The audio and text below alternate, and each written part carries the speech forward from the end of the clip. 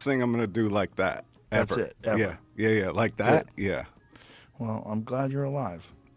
And I feel like I did it in my show in Vegas. I was jumping from like the height of a 9-story building, landing in boxes, and I dislocated my shoulder. It came down to my armpit. But in retrospect, I think I was lucky because that could have been really bad. It could have been the neck. It could have been something else. Oh yeah. So. Did you get surgery? No, I didn't get the surgery. What'd they do? Just pop it There back was an into place? orthopedic surgeons convention in Vegas at that time, so I had 5 orthopedic surgeons in the audience, and one was a shoulder specialist, and they all came on stage and he popped it right back in. So then I walked out to do the show, Joe, but my arm was all numb. It stayed numb for like 2 months, but I was going like this to see if I could get feeling back, and it fell back out. So I had to go back on stage. They popped it back in, and then I did the whole show with one arm. Yeah, that's it. Yeah, that's a bad one. I think that's when I got injured. Yeah. And my friend Doug, who's with the hat right there, when I jumped, he knew that something was going to go wrong. He bent over and took a heavy breath because he knew that was the one. There's a gentleman named Yuri Prohaska. He was the UFC light heavyweight champion, and his shoulder dislocated during training. And his trainers tried to pop it back into place, and they were yanking on it, and they just destroyed his shoulder. They tore everything apart, just kind of pulling on it, and it ripped apart. The UFC doctor said it was the worst shoulder injury he'd ever seen. That's crazy. And he's fighting again next weekend. Got it repaired. He got surgery? Yep, got surgery, vacated his title, and now he's back fighting for the title next weekend. Yeah, mine is still messed up. Really? Yeah. Like in what way? Well, I can't really work out or do anything the same way. How long ago? Maybe March. Did you get an MRI? Oh, many MRIs. What's the damage? No, it was really bad. I ripped What's through in the there? ligaments. It was bad. It came down to here. Right. Why didn't they do surgery? I'm like afraid of surgery, I have to say. Like horrified of it. Why are you afraid of surgery? I don't know. You're not afraid of king cobras? Yeah, it's crazy, but I'm horrified of surgery. Why? I don't know. Yeah, you should probably get surgery. What, like specifically, which ligaments? I have a lot of experience with this stuff. I have all the scans and the whole write-up of it, so I could show it to you. And so it's just very weak and it's not stable. Can't lift it just anything hurts. overhead? No, I can go overhead, so I'm good like that. It's just hard to like Push things. No, I can still do it, but not like I used to. Have you ever gotten stem cells? No. You should get stem cell therapy on it. That could help a lot. I avoided surgery completely with stem cells. Really? Yeah, I had a full-length rotator cuff tear in my right shoulder. It went away. The doctor said it was extraordinary. He went to look at it 6 months later, and the tear was completely gone. He said, "This is insane." And this is just, yeah, they can do wild stuff. How did you rip your rotator cuff? Training, just jiu-jitsu. Like too hard? I don't know. But it was a slow, or it was a one-time you ripped It it? was, jiu-jitsu's, it's very addictive, and a lot of times you get injured, and you're like, I still can roll. I'm going to go back in. And you go back in with, like, fucked up discs and a tweaked knee and a fucked up shoulder. And I know a lot of guys that have some pretty significant injuries that they just can't stop training. They just enjoy it so much. Right. Stem cells could help you a lot. Specifically if you go out of the country, because they can do some wild shit that they can't do in America because of the FDA. I have some good friends that run a clinic in Tijuana. It's called CPI, and a bunch of my friends have gone down there, a bunch of UFC fighters. It can help you a lot. I'd be so afraid, though. Why? I don't. This episode is brought to you by AG1. The supplement industry has gone crazy. And with so many powders and pills and vitamins, it's hard to know what's what. I get asked all the time what I would take if I could only take one supplement, and the answer is hands down AG1. AG1 is a daily foundational nutrition supplement that supports whole body health. It's a science-driven mix that replaces all those multivitamins and probiotics with one simple drink. It's not some whole regimen that's overwhelming or confusing. Just a scoop in a glass of cold water every day, and you're set. It couldn't be easier to start feeling better. I drink AG1 every day because it's a way to get the nutrition I need that my body can absorb and use effectively. I know you're going to love the way it makes you feel. Order now, and you'll get a free 1-year supply of immune-supporting AG vitamin D3 and K2 and 5 free AG1 travel packs with your first purchase at drinkag1.com/Rogan. Start building your health foundation first with AG1. I don't know. Why are you talking about being afraid of I don't that? know. Maybe That's because when I was ridiculous. young and my mother was sick, and that whole thing. Maybe. Well, this is what they can do with modern stem cells is pretty extraordinary. But unfortunately, the United States is very limited in what you can get away with here. Right. Yeah, they're constantly putting restrictions on it, unfortunately, for no reason. It doesn't make any sense. There's no downsides. I feel like also just when I eat right and do everything perfectly, the inflammation all goes away. For sure. And then the pain goes away and it's much better. So, Yeah, for sure. Yeah, Yeah. that's definitely a factor. Yeah, inflammation's huge. It's, Yeah. And a lot of it does come from bad food. A lot of it comes from too much sugar, too much bread, Yeah. pasta, that kind of shit, ice cream, all that shit, all the stuff that's good. But yeah, afterwards I'll connect you with those people. Okay. Yeah, I bet it can help you a lot, and it doesn't hurt. I mean, Oh, really? There's no it's- downside? No, it's not going to hurt you. No, you'll go there. What they'll do is they'll do IV stem cells. They'll do local stem cells into whatever the area that's injured, and then they'll use hyperbaric chambers, which also accelerates the healing. They'll have you down there for a few days, and I guarantee you a few months later you'll feel significantly better. Wow. Yeah, that is all dependent upon what structural issues you have.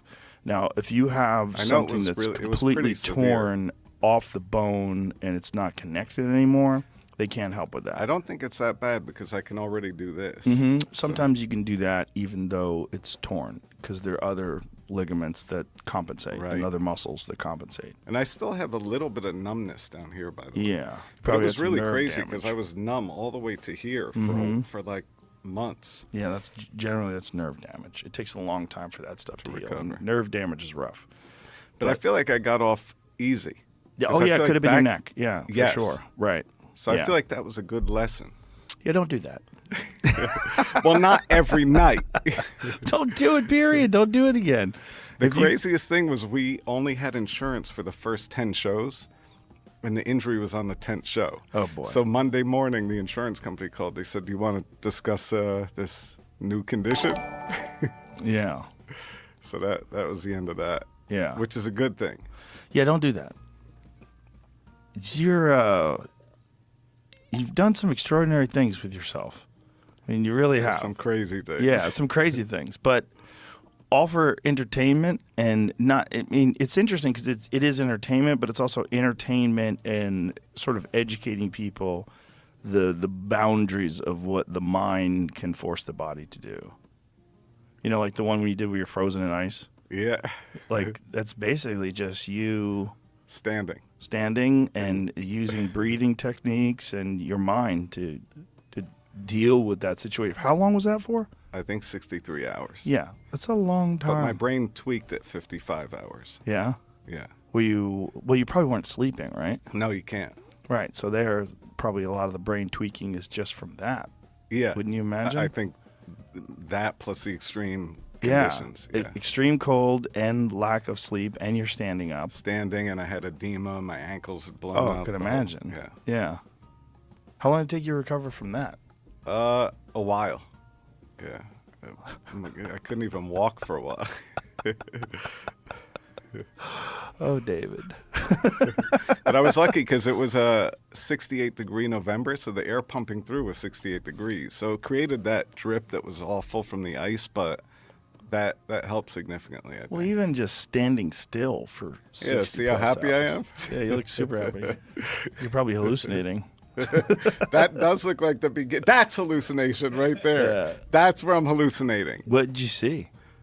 Everything. Like what? My mother was in the ice talking to me. Whoa. Then my girlfriend was in the ice talking to me, and time moved completely different. It was crazy. Whoa. But kind of amazing at the same time. Wow. Yeah, but kind of horrific. I can imagine. The way I explained it was like having nightmares with my eyes open. Wow. I think your brain is doing anything it can to trick you to try to quit so you can go to sleep. Considering all the things you've done, you're in remarkably good condition. Time will tell. But I mean, you're walking around, you're Right. talking, everything's fine. I mean, Hopefully you're right. yeah, Yeah. But I'm always pushing it. I'm always concerned about the effects, you know. Yeah, I would imagine. Yeah. Something to be concerned about. Yeah, because now that I have a daughter, I want to live long. You know, Sure. I want to live till Yeah. I'm 100. Right. That's possible if you don't get bit by a cobra. It's totally possible. Then now is probably the best time ever to have To that stop goal. all the- Well, I mean, to have the goal of living to 100 with modern science and medicine. Yeah, I believe it's possible. Well, it's for people who live to 100. But I think diet is everything. It's a lot of it. Yeah. Are you pretty diligent with your diet? Well, since the injury, it kind of gave me an excuse to not be, but I need to get serious again. The injury gave you an excuse to not be? Yeah. How come? I don't know. I was like, fuck this. You know? That's funny. Yeah. No, it seems simple, but it is true that your body is essentially made out of what you consume.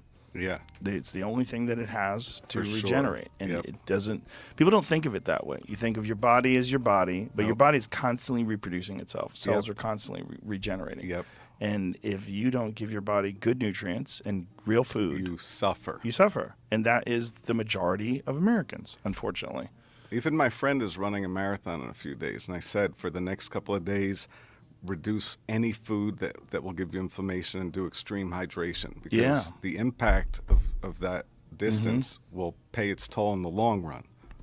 Most certainly, especially if you're not conditioned for it. And I think really good endurance athletes like, Kobe Bryant, Michael Jordan, LeBron James, Tom Brady, they all are very concerned with inflammation. Oh, yeah. So they don't have anything that will give them inflammation. And I think that allows you to continue much longer. Most certainly. Yeah. Yeah. Yeah. Inflammation is one of the biggest problems that people have, particularly in this country because of the way we eat. I'm sure you've seen those photographs of people on the beach in like the 1960s versus people on the beach in 2023.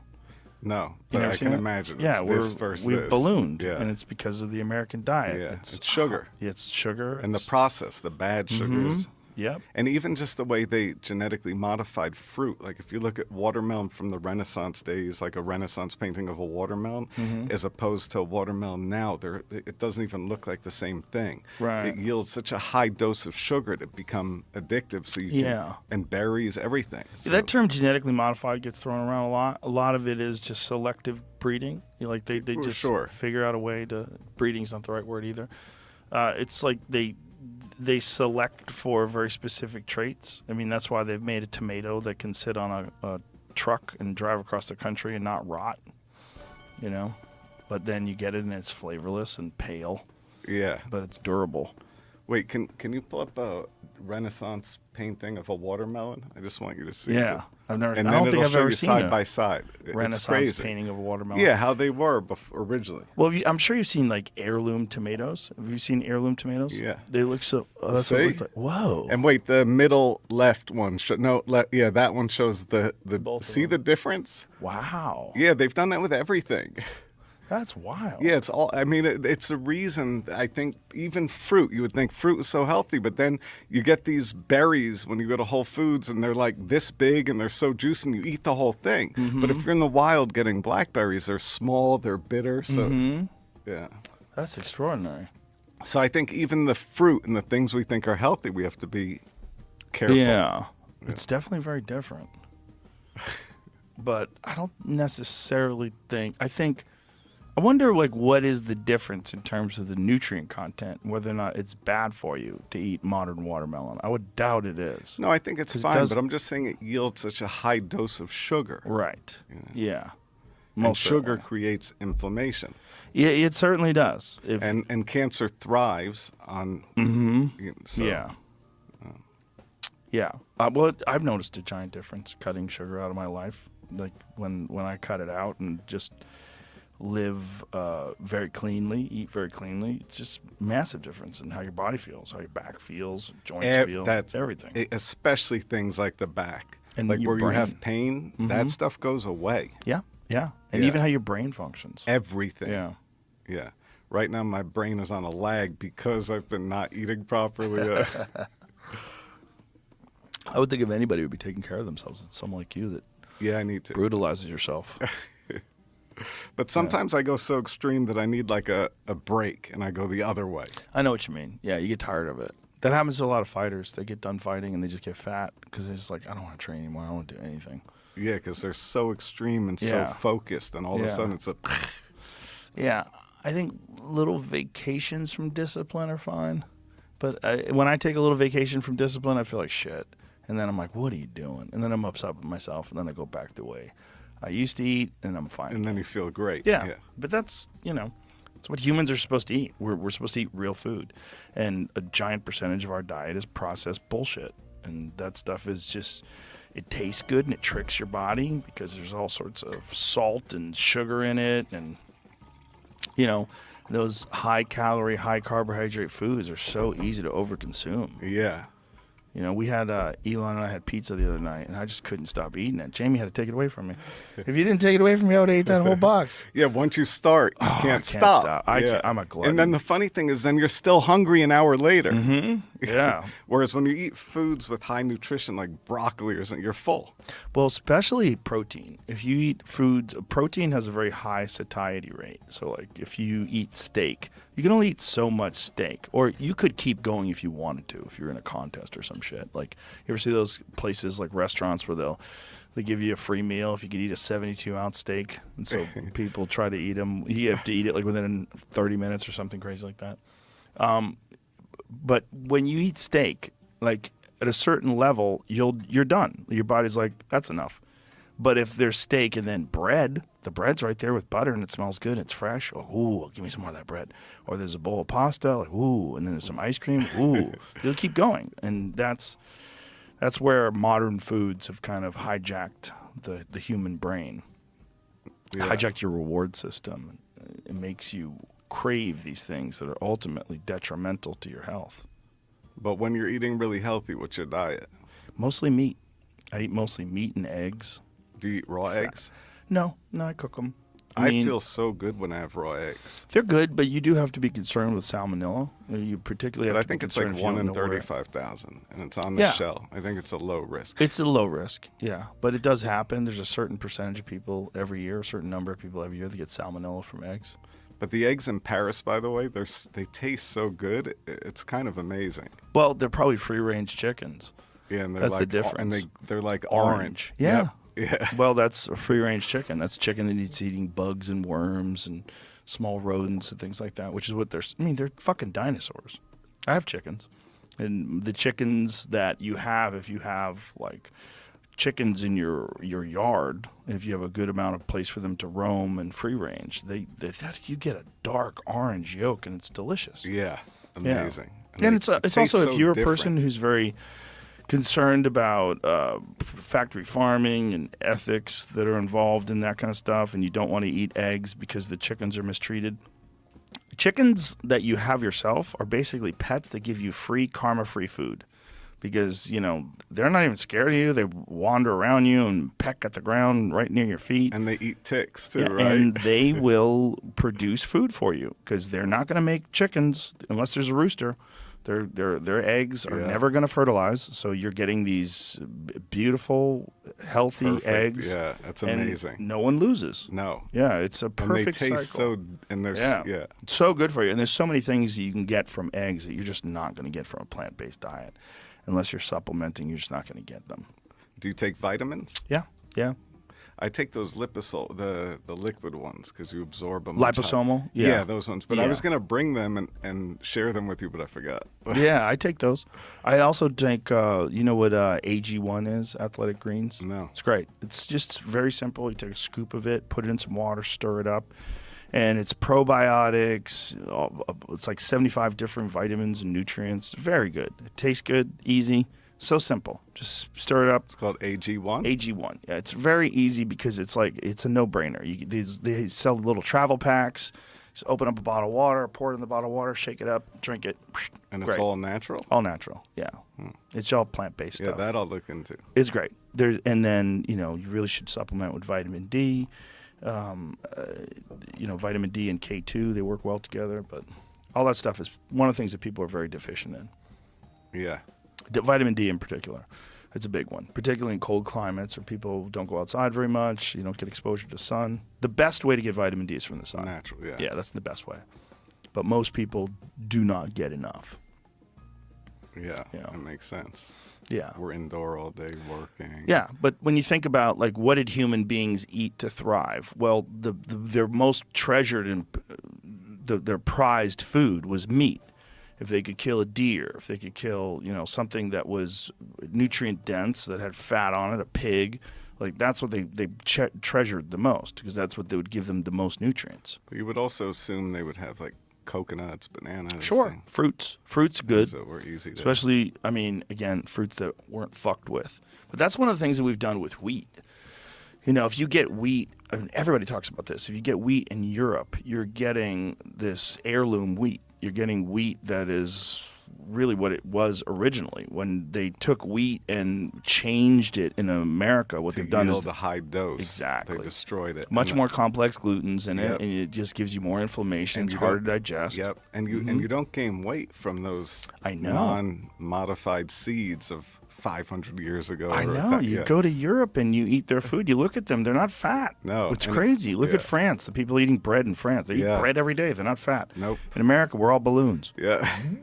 Yeah, it's just in making things better to sell because the higher yield and you can make more profit. We've poisoned ourselves Yeah. essentially. Yeah. It's fucked. But at least we know it. So if you do seek out the information, there's plenty of doctors that could explain these things to you, and just seek out organic foods and just eat real foods. Eat real foods, and that you'll be far better off. You even sleep better. yeah. I don't snore. Oh, yeah. I don't need as much sleep. Sure. It's so crazy what a difference it makes. Mm-hmm. It does. It makes a giant difference. Yeah. And it's so hard to get people to deviate because once you get accustomed to eating certain kinds of food and you start craving those kinds of food, Yeah, it just triggers your. very difficult to get off that path. Yeah. So we'll get your shoulder sorted out. I'd like to see what your MRI said though too, Yeah, and I'm I'll sure show you they'll afterwards. I want have the all the- doctors want to see that too. Yeah, I have all Yeah. the MRI. So I was doing MRIs before every jump and after every jump just to make sure the blood vessels around the heart, things weren't Oh, yeah. shifting, because if we noticed something small, then we would stop, because that way something connected to the heart wouldn't Yeah. become problematic. So Yeah. I feel like I got lucky on that. You probably definitely did, because if it hit your neck and had the same sort of impact with what it did to your shoulder, imagine something that can blow out your shoulder like that, what it could do to your spinal cord. Yep. Yeah. Very dangerous.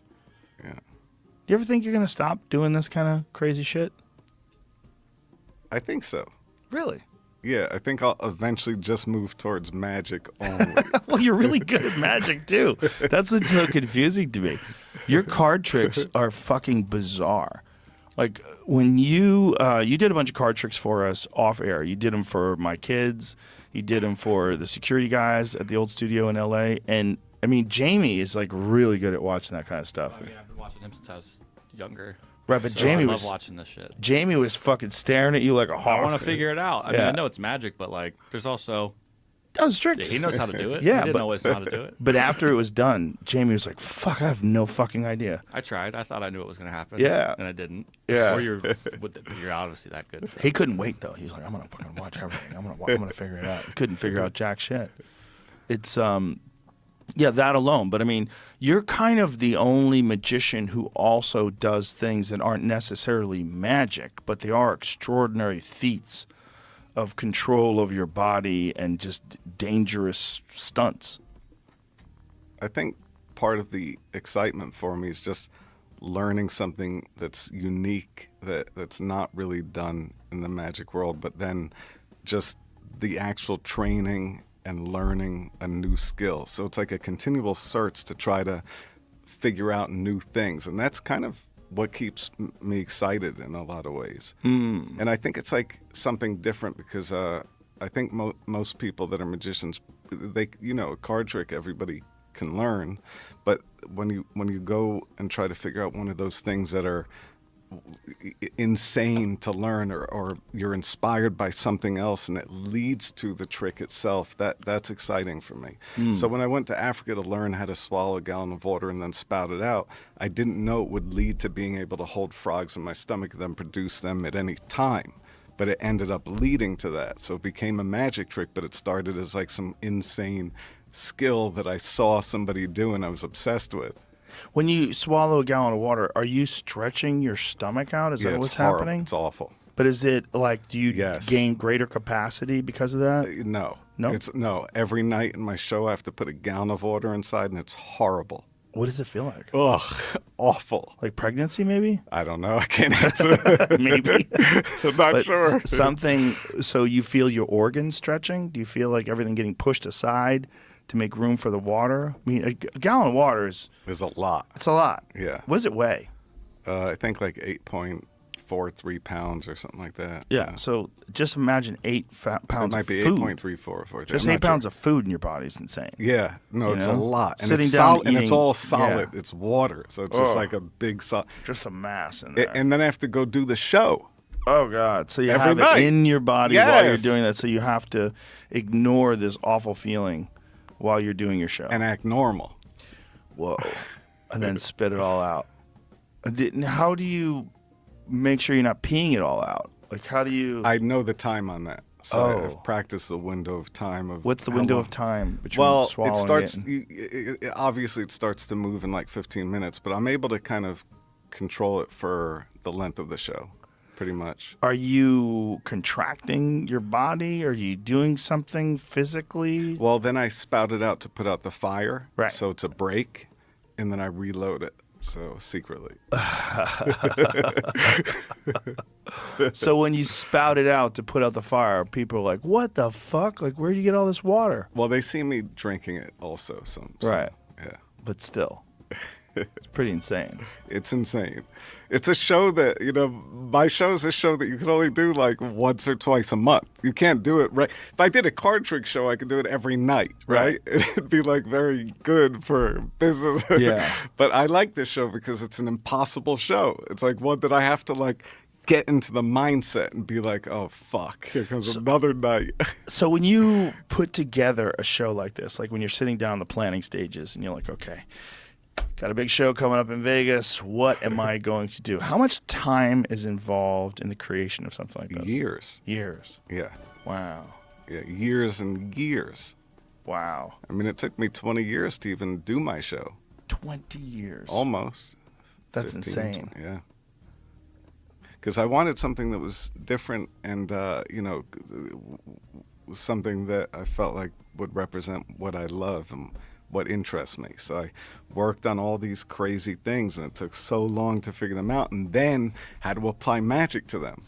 Like how to make the trick part. And then the trick part always makes the other thing seem like that's a trick. So when I'm holding my breath, everybody thinks like I have tubes or something. Right.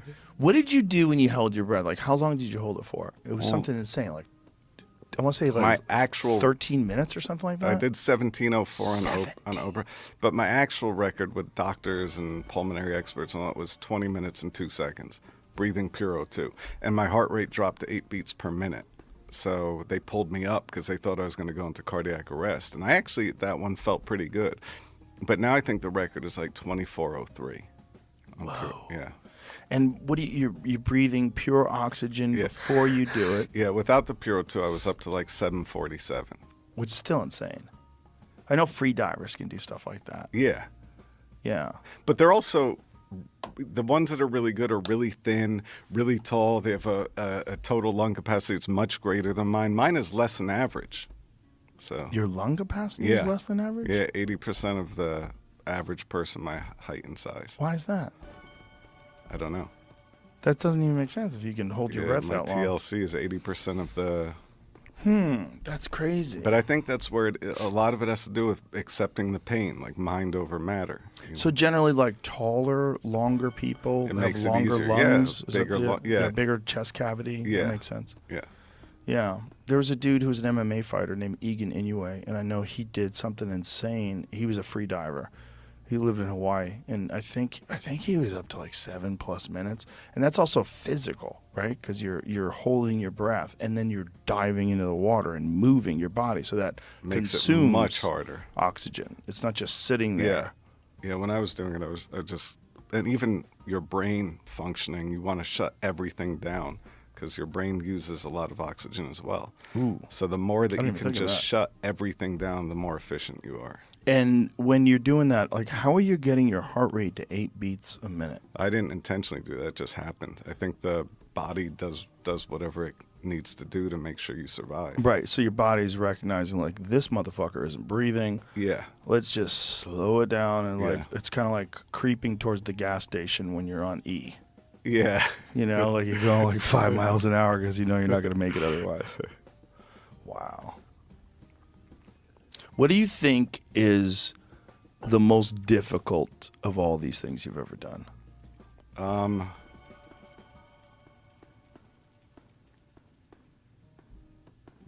Maybe the ice is hard. Just on the mind.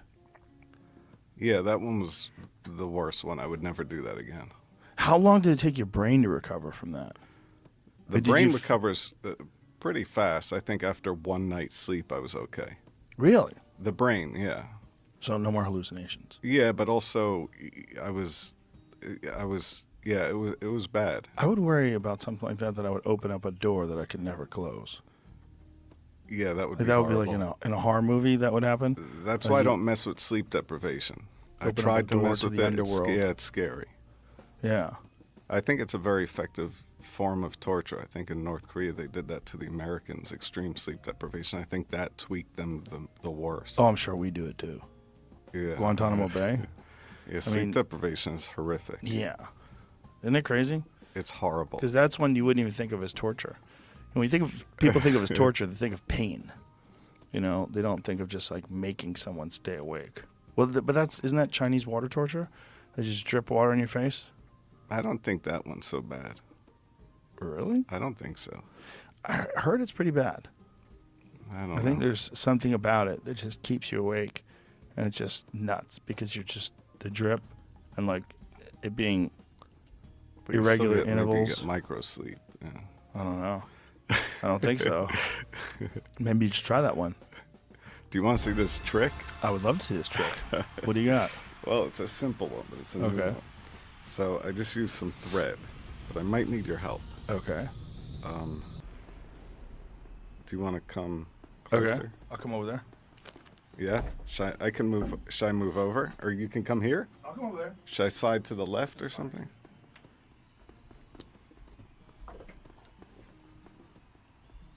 So first, I'll show you the trick version. Wait, can I Okay. take this off? Yeah. So first, I'll show you the trick version of it, Okay. which is just like this. For the people just listening at home, he folded over a little loop in a piece of String. thread, Yeah. and he's putting it in his mouth and swallowing it.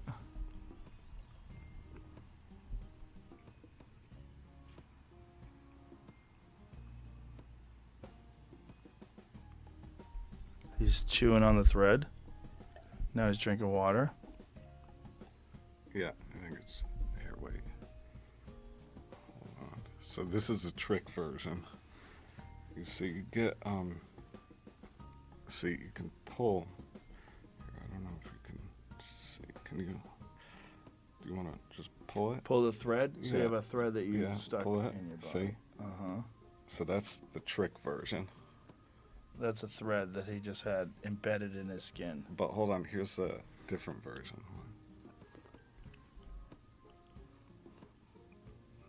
Actually, wait. Do. Instead. Instead, I'll do it this way. So you can see what's Okay. actually happening. Here, wait.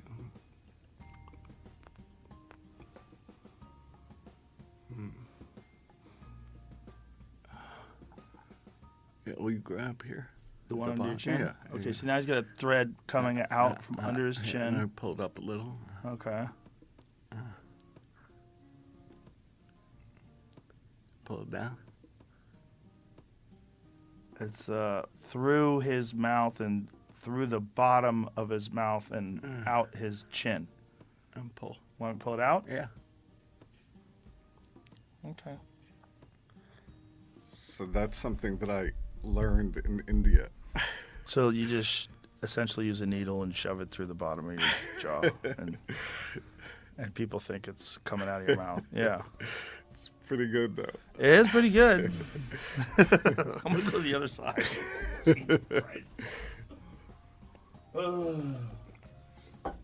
So it's there's a book called Swami Mantra. And how are you getting it into your chest?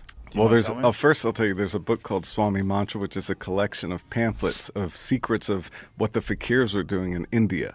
So there was a trick that I saw a magician do when I was a kid, and he ate a thread and he pulled it out of his stomach, and I was with a bunch of amazing magicians, and we were all blown away and in shock. But I Right. cornered the guy and convinced him to teach me the secret.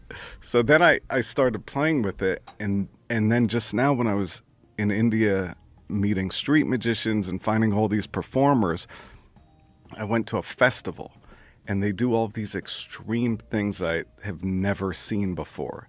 Like they push the ice pick skewer type thing through their neck, through their and so I suddenly had an idea, and I was like, wait, maybe there's a way, and then Yeah, that's and then the it way. becomes a magic trick. But you're seeing the early phase of it. Okay. Yeah.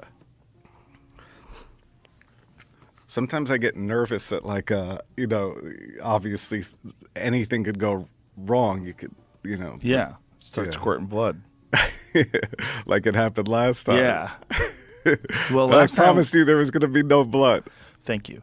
Yeah, when last time we poked the ice pick through your arm, we hit a nerve, right? We had to back it out and do it again. Oh, yeah. And then it was not bleeding good. internally. Yeah, and it bubbled up. Yeah, Yeah. not good. Yeah. That's not what I wanted to happen. Yeah. I was traumatized afterwards. I was like, oh, I'm fucked. You just pick. So is that just a luck thing? Like you miss, or you just don't know exactly where to push it through? No, what happened was normally I think I go in from this side and out, but because you were sitting here and I wanted you to push it, I think we went in the opposite direction. Oh. And I think that's what went wrong. Oh, so you know where to do it normally? No, there's a lot of space to do it. So there's but from the other side, I don't really know. And Oh. for some reason, I thought it would be okay. But Jesus. Well, how long did that one take to heal up from? I mean, that was fine because it was just the arm. It Just wasn't a like little it wasn't nerve or anything. Yeah. It seemed like you were hitting nerve, though. Well, we stopped and we Yeah. started again, didn't we? Did we start and stop? Yeah, again? yeah, we stopped and we found a new hole. And we tried again. Yeah, but it was bleeding internally, ballooning up, and we had to stop the show and you had to get. Luckily, we had an EMT here. Yeah, but he said it was fine, Yeah, and it was. but he was a little bit like, "What the fuck?"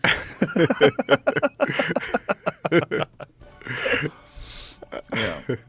After I was like, my career is over. I just did the most disgusting things. Nothing worked. It was horrible. There it is. Yeah. So Yeah, exactly. I exactly. went You're going through the. opposite way. That's right. That's what it went is. wrong. Yep. Yeah. Yikes. Yep. And I always go in the other direction. What is the difference though? If it's the same spot, I don't know. Maybe. obviously. Yeah. Well, I think it's probably how to do it yourself. Well, no, but Right? I let the If you- audience do it when they come on stage. I let Oh, them really? pick a spot. Yeah, I mean, I make sure it's above the break. You know, I make sure it's Yeah. not in a dangerous place. But yeah, Yeah. How many times have you stuck an ice pick through your arm? oh my, so many, and through 100? the hand, way more. Thousands. Thousands? Yes, and through both hands. I had to stop with my hand because I was getting the scar tissue, and it was becoming really hard to push the ice. But I did CT scans. I looked at the hand. I studied where all the blood vessels are. So I thought about it for a long time before I started doing it, and then I did it with like acupuncture needle. But this is something nobody should do. No magician, nobody, because it's just real. It's just not good when things go wrong. Yeah, I would imagine. Yeah. I would imagine that's a real problem. How do you decide what you're going to do with these kind of things? What makes you comfortable? I think I'm going to stick an ice pick through my hand. I think that started early on. There was a magician named Harry Anderson that used to do needle through arm, and it was like a fake arm thing, stuck it together, and it looks like it's going through. And I was like that, and I think I was like, that could probably really be done. So I think it began with that, and then I heard about a kid that can take a bicycle spoke and put it through. And then I started thinking, well, if you could do that as a trick but have no blood, then it's kind of amazing. And what I didn't realize was basically your blood, it coagulates when you, so based on time. So if you push this through, again, I don't want to give anybody lessons on how this stuff is not good to do at all. But with time, I think when you pull it out, you just don't bleed unless you go through the wrong side and hit something. But Yeah. but I like those things that it just seem impossible, but there's an actual science to it. Who was the guy who would take thin swords and shove them through his lungs? Yeah, Mirandayo. I have not done that, and I'm never going to do that. Don't do that. Yeah, he no. died doing that, didn't he? No. So No? what happened? Well, normally he would have a rapier pushed through by a doctor, and he would jog with these rapiers through his body, through his lungs, right through the middle. And I think what happened was he became very overconfident and thought he could do anything, and he swallowed a needle, like an ice pick size needle. He swallowed it and thought he was going to push it through, and when he went to sleep it was still inside of him, and it ruptured his heart, and then he bled out and died. God. Yeah, I think he started to get so cocky with what his body could do. So this is the guy. Yeah.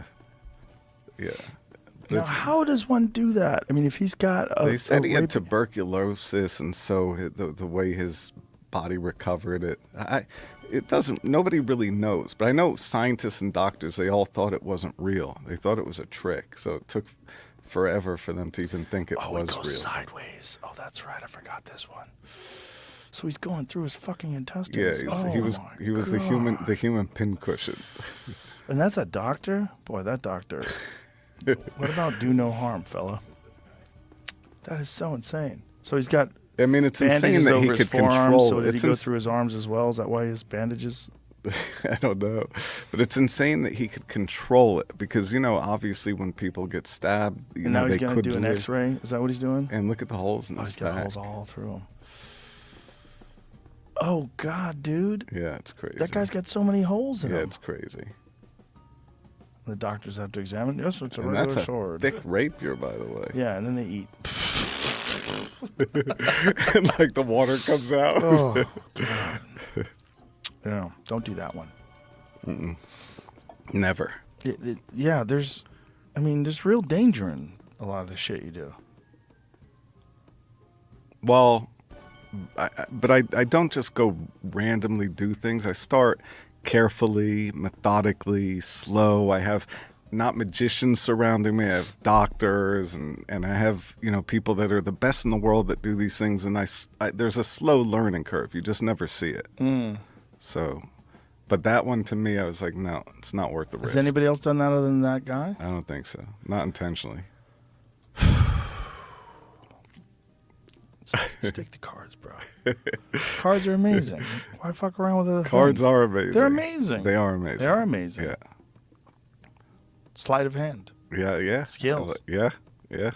Well, it's the dexterity, the fine motor skills of your fingers. It's so impressive.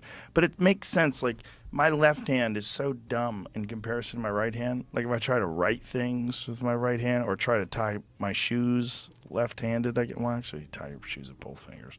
But doing things that's, one hand is better, yeah. Doing things is difficult, like with your left hand. Your brain somehow or another doesn't have a really good relationship with your left hand. Yeah, but as a magician, you change that because you have to work with both Right. hands equally. So you definitely rewire the way your fingers move and the way your pinky moves, and you learn to do movements Yeah. that are not natural. Well, I learned that from boxing because when I first started boxing, I'm right-handed, and my right hand was so much better than my left hand. But then after boxing for a few years, my left hand was much better because you use the jab much more than you use the right hand. And my left bicep became larger than my right bicep, like pretty significantly. Wow. Yeah. And Roy Jones Jr. is the best example of that. Roy Jones Jr., when he flexes, like he was in the studio and he flexed, his left bicep's like twice the size of his right bicep. Because they used to call him Captain Hook because he was so fast and so extraordinarily talented that he would throw a left hook the way most people would throw a jab. Just like leap in with this insane fast left hook. And his left bicep was enormous. Look at the size difference. Wow. Isn't that crazy? Yeah, that's a huge difference. Huge difference. And that left hand was a lethal weapon. Amazing. But when you do box and you throw jabs and left hooks with your left hand, and then you switch and try to do it with your right hand seems uncoordinated. It's really just your brain has this relationship with those particular movements. Yeah, look at his bicep, his Wow. left arm. That's unbelievable. I mean, in his prime, he was just a freak. It's Just a funny real because nobody would athletic think freak. of the jab as being, you would build your jab much more than a. Yeah, because you use it much more. When you're boxing, you're constantly throwing jabs, and then you occasionally throw right hands. It's probably like a 4-to-1 ratio at least. Yeah. And then left hooks. Yeah. I used to always print T-shirts when I was a kid of Mike Tyson and wear them every day. Oh, yeah. Yeah, he looks like to me the scariest guy to ever get up against. He's so scary that when he was in my studio, we had a desk. So Mike Tyson, the first time he came to the studio, Mike was not fighting. He was completely retired. And he said he wouldn't train because he didn't want to reignite his ego. And then the second time he was in the studio, he had decided to take a fight with Roy Jones Jr. And so he was in his 50s and started training again and got fucking insanely dedicated. And the way he described, he said the gods of war reignited his ego and brought him back to do combat again. And he was so terrifying that when he was sitting across from me, he was so different between the first podcast and the second podcast. I decided to make the table wider. I was going to make a more narrow table so I was closer to the people, but I was like, his energy when I was this close to him was it was so like confusing. Man, he is unbelievable. Yeah, that's number 2. That's when he was back. Yeah, he's my favorite that ever lived. Oh my God! When in his prime, in the late '80s, he was a fucking force. He'd of walk nature. out with the black shorts Yep, and just no the way socks. he would look. Oh Just man, the way look he right would through people. Yeah, he's the scariest heavyweight of all time. he was amazing. Yeah. Did you see the Francis Ngannou Tyson Fury fight? Francis Ngannou, who is the UFC heavyweight champion, he vacated the throne and had a boxing match with Tyson Fury, who is the lineal heavyweight champion. Dropped him in the 3rd round and won on one judge's scorecard and lost on the other 2. So he lost a majority decision in his first ever boxing match against arguably the best heavyweight boxer. Wow. Absolutely alive, but maybe of all time. You know, it was pretty, and I thought he won the decision. A lot of people thought he won the decision. It's a very close fight. I mean, you could maybe say that Tyson Fury, I mean, you could kind of see an argument that he maybe could have won I don't think so, though. When it comes to damage, I looked at it. I've watched it 3 times. And in my mind, he won the fight. And I think that's one of the most extraordinary accomplishments in combat sports history. A guy who's had 0 boxing matches, who is an MMA champion, goes and fights a guy who is one of the greatest boxers that's ever lived. I mean, Tyson Fury is phenomenal. Now, whether Tyson Fury took him seriously, whether he was overconfident, who knows? I mean, he literally said to him, "Time to go to school. I'm taking you to school," at the beginning of the fight.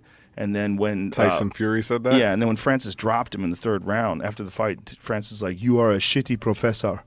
And Francis is a real freak. I mean, Francis is 6'5", a natural 272 pounds, and built like a Greek god. Could I see a Yeah. Jamie? See if you get the photo of Francis standing over Tyson Fury after he dropped him. Because, I mean, he really rocked him. And, by the way, they gave him, I'll send you this, Jamie. They checked the amount of time that it took for him to get up. Like 23 seconds. 23 seconds. So that's after he dropped him. Look how big Francis is. I mean, he's just an extraordinary specimen. And, you know, didn't even start combat sports. He was 25 years old. Where's he from? Cameroon. I mean, I had on the podcast. His story is so insane. It is like something from a movie. He was working in the sand mines when he was 10 years old and developed this incredible strength, fucking digging sand. Wow. And when he was a man, decided that he had to leave his village and he wanted to be a professional boxer and wanted to go to Europe. So he walked and made his way to Morocco, like hitched rides, did all these different things, made his way to Morocco, and then 7 times traveled on rafts to Europe and got arrested and sent back. And when they would send him back, they would drop him off in the Sahara Desert. That's how they would do to people that were trying to make their way to Europe. And Wow. 7 times he made his way from the Sahara Desert back to Morocco, back to the raft, and one day finally made his way all the way across, was arrested, was in jail in Spain for I think 3 or 4 months, and then was homeless in France for a year, found a gym, started training, and they told him to train in MMA. And so he starts training because he wanted to be a boxer, but they were like, "You really should be an MMA champion. MMA is a more popular sport now." So he starts training in MMA. 4 years later, he's the UFC heavyweight champion. I mean, That's crazy. insane. And the guy he knocks out. But it's not just his natural strength, it's also his willpower. And this, it's everything. It's intelligence. So there's where he drops him. So now when he drops him, so look at the count: 1, 2, 3, 4, 5. He's up 6, 7, 8. So he made it up to the count of 10, and he's obviously clearly rocked. Takes a big deep breath. But look, it's 12 seconds, 13, 14. The guy's still counting. 7, 8. This is a bullshit count. When the referee's still giving him an 8 count. And it's 22 seconds before they re-engage. And the way he hits him is just this clubbing left hook. It's not even like full power from Francis. I mean, he didn't really totally like Francis is dancing in front of him. It comes out of nowhere, though. Yeah, and then battered him again in the 8th round, and somehow or another they gave Tyson Fury the 8th round on at least one judge's scorecard, which is fucking insane. It might have been 2 judges.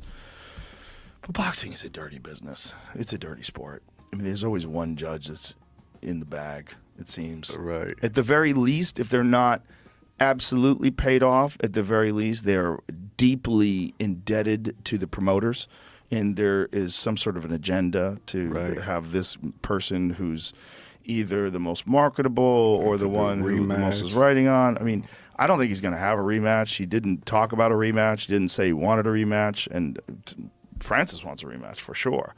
Francis thinks he won the fight. It's interesting after, the fight when immediately afterwards, most people were saying that Francis won. After watching it carefully, some people have said they see there could be an argument that Tyson Fury may have outpointed him.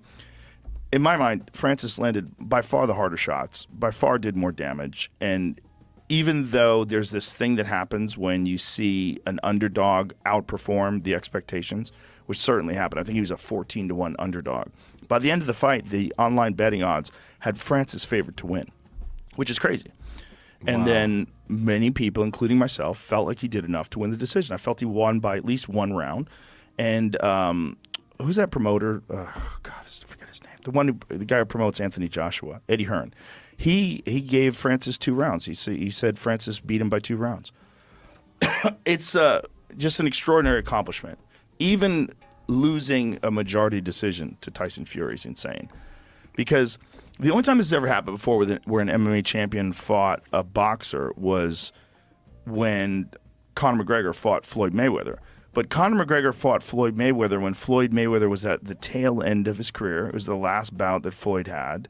And Floyd just kind of like wore him out, outboxed him, and stopped him in the fight.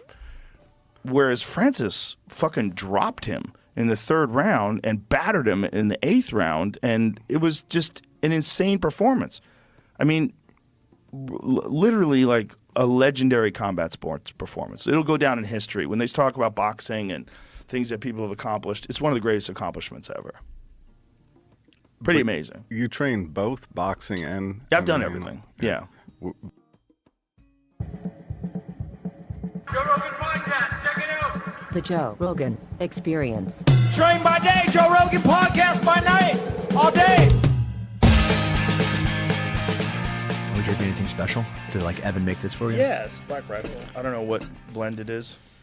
I'm gonna be fully transparent. The I only like the bougie Black Rifle blends. The bougie blends? Yeah, like like the Ethiopian stuff, like Yeah, the like like Evan- lemony sort of. well, everyone will be like, oh, so I sole source selected this bean from this place and I roasted it this way. I'm like, oh, it's gonna be good, and it's good.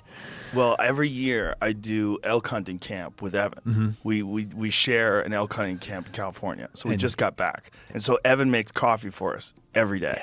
So he gets up and he fucking hand measures everything and he brings his own fucking special blends. He had 2 different blends because he knows I like a dark roast. So he had a dark roast and then he had this really bizarre, exotic coffee that tasted different than anything I'd ever had before. It was like, had like a kind of like, almost like a sweet, like almost like a tea taste to it. Like he's a master. You know, he was using tax-paying dollars to start his coffee obsession. Was he really? Yeah. So when he was both in group and at the agency, he would take, we have discretionable funds that you can spend on whatever, and area improvement is an appropriate way for you to spend money. So he would buy like a $20,000 espresso machine and a $3,000 grinder in some middle of nowhere Ford operating base where he's making coffee and like just being a total nerd. It's all taxpayer money. It's awesome. Like finally something's being used with taxpaying dollars that benefits the soldier, which is rare. We ran out of coffee filters. And someone was like, well, just use paper towels. And he just went, fuck no, we're not going to use paper towels. I was like, dude, we're not using paper towels. Just look at him. He's little, but he's mighty. He's very serious. Do not use paper towels. Like Love that dude. he's very serious about his coffee. We're skydiving next month. You've been to his place in Utah? Yeah. The lab that he has set up at Black Rifle? Yeah, he made me do like insane. one of the the little tastes where they like do this thing with the spoon, you Yeah. know, and then you have to smell it first, and you have to do something with your tongue. And I was like, what are we doing here? I can't do that. I can't go that far. It's like with wine. Like when people are like, oh, hints of oak. Like I don't.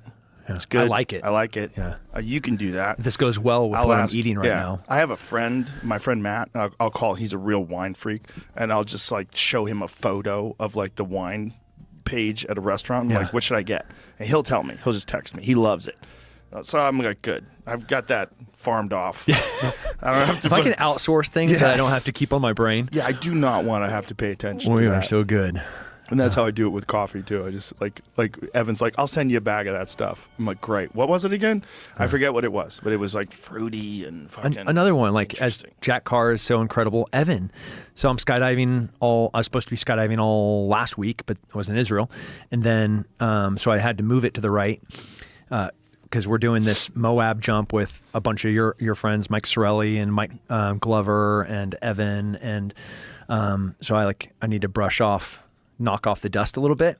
So I Evan, and he sends me this like super fancy designed helmet from Black Rifle, a skydive helmet, a G3 for just like just sent it to me, you know, and I was like, all right, this is really cool. You know, I'm be skydiving with this helmet that is way above my ability because I'm just total sky trash. I have never, and I'm not doing it. I have zero desire. I don't get it. I don't get Andy Stump with his fucking flying squirrel suit. Fuck you. Yeah, he'll be there I'm not too. doing that. Of course, that's easy for him. He's used to the flying squirrel suit. I think it's one Regular skydiving ain't shit. I asked Andy if he'd be interested in helping me do like base jump stuff and wingsuit stuff, and just all I got was no. And it's like, can you expand on that? He's like, all of my friends that I used to do this with are dead, so no, Tim. It's like, okay, well, great conversation. That was fun. That is the death rate in that stuff. Like he was telling me like how many like if you send out fucking 20 people to do that, how many come back? It's not good. No. Yeah, you Find a different hobby. It's not a good. Did you ever see the video where the guy is trying to fly in between the arches of a bridge? Yes. Yep. Ooh, the sound, the clang of metal when his meat and bones hit that bridge. It was terrible. Ooh. It was like a watermelon traveling at 200 miles an hour, impacting metal. Yeah. And and you can't imagine what that sound, like you imagine what that sound would be until you hear it. And that was a watermelon with bone slamming against metal, which was a human, which is now nothing. Nothing. A splatter. It's instantaneous. I mean, he's probably going 100 miles an hour. You know? Yeah. Faster. Probably. Yeah. Yeah. How fast do you go with those things? Like if 140 to, so like if you're in a dive position, you're going 160 to 200 miles an hour. And if you're stable flying, you know, maybe 140.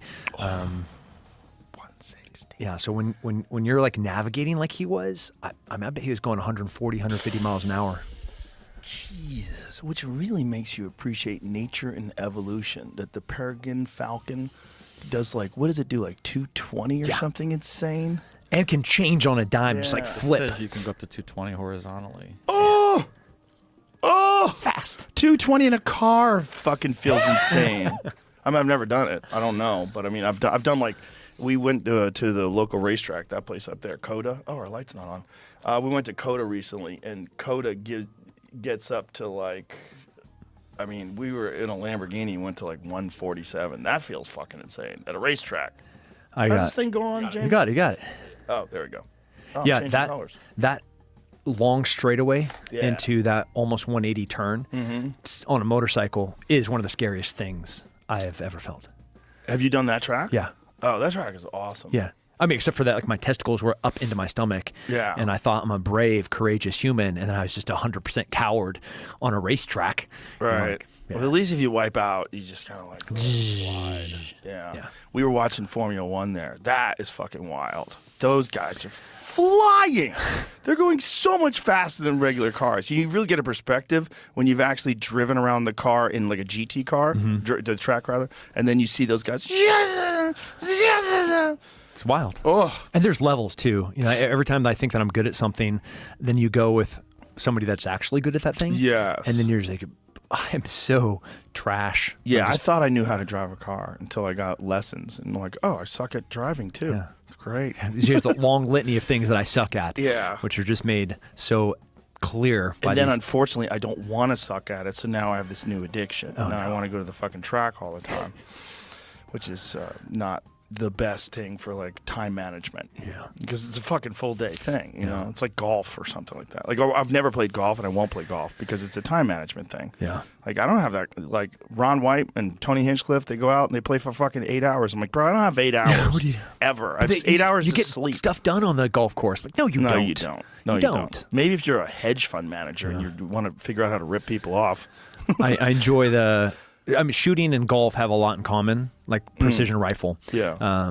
So I enjoy that portion of it. So I definitely don't need to do this other thing with a club Right. and a ball. I have a pool addiction, which is very similar. Billiards. You know, Yeah. I play pool at a pretty high level.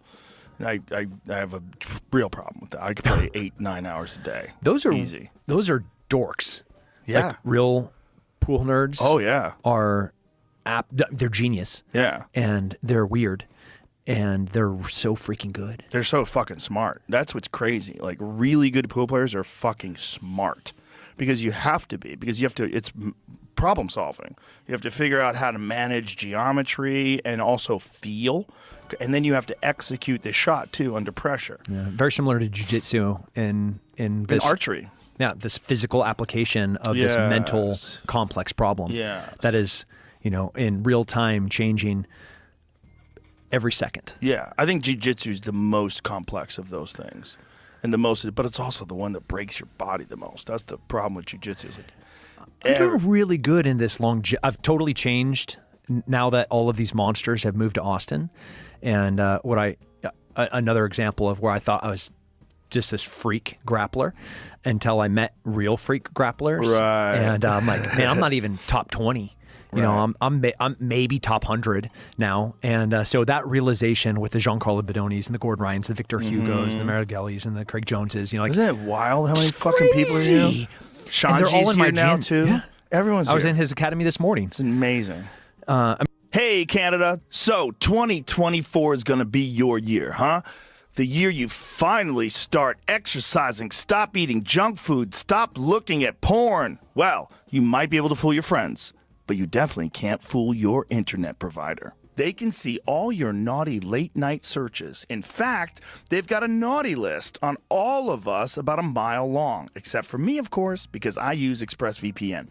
Most people don't realize this, but private mode doesn't keep your activity private. Your internet provider can see all the websites that you've ever clicked on. And you know who else can see everything? Whoever owns the Wi-Fi that you are using, like your boss, your school, or even your parents. But because I use ExpressVPN, all my traffic gets rerouted through an encrypted server, so all my browsing activity stays between me and my God. ExpressVPN's app works on all of my devices, so whether I'm on my phone, my tablet, laptop, whatever, I'm always protected. And best of all, ExpressVPN is super easy to use. All you have to do is tap one button to turn it on, and you are protected. So give yourself the gift of privacy with my personal favorite VPN. Visit expressvpn.com/Rogan and get 3 extra months for free. That's expressvpn.com/ROGAN. expressvpn.com/Rogan. This episode is brought to you by AG1. The supplement industry has gone crazy. And with so many powders and pills and vitamins, it's hard to know what's what. I get asked all the time what I would take if I could only take one supplement, and the answer is hands down AG1. AG1 is a daily foundational nutrition supplement that supports whole body health. It's a science-driven mix that replaces all those multivitamins and probiotics with one simple drink.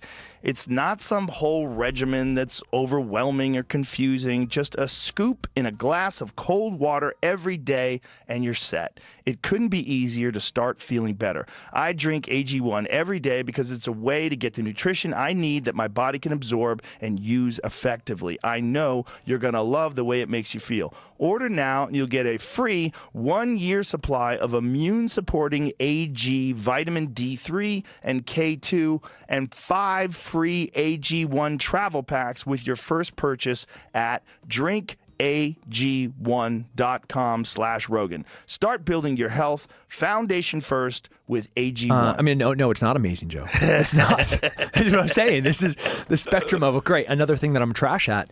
But I've totally changed. I want to do jiu-jitsu until I'm 100 years old. And so I'm so intentional about what my roles are, who my live goes are with.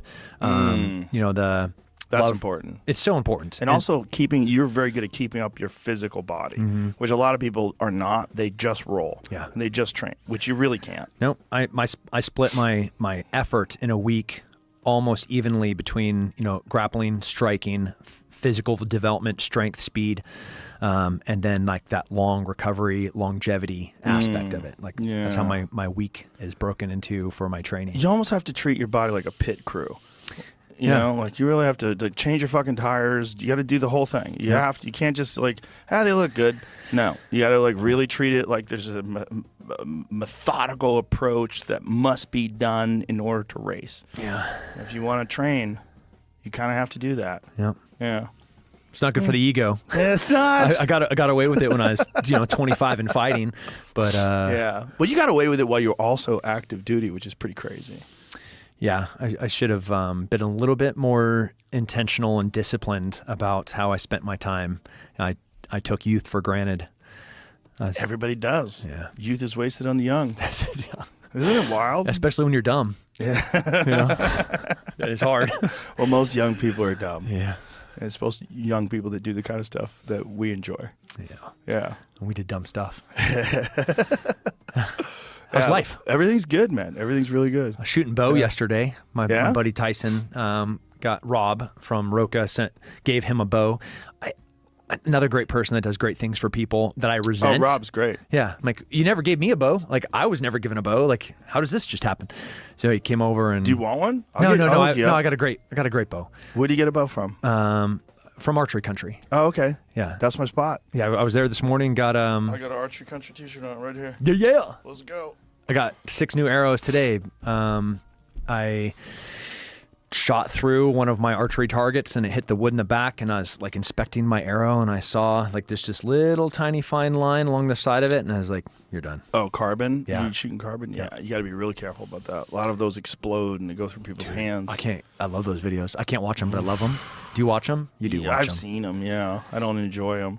I check all my shit religiously, though, because of that. I had a Teflon glove that I tried to wear for a while. A lot of guys wear a Teflon glove to make sure that never happens, but it's never happened to me. I've been shooting a bow for 10 years. Yeah. I love it. Yeah, it's great. I've built about 180-degree 3D archery range in the backyard on the back 3 acres. Yeah, I got full-size elk and nice. Pigs and coyotes and a bunch of little deer. So anywhere from 100 yards. And I hate that I have to say yards instead of meters. Yeah, we should have changed over. We almost did when I was in I guess I was in high school and they were trying to change everybody over. It'd be just so much easier. It makes more sense. Yeah. America's so fucked up with that. We're like, nah, fuck the rest of the world. Yeah. Inches, bitch. We made it to the moon off inches and feet. Great, thanks. That was a long time ago. And fuck soccer. Yeah. The rest of the world is like on the metric system. Like, nah. Yeah. I love how England still sticks with pound. Well, they do stone. They're still with the stone thing. Dumbest unit of measurement. When we used to do fights over there and I had to do the weigh-ins, I used to have to say stone as well as pounds. It's like, okay. Yeah. Why are we doing that? Is this confusing when I just say pounds? It's confusing enough when we have to throw on how much somebody weighs in kilos and then how much they weigh in pounds. And we throw in stones. Yeah. And we're just like, okay. Kilos, Celsius, all that. Like, I was watching this video this guy was talking about, well, it's 30 degrees out, so it's a nice day to go out and shoot. I was like, 30 degrees? I was like, oh, he's in Canada. All right. Okay, you communist. Using that bullshit metric system. They really are right now, too. They are. They're full on. I never thought it would happen that fast. Bro, it's so bad. I'm worried that my podcast is going to be censored in Canada because they just passed some new fucking legislation where they're allowed to... Like, the whole idea is like it's under the guise of Canadian content, because they have a Canadian content law where they like you have to have a certain amount of Canadian-based content on like the radio and television and stuff like that. You can't just have all stuff from all over the world, whatever people like. You have to have like a certain percentage of it has to be Canadian. And so under the guise of that, but really it's Trudeau trying to enforce censorship on podcasts because... But they always do it in the cover and every dangerous freedom censoring group does it under this idea of they're doing it for the greater good. Yes. You know, it's like whether it's diversity, equity, and inclusion, or it's making sure that not disinformation or misinformation is being populated within the masses. It's always through this veil of, no, it's for your benefit. But you pull the veil back a little bit and it's just censorship. It's just control. Yeah, they're just trying to manipulate what information's available for people to try to base their opinions off of. Have you ever seen that video of Trudeau from like 10 years ago? I mean, it might have been from more. It might have been like 2010. And he's talking about how he's opposed to... Do you got coffee in there? Yeah. Salute, my friend. Cheers.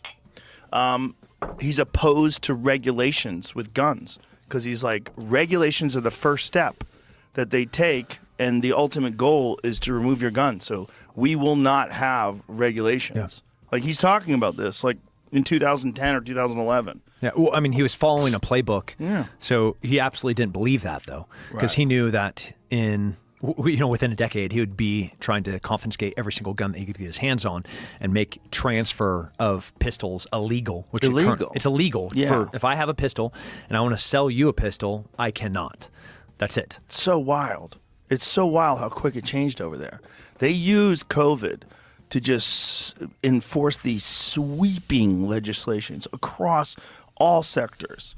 They don't have a free speech. They don't have a First Amendment over there.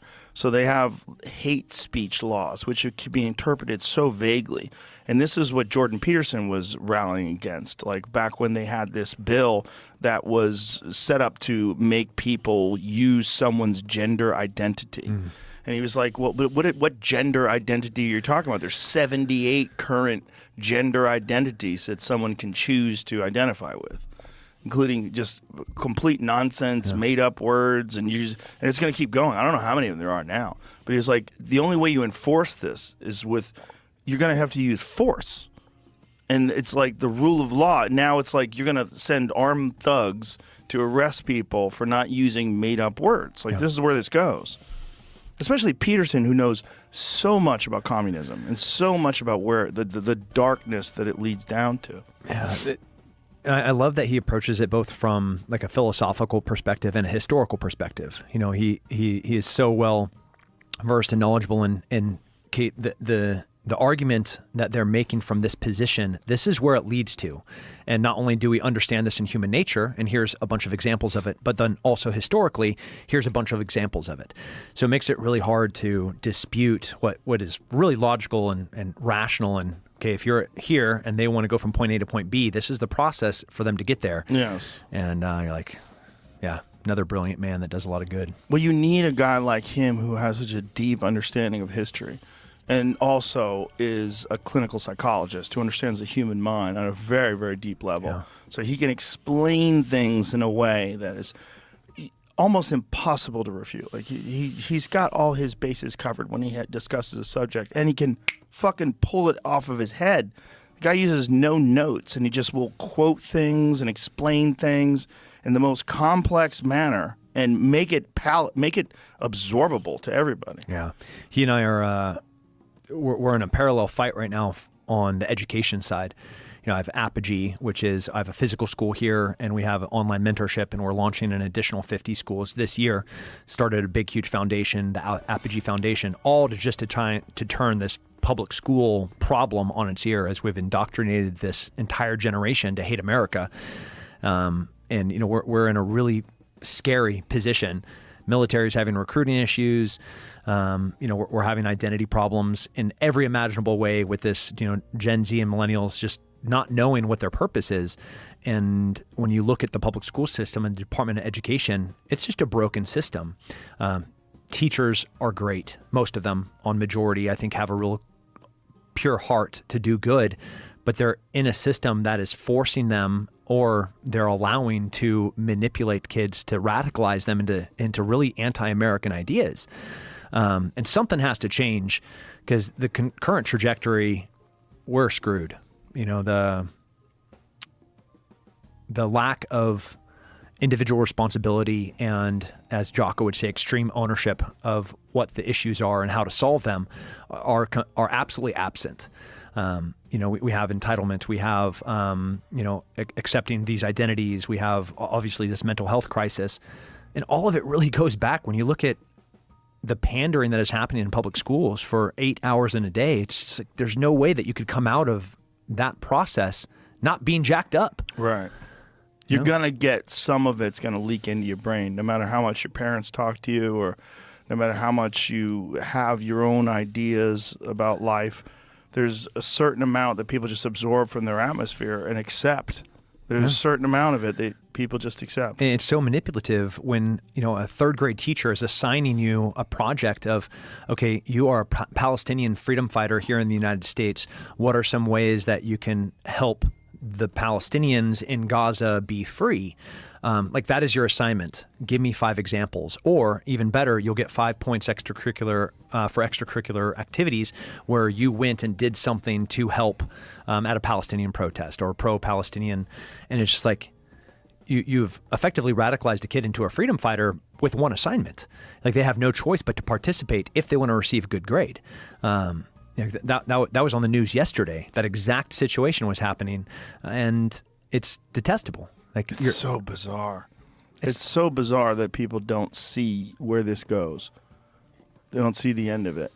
And it's not to say that the plight of the innocent Palestinians is not a fucking terrible situation to be in. If you're stuck in Gaza under the rule of Hamas, and then you have Israel just like keeps everybody detained in this one area, it's not good for them either. No, 2.4 million people in an area the size of Washington, D.C. Yeah. And I like to use the word stuck because Yeah. they are. We have 240 hostages that are in Gaza, like legitimate Israeli, American, Brazilian, from almost every single nation. There's hostages in Gaza currently from October 7th.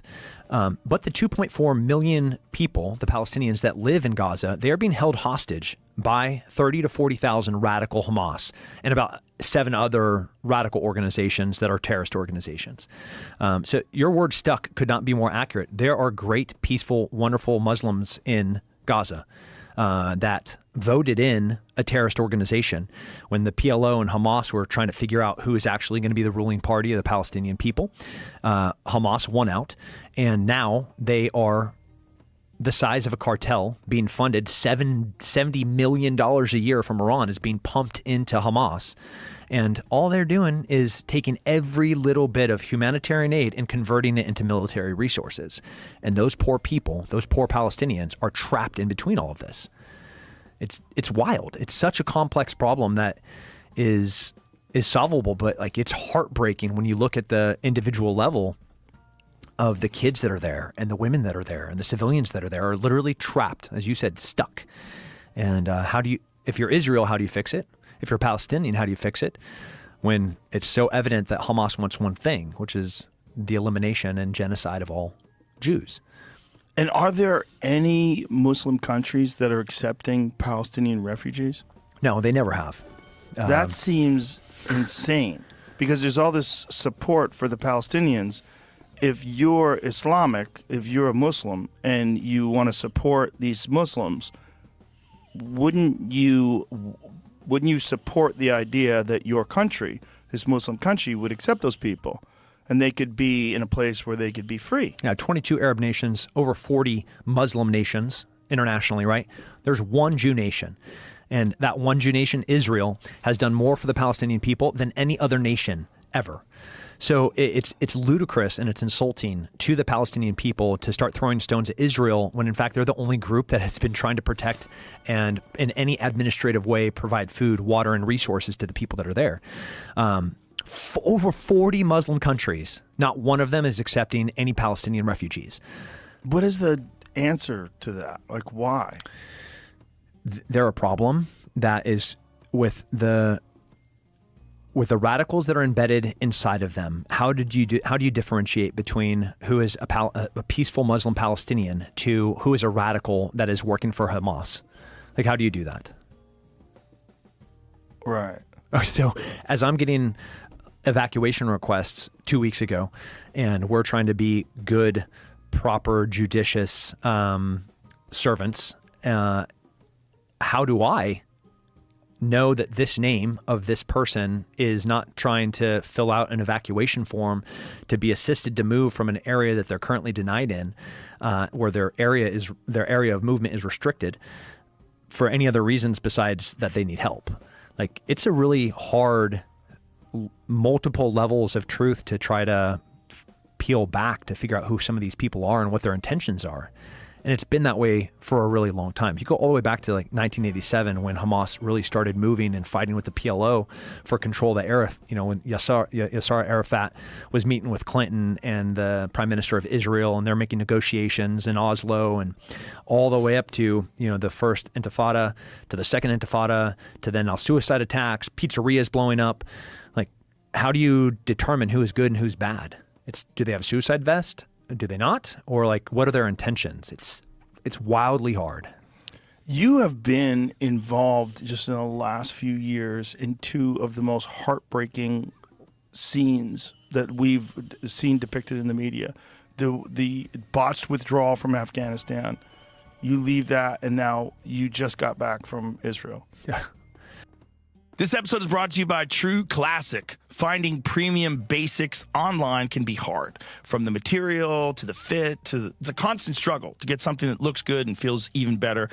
And even if you do find great basics, they're usually super expensive. And thankfully, True Classic is here to help with clothes that'll give you the confidence to tackle those New Year's resolutions at an affordable price. Their activewear crew necks provide moisture-wicking, odor control, quick dry, and antimicrobial finish for maximum comfort. In fact, True Classic is so committed to their products, they even have a 100% perfect fit guarantee and easy returns. So if you're ready to upgrade your closet, shop now with my exclusive link at trueclassic.com/Rogan and save up to 25% off your first order. That's trueclassic.com/Rogan. Make 2024 your most stylish year yet with True Classic. I'm over what's happened the past 3 years. There's actually 4 consecutive. So the day I got back from Afghanistan, because I went from Afghanistan to Albania and Brazil and Italy and Greece to try to have them take refugees. So my post-Afghanistan work lasted a few more weeks because there were a lot of Afghan refugees and non-American citizens that weren't even Afghanis that we had to figure out where we're going to put. So that carried off, the attack happened September 26, or August 26, where the bomb at Abbey Gate went off and the American service members were killed. And, we left a few days later. 2 weeks later, we're now into mid-September. I come back and I immediately, the day I land, I get assigned to go down to the Mexican border. And I spent 6 months on the Mexican border on Operation Lone Star, part of a special operation task force combating cartels, traffickers, human traffickers, drug smugglers. So there was humanitarian crisis number 2 in my life in 3 years, which was the Mexican border. Though some of the worst stuff I've ever seen in my life. On par with Afghanistan, on par with what was the next one, which was Ukraine. The day I got off orders where I was legally allowed to travel or I was not. So when you're on orders, you have to do what the Army says, right? And the Army said, this is what you're going to do. So for 6 months, I was on this assignment at the border. The day I got off those orders, I'm back to a civilian Tim Kennedy. So then I traveled to Ukraine. I worked Ukraine for a few months during that conflict and post-invasion, which was, again, horrible. Like some of the worst stuff I've ever seen. Come back and I get this like momentary lull where I was like, I think like Israel, is this going to be okay? And then this happens, then October 7th happens. And it was just, in 3 years for this level of horror to happen is it's indescribable. It seems like it's ramping up. It is. So you're saying that the experience that you had at the border was as bad as anything? Oh, yeah. Yeah, so, you're not going to give me, I'm just going to take a sip here. So we're in Afghanistan, right? Babies are stuck in concertina wire. Taliban is executing civilians in the street to try to prompt Americans to do a response, to try and elicit some escalation, right? They're really just flexing to show that they were in charge. So that's Afghanistan on the ground. Burnt babies. As I'm going out to try and find Americans or our allies that are out in the city of Kabul to bring them into HKIA, and you're stepping over like small burnt babies, like it's the worst thing ever. Fast forward 3 weeks, we're at the Del Rio River, and there are 400 immigrants trying to cross the river. They have babies up on their shoulders, and the coyotes, the traffickers, every single person that's in the river has paid the cartels to be escorted across the border. Well, concurrently, the cartel is about to smuggle 500 meters up the river 2 dudes with bundles of fentanyl on their back. So I'm dealing with this gigantic humanitarian problem of a few hundred people at night trying to cross a dark, cold, flowing water with babies on their shoulders. And what do the coyotes do? The moment that they start getting close to the shore, they just grab the kids down in the drink. down to the water. Babies are floating, little children are screaming. Why would they do this? Because I have to spend resources of my personnel to flood to try to save these immigrants from drowning in the river. And I have to throw a ton of resources and people at them to try and save them so they don't die in the river. At the exact same time, the resources that I have to use personnel-wise here, they're getting guys successfully onto the shore with bags full of fentanyl as they run into the inland, into the interior. And they know exactly what they're doing. They're making money by moving people while they're concurrently making money smuggling drugs and throwing humanitarian crises at us so that they can move drugs simultaneously. And that's hard for people that are trying to do good. How do you choose which problem to attack? We had a service member that dived into the water to try to save a baby, and he drowned. Took us a week to find his body. A Texas National Guardsman dove in there to try to find a baby that had got pushed off, and he drowned trying to save her. Is it a matter of resources? Is there not enough resources being put into? Well, obviously, this whole thing reeks of. It's so terrible to say, but it seems like this is a concentrated effort, and not just from the cartel.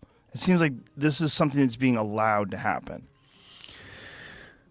The benefit of there's lots. I mean, that's a hard question. Right. Texas has a way different position than the federal government as to the immigration problem, and their approach are almost in conflict. So when you get to like the real bad actors with, sexual trafficking cartel members, drug smugglers, weapon smugglers, of course you're going to see federal assets being leveraged to attack those problem sets.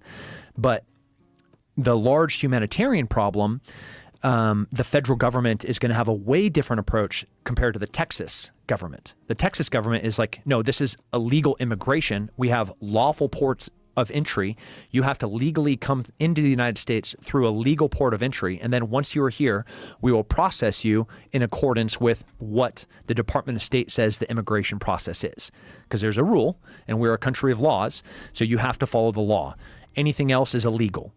The other side of that coin is the federal approach, which is anybody that makes across the border, you are now here, and we're going to process you, which is insanity. Why do they do that? Do you think they're trying to bring in voters? Yeah. It grows the government. It's more entitled people that you have to pay, more entitlement programs that you have to pay to support. Those people are immediately shipped into the interior. I find it comical, and I know people think it's not appropriate for the Texas government. They've been shipping immigrants to some of these sanctuary cities that they have said that they're sanctuary cities until they've actually received a lot of immigrants. And they're like, oh my God, we can't handle this number of immigrants. Yeah. And it's like 1% of what comes over the border every single day here in Texas that we have to deal with all the time. The Yankees, those north, they have no idea what it's like to be a border state. And the amount, just the tens and hundreds of thousands of people that are coming across every single day, it's criminal that they're allowing it. And when did it start? When did it ramp up like this? This was never 3 years ago. 3 years ago. Oh, Jesus Christ. Yeah. I mean, Trump put some pretty powerful laws in place and empowered the federal immigration laws for us at the border to have lots of tools to, one, turn somebody away. If you're coming across and you're claiming asylum, well, you have to go back to your country of origin, or you have to go to the country that you're trying to cross from, and that is where you're going to have your asylum process be determined. You're not going to come in, and we're not going to allow you to go to San Diego and get to hang out in San Diego until your court date. Which is currently happening right now, right? You make it across. Where are you going? I'm going to San Diego. All right, show up for your immigration court date in a year and a half from now. And everybody knows this, so that people are just coming across. That's right, en just masse. flooding. It's so wild to watch those videos of just enormous, miles-long lines of people. Military-age men, it's so heartbreaking. And the men and women, Border Patrol, Department of Public Safety, the Texas National Guardsmen that are working the border, they are so incredible, selfless, hardworking, love America and also love people. They're putting their lives on the line every single day to try to protect these immigrants, but also try to protect the law and the rule of law. And that's a really hard thing to reconcile. Is what is the humane thing to do, and is that in alignment with what is the just thing to do? That's hard. But they're amazing. And then once people are here and they cross over, there's not a real screening process in terms of like who's a criminal, what your history is in your country of origin. Yeah, you want to get a weird Google thing. Google how many known people on the terror watch list have made it across. And it'll scare the crap out of you. So Department of Homeland Security and the FBI, we have these gigantic lists of people that are on terror watch lists, criminal watch lists, and the number of those that we have captured at the border obviously is just going to be a drop in a bucket of those that have made it across. And, it is in light of what just happened in Israel, where they flew paragliders over borders, over walls, and they crashed through walls, and then they were able to kill 1,400 people in one day. And then you look at the number, and that was 1,000 insurgents total. And then you look at the number of people that have been coming over the border for the past 3 years that we know are radicalized, that we know are on watch lists. It should scare the pants, like just scare you to death. The position that we're at. We're going to have a real bad year. God damn it. Yeah. Department of Homeland Security and the FBI yesterday, they talked about a bunch of known terrorist cells that are currently not operating. They are operating, but they are looking for opportunities, targets of opportunity to conduct terrorist activities here in the United States. Department of State just released an entire worldwide warning to all Americans traveling abroad, saying that it is dangerous for any American to be traveling anywhere in the world right now with the amount of terrorist cells that have now been activated. Yeah. Fuck. Yeah. So if you're in the STEPS program, I think it's Department of State, STEP, Smart Traveler something program, that you get notifications. If you travel abroad, you should enroll in the STEPS program. But what it happens is today you would have gotten an email saying if you're going to be traveling to every single country that you had enrolled in STEPS that you're going to be overseas in, you would have gotten an email from them warning you not to go there because it's dangerous. So if you were enrolled in like 5 different countries for STEPS, you would have got 5 emails today being like, hey, bro, don't go there. Yeah, there we go. Yeah, worldwide caution. Due to increased tensions in various locations around the world, the potential for terrorist attacks, demonstrations, and violent actions against U.S. citizens and interests, the Department of State advises U.S. citizens overseas to exercise increased caution. U.S. citizens should stay alert in locations frequented by tourists, enroll in Smart Travel Enrollment Program to receive information and alerts to make it easier to locate you in an emergency overseas. Follow the Department of State on Facebook and Twitter, and visit travel.state.gov. Yeah, this crisis intake forum and the flights out of Ben Gurion, that is... So Save Our Allies, the NGO that I was in Afghanistan for, the NGO that I was in Ukraine for, and the NGO that I was just recently in Israel for, Department of State, they're an easy target to throw darts at sometimes, but they really do great for the American people. But there's always these gaps. So fly out of, you're an American in Israel, right? You're a 75-year-old pastor that wants to go and walk where Jesus walked. Israel is just such a beautiful place where, there's 2.5 billion Christians in the world. There's 1.9 billion Muslims in the world. There's almost 20 million Jews in this world. And guess where their one place that they think to be the holies of holies are? That's right, in Israel, right? Like it is the place for the largest religions in the world to all celebrate. So you're a pastor and you want to go to the Jordan River because that's where Jesus was baptized by John the Baptist. You are a Muslim and you want to go to the Dome. You want to the Dome on the Rock. You want to go to the mosque that they're calling their reason for attacking Israel was because they thought it was going to be destroyed, which it never will be. It's protected by Israel. Whatever your motivation was, you get there, you're an American, and then this attack happens. American cancels your flight. United cancels your flight. Every single airline cancels your flight. And the only airline left is the Israeli airline. You're wherever you are in Israel. Maybe you're on the Jordan River. Maybe you're up north in the Haifa. Maybe you're like way down south in a lot because you wanted to see the border of Egypt and this, you're at the Gulf of Aqaba. It's like the most beautiful water that connects to the Red Sea. And you're an American tourist. You don't have the wherewithal of knowing how to travel in the middle of a war. And now you're getting a thing from Department of State that says you have to go to Tel Aviv and connect with us and fill out this crisis intake form for us to be able to help you get out. From where you are as an American citizen to where you need to be to get out of this country where 1,400 people are being raped, murdered, burnt alive, tortured. There's people being kidnapped and hostages being taken. And like, you're just an American that's now stuck here and every single airline has canceled your flight, no matter how many times you've booked it.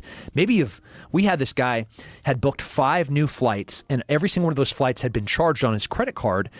And so then his credit card is frozen because he's just booked 5 next day flights at, $3,000-$4,000 a piece. And, he's on heart medication, maybe he's on insulin, whatever the individual. We helped almost 400 people get out of Israel. But the Department of State, as amazing as there's these little gaps that somebody has to go and help them with that's comfortable moving in the middle of a war. And that's really where Save Our Allies comes in, is because we go and fill that gap. Like, how do I find this guy in this hotel that is too scared to leave, doesn't know how to get a bus, doesn't know how to get a taxi, doesn't know how to... His tourist information or his tourist guide is like, hey, bro, I'm out. I'm going to go down because my kibbutz just got murdered. I'm going to go help my family that, they're missing 3 of their family members. Of course, they're going to go and help. But now that guy is stuck, that his family's stuck, that pastor's stuck. So we had to go and find those people and move them to a place where they could get out of the country safely. And it was freaking hard. The volume of that is like wild. Jeez. We took this rad 2 pastors. They're from California, and we had a similar situation. They'd booked multiple flights.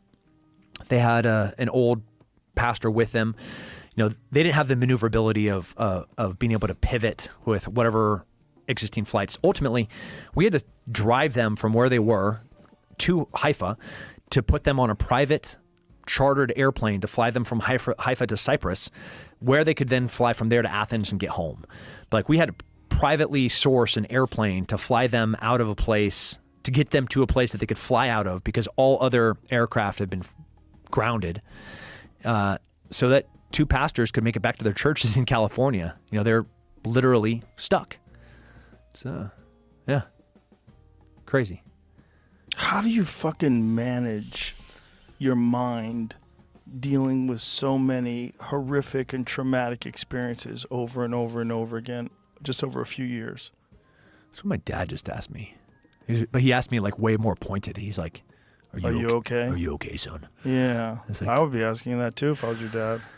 Do you remember Mr. Rogers? We're Yes. old. Yeah, sure. Yeah. He was asked a real similar question, and it was during the civil rights protests where blacks are being beaten in the street, and hippies are being condemned as like the next plague and pestilence that society could ever see. And like, what would you do with all of this evil happening around us? And Mr. Rogers says, just look to the helpers. There's always people trying to help. And, I'm thinking about the ground team that I had with me over there. I can't even say their names because they're amazing people, but we had JP, RT, Primo, and the most brilliant from the expeditionary special operations backgrounds, but the most selfless, hardworking, they're giants of humans. Like I look at them just in awe of how capable they are and how selfless they are at the same time. Like these are the most lethal humans on the planet. And they could kill you 1,000 different ways, but they're putting their lives on the line to try and rescue a pastor that can't book a flight. Like Israel would do anything to have one of these guys go with them and advise them about how to get into this shit show that is Gaza, into the tunnels that is controlled by Hamas, and what are we going to do with Hezbollah at the northern border? How are we going to stop the Taliban that just got permission to cross through Iraq? What are we going to do with Al-Qaeda that just bribed a whole bunch more people to fly them into every single neighboring country? But instead, they're just trying to rescue people. So to ask your question, when I'm down at the border, I just look to my left and my right and I see a freaking private that's 3 o'clock in the morning. He's sitting there with night vision and he's like, that kid just fell in the water. And the motherfucker's off. He's off. He's running down into the darkness to jump in the water to try and save a kid. Like if you cannot find inspiration from that, and if you cannot find something that's going to nurture and feed your soul and inspire you to do something good for the people around you, and look at the guys that I had with me in Israel, like I can't even, the group of people that I had with me in Ukraine, like I'm just astounded by these, and you know a whole bunch of them too, that are just amazing people. I've been so blessed to have, a short but successful fighting career, a successful military career that then went into a period of like successful business. And now I'm in a position where like, man, I really want to do good. And there's all these things that I know or people are really hurting in or they can't do. And I have experience and a background and connections that I'm able to solve these problems. I did so much evil and I dealt so much death. And if I didn't try to do good now, like I think I would really have a problem. But I'm good because I'm doing good. There's something about that, doing good for other people. Like when you're hurting, I don't think there's anything more important that you could do than do something for somebody else. And that just empowers you and it gives you purpose. And if I'm ever going to think about, should I get up and work out today? Well, I can think about August 24th, 2021, when I had 2 kids in my arms and a woman behind me, and we're having to run through Kabul to try to make it to Ichkaya while we're being chased by the Taliban. Cool.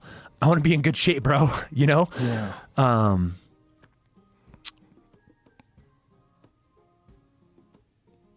Find people doing good.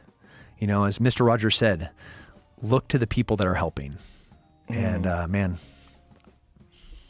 I'm good. Just keep your eyes on the good. Yeah.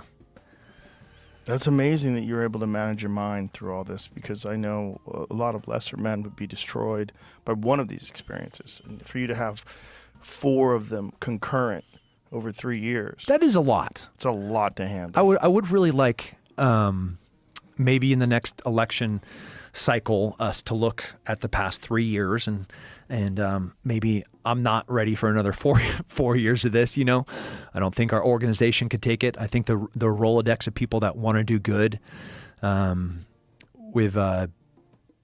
can only ask somebody to go into a war-torn country to try to save Americans so many times. Well, unfortunately, we've also demonized first responders and people that are in the military, and demonized people that are police officers and border officers, and this short-sighted, ridiculous approach for political purposes is just so fucking infuriating. And it's so weird that more people don't understand that and more people don't see it that way. Yeah.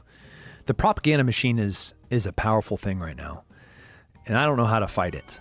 They have successfully demonized law enforcement. Border Patrol. They take a photo of a guy riding on a horse, and a horse is the best thing you can possibly have on the border. If you've been to the Mexican border, it is like, it's magic. I mean, do you hunt off horseback ever? No. Oh, dude, it's the best.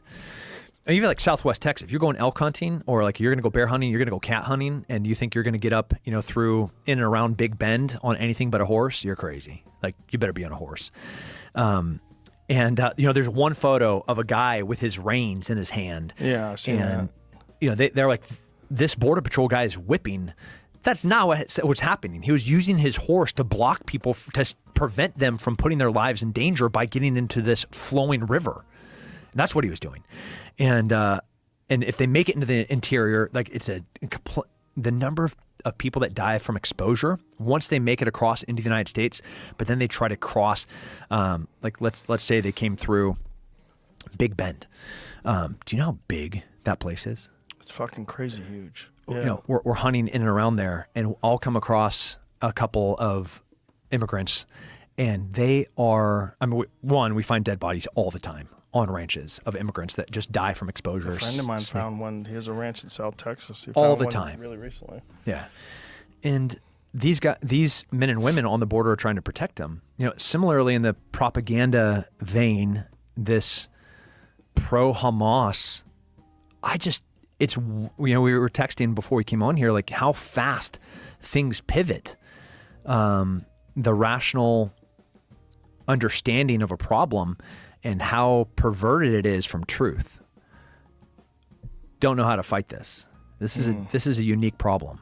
It's very unique and it's very strange. It's very strange to see massive protests on the streets that are yelling out in support of the people that did that on October 7th.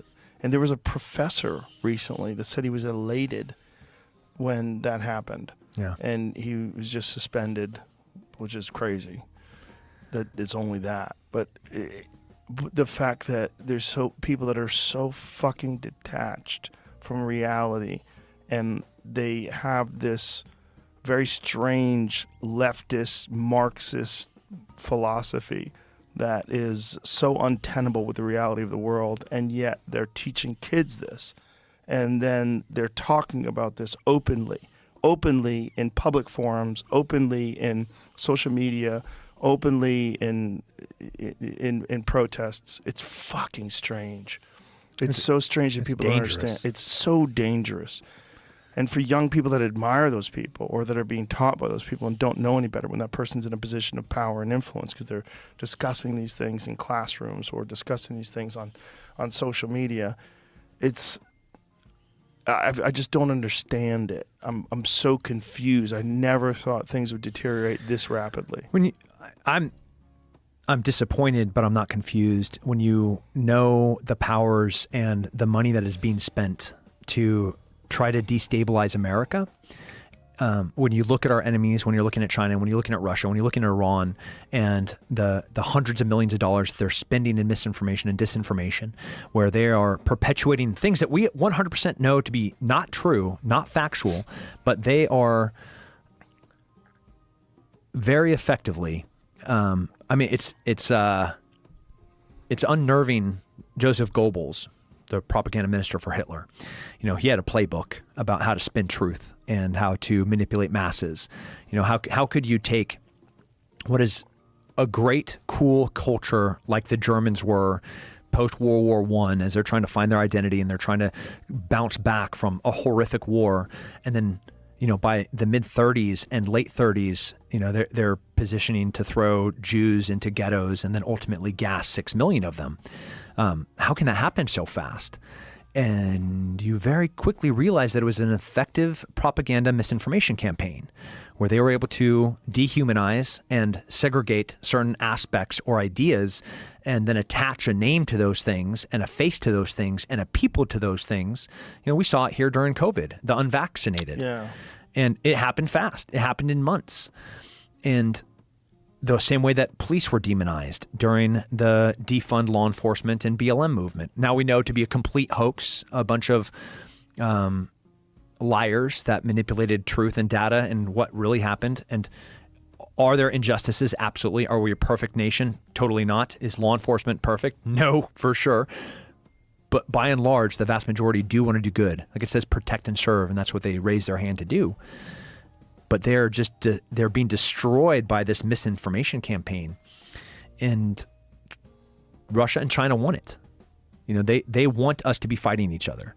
They want pro-Palestinian protests. They want pro-Hamas protests. They want from the river to the sea, Palestine will be free. That is a call for genocide. They're calling for, so the river, the Jordan River, which is on the east side of all of Israel, the sea, the Mediterranean. In between those two things is where Israel lies, 7.4 million Jews. They want that to not exist. They want no Jews to be there. So every time that you hear from the river to the sea, it is a call for genocide or an expulsion of all Jews out of Israel. And that is the call of Hamas. And guess who's paying for that thing to be seen on Cornell and in Harvard and in that's right, Russia and China. They're being manipulated by a bunch of our enemies as they're trying to destabilize us in a region and here in the United States. And it's a vulnerability that we have because of our freedom. Yeah. Yeah, but man, I love freedom. I love it. I do. That's why I'm here. Yeah. That's why I moved here. I love the way that freedom would work was that there was an educated, empowered citizen that was individually responsible for themselves and their family. And they were in a position of authority over the government. That's how that document worked, our beautiful Bill of Rights and the Constitution. It was because of the power of the people. And over the past 50, 60 years, our people have become fat, gelatinous, complacent, uneducated, subscribe to propaganda, radicals, aligned with agendas that are not pro-America. And in the course of this time, it makes that document have no teeth, right? There's nothing behind it because the government used to be scared of the people because the people, when we decided to throw some tea in a harbor and the shot heard around the world, we went after the people that were attacking us and that were controlling us, and we killed them and we pushed them off this land. And then we wrote these founding documents that said the individual is going to maintain the power. The people are going to have the power. But the only way that works is if the people have power. And we've let that go. Bit by bit, diet by diet, day by day, lack of exercising of our God-given rights. We are now just soft. It's one of the reasons when I was kicking around with you, like, hey, do we really want to talk about this? This is tough. Like I have 25 pages of notes here about the Middle East conflict. But ultimately, I'm scared that can happen here because we are so vulnerable right now as people. And it's the reason that Sheepdog Response exists. My company is to train the American individual to take their own security, to preserve and protect human life and be able to provide for the family. That's the mission statement. But right now, I don't know what percentage of Americans are capable of doing that. Like, it's a very small number. Very small. Yeah, frighteningly small. And that is being discussed as if somehow or another that small number is a strength, that we are in somehow or another a more kind and a more equitable nation because people are so soft, because people are so... I don't know how you have those two. How do you have such freedom that allows people to have these protests, that allows people to have these differing perspectives and to speak about it openly and publicly, but yet still maintain the strength of the union when you have all of these external factors, all of these different countries and different organizations that are working to try to use propaganda and use money to destroy us. Yeah. Because that's really what's happening. And that's like, that used to be like, if you said there's people out there that are trying to destroy America, oh, you're some crazy right-wing fucking alt-right. But God damn it, how much information do you have to see? How much truth do you have to see that you cannot deny? Yeah. That's in front Russian of your face? interference into the election. Yeah. Bold-faced lie. They weren't interfering. They're perpetuating that they were interfering, but they weren't interfering. That Trump was being influenced by... But that he was a Russian agent. Yeah. Yeah. Well, guess who was pushing that story? The Russians and China, because it destabilized our election process. Right. So your question is, how do you reconcile having such freedoms where somebody can go and say something so detestable, like praising a group of people that went and raped and murdered 1,400 people that currently have 240 hostages. Like that's what Hamas has. There's 30 to 40,000 Hamas operatives within Gaza. They have a ton of how can somebody have so much freedom to say that? Well, it's if the people are prepared to be able to protect and preserve and provide. Then, if you're in a position of authority, sovereignty, it's the next step past freedom. Sovereignty is what I want for me. It's what I want for every American. It's that they are in control of themselves. An external force comes and says, Tim, I want you to take this experimental thing and give it to your child and inject it into them, please. I say no. No, I don't need whatever it is you're about to withhold from me because I don't do this thing. I don't need because I can do it myself. That's sovereignty, right? I don't need you to come and try and protect my family because I can protect my family. Like, come and try and mess with them because my family is unattainable to anybody else. They're completely protected.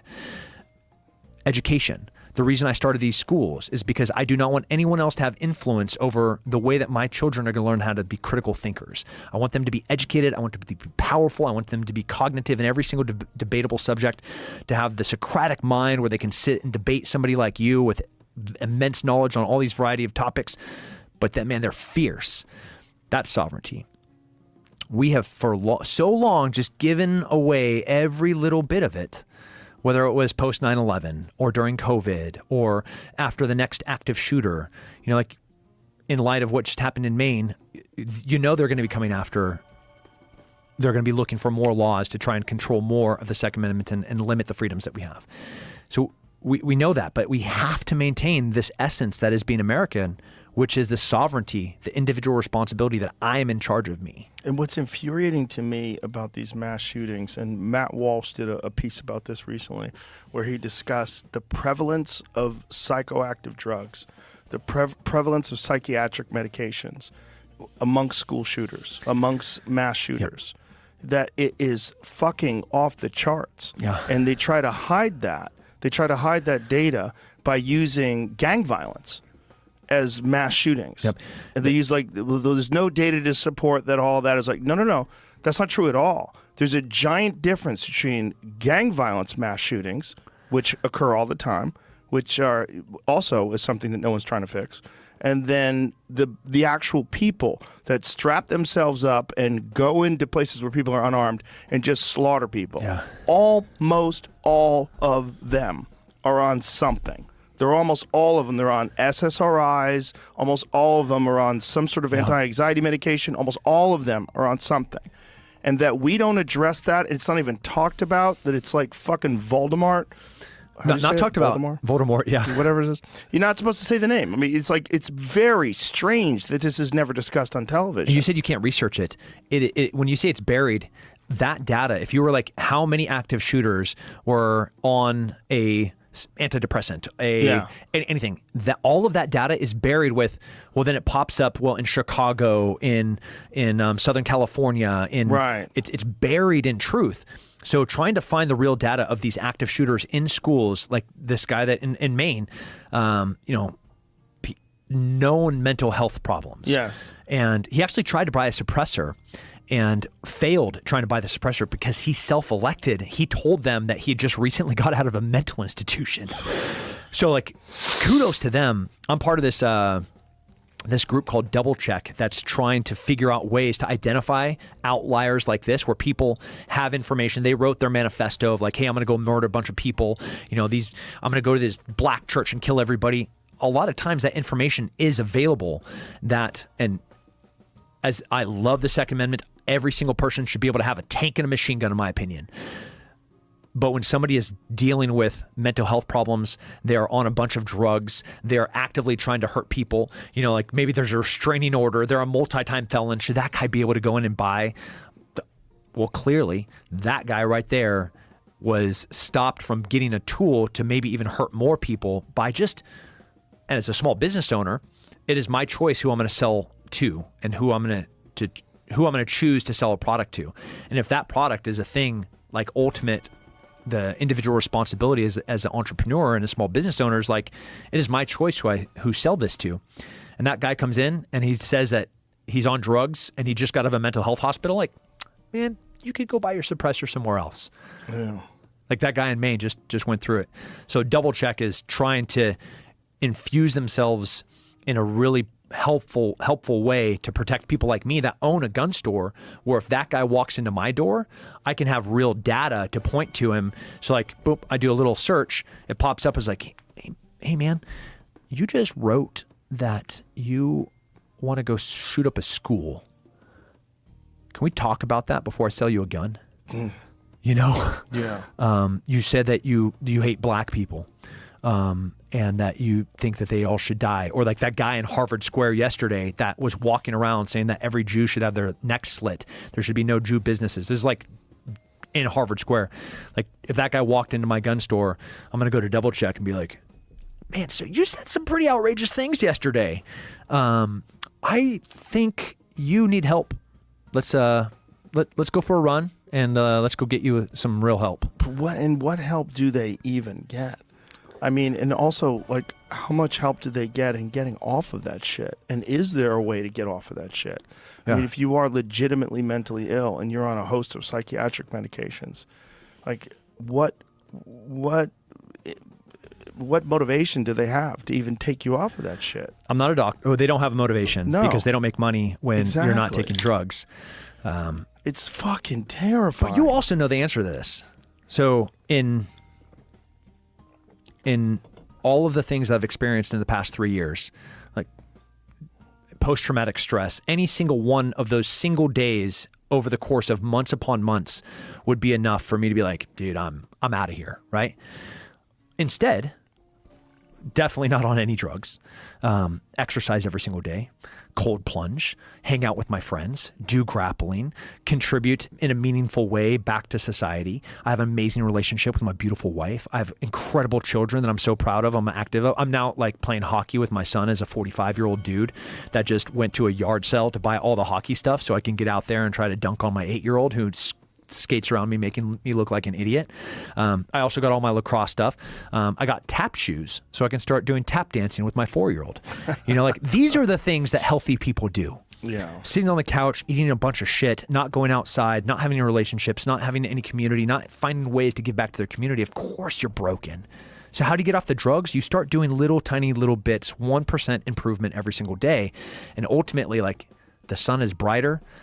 Your wife is more beautiful. Your kids are just a little bit more rad, you know, and you're able to go do more good for more people.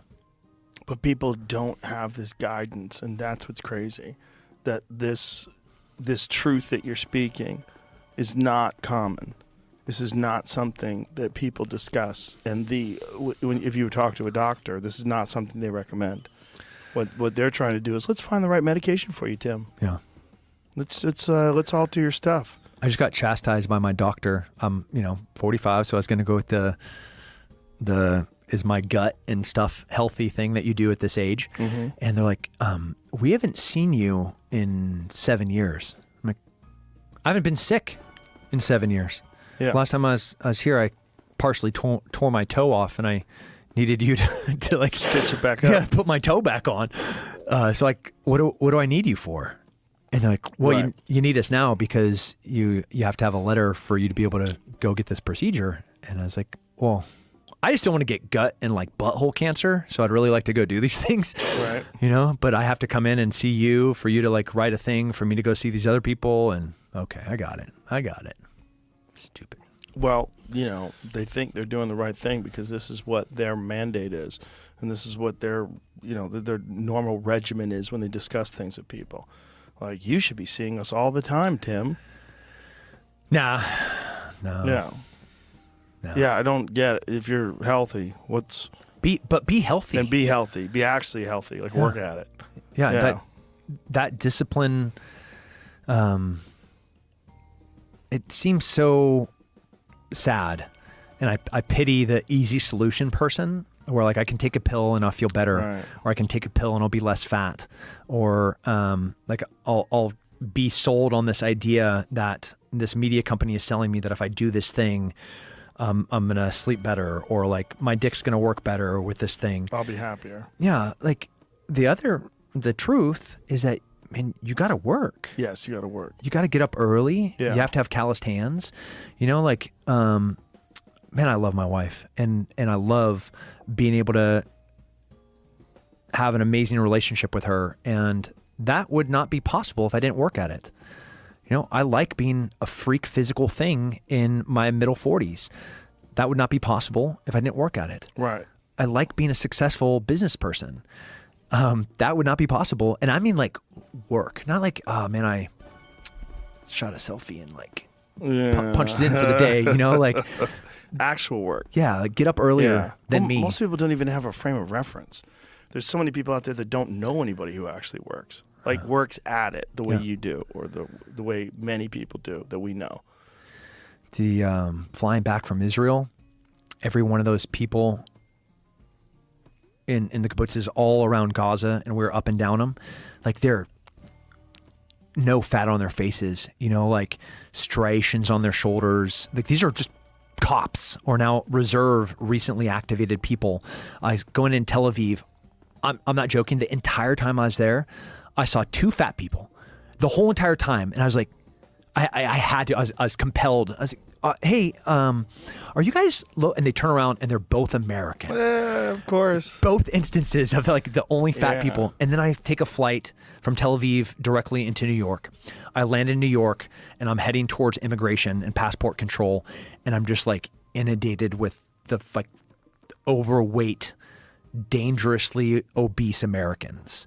And I went, the stark contrast of a place that has been trying to fight for their existence since May of 1948, when every single neighboring country invaded them and tried to kill them, to like the 6-Day War, to then Yom Kippur War, and then the first Intifada, to the second Intifada, and now what just happened on October 7th, where they're just like under the stress of being capable and individually responsible for their safety. Clearly they failed on October 7th.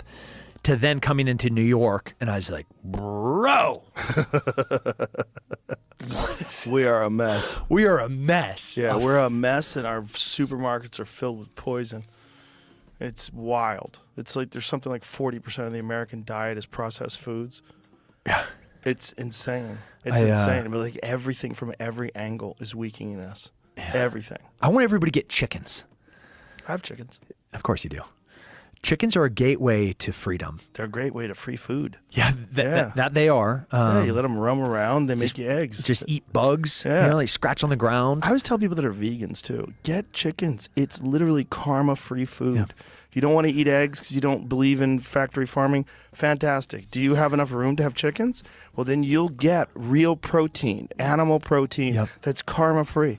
They lay those eggs every day. They're never going to become a chick. And they're so happy to be living with you. Yeah. You know, my 4-year-old like walks around with 2 chickens, you know, Yeah. half the day, and she's like sitting there in her 4-wheeler, and there's a chicken sitting next to her, like the happiest. Like my cat's cruising around. My cats love the chickens too, because if you have chickens, there's a good chance you're gonna have mice, and if you have mice, then you're gonna have a really happy cat.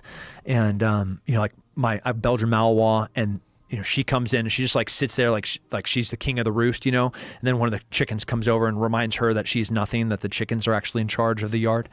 But the amount of eggs that they come, but you know, when you get that first time that you crack an egg from one of your chickens, and you're like, that looks different, and then you eat it and you're like, dude, that tastes different. A lot different. Like way different. Way Doesn't- different. It's like that dark, deep Orange. like not yellow, not Right, pale, like right, orange. right. And it's like you can taste the nutrient, micronutrient riches of it. And then you're like, well, if that is that different, how much different is all of the other things that I eat? Right. And you start going down this wild journey, this rabbit trail of freedom. And how much different am I? Yeah. You know, when you look at the difference between grain-fed fatty beef and an elk steak, you're like, okay, look at the difference in the meat. Yeah. Look at the difference in the quality of the meat, the dark, rich, nutrient-dense, protein-rich meat. Like, what's the difference? Well, they're not eating any bullshit. No. They're eating literally what they've eaten for hundreds of thousands of years. And they have to work every day to find more of it. Yeah. And the unhealthy bits, and this is a cruel thing about nature, is the unhealthy animal dies. Yes. And the existing animals are the ones that we ultimately get to go and find. And we are very careful about which ones we're killing and what season we're killing them in, to make sure that we are encouraging the same healthy herd. We get this most delicious, surviving, fantastic, nutrient-dense meat you can find on the planet. Yeah. And we have this provider. We launched a learn to hunt school. We teach you how to land navigate. We teach you the fundamentals of marksmanship. We teach you all basic good laws around hunting, how to put in out of state for a lottery for. This is a part of your school system? We teach it Or is at it our a different school, thing? but at Sheepdog Response. Okay. It's called the provider course at Sheepdog Response. We also teach it to the kids. So like the mentorship program at Apogee, those guys get to come to provider courses. They learn how to skin an animal. They learn how to follow a blood trail. They learn how to field dress an animal. They learn the final culminating exercise. You'll love this. So after 2 days of just like inundated information, like here's the healthy and natural way to kill an animal. This is shot placement. This is, you have to know how to shoot first. So we teach fundamentals of marksmanship, non-standard shooting positions, like how many times you get to lay down in the prone off bipods and shoot something. Not often in hunting. Like, can I shoot off poles? Can I shoot off a tree? Kneeling, standing offhand. If I get a designated zone like in Arizona or New Mexico, can I navigate from where I can park to where I have to go hunt without illegally trespassing on anybody's property? Like the barrier between I want to hunt and I can hunt is hard for some people. Yes. And as we're sitting here talking about like how amazing it is to hunt, and it is the most amazing thing that I want everybody to do, that barrier of entry seems hard for some people. It's very steep. But it shouldn't be. Right. And that's the idea. Like I want this for everybody. And the final day, we give you your lot, we give you your animal, you have to navigate to that place. You then have to PID, like positively identify the animal that you're supposed to shoot, and then you go to take a shot off it. Once you take your shot off of it, we photograph how you're going to take that shot. Standing, kneeling, sticks. We measure the distance. We laser at 210 meters, and then we go duplicate that on an actual shooting range on the same target.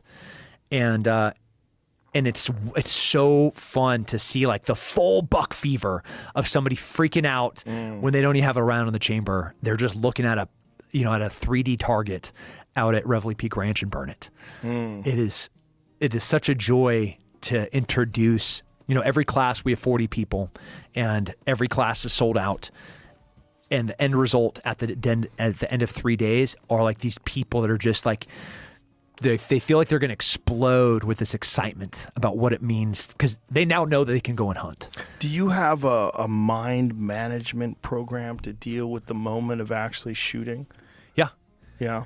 Yeah. Are you familiar with Joel Turner's work, the Shot IQ system? Yeah. Yeah. Yep. Fantastic. Yeah, for sure. Changed everything for me and so many other people, including like world-class archers and people that have been hunting for decades that have dealt with target panic and don't understand what's actually going on between open loop and closed loop systems, and that you can actually manage that with discipline and actually having a shot routine that you must go through every time you execute a shot.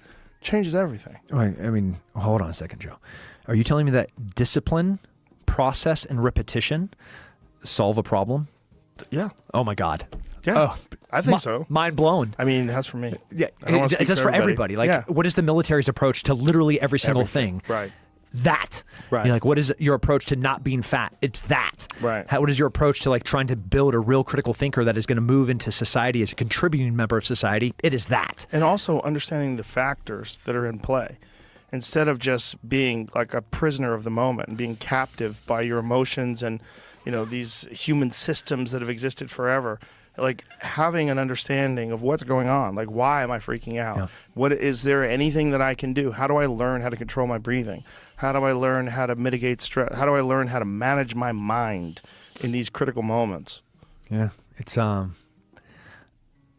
hunting is one of the very few things that still sparks that feeling of like elation and excitement and nervousness, but I still fall back to, cool, I've disciplined, I've done the work.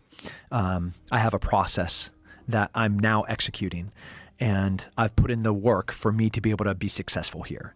And then it's like success. And that same discipline, process, hard work approach to people externally will look at, say, our allies in the middle of peak combat in a completely non-permissive environment, and they're like, what the hell are you guys doing?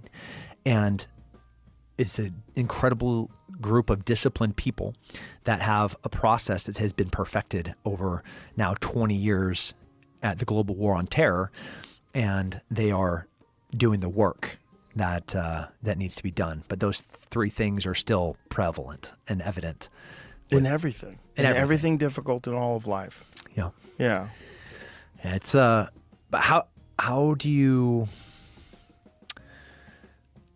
get someone to subscribe to that? I think they have to hear about it first, and that's one of the reasons why I think conversations like this are so important. It's because in everyday life, if you're working in an office, if you're dealing with regular people, you're not going to encounter this. You're not going to encounter these conversations. And there's going to be moments that people have where they do panic and freak out and don't understand why. How come I can't keep my shit together when I'm nervous? How come I can't keep my shit together in these critical moments that require me to stay calm and make good choices? What is wrong with me? Am I just a bitch? Like, what is it? No, you just have an undisciplined mind. You have an untrained mind. Yeah, you haven't got the reps in. You haven't got the reps in. Everyone needs the reps. Yeah, Yeah. it's as worried as I am about the future, at Apogee and at Sheepdog Response and at Save Our Allies and at the First Responders Action Group. Like, I'm in all of these different groups where I see these young men and women that are on this train, and I know I'm not in a cross section of the United States right now that is really struggling with all of the problems of mental health and obesity and diet, but in this little group that I'm around often, I'm just so encouraged by the work and the discipline and the subscription to the process. Like last night in my jiu-jitsu school, I had 60 kids on our mat at one time. And I said, hey, parents, everybody come into the classroom really fast. We're going to have a Q&A session about competition and what this next season looks like. Every parent stood up, walked in there. They had questions. Like, they didn't even know, but they didn't know that we're going to be doing a Q&A. They had pre-prepared questions that they were looking for an opportunity to ask the staff about, like, okay, how is coaching going to be at the next tournament? And I was just like, I love you people, and like the parents to the Apogee families, because we take a totally different approach. We're a whole family approach to education. Like, if you subscribe to this idea that you can take your kid and you can drop them off at a place and you're going to get this amazing thing back, that you don't have any control about what they're being taught, you are just an idiot and you're a crazy person. Like, you send your people to Caesar, you send your people to Rome, and you don't think you're going to get a Roman back? Like, that's what's going to happen. Right. That's a good way to put it. Our approach is there's a whole family inclusion here. It is not just our responsibility to train and to educate your children. It is our responsibility. So you are going to work out. You're going to keep a journal of your diet. Here is your prescribed reading list. Here are the books that your kids are going to be reading that you're also going to be reading with them. Like, if your kid is reading it, then you better be reading it too. You'd be very appalled at some of the books that are assigned to children in public school to read. And I think if a parent actually picked this book up and it's like, and then Johnny took his penis and he brought it and it was erect for the first time next to his friend. You're like, what? This is for a fourth grader? Right. So this whole family approach this truly Socratic, this is not new. This has been around for a long time. And I'm so encouraged to see the activation, the discipline, the process, and the hard work from the youngest kindergartner all the way up to like the 60-year-old parent that's like doing the work. It's so bizarre to me that a rejection of teaching like overt sexuality to young kids is somehow or another dismissed as anti-gay or anti-LGBTQ. It's so strange because you could never imagine heterosexual sex being discussed to 5-year-olds and 6-year-olds. Like, this is how a man, chooses to have, sexual relationships with women, and this is how a woman chooses to have sexual relationships with men. No, that's never discussed. That's wildly inappropriate. Wildly inappropriate. But somehow or another, it's okay if you're discussing gay sex. Yeah. Like, it's very strange. It's not strange. It's wrong. It's dangerous. It's grooming behavior.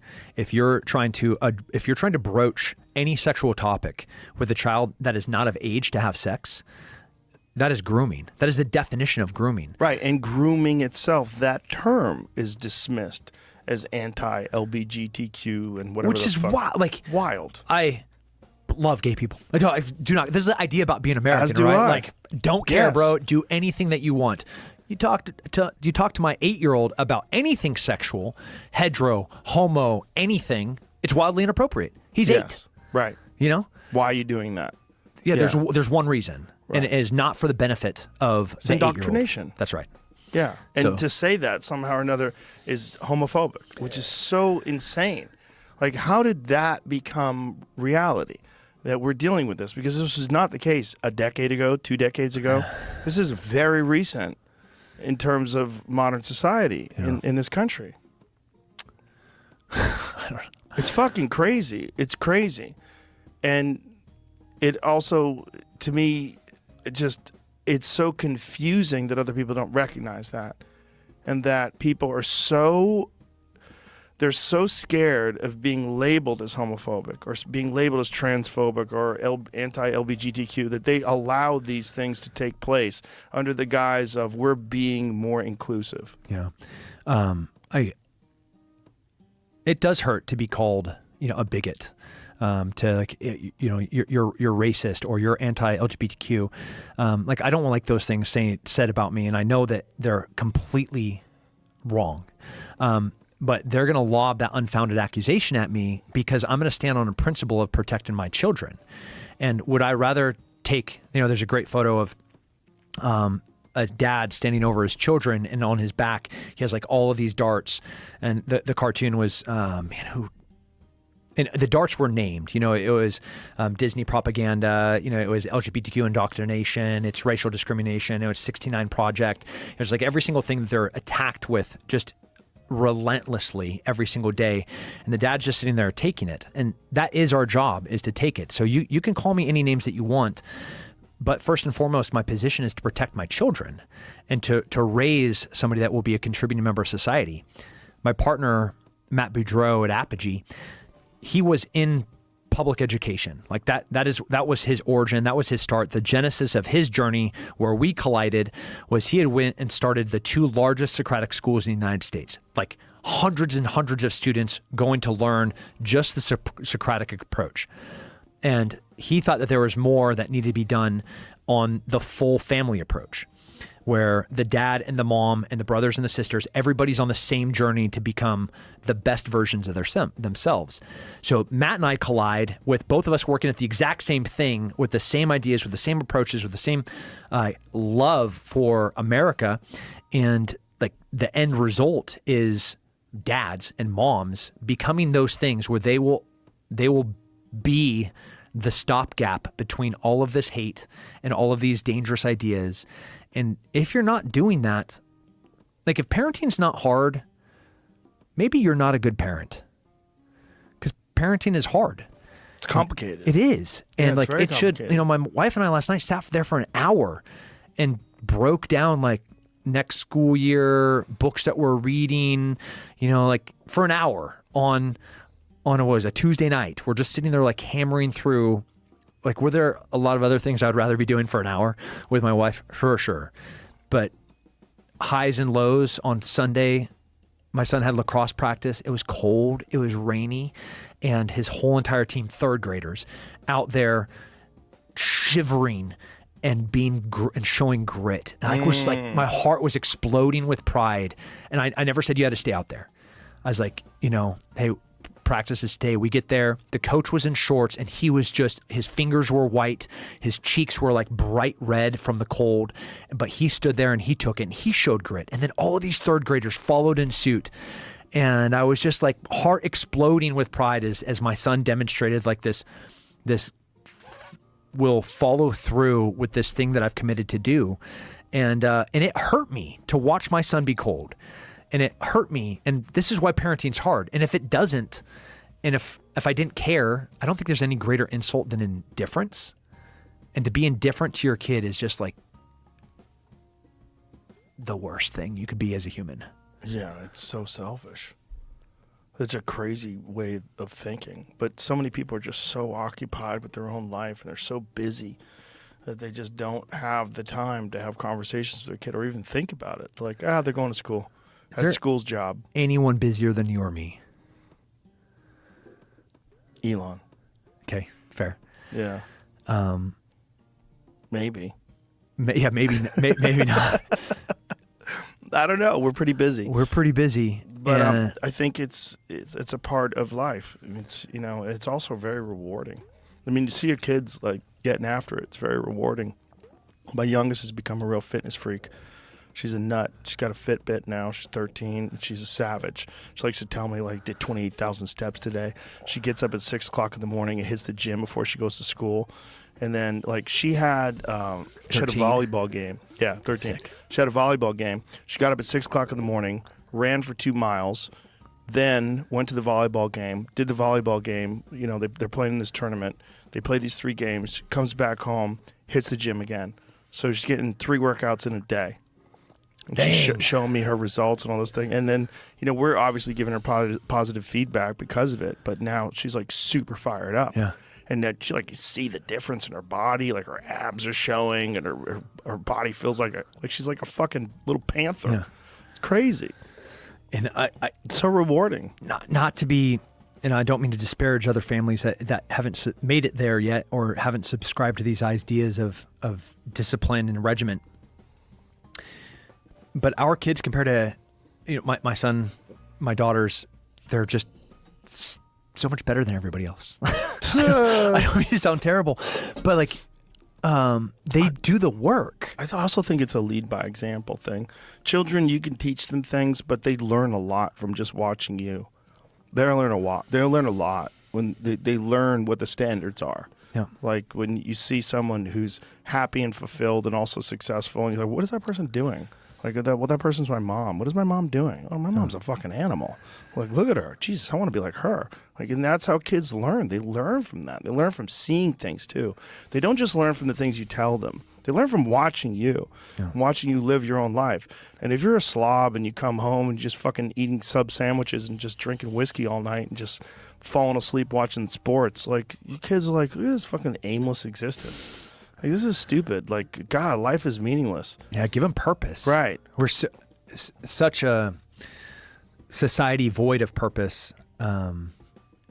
Mike Glover wrote a great book, Prepared, and in that, one of the big takeaways was, like, it doesn't have to be your purpose, but one of the reasons me as an American, me as a protector, me as a father, me as a husband, it is my job and my responsibility to be prepared to protect my family. And as your children learn via osmosis, like by example, the things that you do, I have to elbow my son out of a seat so I can sit facing the door. I was like, my man, you knew where to sit, but move over. You go sit by your mom right now, And, he sees the outliers. Right. And Mike would call it a bump in the pattern. Like, I call them outliers, where something is off, where I sit down in a place, I'm like, that person doesn't belong here. Right. What's going on here? Yeah. I'm going to spend a little bit of time and a little cognitive of my ever struggling brain to pay attention with what person is doing over here, because it's my responsibility. And Americans better figure this out pretty fast, because we are going to have a rough year. We are woefully unprepared and disillusioned about what the next 13 months are going to look like. Do you think that's going to wake people up? Do you think, I do not want to say that we need something to happen, but one of the things that did happen post 9/11, I remember this overwhelming feeling of patriotism that was prevalent through the entire country. I would drive to work and I'd see American flags on in Los Angeles, which is like one of the most ridiculously out of touch places on earth. And everyone had American flags hanging from their car. It was overwhelming. There was this feeling like we are in this together, and that there are forces of evil out there in the world. And now we understand, and now we're united. I hope that we don't need that catalyst. I hope so too. I really do. But Israel is one of the most secure nations in the world. They're secure, which is impressive, from them fighting for their existence the day that they became a country, to the 6-Day War, where every single one of their neighboring countries invaded them, to the Yom Kippur War, where again, led by Egypt, every single one of their neighboring countries invaded them, to what just happened, where they have one of the most complex security and military and intelligent networks on the planet. And Hamas killed almost Pearl Harbor level numbers, almost 9/11 level numbers, just in an indescribably barbaric way. Like this wasn't people dying in buildings or getting shot from airplanes. This was like I A music festival. Yeah. that babies. Yeah. People are saying it was propaganda. What happened? It was not. These things really happened on the ground, and anybody that denies it Who's is saying it's propaganda?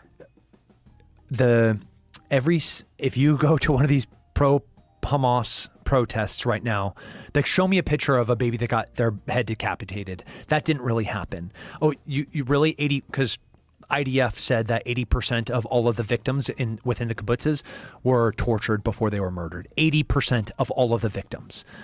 I know firsthand, saw firsthand, was shown and have, which I will never show, the pictures of these things really happening. And if it could happen in the most secure nation that has been invaded by every single one of their neighbors multiple times in history, but we here in America think that the 350 million of us are somehow safe, that the government is somehow going to protect us, that our local police department, like if you picked up the phone right now and you called for help, 911, how long would it take for somebody to come here and try and help and save you? Especially with the defund the police. Oh, yeah. Yeah. Well, people are figuring that out in Minneapolis. Well, they're figuring it out here. Yeah. Yeah, they're figuring it out here too. You have a ton of friends that are in law enforcement in this area. The murder detectives, counter gang task forces are pulled off of their murder investigations to work the street because they don't have enough police officers. I've mentioned the recruiting crisis. If we are struggling to meet the demand of basic soldiers, the available population of combat arms that special operations can pick from, that shrinks, right? And then that pool being smaller. So ultimately, by the time you get to the guys that really do the work on the ground, there's nobody left to pick from. And we're not just strategically in maybe the most vulnerable position in a really long time, but nationally here in the United States, I think that we are more vulnerable than we have ever been.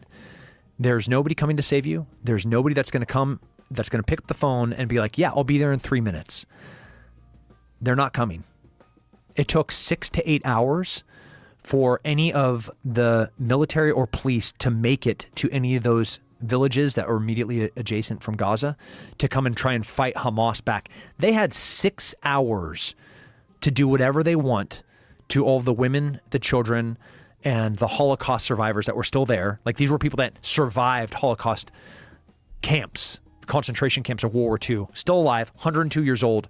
And they're like, Hamas is like, we knew that you were here. We've actually been reconning and IDing every single one of these families that we're going to be going after.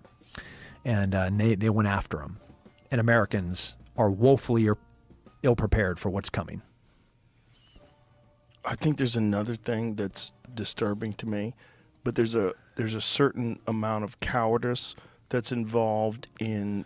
There's certain people that when they see an attack like that happen and they're terrified of it happening to them, they will try to sympathize with the attackers. They will try to sympathize and almost position themselves to be on their side. That's rampant right now. The anti-Semitism across the United States. Crazy. It's man. like people came out of the woodwork. It's like they were hiding in the woods, and then all of a sudden you're seeing it openly. Maybe I saw one where it's we should boycott Jewish businesses here in the United States, and I was like, maybe just have them like put a star on their chest or something, or like maybe put a gold star on their business. Is that what you're suggesting? Like, because that is what you're suggesting. Yeah. Have we not learned? Evidently, we haven't. It took 6 million to being persecuted and killed. Man, those Jews, man, from the Germans to the Egyptians to the Romans, Palestine didn't exist. You could go back 3,000 years to King David and then his son, King Solomon, saying that like this is the capital of the Jewish people here in Judah and Israel, Jerusalem. That is 1900, 1700 BC, right?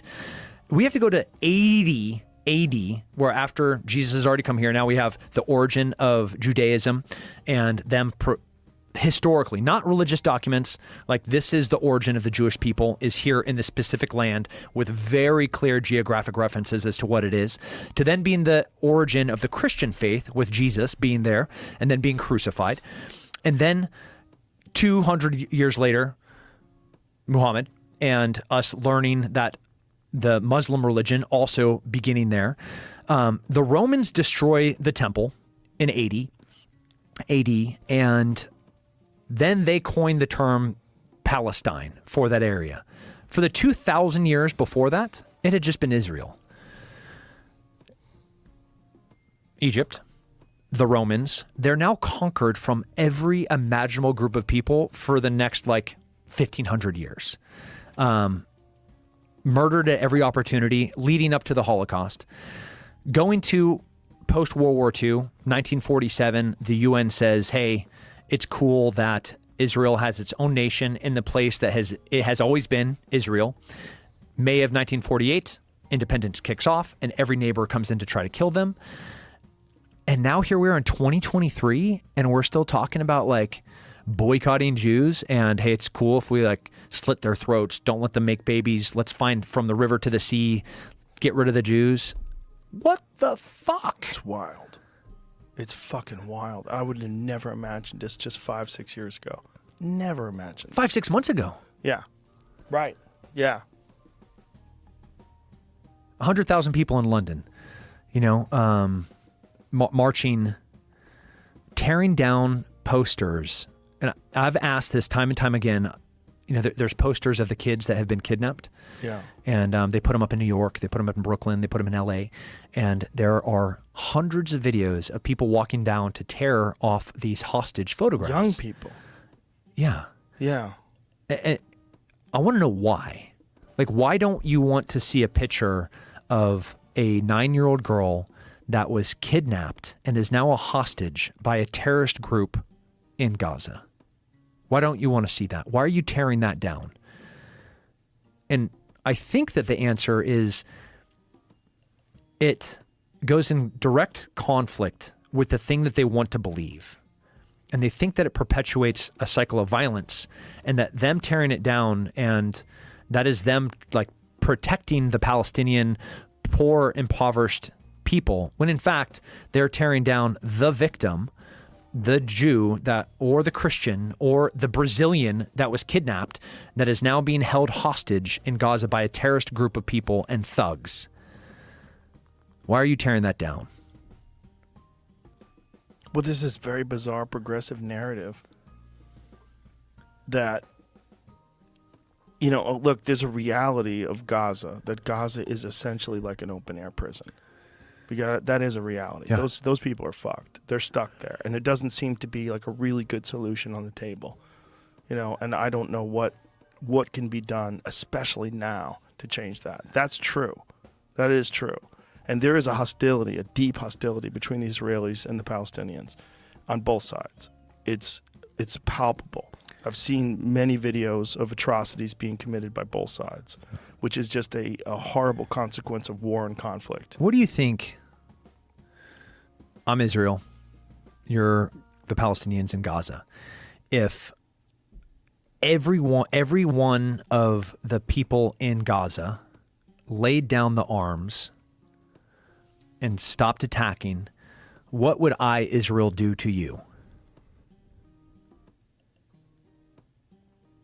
It's a good question. Nothing.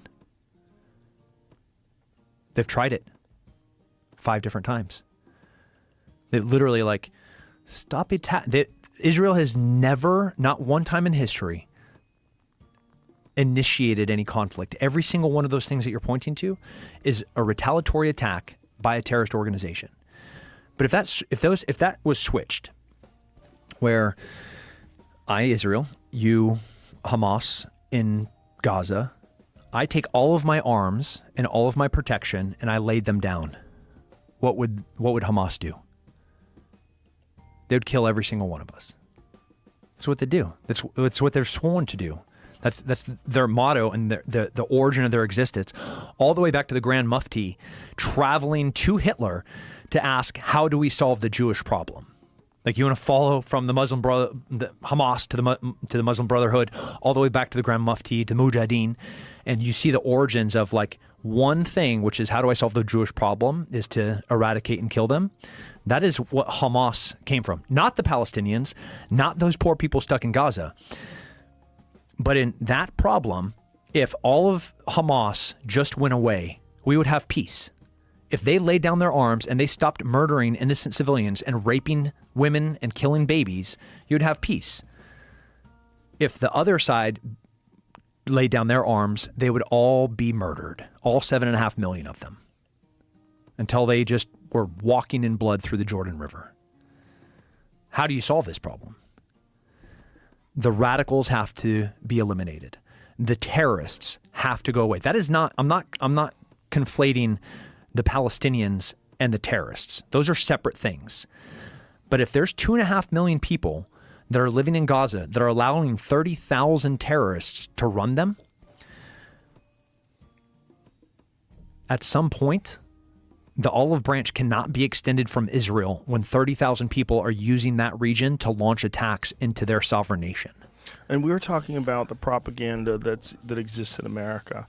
What about the propaganda that exists in Palestine? I mean, what is their thought? Oh, it's crazy. Yeah. So, like, did you see the hospital that got destroyed?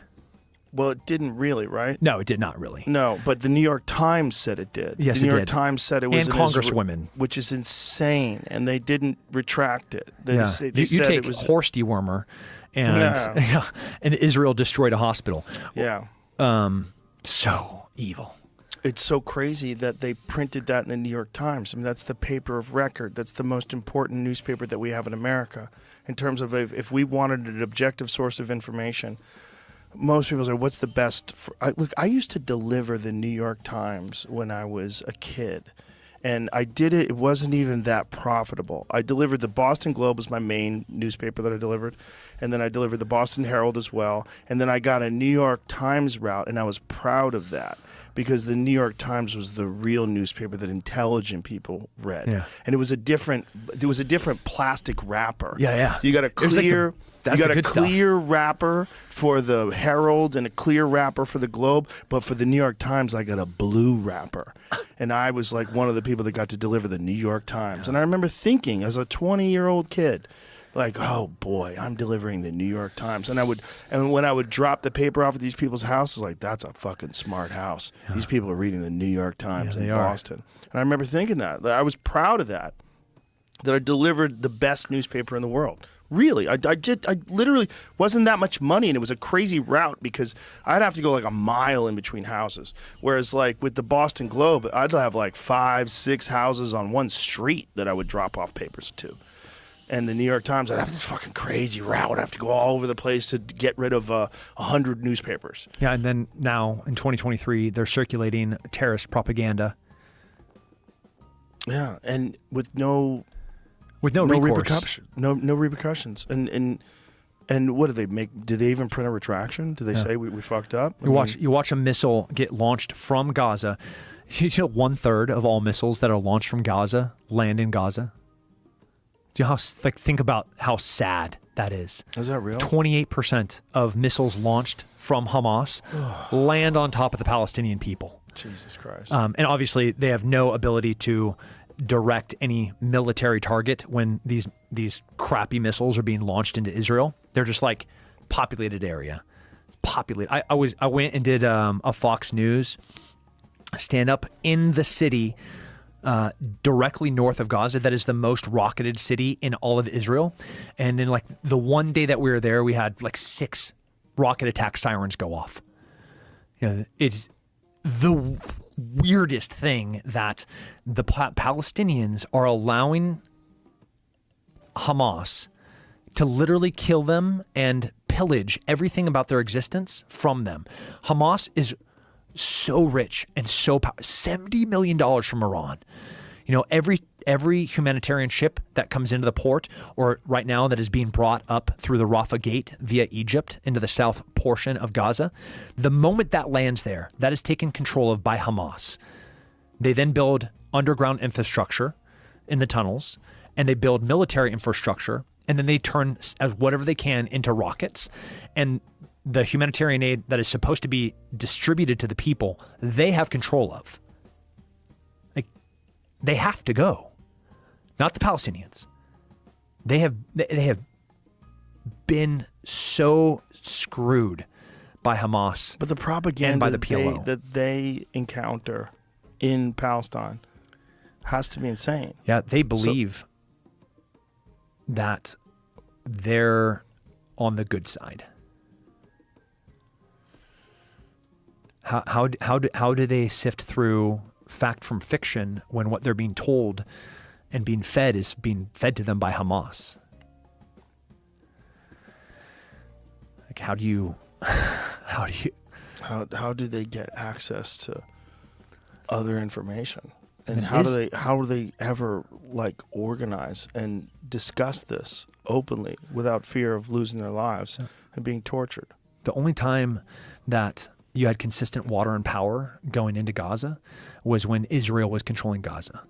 Now that Hamas is running it, it is nightmarish in there. But they're still in charge. And they're being protected. And here in the United States, being like called freedom fighters.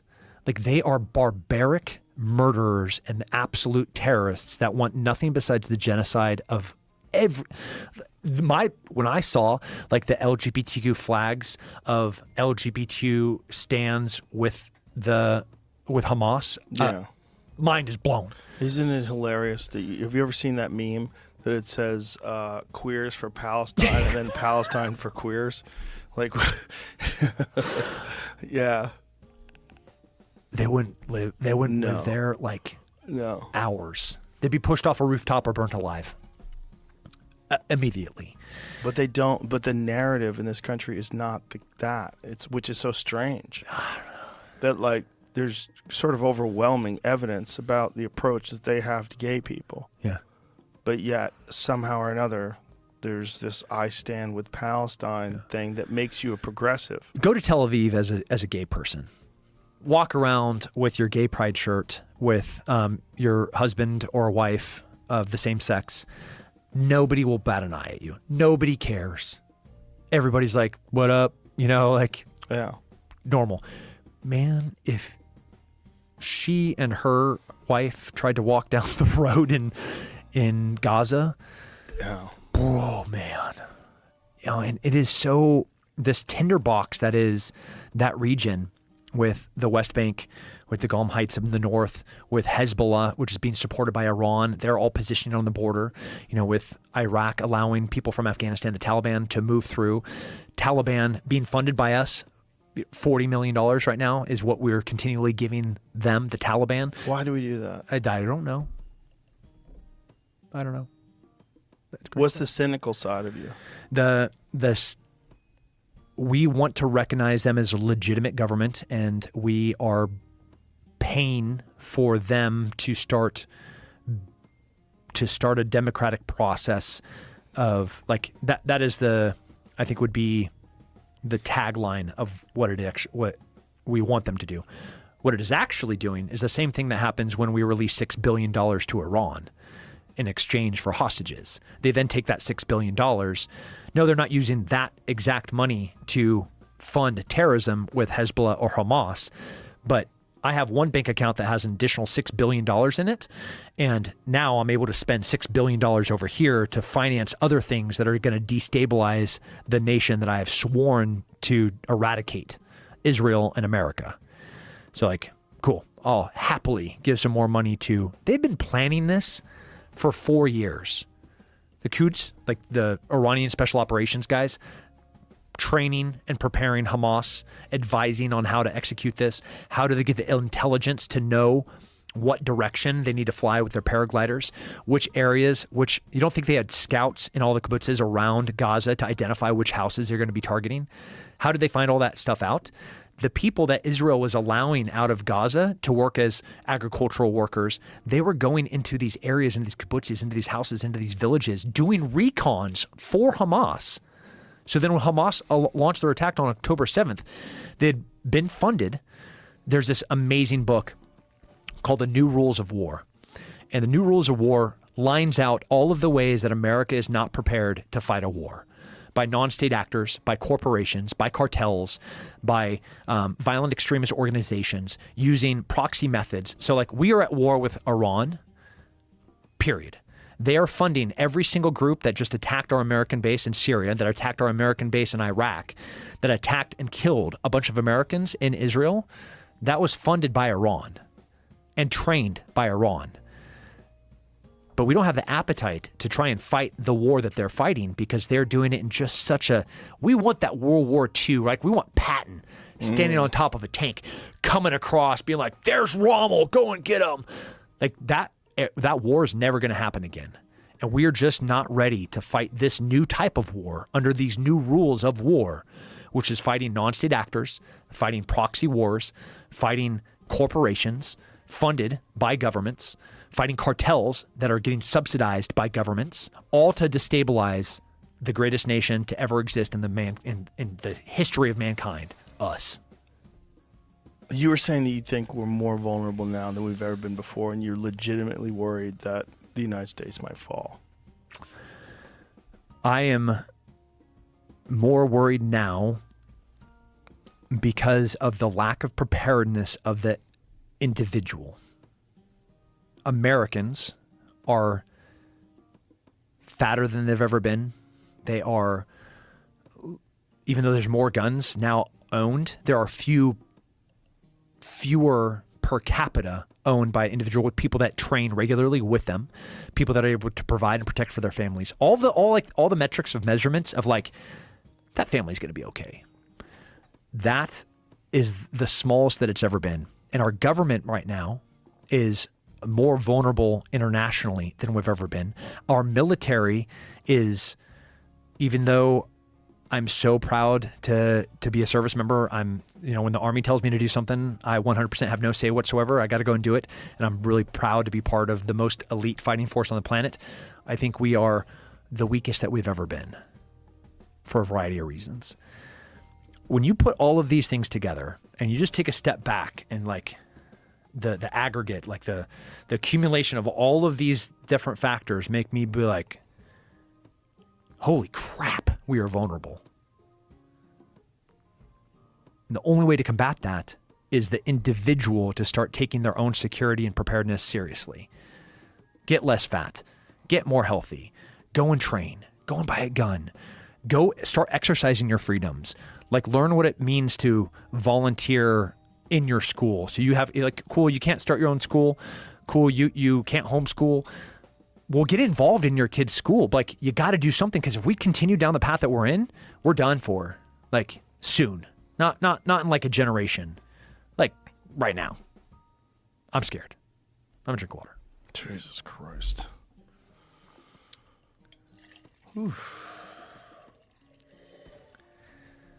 There's a lot of people freaking out listening to this right now. But that's good. There's a 20-year special forces dude that in the past 3 years has been in 4 gigantic international crises in 3 years. I've spent my entire adult life doing this. I run companies that train people to do this. Like the sole mission statement of the large company and every single subsidiary under them ultimately goes down to preparing people to provide for their families, to protect themselves, and to expand freedom. Like, I was just going to, the wave top, my elevator pitch would be like, that's all we do. And I'm scared. But for us not to hit the Titanic, it only took a couple of degrees change, right? And for that Titanic not to hit that iceberg, it would have just been like early enough we're turning it just slightly. I don't think we're past a point where that can still be changed, where we can still avoid what would be the catalyst of destruction for this nation. but the individual has to step up. Well, the individual, but also we have to have changes in the approach that the government has. Oh, yeah.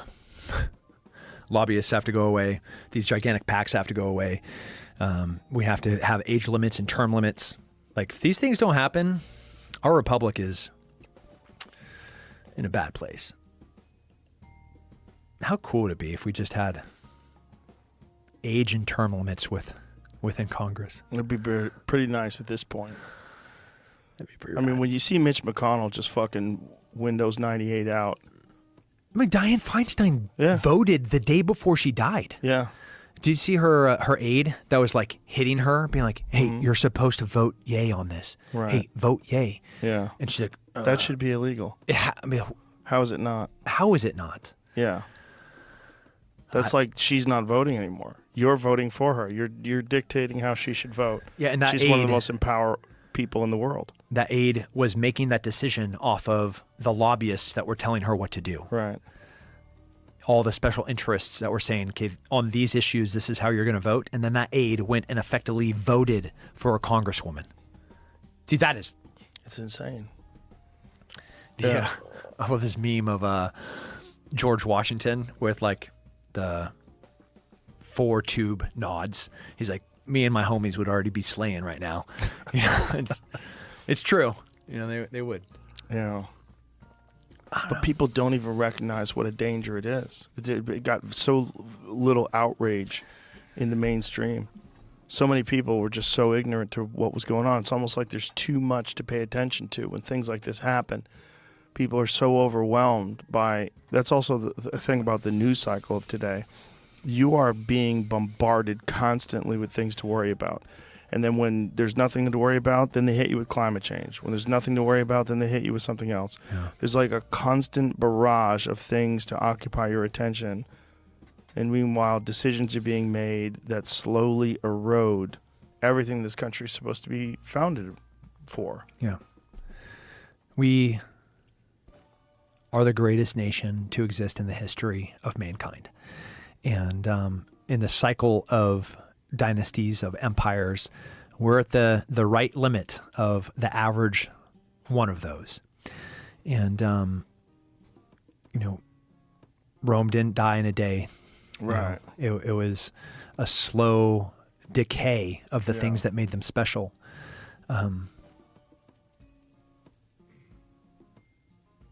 We're still the greatest ever. And it's not, you know, and I will be positive and I will be hopeful that how do we fix this? Like, what do you think, Joe? Like, what are the things that an individual can do in a day? It seems so insurmountable, right? Like, oh, Tim, like, I can't fix Congress. Like, I don't get to pick the next president. I'm only in charge of me. Okay, be in charge of you. What does that look like?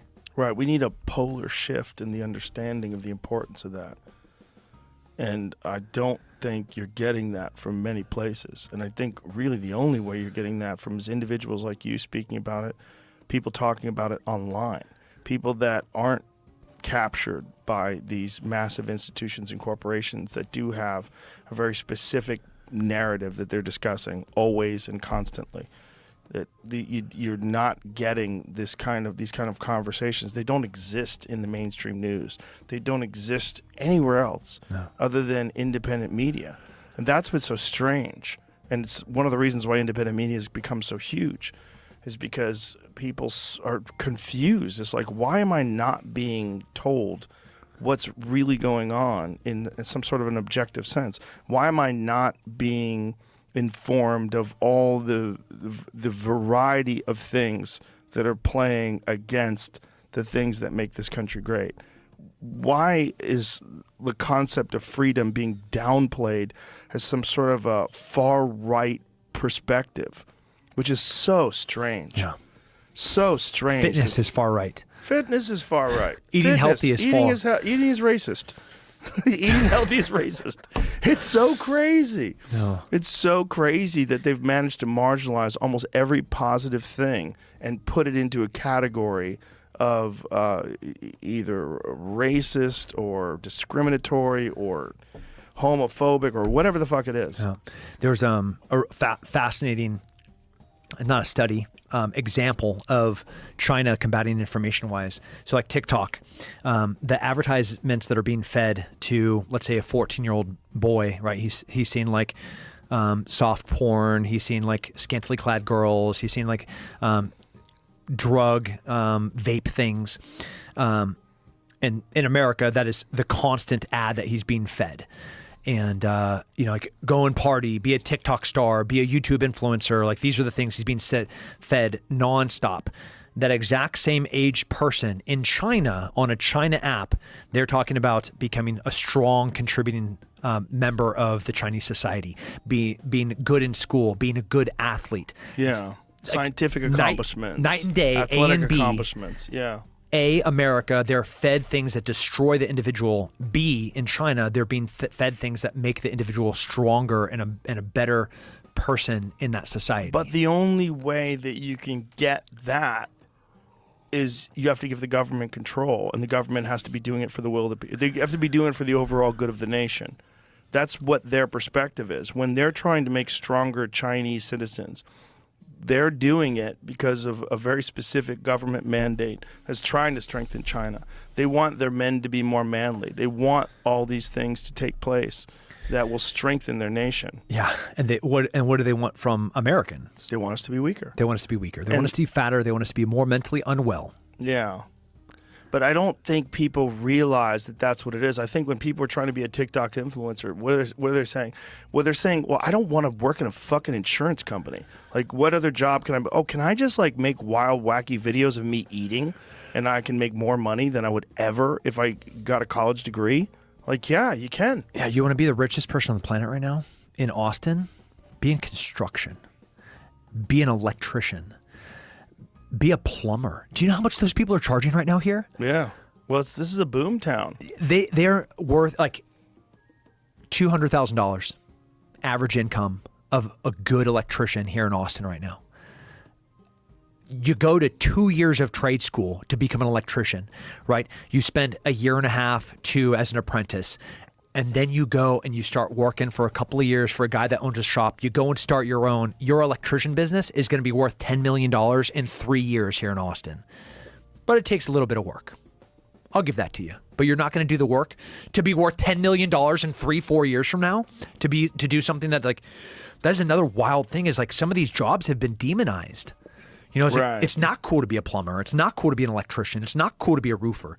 But I'll tell you what, it's pretty cool to have a badass truck and be able to go hunt whenever you want, be able to hang out with your kids and make it every single weekend to their lacrosse or hockey games because you have successful businesses and you just did a little bit of work for a few years to build that thing.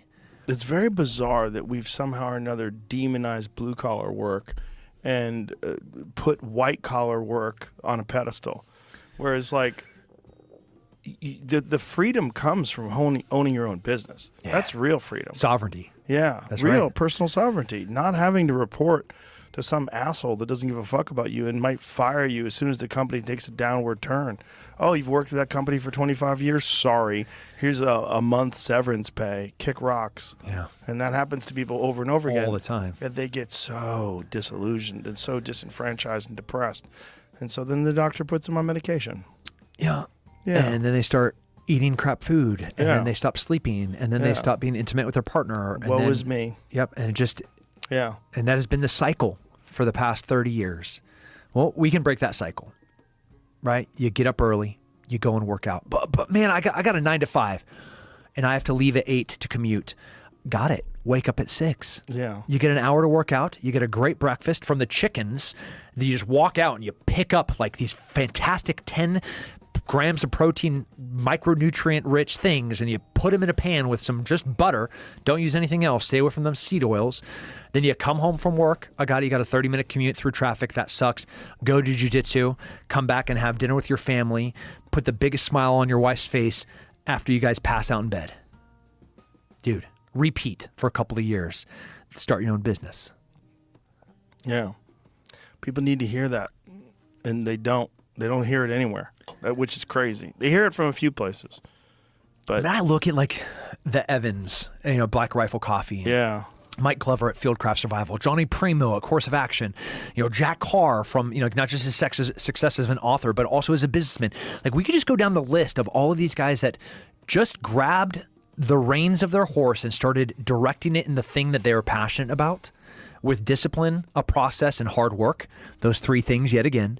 And look at where they are right now. And I'm like so proud to call them friends, but more importantly, I'm so proud that they're Americans, because that's the idea. And it's not this unattainable thing. Like, you're calling it unattainable because you don't want to do the work necessary to be successful at it. Wasn't Mike Glover put on some very fucking bizarre list? Yeah. He was called a radical extremist by the FBI. Because he was telling people how to can food and pickle things. That you should be prepared in case something goes south. Yeah. They How thought bizarre is that? This administration would and will not call Hamas the radical extremist, violent extremist organization and terrorist organization that they are, but will call MAGA people radical insurrectionists. The two-party justice thing that we got going on right now is dangerous for a republic. Mike Glover is an amazing dude. He served his country for 20 years. He was my boss for a little bit on the special operations side. We went to sniper school together. Saved my butt in sniper school. Do you know the story? No. Dude. Okay. Not that I need to talk about how amazing Mike Glover is, but he's an amazing human. All those dudes, Andy and Mike Sorelli, just great people. But so I'm writing a book right now called The Purpose of Pain. And my sniper partner during sniper school, he is dealing with a bunch of trauma from his last deployment. And I am such a selfish little prick. I am more concerned about being the number one shooter in the school than my brother that is next to me every single day, right? We're sitting here on a stalk. I'm with him for 20, 30 hours at a time. And we're sitting here looking at the back of a tree. We're discussing every single thing, but I'm not listening into what he's actually telling me, and he's pouring it all out there because I'm too concerned with being Special Forces Sniper School honor graduate or something stupid that I was at the time. Ultimately, during the field shoot, which is a must-pass event during sniper school, in the middle of it, he stands up and he quits. Literally just stands up and says, he makes a wind call in the opposite of the wind direction, so I see a left to right, so we should take the target, dissect it, and hold into the wind so the bullet travels and hit the target, right? So I see a left to right, and he gives me a right call. And I was like, hey man, give me a different call. You're missing this. And he's like, I'm freaking out. And I see his eyes start darting around, and he's just getting the pressure, and he stands up. He's like, I quit. In the middle of sniper school. And so the instructors are like, all right, Tim, you're out. I'm like, I'm not out. I still got a shot. Such a selfish prick. I just want to go back to that 26-year-old kid and just smash him in the face. Anyways, so I'm like, I'm going to graduate. I just need a bullet and a target. I could do it right now. Let me lay down. I'll make my own wind call. And they're like, this is sniper school. It's you and a partner. So they walk over to the people that have already shot, and they say, hey, I need one person to volunteer for Tim with one target, with one bullet. It's a go, no go. He gets a first round hit. He graduates. He misses. He's out of school. And this is to the pool of people. Mike Glover's hand pops up. I know him. We're both in this special mission, this unit called the CRIF, or the SIF at the time, the Commanders in Extremist Force. It's a special operations, counterterrorism, hostage rescue unit within special forces. So it's a very small pool of people. So I knew who he was. And his hand goes up. The instructor, check this, he goes, okay, what if your graduation depends on this shot? Mike's words wouldn't change my answer. I don't know him. I've never shot with him. He volunteers and effectively puts his graduation go, no go of Special Forces Sniper School on me to come and lay down with me to make a shot. So they get me an M118 LR. It's a 175 grain match grade bullet for my 308. And they walk over and they go, here's your bullet. There's your target. So we measure it. It's slightly over 700 meters. We get our wind call. We take the shot. And as the bullet travels, you see a thing called trace. It's the displacement of vapor in the air, and it looks like this laser beam. And when you're shooting really far, especially with a large kind of slower bullet, 2,600 feet per second for a 175 grain bullet, and that you see this laser going directly towards the target. So the moment I press that trigger, Mike's like, center hit. Before it even hits, right? Before we even see the impact of that 40 by 20 target. And bing, you see the splash, but it takes 3-4 seconds for the sound of that impact to reach us. So like, I see the trace, I know it's going to be hit. Mike stands up and he just starts walking off. Boom, center impact. And they're like, where are you going? And he's like, with Tim as graduates, like, no big deal, just volunteered to shoot with a dude that he has no, like, that is the Mike Glover that I know.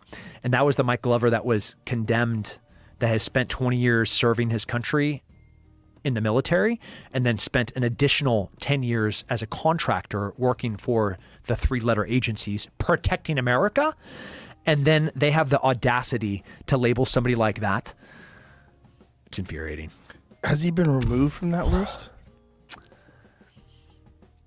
It's odd that you asked me that, because when I'm building these manifests to fly these people out of these countries, I want to make sure I'm bringing back good people, right? So we check to see if their names and their passport numbers and their date of births are on any lists where I wouldn't want to bring one of these people into the United States that's on a list. I have a bunch of times, even in the past couple of weeks, I was like, man, I might just run Mike to see if he's still on there. Yeah. But then I didn't want to, because I didn't want to like run a name and him to be on there or him not to be on there, and then them to look at me to see that I ran his name unnecessarily. Oh, God. You know? Yeah, that's not good. What a fucked up dilemma. Yeah. So I don't know. I don't know if he's on that list. He shouldn't be. The dude's an amazing American. Well, the motivation to put him on that list is so fucking strange. He's teaching people to be prepared. Yeah. I'm like, shadow ban. If you try to share one of my posts today, you're going to get a notification from Instagram that I am sharing misinformation. And if you try to follow me on Instagram, if you go to Tim Kennedy MMA, you won't find me. You have to go down until I have like, couple million followers, and you will not find a verified. You'll see 20 fake Tim Kennedys until you find the verified Tim Kennedy. And then if you click on it and you say follow, it will give you a thing that says Tim Kennedy spreads misinformation. And you have to say, okay, follow, for you to follow me on Instagram. Didn't they tell you that you had to remove certain factual posts? Yeah, I did. I deleted them all. And what were they? One was that Epstein didn't kill himself. The other one... What the fuck does that have to do? Imagine that being a controversial position. Yeah. Well, there's 3 of them. That was one of them. That was one of them. The second one was I listed economic problems within the American government that a couple $1 trillion was missing before 9/11. And the Donald Rumsfeld speech. That's the one. Yeah. He specifically said, but he did not say missing. Right. He said unaccounted for. Oh. So the third party fact checker that I got a strike from, because I said that we were missing over $2 trillion or $2 billion before 9/11 that then went missing after 9/11. They said, no. He didn't say missing. He said unaccounted for. So you're spreading misinformation. That was strike number 2. Did you go back and edit it, or did you just have to delete it? No, I just deleted the whole entire thing. Just to keep your account. Yeah, to keep my account, but I'm still like I said, it can't be searched, won't pop on Discovery, can't share my posts, can't follow me. Yeah. It's like they're doing the thing. And then the third one was my son and I were playing Nerf. And it was a video in like first person of me chasing my, at the time, 7-year-old with a Nerf gun. And they said that I was violated the community guidelines of sharing violence and encouraging violence. And it was a Nerf battle between me and my 7-year-old, which I also deleted. But that post currently still says like your strike is from violating the community guidelines of encouraging violence. And Nerf guns. A Nerf battle with my 7-year-old. What about video games? If you play like some like war simulation video game, is that a violation as well? I don't know. I know they ding people on hunting. Like you have that Montana Knife Company hat. Josh from Montana Knife Company just posted something that he's been attacked because he showed a hunting photo because his wife killed late season elk with a rifle, and they said a photo of this Nosler rifle, this beautiful rifle, the elk that they shot, the animal that they harvested that they're going to eat, and that got. He got notification that his account cannot be shown to anyone other than his followers. It's insane. Like, what? Yeah. What are we doing? A great small business guy that gives back in incredible. Another great human, where one of my friends, Af, he's a command sergeant major in 7th Special Forces Group. And they do this thing in this like change of responsibility where they give gifts. And normally it's like something dumb, like a lighter that's engraved, right? So I hit up Josh. I was like, hey man, one of my homies that I went to war with this guy. I love this man to death. Af is like one of the greatest humans to ever walk the face of the planet. Can like I buy some knives and like hook me up, with a good deal? He makes the 7th Special Forces Group red color for their the emblem that you wear on your beret, that red, he puts on the handle of the Speed Goat. Then he makes it black, and then he takes the crest and he puts it on the blade, and he sends it to him to give to his dudes. And like, never saw an invoice, just like Josh being Josh, dude. No, he's the best. I went pig hunting with him recently. Such a good guy. Yeah. And amazing business, and an amazing story of a guy who he came up with a name, Montana Knife Company, and copyrighted it or patented it or whatever in I think he was 19 years That's old. right. Yeah. And the company's only been around for a couple of years and is fucking gigantic. It's huge. It's killing it. They make great knives. They make amazing knives. Amazing I'm knives. trying to talk him into making some fight. So like, obviously, while I didn't want to get murdered by a bunch of terrorists when I was overseas, so I had stuff to like take care of me. And I send Josh a photo of me with one of his bigger knives. It's like I kept it right underneath my body armor as I was cruising around that kind of contested area of southern Israel, and that knife is just like sitting underneath my body armor. And thankfully, I never had to use it, but it would also have been a picture I would have sent to Josh, and he'd be like, dude, I don't want to see this. Yeah. You are such a psychopath. Right. It would have been a blast, though. Yeah. I don't know. Yeah, he probably doesn't want to see that, but it's just insane, that kind of censorship, and I don't understand it. I don't understand who it's like. Who is following him in the first place? I mean, he makes a hunting knife It's a hunting knife company. Who does it benefit for them to censor me? I don't understand it. It's leftist people that are involved in these organizations that have a very specific ideology that they adhere to, and they think that anybody who is pro-America is in some way, shape, or form negative. Yeah. And I don't get it. And I'm sure I'm on some of those lists. Yeah, for sure. But I'm like weirdly, I fucking sneak through. You're kind of too big to mess with. It's odd. Well, I'm friends with Zuckerberg, which is nice. Yeah, that'd be nice. I can text him and go, hey, man, what the fuck is going on with this? Yeah. And he's a good guy, but his company is run. I mean, he's a publicly traded company that is filled with people that are in the tech industry. And I think a lot of those people are out of their fucking mind. Yeah. They're out of their fucking mind. And I had a conversation with Elon about it last night where we discussed it. He says it's a death cult. He says people in a death cult. They think that there should be less human beings. They think that human beings are the problem. And they just have this specific ideology that they want to push on everyone. And anything that's even remotely opposed to that, like hunting, is most of these, how many of these people fucking eat meat? And somehow or another they think that hunting somehow or another is in opposition to this leftist position. Yeah. X has gotten really fun. X is so much fun now. It's so much more fun. That wild motherfucker spent $44 billion, and we discussed it last night. We did a podcast last night, and he said, I don't want to sound melodramatic, but I did it to save humanity. And I think it's true. The only place that I can have a rational conversation and actually say what I think, as you should be able to do in the First Amendment way. And not worry about getting banned.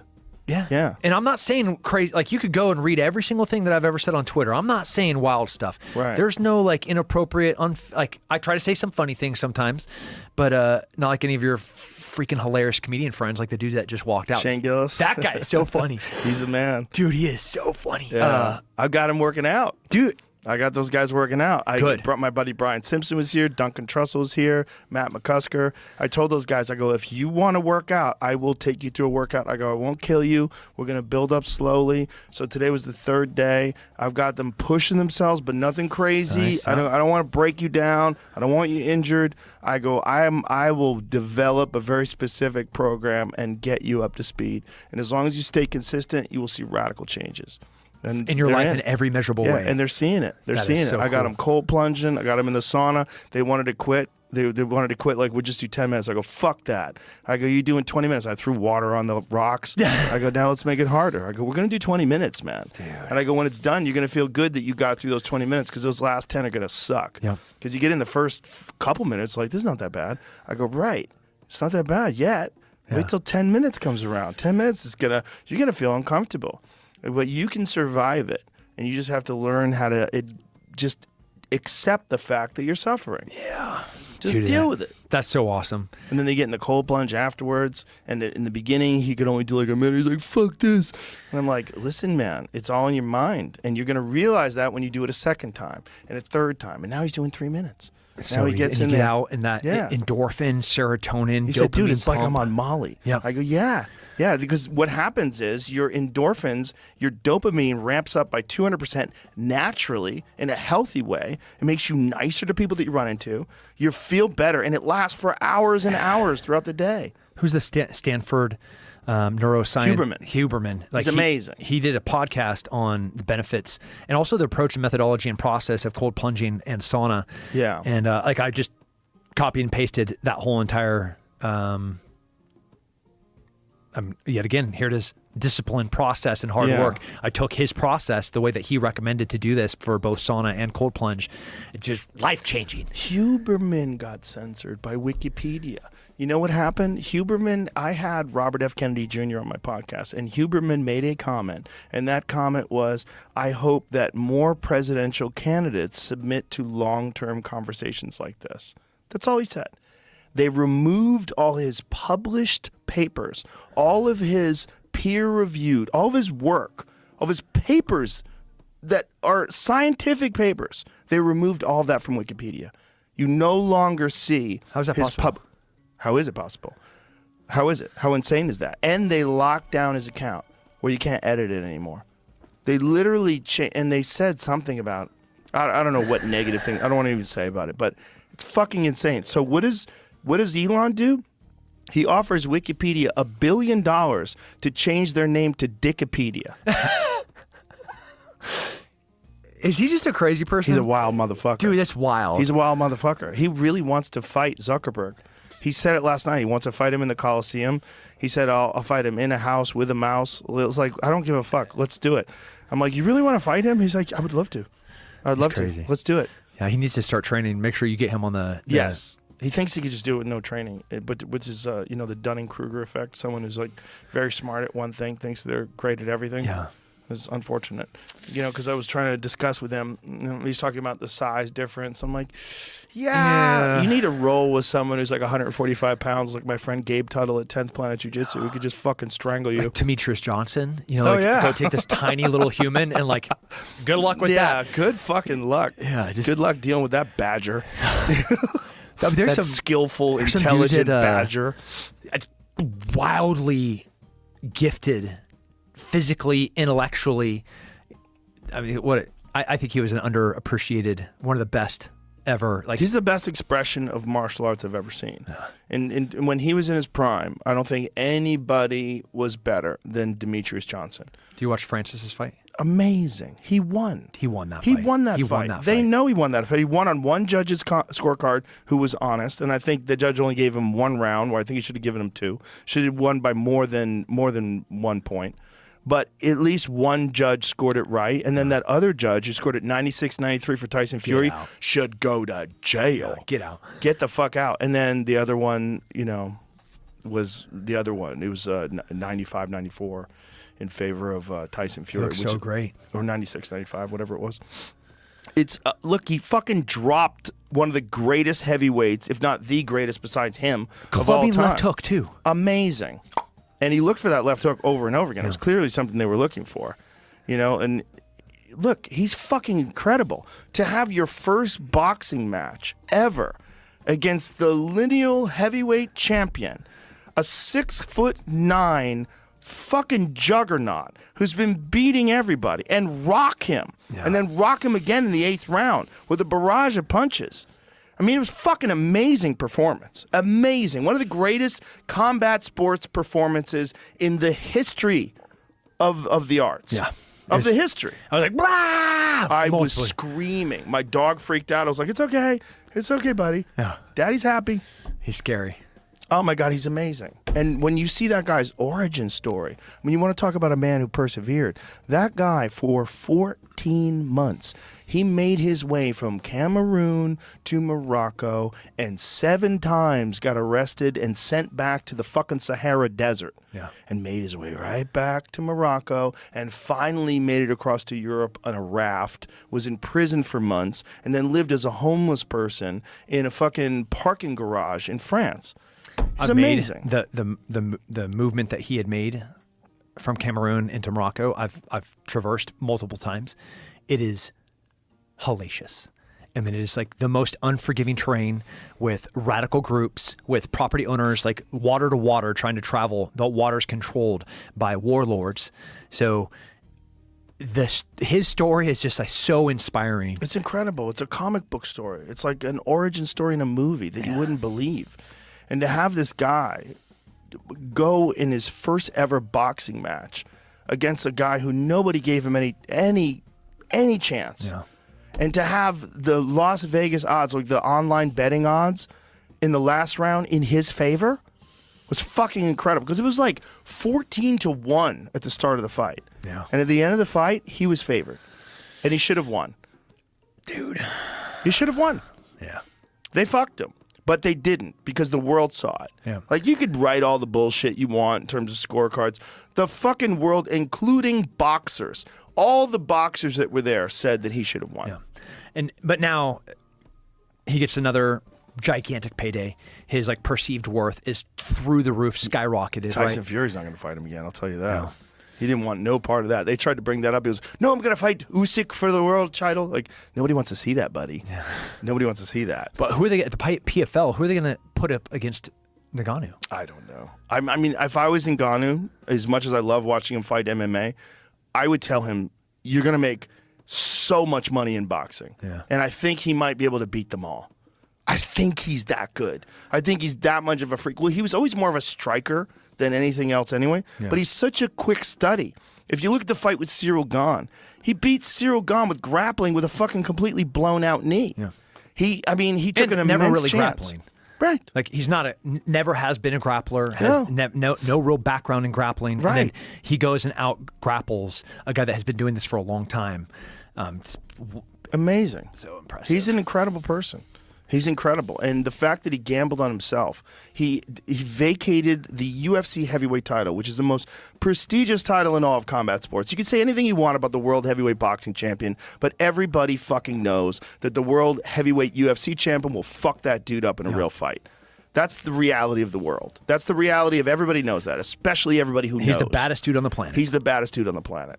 100%. And the only person that has A chance is John John Jones. Jones. And John Jones unfortunately just tore his God, fucking it's- pec off the bone. that video was Great. heartbreaking. Horrible to see.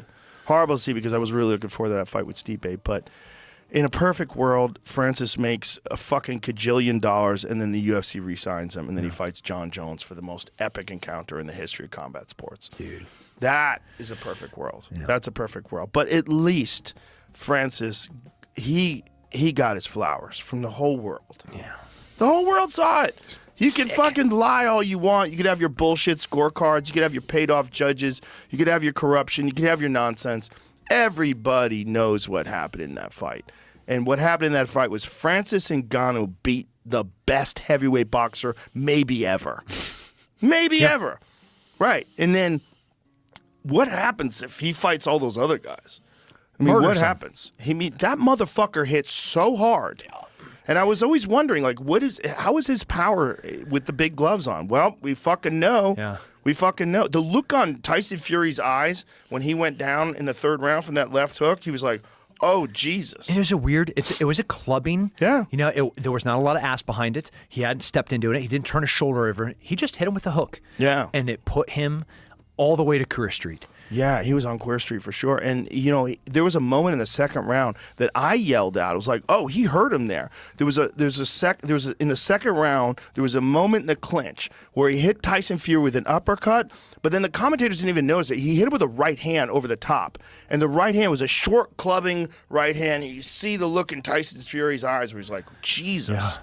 That power is fucking extraordinary. But not just the power, but the intelligence to deliver that power in the most high-pressure situation imaginable. Your first boxing match is against the Gypsy King, a 6'9" fucking phenom who's one of the best boxers to ever do it. Yeah. Amazing. Sick. Amazing. And he just fucking cashed his own check. I mean, he is the man now. I mean, he's in demand everywhere. Everybody saw that fight. It was a huge fight. Yeah. And now they're talking about him fighting Deontay Wilder. They're talking about him fighting some other people. Anthony Joshua stepped up. Whoo! Yeah. I love pugilistic sports. You know, and as crazy as this world has been, wrestling, boxing, and MMA and jiu-jitsu has been so fun from this last ADCC to UFC the past 5, 6, not the most recent card, but 3 or 4 of them this year have just been dynamite. Tons of finishes. Dynamite. Lots of, like watching Sean Strickland, his rise. And crazy. Like beating what I thought stylistically to be a very hard matchup. So like, God, I love martial arts. Oh, it's amazing. Another thing that I wish every single American would pour themselves into. Yes. Because it is, the reward that you get from it is well, everybody wants to talk about the bullying crisis, but the counterintuitive solution to the bullying crisis is teach bullies how to fight. Teach everyone how to fight. Yeah. And guess what? Not just the victims. Right. You take, I want every bully to come into my jiu-jitsu school. Yes. Because they won't be bullies anymore. They won't. And what it is a deep insecurity and this desire to impose yourself on other people to somehow or another make yourself feel better because you are lacking. And if you are not lacking, you don't want to do that. Yeah. Do you think Francis Ngannou's a bully? He's not. He's a very nice guy. All the most savage dudes on the planet. The nicest guys. They're the nicest, sweetest, graceful people. Yeah. And like another Jordan Peterson philosophical perspective on, a good man isn't a useless man. A good man is a man that is capable of violence but chooses to be kind. Yes. Chooses to be graceful. And I 100% agree and subscribe to that. Be a monster and learn how to control it. Just an absolute, my mom hates this word, savage. Yeah. But a savage under control is somebody like that. Would you rather be the gardener in the war or the warrior in the garden? Exactly. Right? Like, I want to be able to create. I want to be able to write. I want to, I want to be the contributor and a good lover and a good father and a good entrepreneur. Yes. But let's call a spade. Like, I will wear your skin. I will destroy everything about I will salt the fields. I'm talking like scorched earth, permanent destruction of everything that you love if you come at me or towards mine. Yeah. But inversely, my kids will never have ever understand the level of violence that I'm capable of to be as kind and as gentle as I am to them. Yeah. Yeah. That's what I want. I want that for everybody. On that note, let's wrap us up with that. That's perfect. Tim Kennedy, you're the fucking man. No, man, I love you. Thank you for giving people like me opportunity to talk about the things that we love and believe in. I was really struggling. Like, man, I don't know if we can talk about this, but thank you. It's complicated and it's difficult, but it's important. And thank you for being you, because there's not a lot of people that can express it the way you have. Thanks. Appreciate it. Yeah. Bye, everybody.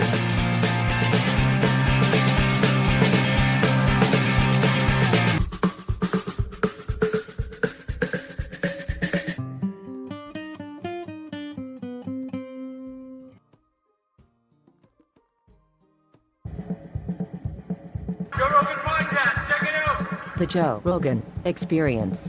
Train by day, Joe Rogan podcast by night, all day.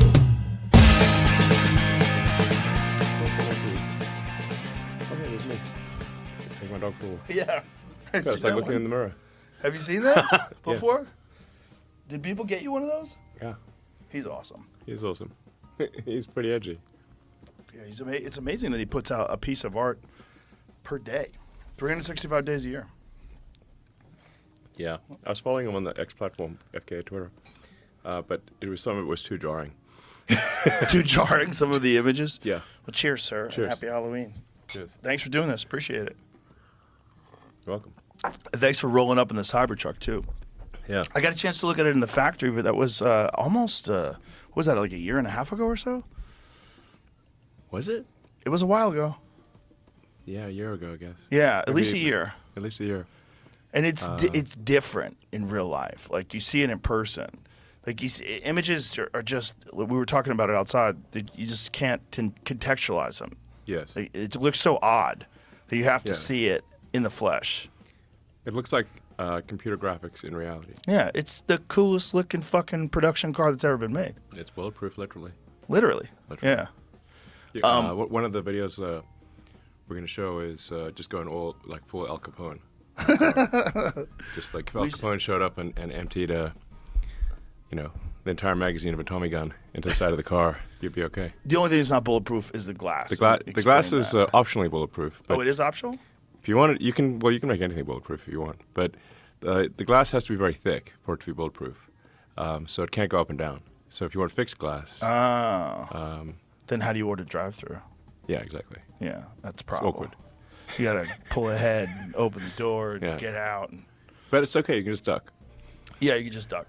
Like How duck where? far away are you from full, like, delivering them to people? Has anybody gotten them yet? We plan to do our first deliveries next month. Oh, wow. So now it's just testing and fucking around? The hard part by far is manufacturing, not designing the car. And there's just not really a movie about that, but there should be. In the sort of the movies will always be about the sort of inventor who invented the car, and then the job is done. Right. Or invented the object. Now the job is done. This is not true. That's the easy part. The hard part is manufacturing by far. Why is it so much harder than making an individual model?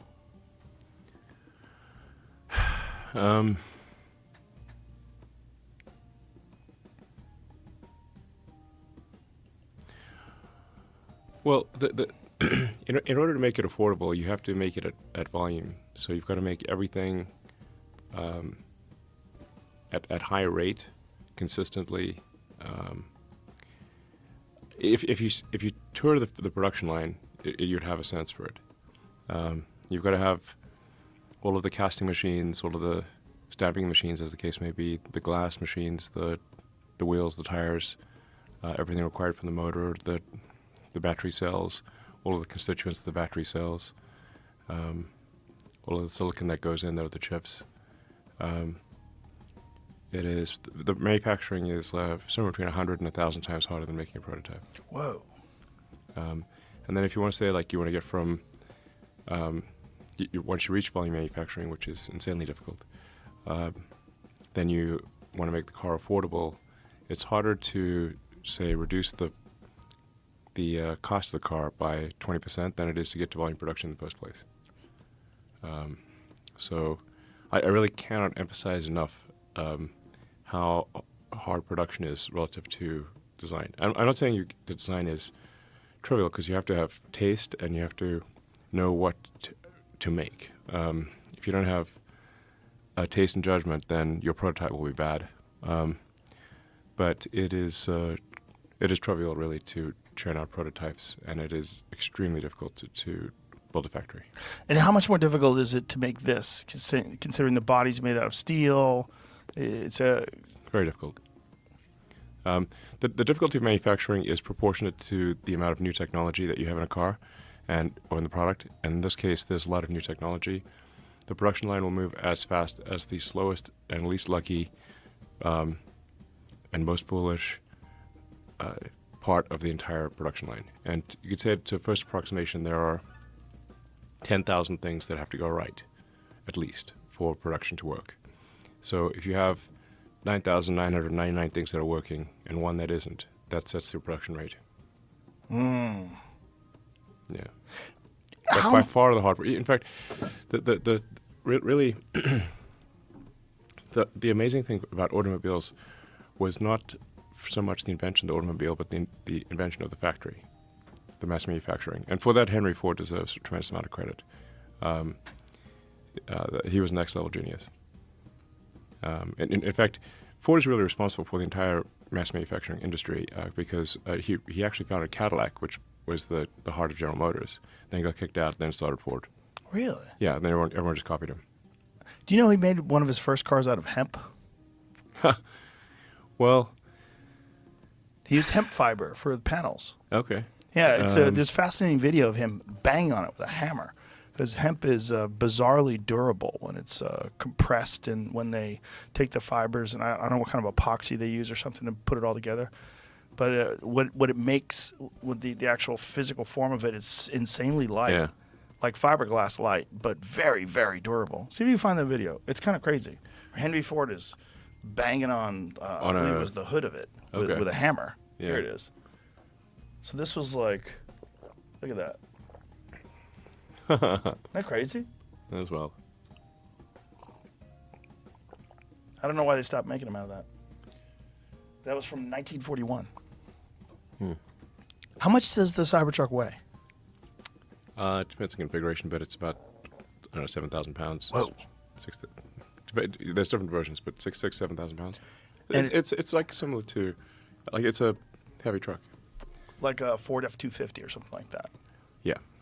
And it, because of all of the metal and the weight and everything like that, but with the engines that you have, it's still, the 0 to 60 is pretty bizarre, right? It's like 3.5 or something like that? We're aiming to get the 0 to 60 below 3 seconds. Below 3. Yes.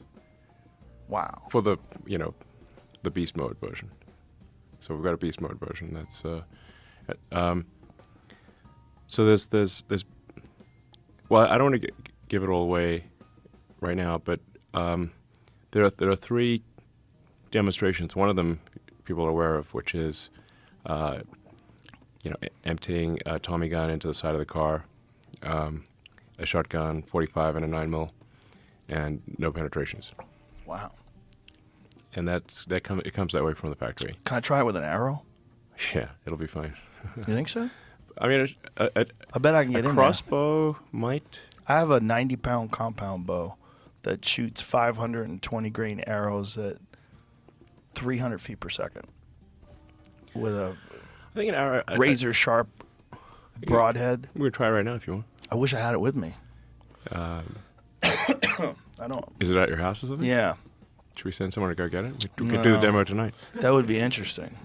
Maybe I'll drive back with an arrow sticking out of my car. I bet I could get in there. Okay, I'll bet you can't. Really? Yeah, I'll bet you $1. Damn. I'd like. Damn. I think wish if you have a crossbow that's with enough force, you might a crossbow. The thing about a might crossbow get is it the through. bolt. Even though it's very fast, it's not going to be nearly as heavy. You won't have as but many you can grains. You can make a heavy crossbow bolt.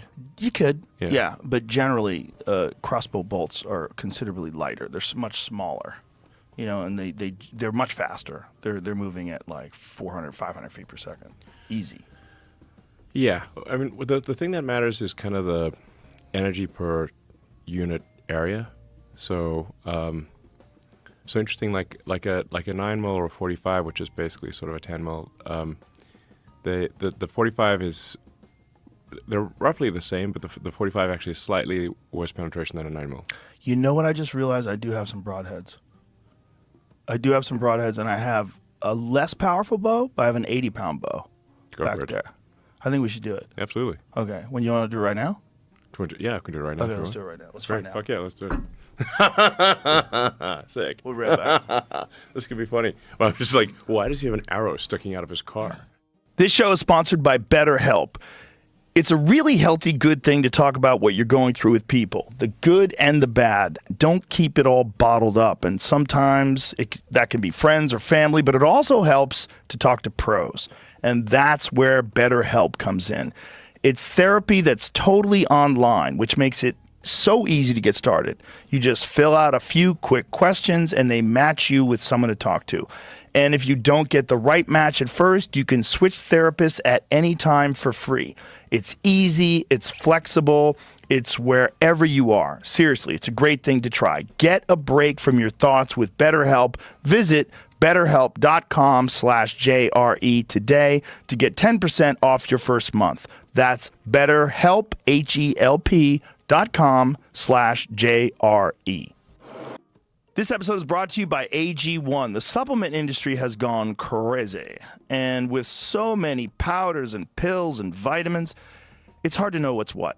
I get asked all the time what I would take if I could only take one supplement, and the answer is hands down AG1. AG1 is a daily foundational nutrition supplement that supports whole body health. It's a science-driven mix that replaces all those multivitamins and probiotics with one simple drink. It's not some whole regimen that's overwhelming or confusing. Just a scoop in a glass of cold water every day and you're set. It couldn't be easier to start feeling better. I drink AG1 every day because it's a way to get the nutrition I need that my body can absorb and use effectively. I know you're going to love the way it makes you feel. Order now and you'll get a free 1-year supply of immune-supporting AG vitamin D3 and K2 and 5 free AG1 travel packs with your first purchase at drinkag1.com/Rogan. Start building your health foundation first with AG1. If I had a different broadhead, I think it would be better. I can bring it back. We'll see what we do. We'll get a sense of it here. Just don't, have the arrow come back in. I'm going to shoot the door. I mean, just beware of ricochets. Like, you might want to do it at a slight angle.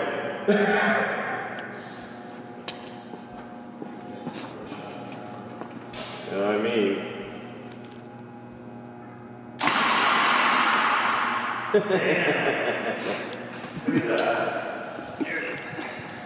Very nice. Look at this. Blew the arrow apart. Yeah. Flatten the tip of the arrow. Look at the tip of the broadhead. That's impressive. Hey, cutie. Thank you. Well, now we know. So we just shot an arrow into it, and it barely scratched it. Barely scratched it. Yeah. It was probably moving 275 feet a second. That was a 525 grain-ish arrow with, even more than that, because it had the 125 grain head, so that was 545 grains. That's impressive. Yeah. Very impressive. It just destroyed the broadhead. The broadhead flattened at the tip, and then the arrow blew apart. Yeah. Amazing. Yeah. It's like I said, you could. We have a cool video we'll show at the handover event next month, which is emptying an entire magazine of a Tommy gun, which I think is like on the order of 50 rounds. You're just going full Al Capone, on the side of the car, shotgun, 9mm, 45. And you built it like this just for fun. Well, I mean, because it's cooler. I mean, because you can. Trucks are supposed to be tough, right? Yeah. So, is your truck bulletproof? No, mine's definitely not. Exactly. And if I shot mine with my bow, it'd go right through it. 100%. 100%. So if you shoot any normal car, unlike in the movies where people hide behind car doors, a car door is basically very thin, mild steel. So if you shoot a gun at through like a regular truck, it'll go through both doors. So you can't hide behind a car door like they do in the movies. In the way back in the day, dating myself, but the A-Team where they would there'd be like bullets flying everywhere and they'd be hiding behind the car door. Right. That doesn't work. But it does in a Cybertruck. Was there ever? I mean, any- it's best in apocalyptic technology. Yeah, well, I mean, you never know. I mean, it's an amazing car to have in the apocalypse. yeah, exactly. Doesn't it also does it still do this thing where the ride height raises? Yeah. And so you can, and there's also no regular drivetrain, so there's no axles that Correct. are the impediment to going over rocks and things like Yeah, that. normally in other vehicles, in gasoline or diesel vehicles, you've got the differential, which hangs down low between the rear wheels. So you look under a truck, there's almost always a differential there that's hanging down pretty low. So if you hit the diff on a rock, you'll break it. Yeah. But there's no the bottom of the sub truck is completely flat, and it has the best clear height of any vehicle. How far away are we, if it's ever going to happen at all, from having a vehicle that can operate entirely on solar? Well, you've got a surface area thing. So it's about a kilowatt per square meter, normal to the sun, roughly. So it really depends on what kind of mileage. You can't, you don't have enough surface area to keep the car going just from the car surface area. But if you had something that folded out, you could make it self-sustaining. Something that folded out, so like you could park it and then leave it on. Yeah, you'd have to unfold like the Starlink satellites do, where you unfold the solar panels. You just need more surface area. You need. Is there any potential for an advancement in technology that would make a smaller area much better at conducting sun? Nothing. No, it's a kilowatt per square meter. That's what you're going to get when the sun, if you're normal to the sun, so at 90 degrees to the sun. And there's nothing that could accelerate that, or no. That's just literally the solar That's energy. just it. Yeah. So then you multiply your efficiency by that. So if you commercial panels maybe 25% efficient if they're a good one, so you get 250 watts per square meter. There was which is one car, roughly 10 feet. What was it, like a Fisker that was using a solar panel that claimed that it was operating like the electronics, like it could start the radio. Yeah. I mean, you can definitely you just don't have enough surface area for it. But but you can certainly you could run a house with solar, with the solar roof, and the Tesla solar roof. You can run a house. But it's never going to get to a point where you can just have a car that's made out of solar panels that it could drive around. It could never be that efficient. Correct. So you do not have enough surface area. What research or what breakthroughs have been made in terms of battery technology? Like, how far away are we from having batteries that are far more efficient and last far longer? 'Cause I know there was some talk of sodium-based batteries. The battery range is not a problem at this point. I mean, the Model S will go 400 miles. Model 3, Model Y will do over 300 miles. So, that's more than most people need. So, yeah. Right, but are we? How far away are we from making batteries that are more efficient? This is we obviously haven't at least. This is hit not. the What limit I'm of saying is technology. this is not really a constraint. At the point at which you've got a car that can do, let's say, even at highway speeds, 250 miles, then or let's say 240 miles at 80 miles an hour. Now you're driving for 3 hours straight. And so if you start a trip at, say, 9 a.m., by noon you want to stop for lunch, go to the restroom, grab a coffee. By the time you come back, your car is charged. How long does it take to fully charge? Yeah, to half an hour. Well, you don't want to. It's the people will get used to it because it's a little different. Like for a gasoline car, you'd want to fill it up. For an electric car, you'd want to actually go very close to zero, and the car can calculate how much range it has with precision. So if you pull up, say, enter a road trip in a Tesla, it'll calculate all of the supercharges along the way, where you should stop, how much you should charge, and just let the computer do its thing, and it'll work well. So you actually want to charge to about 80%, and then run it down all the way to 10%, I'd say, or less. Do you want to do that on everyday use as well, or just with long trips? No, just long trips. If you're trying to minimize the amount of time you stop when charging. So let's say you want to stop for 20, 30 minutes, then You really, it's a little counterintuitive because for a gasoline car you would fill it up. For a battery, the charge state tapers off as you get above 80%. You can think of it like I think the right analogy here is cars in a parking lot. So the lithium ions are trying to find a parking space as they move across, from one side of the battery to the other side, from cathode to anode. I mean, they're sort of just these ions are just bouncing around looking for a parking space. So when the parking lot's empty, they can zip right in there and find a spot. It's easy. As the parking lot gets full, just like trying to find a parking space at a mall, you have to hunt around for a spot. And that's basically what's going on, is the ions are looking for a parking spot. So as the battery gets closer to full, it's harder and harder to find a spot. They have to bounce around more. So it takes longer Just like to a get person from in a 80 pocket. to 100. Correct. Getting from 80 to 100, it takes about as much time as getting from 0 to 80. Oh. Just think of like the ions got to find a parking spot. Oh. And just like if you're in a mall and it's busy, then it takes longer to find a parking spot than if it's empty. So essentially you're satisfied with the technologies available right now in terms of like the amount of mileage that you get out of it and things along those lines? Yeah, range is not an issue. Cost is more of an issue. So just need to make the car affordable. A long-range car needs to be affordable. When you fully roll out, how many Cybertrucks can you guys make a month? We're aiming to make about 200,000 a year at volume production. Wow.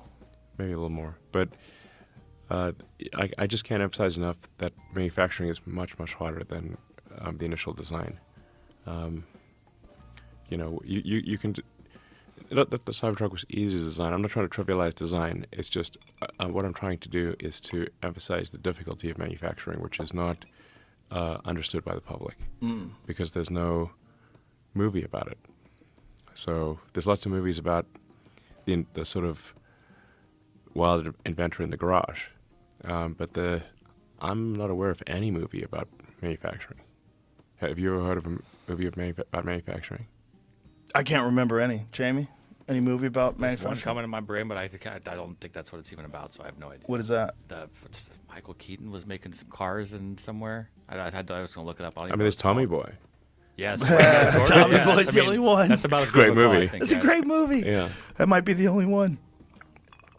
That's interesting that it's such an immense part of American culture and also the decline of some American cities. I mean, it's famously documented in Roger and Me, which is a great documentary where he just talks about how Flint got destroyed when they pulled out the car manufacturing. Yeah. There's a reason why generally politicians really try very hard to get a factory in their area is because it's a massive generator of jobs. And for every factory job, there's like roughly five support jobs. So it's like teachers, electricians, plumbers, lawyers, accountants, whatnot, restaurants. So manufacturing is kind of like a nucleus from which many jobs spring. That's why it's generally, governors and prime ministers and presidents will try so hard to get a factory in their country or region. When you decided to build the Gigafactory, and when you decided, just even when you decided to get involved with Tesla, did you have any idea of how difficult this would be? Did you have a preconceived notion? I thought it would be very difficult. I thought our probability of success was less than 10%. Whoa. Yeah, it would be foolish to think anything else other than that. Even at this point, the only car companies that have not gone bankrupt are Ford and Tesla, American car companies. General Motors went bankrupt and Chrysler went bankrupt in 2009. There's some chance they'll go bankrupt again. Ford and Tesla barely made it. It was incredibly difficult to keep Tesla alive when General Motors and Chrysler were going bankrupt. So, because manufacturing is the actual hard thing, not that by far the hard thing. I just can't emphasize that enough, and I hope somebody makes a movie about that. Maybe they should make a movie about Tesla. Sure. Why not? Yeah. Perfect. Who would you want to play you? I don't care. How about David Spade? Anyone. No. I don't care. I'm kidding. I don't care if anyone plays me. But I do think that I just went there's- back to Tommy Boy. Yeah, that movie rocks. You know, Jim Farley is the CEO of Ford, and he's Chris Farley's cousin. No way. Yes. Wow. That's crazy. Yes. That's crazy. And they look, they look related. Yeah, there should be a movie. Yeah. You got to get someone good that doesn't fuck it up. Someone doesn't. Well, I mean, the thing is that writers are just disconnected from manufacturing. They just never see it. So, Right. and I guess you have to try to create some narrative arc. I mean, there are some shows like How It's Made type of thing, but they're pretty niche. But I know about some of a broken record here, but I can't emphasize enough that it is insanely difficult to manufacture. Makes sense. Yeah. Well, it particularly makes sense when it's something that novel. Something is, but ultimately, cool as fuck. Yeah. What has it been like? You've owned X for a year now. Oh yeah. Do you ever wake up in the middle of the night and have a dream that you didn't do it? And your life is infinitely easier? Well, it's certainly a recipe for trouble, I suppose, or contention. What was it ultimately that led you to make the decision to do it?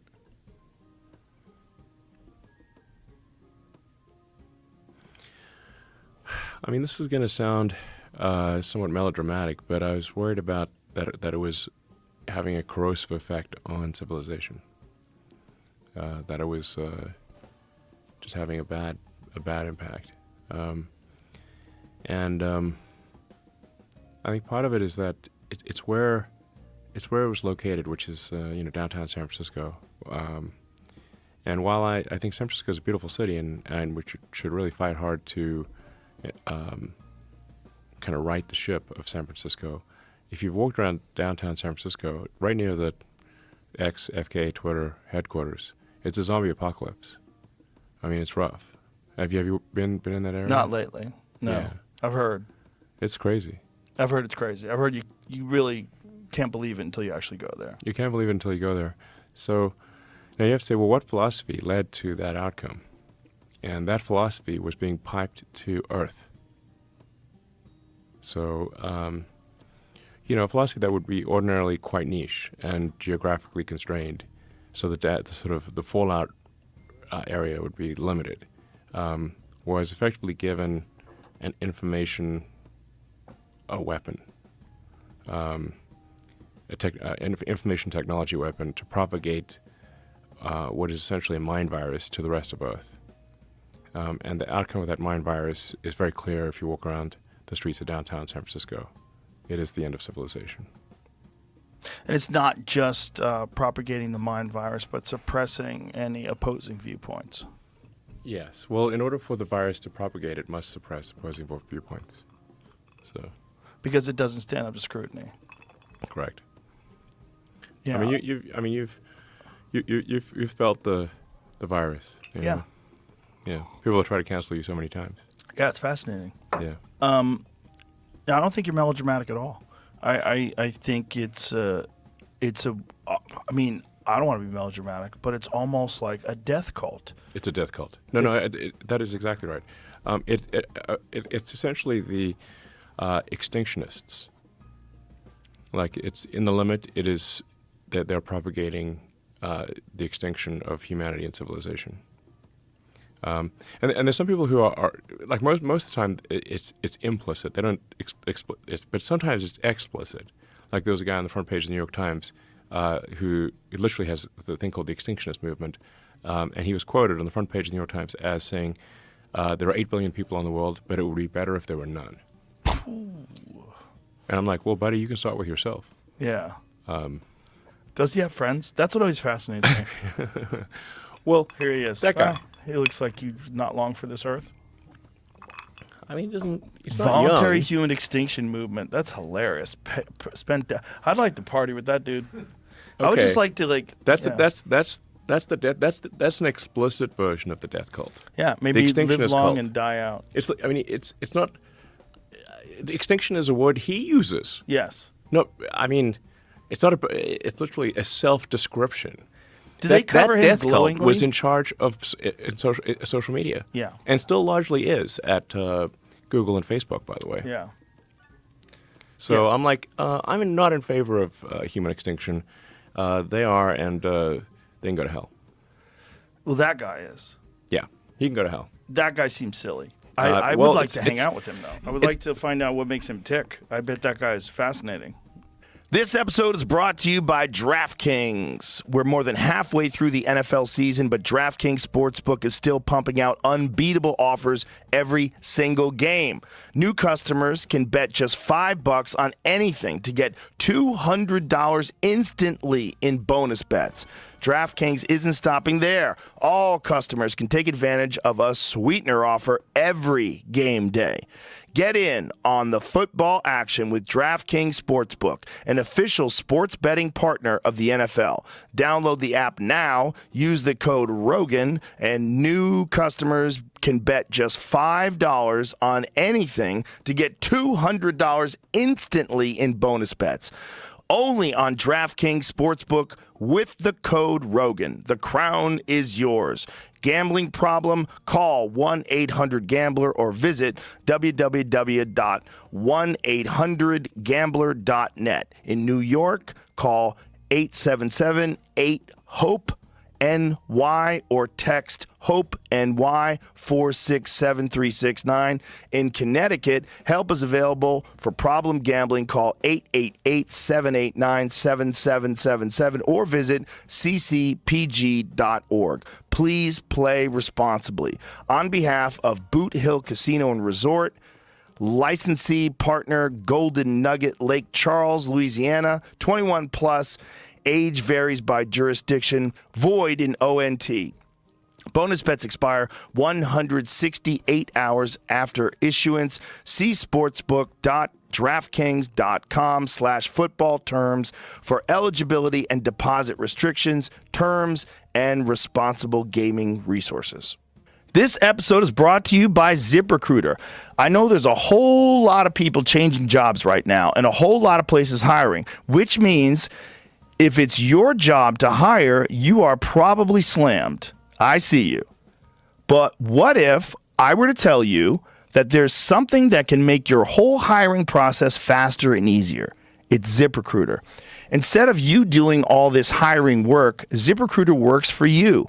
You post your job once on ZipRecruiter, and then it sends it to more than 100 job sites, so you reach just a ton of people. Then ZipRecruiter's tech scans thousands of resumes for you to identify the ones whose skills and experience match your job.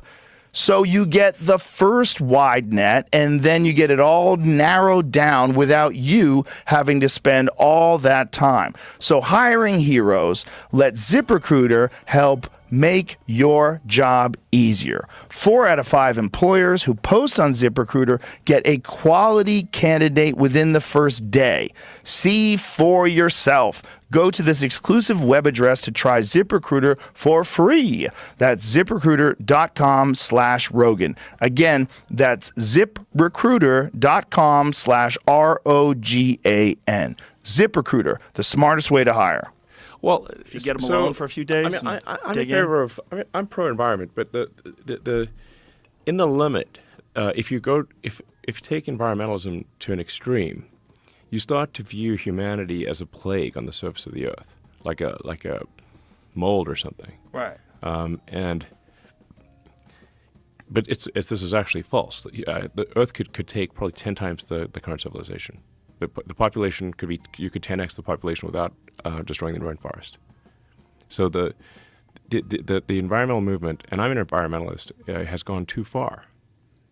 They've gone way too far.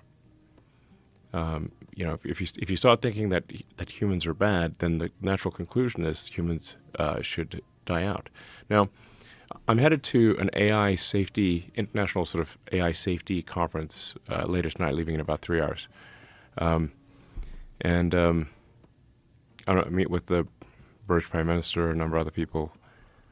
So you have to say, like, how could AI go wrong? Well, if AI gets programmed by the extinctionists, its utility function will be the extinction of humanity. Yeah, clearly. Yeah. Yeah, I mean, particularly if... They won't even think it's bad, like that guy. Right. Yeah. If you let It's AI... messed up. There's a lot of decisions that AI would make that would be very similar to eugenics.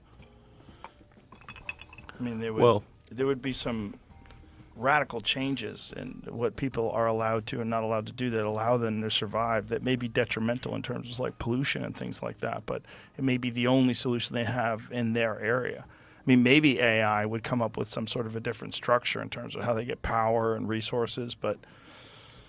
There's no shortage of power. Like we talked about solar power for cars. The issue is that cars just have a very low surface area. But you could actually power the entire United States with 100 miles by 100 miles of solar. Really? Yes. So you could just pick some dead spot that you fly over. Of which there are plenty. Cover that sucker up with Correct. solar panels and charge the whole country. Absolutely. 24/7. You need batteries, but yes. Yeah. Wow. Yeah, it's not hard. Meaning it's very feasible. In fact, the sun is converting over 4 million tons of mass to energy every second, and it's no maintenance. That thing just works. We have a giant fusion reactor in the sky. That is the sun. In fact, someone's like, well, what about radiation? I'm like, the sun is literally a nuclear reactor in the sky. Yeah. Are you scared to go in daylight? Rocks have radiation. Yes. Yeah. The radiation risk is greatly overestimated. I always wonder why radiation is always bad in real life, but always awesome in comic books. Yeah, right? exactly. Like Get no bitten one by a gets radioactive spider, superpowers. and suddenly you have spider abilities. Get hit with gamma rays, you become the Hulk. What if you're radioactive cockroach? You'd be like the cockroach man. Yeah, you can be one of the X-Men. Yeah. Yeah. I think the problem is, like, most people just don't understand what radiation is, and so it just sounds like a mysterious, invisible death ray. Well, it's almost like drugs. Like, we think of it, we put a blanket over it, like it's all one thing. Radiation is Chernobyl. Right. I mean, the things you can actually tour Chernobyl right now. So can you really? Yes. You can actually go to where the meltdown Well, I is? mean, there's a war zone, but Close apart enough? from that, the issue is, more getting shot than it is. You don't have a radiation risk. But the problem is, like, I think when people don't understand what radiation is, they can't see it, they can't feel it, they think, well, I could just die at any moment, like from a magic death ray. Right. I've had people say, like, oh, the radiation from their phone is going to hurt them, or they're scared of the microwave. I'm like, when you say radiation, do you mean particles or photons? And if you mean photons, what wavelength? And then, like, I don't know what you mean. They don't know anything about that. Right. They just have. They're afraid of the term. But Yes. it's because of 3 Mile Island and Fukushima. We've been. Yeah, but nobody died of radiation from Fukushima. True. Not one person. True. In fact, but I was asked by people in California, like when Fukushima happened, whether that radiation would get to California. And I'm like, that's the dumbest thing I've ever heard. And so, actually, to help support Japan, I flew to Fukushima and ate locally grown vegetables on TV. And I'm still alive. I have a friend. He's very smart, but he won't eat fish out of the Pacific because he's worried about the radiation from Fukushima. Yeah, that's irrational. There is no physics substance to that, I would say, at all, not even slightly. I'm going to send him this clip. Yes. Go back to the sushi place, bro. No, you should be. If you eat too much tuna, you're going to have mercury. Yes, correct. Mercury poisoning from tuna is a real thing. You can get arsenic from sardines too. I found that out the hard way. Really? Yeah. Ate too many sardines? Yeah, I got my blood work done, and the doctor says you have arsenic in your blood. And I go, is someone poisoning me? He goes, no, it's very, very low level. It's like is your girlfriend angry at you? He goes, do you eat a lot of fish? Like that. And I said, yeah, I eat like 3 cans of sardines a night. That's a lot of sardines, man. Yeah, I love sardines. I mean, yeah, I love them. I really do. Sardines. I've always loved sardines. Okay. I love them. But turns out, like, you can't eat too much of it because they're They're not good for you. okay. Yeah. I mean, a little sardines once in a while, but not 3 cans a night. Well, for me, it's like I come home late from the comedy club, and I want something easy to eat, and I don't want to So stop open a and can get of sardines. fast food. So I open up a few cans of sardines. And I'll, watch a little TV, eat a few cans of sardines. I was doing it every night. And then I stopped doing it, and I got my blood work done a couple months later. It was gone. Yeah. So, Well, don't eat I too many think sardines. anchovies really pep up a Caesar salad. Yeah, they do. I'm a fan. I'm a fan. I'm a fan of anchovies as well. Yeah. One of my favorite pizzas ever is pineapple and anchovy. Okay. Double pineapple, double anchovy. Wow. It's amazing. That's It's the sweet and the salty, and then you got the tomato sauce and the cheese. It's my favorite pizza. It's very good. I mean, as a kid, I was like very much against Hawaiian pizza, and as an adult, I like it. Hawaiian's good, Yeah. but I'm telling you, anchovies and pineapple is Yeah. the bomb diggity. That's the bomb Okay, diggity. I'll give it a shot. That's the bomb diggity. Hey, wait, can we order some right now? Is that feasible? I bet we could. Okay, let's try it. That'd be sick. Yeah. We'll have someone out there. Have Jeff I'm a little busy, order a very large pizza with double pineapple, double anchovies. Great. Fantastic. I'm hungry. Let's fucking go. Yes, Let's LFG. fucking go. Verify you No think. time like the Yeah. present. Enjoy life. Well, there's got to be a good spot around here. Tell them we'll find a good spot and tell them it's for us. They'll cook it up. If they Don't jizz on the pizza. All tell right. them we'll mention their name. Tell them we'll mention their name on the podcast. Don't tell them it's us. Yeah, tell them it's us. Fuck it. If they're gonna close, tell them we'll mention their Like name. what is this? What is this salty sauce that's so mysterious? Oh no! Right? Don't tell them it's us. Good call. Yeah, don't tell them it's us. Make sure you don't buy it from any liberals. What is this salty, tangy substance? Don't buy it from East Austin. Don't buy it from anyone who still wears a mask. There's a lot of them out there. There's a lot of them out there. They're still masked up. It's wild. Yeah, once in a while I see someone paranoid. I'm like, On the street. Yeah. I saw a guy on the street the other day just walking around with a mask on. I'm like, okay, buddy. You look like you're about 28 years old. Yeah. I think you're going to be okay. Be okay. Yeah. You're probably not going to be okay breathing that fucking same air in that mask and all the bacteria you're spitting out. Yeah. It's attaching to that cloth. Yeah. Masks are not like some magic health shield. I mean, there are times where a mask is warranted. Like if a surgeon is operating on you or whatever, then you don't want the surgeon spitting in your wound. Of course.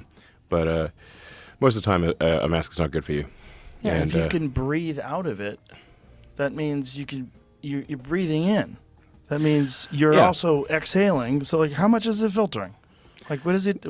Particles? It's like I'd say like a mask is much like a sort of a shield in battle in that, it'll help protect you a little bit from arrows and stuff, but doesn't make you arrow-proof. We're just talking about shooting arrows and stuff. Right. There's So all I mean, sorts of there are areas. times when masks are warranted, but most of the time it's actually counterproductive. Well, that was one of the things about the old Twitter was the propaganda and Yeah. the adherence to whatever the CDC was saying and the dismissing of legitimate scientists, guys like Jay Bhattacharya from Stanford and legit guys. Yes. And they were suppressing them and even banning them. They banned Alex Berenson. I mean, it was wild. They banned Alex for essentially reading peer-reviewed papers. Yeah. No, I mean, all Twitter was basically an arm of the government. Yeah. So Was that shocking? Like, what was that like? Because to me, that was the most bizarre, was the Twitter files. When you let Schellenberger and Matt Taibbi and all those guys get in the Twitter, and the response where Matt Taibbi gets audited. I mean, which is just wild. I mean, it's just so blatant and so in your face. yeah, it's weird. No, I mean, the degree to which, and by the way, Jack didn't really know this, but the degree to which Twitter was simply an arm of the government was not well understood by the public, and it was whatever the official government. I mean, it was like Pravda basically, a state publication is the way to think of old Twitter. It was a state publication. And was the justification from their perspective that they are progressive liberals, they have the right intentions, it's important that they stay in power, the progressive liberals stay in government and power because this is their There was basically oppression of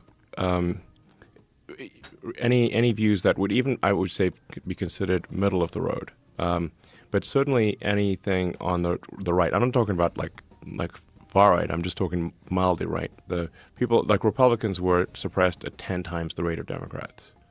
Now that's because old Twitter was fundamentally controlled by the far left.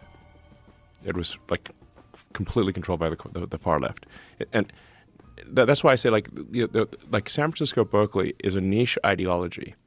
It's hard to say like, is there a place that's more far left than San Francisco, Berkeley? maybe Portland. Maybe Portland, but it's like it's a Right there. It's like it's those two places are the most far left places in America. Yes. So from their standpoint, everything is to the right, including moderates. Right. Right. So now, if you internalize a far left position, everything seems wrong to you that is not far left. Right. And so they naturally oppressed anything that didn't agree with their views. That's why I say that it was an accidental far left information weapon. So, because it's like Silicon Valley attracts the smartest engineers, the smartest sort of technologists and programmers from around the world. They created an information weapon that was then harnessed by the far left, who could not themselves create the weapon, but happened to be co-located where the technologists were. It happened to be aligned politically with the people that possessed it. The technologists generally are moderate, maybe moderate left, but they're not far left. That's why I say San Francisco, Berkeley. It doesn't even extend to South San Francisco or even to Palo Alto. So SF Berkeley is the most far left. Perhaps in a competition with Portland, but I'd say SF Berkeley is more far left even than Portland. Literally in America, we're talking about an area that's maybe a 10-mile radius. And so normally the effects, the negative effects of a far left ideology that would be geographically limited to a 10-mile radius.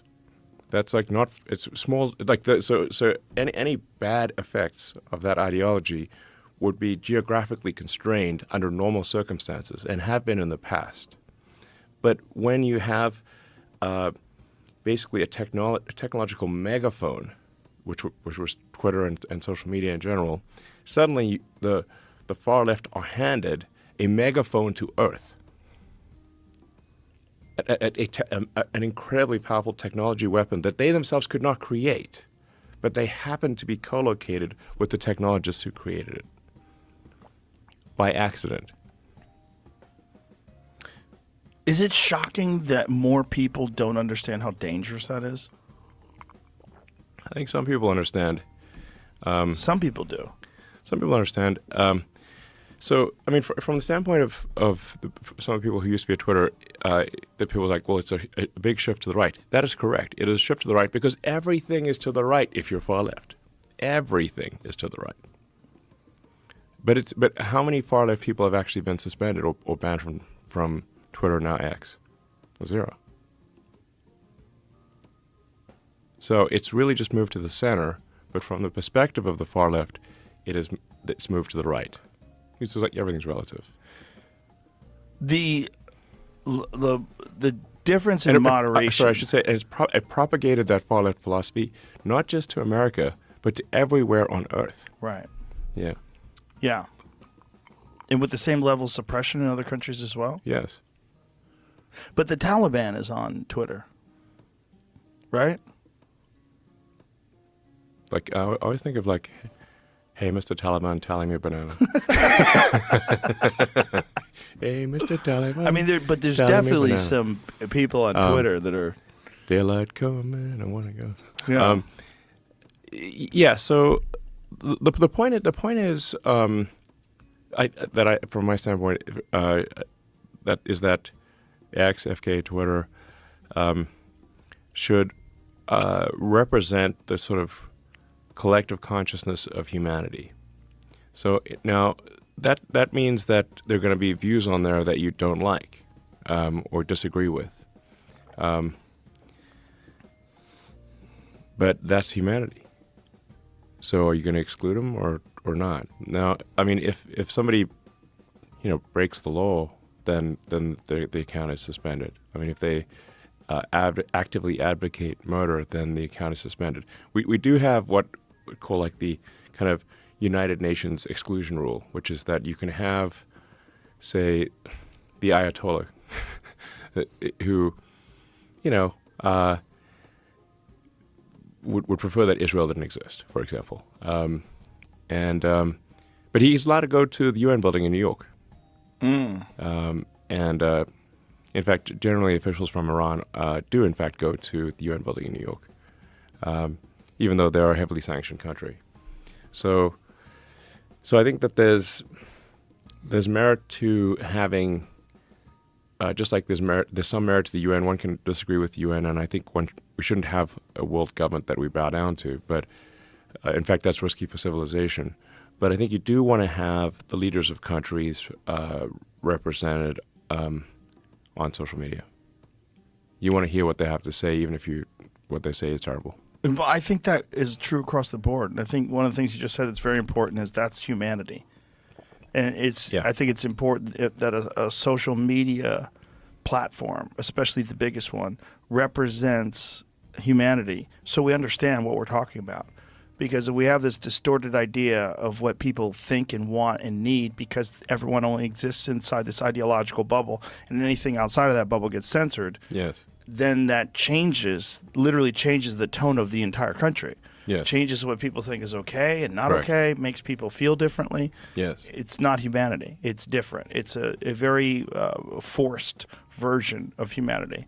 Yes, absolutely. Yeah. So, I mean, the whole point of free speech, free speech is only relevant. The First Amendment is only relevant if you allow people you don't like to say things you don't like.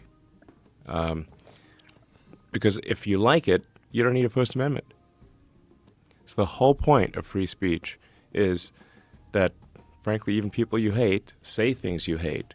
Because if people you hate can say things that you hate, that means that they can't stop you from saying what you want to say. Right. Which is very, very important. Right, but the problem with Twitter is it was not the case. It was correct. It was people that you hate couldn't say. Anyone they didn't like, they censored. Yeah. Or what's called de-amplify. No, well, not just de-amplify, but under the behest of the government would suppress real news, which was very bizarre. Yes. So they were very aware of something being accurate, and they still suppressed it because the government wanted them to suppress it. I mean, in my view, there have been severe First Amendment violations by multiple government agencies, and there should be repercussions for that. And do different laws apply because it's a privately owned social media company? I mean, what laws do apply in terms of, like, when you're looking at it? One of the arguments that the leftists would use is it's a private company; they can do whatever they want. Yeah, it's funny that when the shoe's on the other foot, they now say the private company can't do whatever it wants. Well, yeah, now they're upset. No, that's like, but the government itself is not allowed to censor speech. But in my view, the government de facto did censor a speech, and there should at least be a case where that is heard by the public. Because if the government severely coerces, a platform, a sort of coerces the press, then I think that is or should be a First Amendment violation. Well, they can't do it with other media forms, right? They're not allowed to do it with any other. They're not right, allowed. If they try to do that with a newspaper, they'd get in trouble. Or would they? That's the question. It's like you didn't know about the federal government. You didn't know about the intelligence agencies inside of Twitter until we found out. Like, do you think that this is ubiquitous? It's absolutely all the social media companies. In fact, right now, X, or if formerly known as Twitter, is the only one that is not kowtowing to the government. It's the only one. There isn't. All the others just do exactly what the government wants. That is wild. Yes. What I was getting at, do you think that that's everywhere? Yes. Do you think that that's CNN? Do you think that that's the New York Times? Do you think that that's the Washington Post? Because if they were going to infiltrate media, if they were going to infiltrate social media. I mean, it is weird the degree to which the media is in lockstep. Like, why is the media in lockstep? And why doesn't the media question the government? They used to. Right. Why don't they do that anymore? Seems weird. Something doesn't add up. What do you think? Well, there seems like there's a bunch of factors, right? I think one of the big factors is pharmaceutical drug companies allowed to advertise on television. And we're one of 2 countries in the world that allow that. I actually agree with pharmaceutical advertising provided it is truthful. Because there could be some drug that is helpful to someone, but obviously the claims need to be accurate. So I actually think pharmaceutical advertising, if it is accurate, I think it actually, to play devil's advocate here, I think pharmaceutical advertising is generally accurate. I think that's actually okay. Now I should say that a lot of the censorship that we see is coming from indirectly from advertisers and advertising agencies, and from PR companies, who want a particular viewpoint pushed, or are being driven by nonprofits to push a particular. Like what will happen is there'll be a sort of a group of nonprofits or that push advertisers to advertise or not advertise on a particular platform. One often hears of the sort of George Soros boogeyman, but I mean Soros actually, he is, I believe, the top contributor to the Democratic Party. The second one was Sam Bankman-Fried. Yeah. So, and Soros, I don't know. I mean, he had a very difficult upbringing, and in my opinion, he fundamentally hates humanity. That's my opinion. Really? Yeah. I mean, well, he's doing things that erode the fabric of civilization. Getting DAs elected who refuse to prosecute crime. That's part of the problem in San Francisco and LA and a bunch of other cities. So why would you do that? Was it humanity, or is it just the United States as a whole? I mean, he's pushing things in other countries too, he's not doing just the here. same thing. Yeah. Now, George at this point is pretty old. I mean, he's not. He's basically a bit senile at this point. But I mean, he's very smart. And he's very good at arbitrage. Famously, he shorted the British pound. That's sort of how I think he made his first money, was shorting the pound. So he's good at spotting, basically arbitrage, like spotting value for money that other people don't see. So one of the things he noticed was that that the value for money in local races is much higher than it is in national races. So the lowest value for money is a presidential race.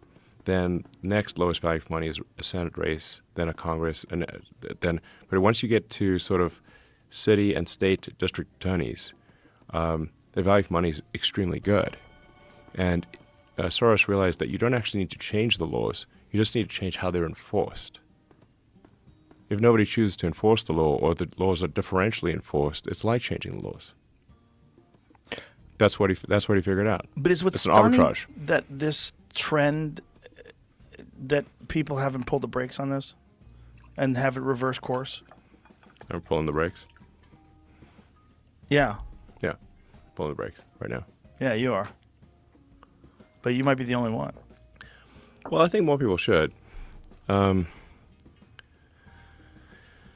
Most people just don't want to rock the boat. Most people are looking for acceptance from society, and they're if there's some negative press article, they're like shattered. I couldn't give a damn. Right. Go ahead, make my day. Well, it's fascinating where if you're a high-profile public figure like yourself, it's impossible to make everybody happy. So there's going to be someone who says something shitty about you. Yeah. Somehow or another, when it's in print, does that mean more? Because other people are going to see this shitty thing? Well, That's I guess where it gets odd. Because essentially, an article in the New York Times is just a single person's opinion, and whatever exactly. editor gets involved. It's just Like- a lot of people will read that. Yeah. I mean, less people these days But I than think in the past. people but know that now. People I have know to say, I that find now. the New York Times these days to be hard to read. Well, unfortunately, they make some grave errors. Yeah. Like that Hamas bombing the Hummus? no the Yeah, I mean, Israeli bombing the hospital chickpeas? story. Yes, it's delicious. Chickpeas. I mean, that I think we should cut off Chick-fil-A exports. That'll bring them to the knees right away. What do you do? Take a chip and dip it in nothing? what we need to do is introduce them to pineapple and anchovy pizza. They will have I hope no use for I hope hummus that's anymore. coming. That'd be Is that coming? Do we have a pizza name, like a company? I think so. I'll get some information. I want to make Is sure this it's real? a good one, though. Pizza Leone. Oh, that's legit. It's pretty close. Okay, It's pretty good. there we go. Nice. Did they give us a timeline? It shouldn't take too long. They're not too far away, and it's late, so it shouldn't. I would have bet 20 minutes, 30 minutes, maybe. All right. Max 40, but. Taking care of your health isn't always easy, but it should be simple. And that's why for the last 3 years, I've been drinking AG1 every day. AG1 is a foundational nutrition supplement that supports whole body health. It's simple, effective, and comprehensive. It's just one scoop mixed in water once a day, every day. It couldn't be easier, and it tastes great with hints of pineapple and vanilla. And whether I'm at home or on the road, when I take AG1, I know I'm getting the nutrients that I need to help me feel my best. AG1 is a science-driven formula of vitamins, probiotics, and whole food-sourced ingredients that support your brain, gut, and immune system. It's a foundational nutrition supplement designed to raise your baseline health.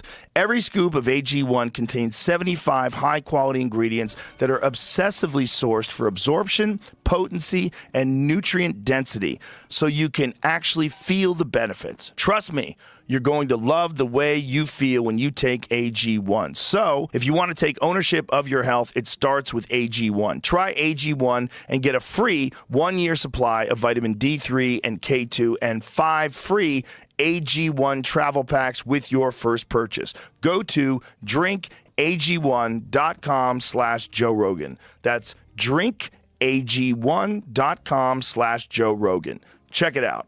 This episode is brought to you by Oracle.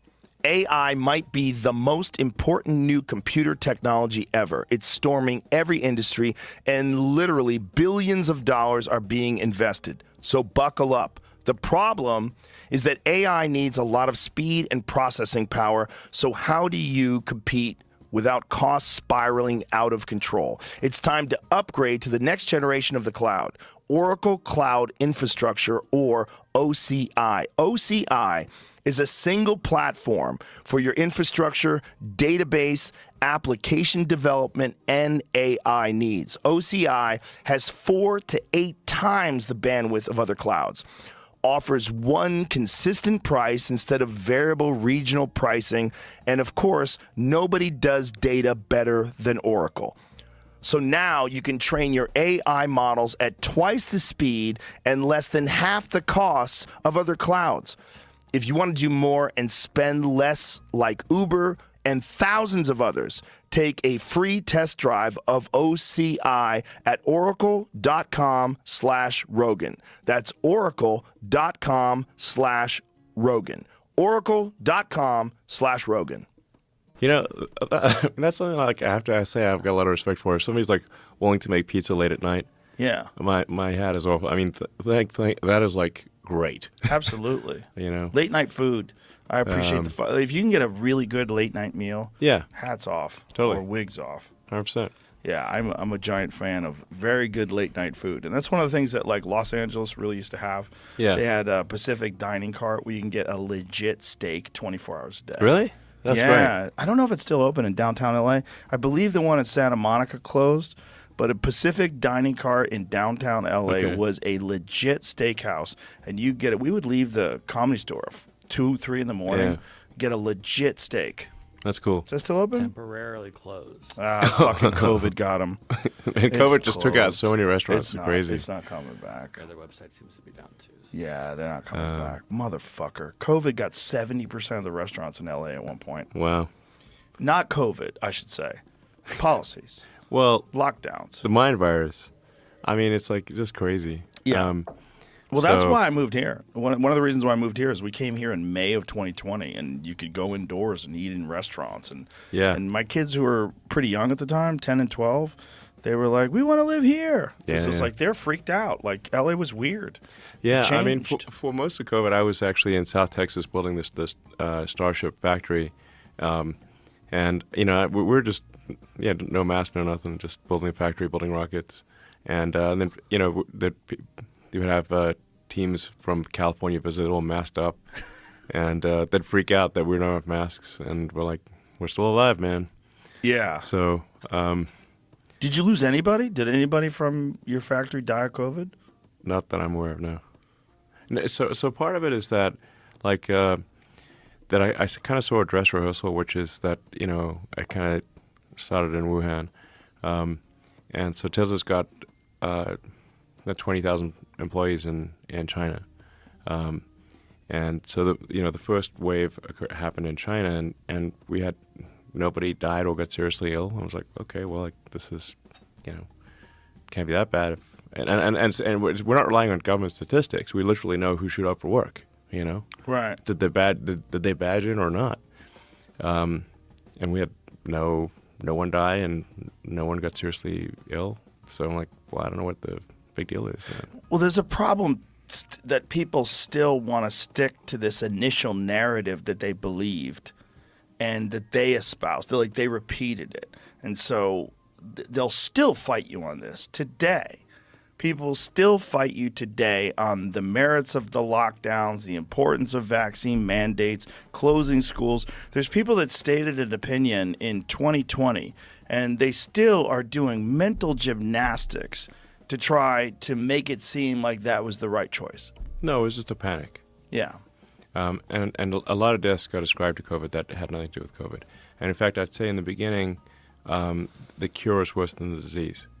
So, because people panic too much. And so that somebody would get diagnosed with COVID, they put them on intubated ventilator for a week, and this was going to basically cook your lungs.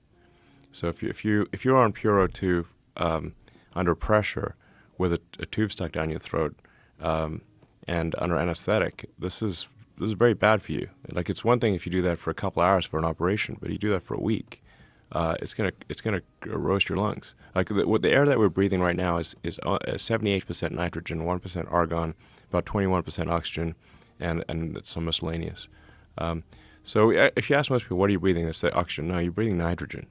Only about a fifth of it is oxygen, and there's about 1% argon. Now I know quite a lot about life support systems because we make spaceships, and you have to keep people alive in a vacuum. So you got to say, okay, what percentage nitrogen, what percentage oxygen you can do, what's the pressure going to be, so like sea level pressure is about 15 pounds per square inch, and the partial pressure of oxygen at 20% is therefore roughly 3 pounds per square inch of oxygen. So in a spacecraft, you want to, and especially if you're in a space suit, you want to lower the pressure. So you want to keep the oxygen, still give people enough oxygen to function, obviously, but you want to lower the nitrogen content so that you don't have a spacesuit that's at 15 psi, because at 15 psi you just pop out like a balloon. It's like hard to move. So you want to try to lower the pressure, down to around 6-7 psi, maybe even 5 psi. So you'd lower it to try to keep the oxygen, partial pressure of oxygen roughly the same, so maybe around 3 psi, and then 3 psi of nitrogen, so you got 50-50 mix of nitrogen and oxygen, and then it's got pretty hot into that week. Yeah, I tapped out. I made it a while. I just felt like getting hot too. I'm sweating. I mean, it's going to be sweaty and itchy. A little bit. Yeah. I can't believe people wear them all day. Yeah. So... Anyway, so I know a thing or two about keeping people ventilators. alive in a vacuum, Right. So, we designed the life support system for keeping humans alive in the vacuum of space, which is very difficult. So we know quite a lot about what it takes to keep people alive. So you do not want to feed people, 100% oxygen. This actually, for an extended period of time, this is not good for you. Well, 80% of the people they put on ventilators died. Yeah. So, in fact, I actually posted about that because I called doctors in Wuhan and said, what are the biggest mistakes that you made on the first wave? This was early on. And they said, we put far too many people on intubated ventilators. So then I actually posted on Twitter at the time and said, hey, what I'm hearing from Wuhan is that they made a big mistake in putting people on intubated ventilators for an extended period. And that this is actually what is damaging the lungs, not COVID. It's the treatment. The cure is worse than the disease. And people yelled at me and said, I'm not a doctor. I'm like, yeah, but I do make spaceships with life support systems. What do you do? I like that. I twiddle knobs. I'm like, okay, great. Yeah. Rock on. Well, again, there was this very bizarre narrative that you had to believe everything that the government was telling you. You had to believe everything the CDC was telling you. And that even as time went on and we realized, hey, it looks like this came from a fucking lab. Like, even as time went on, disputing that would get you banned. It would get you kicked off of YouTube. Yeah. I think to this day, there's certain things you're not allowed to say in regards to the vaccine on YouTube. As I said, the only media that is not does not have crazy censorship at this point is X. Yeah. That I'm aware of. Everyone else everything else is censored. Spotify isn't. That's why this can. Good have for this Daniel Ek. Oh, Daniel Ek's the man. Yeah, he's great. I love that dude. And I think more companies should follow suit. I don't think it has to be this way. Fortunately for us, they're in Sweden. In Stockholm, Sweden, they have a very different perspective. You got a syndrome on all this shit. Yeah. What's wild about nitrogen is that that's most of the nitrogen from fertilizer we suck out of the air. Sorry, what do you mean? Most of the nitrogen for fertilizer we suck out of the air. Yeah. One of the big inventions in chemistry was binding nitrogen. Nitrogen's actually fairly inert, so it's quite hard to actually pull nitrogen out of there and bind it into ammonia. Like basically the process for creating ammonia was actually a very important The Haber thing. method. Yeah. Fritz Haber. Yeah. Same guy who invented Zyklon gas. But it was actually very important to bind nitrogen from the air to fertilizer. So that actually was frankly as a life-saving invention at scale. Because you just run out of nitrogen. Nitrogen, pure nitrogen is a low energy state. So to try to bind it into fertilizer requires light energy to do that. It's quite tricky. So that was a very important breakthrough. Yeah, I read that 50% of the nitrogen in most people's body comes from that method. 50% of the nitrogen in most people's body that they've consumed from food. Oh yeah, because of fertilizer. Yeah, because of that. Yeah, that might be true. It was a fundamental problem for most of civilization. Is how do you get nitrogen for the plants? The limiting factor, in fact, even in the rainforest, is the nitrogen is bound nitrogen. When you do eventually colonize Mars, what's the idea in terms of terraforming? Is it contained ecosystems that are under domes? What are you planning on doing to make it habitable? Well, at first you would have to have a life support system, because Mars has a low density atmosphere, only about 1% the density of Earth, and it's primarily CO2. Now, over time, you can terraform Mars. Terraform means make it like Earth, essentially. And if you warm Mars up, you will. There's a bunch of frozen CO2 that will evaporate, densify the atmosphere, and you'd actually want kind of global warming on Mars, because Mars is about 50% further away from the sun than the Earth. So it gets about less than half the solar energy that Earth does. And it's believed at one point in time Mars had a much different environment, right? It appears highly likely that Mars had liquid oceans, albeit a long time ago. There's a lot of ice. So Mars is covered in ice, and And now the ice is then covered in dust for the mostly, except at the poles. So there's a lot of ice. In fact, I believe if Mars was warmed up, you'd have an ocean about a mile deep on 40% of the planet. Wow. So it's quite a lot of water. And do we think that it was like that at one point in time? The evidence suggests that it is most likely that Mars had liquid water. What's the prevailing theory of its demise? Well, just over time, the solar system cooled. So Earth used to be much hot. Like in the very early Earth was like molten rock. So really almost nothing could survive in the beginning. We were just a ball of lava. We're still mostly a ball of lava. We're like creme brulee. Like there's a thin crust, and it's mushy rock very hot mushy rock underneath. And technically, that rock is in a semi-solid state. But as soon as it gets to a low pressure, like pops out of the ocean, you have a volcano, obviously, with lava. Yeah. So it's at surface ambient pressure, we're basically covered in liquid rock. Are you aware? We're a thin crust on liquid rock. Are you aware of the origin myth of the Dogon tribe? No. There's a tribe I believe it's a tribe I forget what part of Africa, but they believe that they came from Mars, and that there was a civilization that left Mars, many, many eons ago. And it's a really weird theory, because they know some things about Mars. Yeah, I'm pretty sure they didn't come from Mars. Oh yeah, I'm pretty sure too. But I mean, it's. Do they have any spaceships? If they don't have any spaceships, then I'm like, I don't believe it. Well, if they do have a spaceship, I'll believe it. If you parked a spaceship, how many thousands of years? If you parked a metal spaceship, like if you left a Cybertruck in the desert, how many thousands of years do you think it would be there for, before it's gone? If it got buried in dirt, we'd find it even like 1 million years from now. 1 million? Yeah. Wow. Really?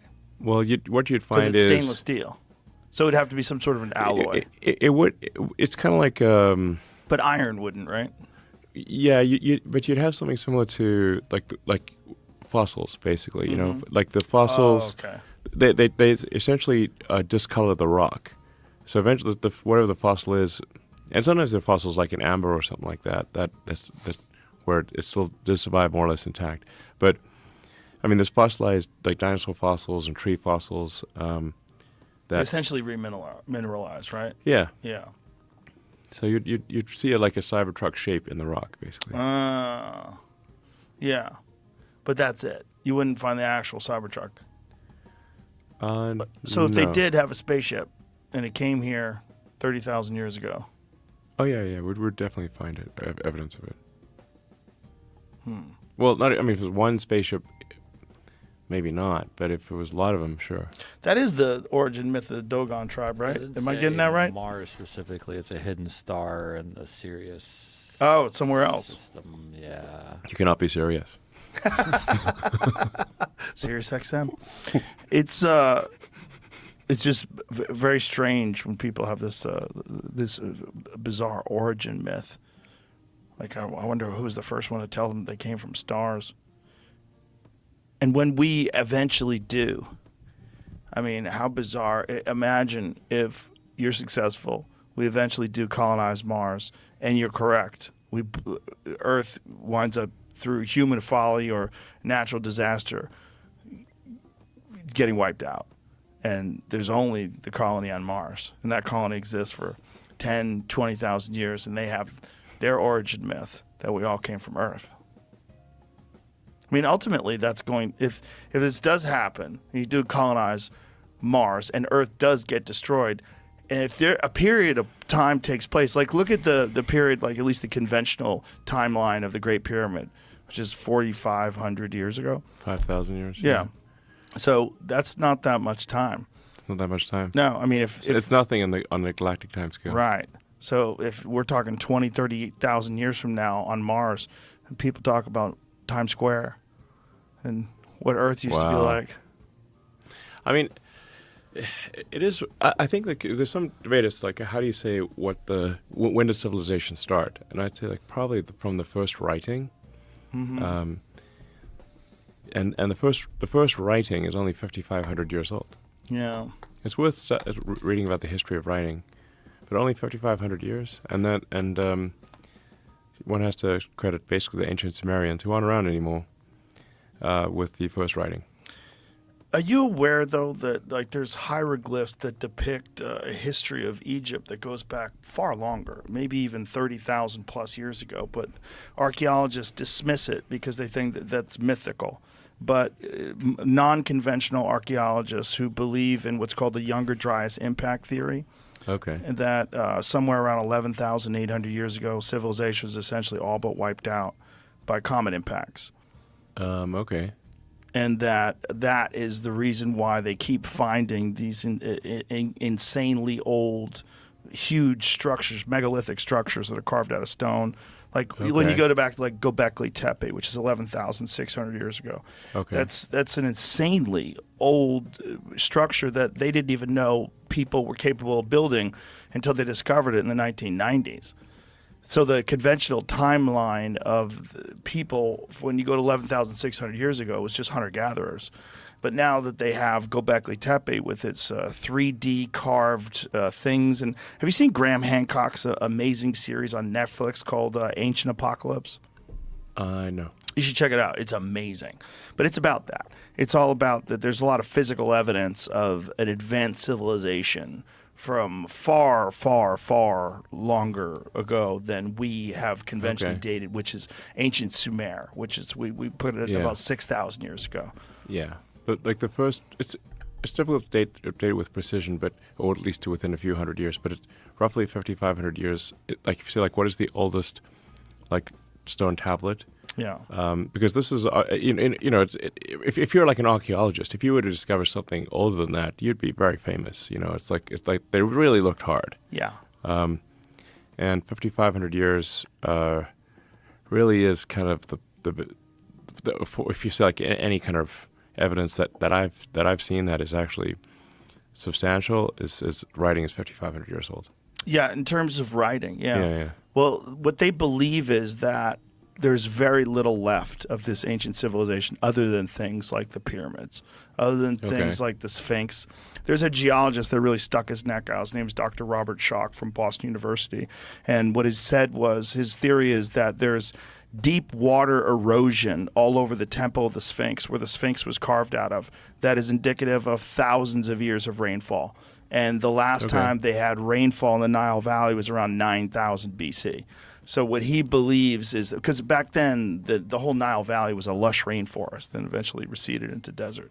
Yeah, so that whole area, like even the Sahara, used to be rich rainforest, and it receded into what it is now. But if you go back then, he believes that's when that thing was constructed. And he says the physical the geologists look at it, and if he shows it to them in terms of like just shows an image of the erosion and doesn't tell them where it is, they'll almost all of them will say that's water erosion from thousands of years of rainfall. I think even if you say like even if you say like civilization is like 9,000 years old, it's still nothing. Nothing. Yeah. So, we're still talking about like a very tiny fraction of Earth's existence. Like Earth. Yeah. The geological evidence suggests Earth is about 4.5 billion years old. So human civilization has been around for roughly 1/millionth of Earth's existence. Yeah. Because we're just basically nothing. And even if it's 10,000 years, then even if it's 30,000 years ago, it's still nothing. Yeah. What they're saying though is that civilization is insanely fragile. That's exactly. And much more fragile than I think we realize. Yes, absolutely. Yeah. I think we should view civilization as being fragile. Yeah, but we don't. In that bizarre, it's one of the weird things about people is that unless the threat is in front of us, it's abstract. Unless it's like real. Is the pizza here? Oh yeah, pizza's here. Yeah, Fuck civilization. No, actually, one of my sons who is Saxon, he has these profound observations. And he asked me what was LA like 4,000 years ago. I'm like, it wasn't around. And they said, what will it be like in 4,000 years from now? Probably buried under rubble, I guess. Probably very similar to what it was like 4,000 years ago. Yeah, exactly. And Except less radioactive. And he asked me, did they speak English 4,000 years ago? I'm like, nope. Here we It's like, go. will they speak English in 4,000 years from now? Probably not. I should point out that I never eat pizza. Really? No, never. Why not? Because it's not really good for you. Well, I don't think anyone's gonna accuse pizza of being like the healthiest thing in the world. This looks awesome. That does look awesome. You want a plate, Jamie? Yeah. Get in there, sir. Grab a piece. All right, sick. Let's go. This is awesome. And what's the name of this pizza place Living again? Life. Pizza Leone. Pizza Leone? Yep. Shout out to Pizza Leone. Oh, yeah. That really hit the spot. That's legit. I mean, I'm no Dave Portnoy. I'm not like our pizza analyst. He'll probably... I'm not going to rate it. It's excellent. This partner really gets into pizza. Oh, man. Oh, man. Ever seen Portnoy's videos where he analyzes pizza? Oh, my God. He has like a whole method. He's got Okay. a number system. All right. He's into the crust and the flop and all these different things. And Wow. Yeah. Everybody knows the rules. Yeah. What is his? Everybody knows the rules. One bite. You only get one bite of a pizza? No. One bite to taste it. That's the rule. Yeah, he Okay. bites into it and then he just starts nodding his head. He's basically like a sommelier of pizza. Pizza Somalia, okay. Yeah. And is there like, what's his favorite pizza joint? Always cheese. Oh, the favorite one. Everyone wants to know that. It's always cheese. Yeah. Yeah. We spend so much time on pizza. And it's New Haven, Connecticut. Really? Yeah. Oh. For some reason, the Italians that moved to New Haven, Connecticut, really figured pizza out. Like, they have insane pizza in New Haven, Connecticut. Okay. Yeah. Like, really, like, legendary. I've had it. There was a comedy club I used to work out there called the Joker's Wild. And I had New Haven pizza. And even back then, it's just whew, really good pizza. Well, okay. I don't know why, though. It seems like something that could be replicated. Yeah, exactly. Yeah, it's not like rocket ships. Yeah.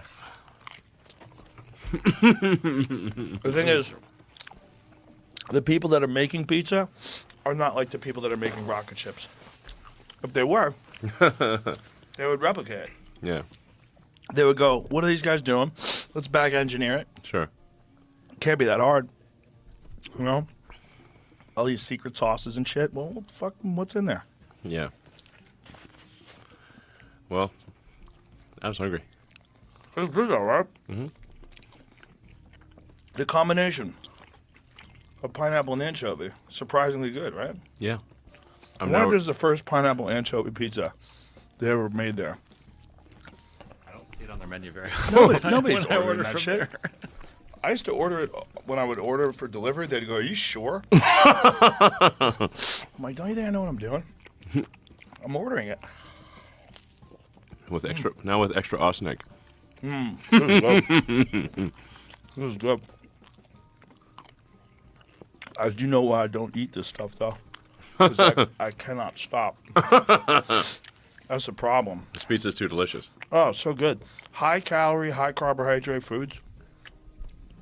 Once they start going down the hatch, they don't want to stop. Carbs are the devil. Oh, they are the devil. Remember? They used to be the base of the food chain. Yeah. The whole pyramid. The bottom of the food pyramid was The food carbs. pyramid. What would the Egyptians say? Yeah, it's, we're out of our fucking mind. What are you eating? Yeah, exactly. This stuff is just. That's the bizarre thing about It's like 4th of July in your mouth. like, how many human beings eat just processed food? Like the majority of their diet is processed food. Like the entire center of the supermarket is shit you really probably shouldn't eat, except every now and then. Yeah.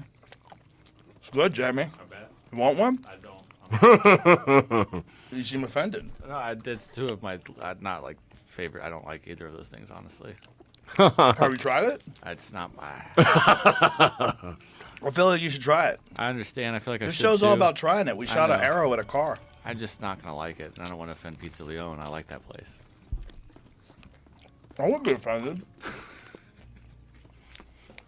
Alright. It's hard to miss with pizza, frankly. Unlike the creeps who used to run Twitter, I don't care if someone has a different opinion than me. I just don't like fish, to be dead honest with you. Like I've Really? tried it many times and I still haven't liked it yet. I don't think today's gonna be the day that's gonna be. Well, I'm gonna be won over. You like any fish? Not really. No. You ever go I fishing? can do crab meat, yeah, but I don't like the whole. Do you like sushi? No. I'm gonna try some of Phillips on Thursday though. You're gonna try it, but you don't like fish. I'm like DC. I'm afraid of that whole thing. I've talked to Philip about it in detail. Okay.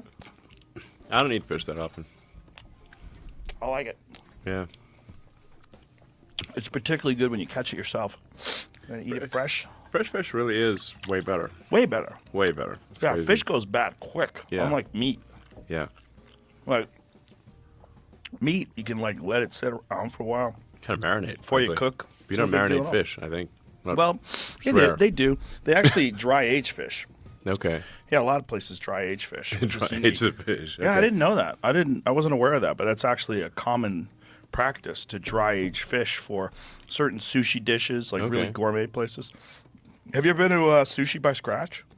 Is that in town? Yeah, it's just outside of town. He used to run sushi bar, and then he sold. It's my friend Philip Franklin Lee's a Michelin star chef. He used to run sushi bar in town. He sold that, and then he opened up Sushi by Scratch.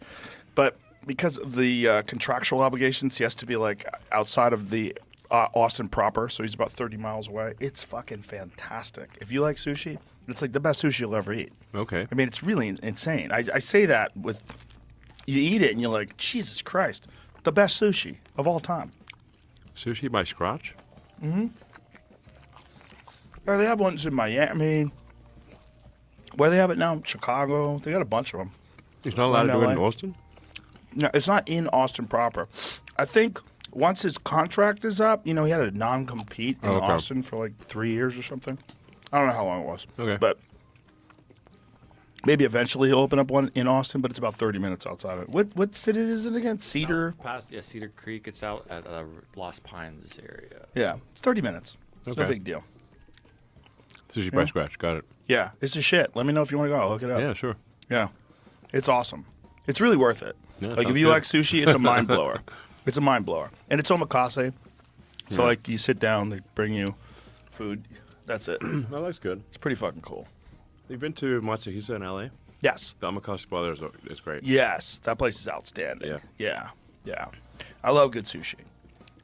And it's one of the things that's amazing is how many good restaurants there are in Austin.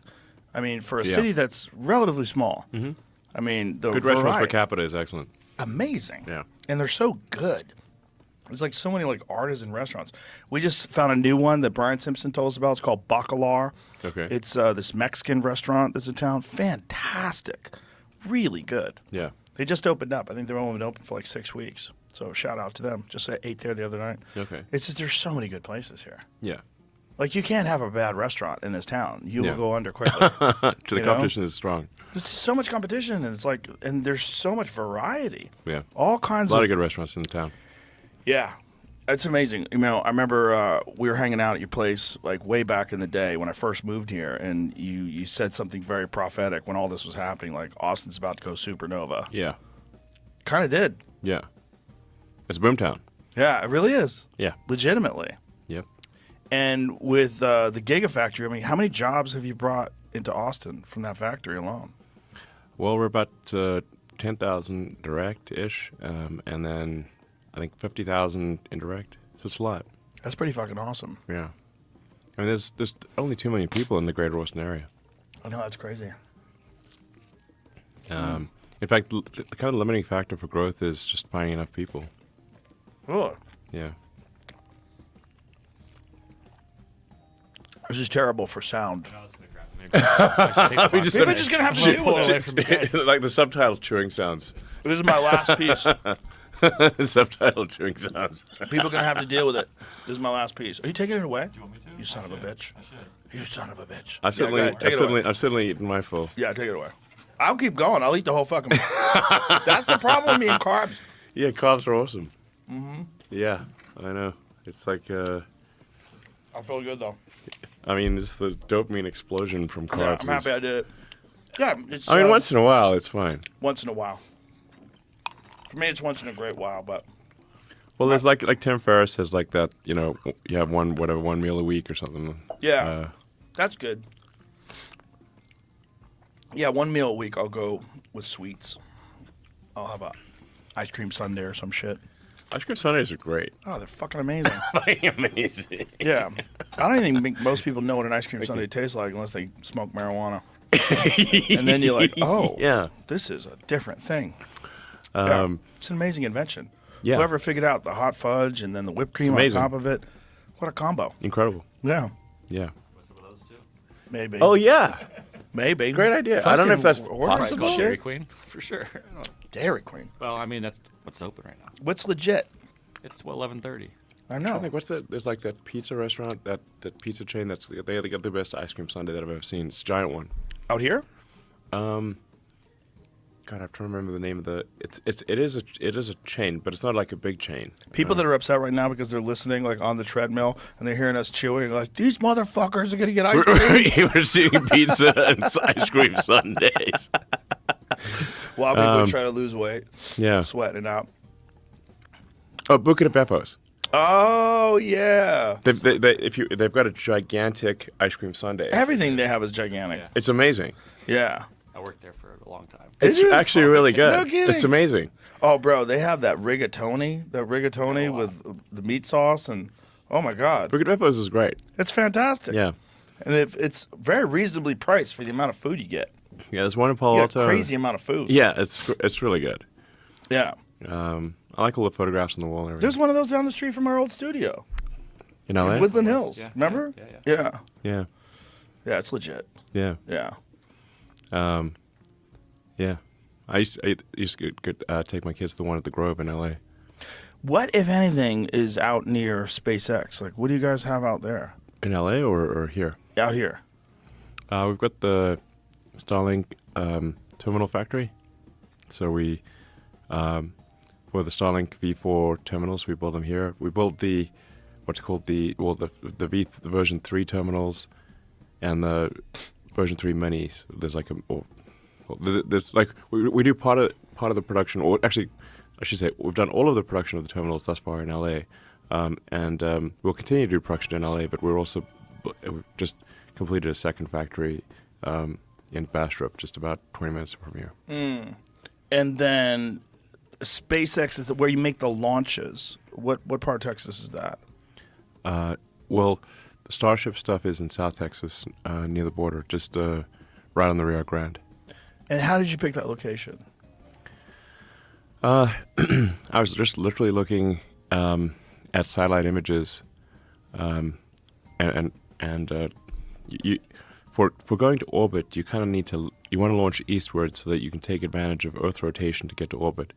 So it's a little counterintuitive that reaching orbital velocity, getting to orbit is about your speed parallel to the Earth's surface. It's like how fast are you zooming around Earth? It's not the gravity at the altitude of the space station is almost the same as it is on the ground. The reason the space station is actually up there, it's kind of the wrong terminology. It's actually moving around the Earth at 17,000 miles an hour. So the space station goes around the Earth at roughly every 90 minutes. And because Earth is turning, and the speed at which it is turning, or the way you experience velocity it's moving at like roughly 1,000 miles an hour at the equator. So the closer you are to the equator, the more you can take advantage of Earth rotation to reach orbital velocity. So you want to, and since it's rotating eastward, you want to be on the east coast to get to make it easier to get to orbital velocity. So you need a section of coast that's on the east, fairly southward, that is not occupied. So like almost all of Florida, except for Cape Canaveral, is wall-to-wall houses on the beach. Like there's almost no section of Florida that every section of Florida has houses except for Cape Canaveral, which is a government base. So one of the few spots that wasn't occupied was the area just adjacent to the border with Mexico. And it just wasn't super well suited to holiday homes. And there was at one point a development that was going to take place, but then a hurricane came and destroyed the entire place, and in fact rearranged the land, so some of the plots were underwater. So it's kind of a tough spot to build a home, and that's why it was unoccupied. So we needed a piece of, and it needed to be U.S. territory, because if we go outside the U.S., there are export restrictions because rocket technology is an advanced weapons technology. So we can't just arbitrarily go to another country. So it needed to be U.S. land, East Coast, and fairly southward. That's fascinating that rockets... It's one of the few spots that exist like that. That rockets fall into the category of weapons technology. Yeah, intercontinental ballistic missiles. I mean, it makes sense. Yeah, we could drop a rocket anywhere. Nobody could stop us. Wow. That is crazy about the space station, too. Yeah. That's going 17,000 miles an hour. Yes. I mean, you've seen the videos of the rocket landing, right? Yes. It's amazing. Very precise. It's pretty fucking amazing. We could make land basically anywhere. No. Or not land. Yeah. I mean, it doesn't have to turn on the thrusters to slow down. What is it like to try to juggle these different things in your mind on a daily basis? Like, what is it like to try to juggle X, Tesla, SpaceX, all these different things at the same time? It's a lot for a human brain to handle. Yeah. I would imagine. Yeah. It strains my meat computer. I mean, do you need something like that, though? Does your meat computer need more problem solving than the average one? I mean, is this something like, if you only had one thing to work on, do you think you would get bored? Or you would get distracted? Or you would not be satisfied? Like, do you need these things to be so complex and have so many of them simultaneously juggling? Because you didn't pick 3 easy ones. You picked 3 of the fucking hardest things you could ever get into. You already detailed how difficult manufacturing is. Rockets, duh. Yes. It's one of the craziest things. Like, not Rocket only that, science. completely innovative rockets that land. Like, Yes. that never happened before, so you're doing that. Right. And then you said, you know what? We've got to save humanity. Let me go spend $44 billion on Twitter. Man, that was expensive. What's it worth? What do you think it was actually worth? Everything. Yeah, not for the market, right? I mean, like, for humans, yes, I agree with you. I mean, I really genuinely do think this, and I've said this many times publicly. I think you did humanity an immense service, and that if that didn't happen, the narrative of this country would have gone further and further down that road to the point where people would have been scared to speak their mind, and they would have been scared. And it changes the way people communicate at their jobs, which changes the way it just changes the way people when they leave universities and they go to get jobs, the way they're allowed to communicate. And people don't like to be on the outside. They don't like to be ostracized. They don't like to be kicked out of communities. So people would adhere. Yeah, and they would change. Absolutely. And people, I guess, are afraid of like being ostracized is like fear of being ostracized. I think is probably the biggest issue, and they're just being totally shut down. Yeah. You know, where you have no outlet, and you can just basically disappear, except for in-person meetings. So.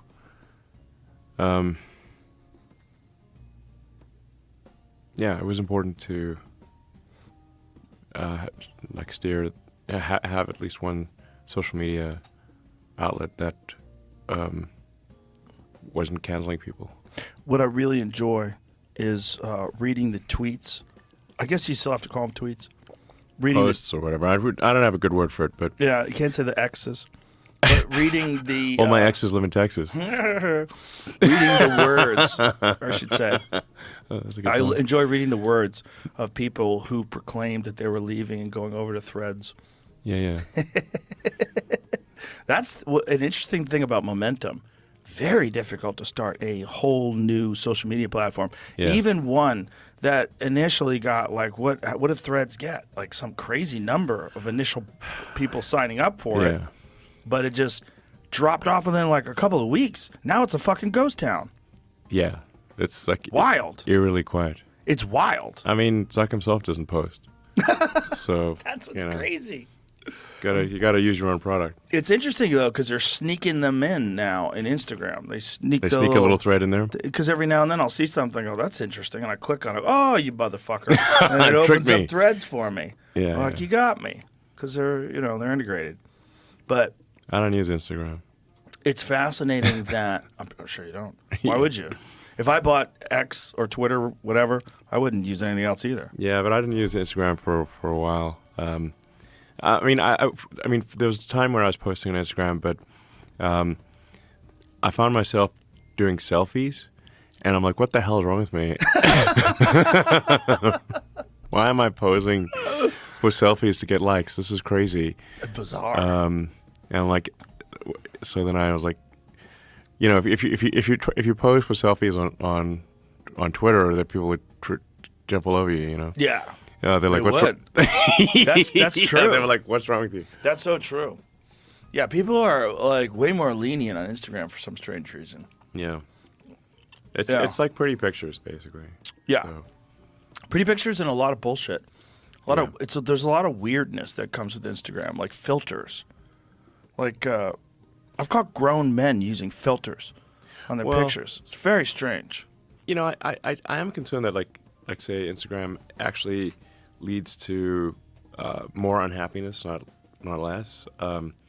In the sense that like it just looks like everyone's like having a great time and is way better looking than they really are. Yeah. And so you're like, man, everyone's like good looking and having a great time, and then you sort of compare yourself to that, and like it's like, damn, I'm not as good looking, and I'm not. I seem to be sad a lot. And then you're like, man, I think it could make you kind of depressed. Frankly. Yeah, well, and also you're a grown man and you experience this. You're also very intelligent and you experience this. Imagine being a young kid. Yeah. Jonathan Haidt documented that in The Coddling of the American Mind. There's a direct correlation between the invention of social media and its ubiquitous use and self-harm amongst kids, particularly girls. It's really bad for girls. And they're like around 2007-ish, there's this big uptick on suicide, self-harm, depression. Yeah. People can't just like make themselves be better looking with the, there's like a limit. So. Right. Yeah, and then surgery. Yeah. There's a big uptick in people getting their jaws reshaped and shit. I mean, yeah, that's too bad.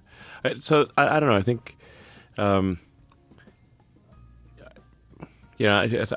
think like they have to say like is Instagram a net happiness generator or not? I'm not sure it is. Speaking of distorted images, have you seen the court artist's drawing of Sam Bankman-Fried? I mean, it's almost like they lost money or something.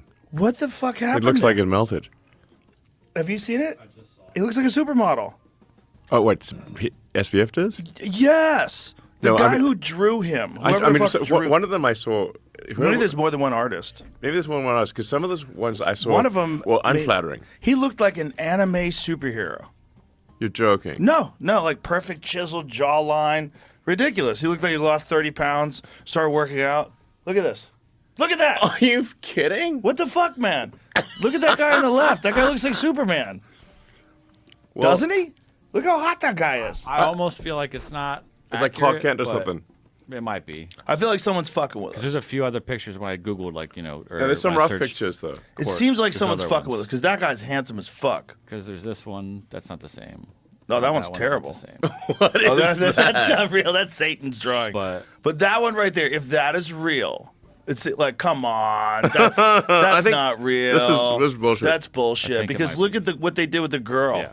Oh wow, look at that picture there. Even that picture is. But Carla looks like she's melting. Yeah. I don't know. I have to. I mean. But she's probably massively depressed. I mean, I bet like that's also like an artist's interpretation of the energy she's giving off in court. I mean, she has to rat on her boyfriend, and she's already pleaded guilty, and for a lesser sentence, she's going to rat him out. Well, That I whole mean, I don't know thing who is- SBF's PR team is, but they're doing an incredible job. For real?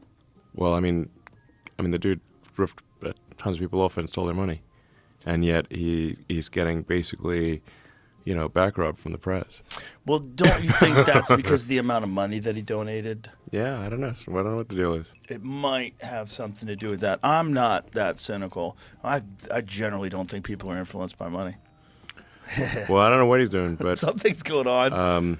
the number of articles that I've seen where it's like, where it's basically, a misunderstood philanthropist, is ridiculous. Well, your bullshit meter went off when he was offering money to buy in with you with Twitter, correct? Like Well- a large amount. Yeah. And I mean, a lot of people, fell for his bullshit. But I mean, first of all, I hadn't really heard of the guy. I'm like, who is this guy? And what did he do? And he's in the Bahamas.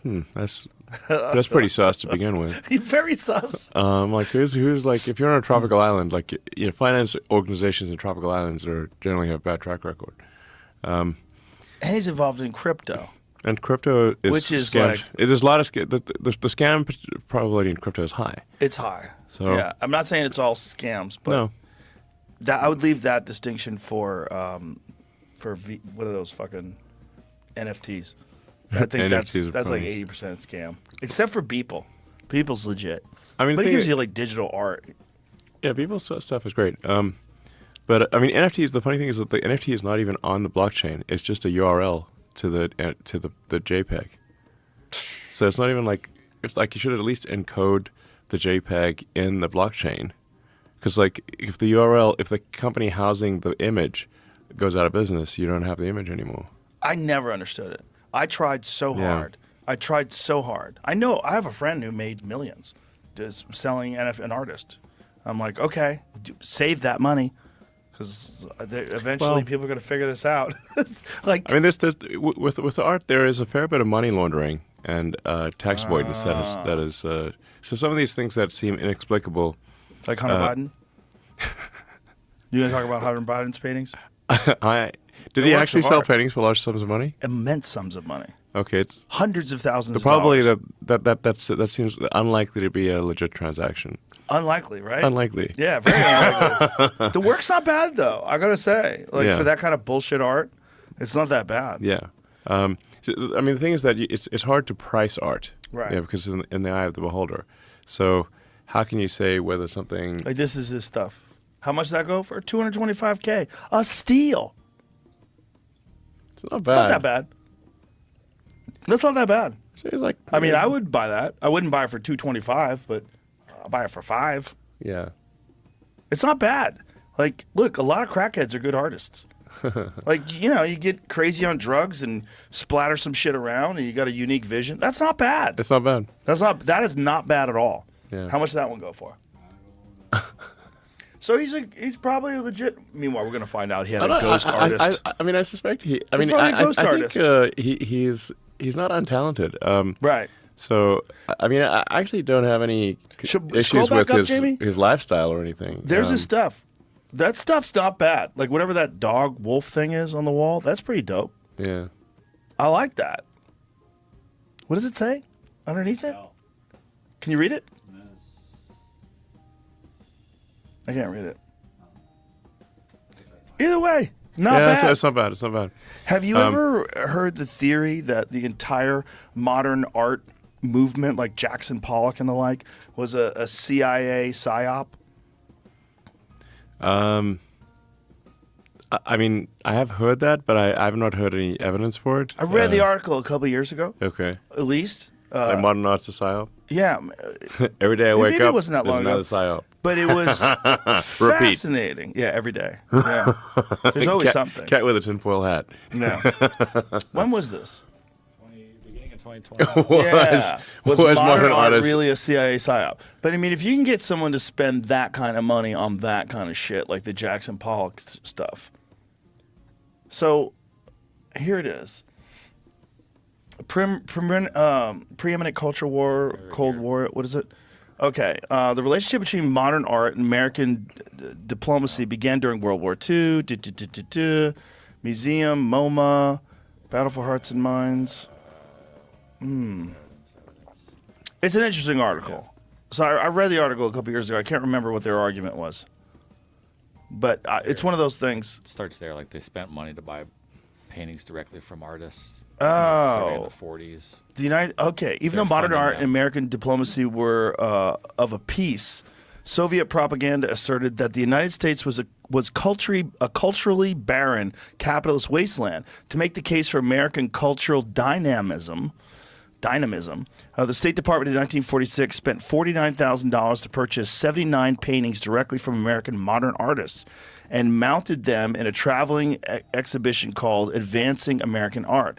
That exhibition, which made stops in Europe and Latin America, included work from artists like Georgia O'Keeffe and Jake. Georgia O'Keeffe is the lady who makes vaginas, right? Isn't that her work? I don't know. I think Isn't that is some of what she does. Yeah. I think she makes like vagina, like flowers and stuff. I mean, I think some of it's pretty good, but well, the Jackson Pollock one, I was like, come on, what happened there? That one is just wild because I really think I could do that. Some of the shit of like Jackson Pollock and the CIA teamed up to win the Cold War. Yeah. Okay. I think that's the article I read because that's 2017.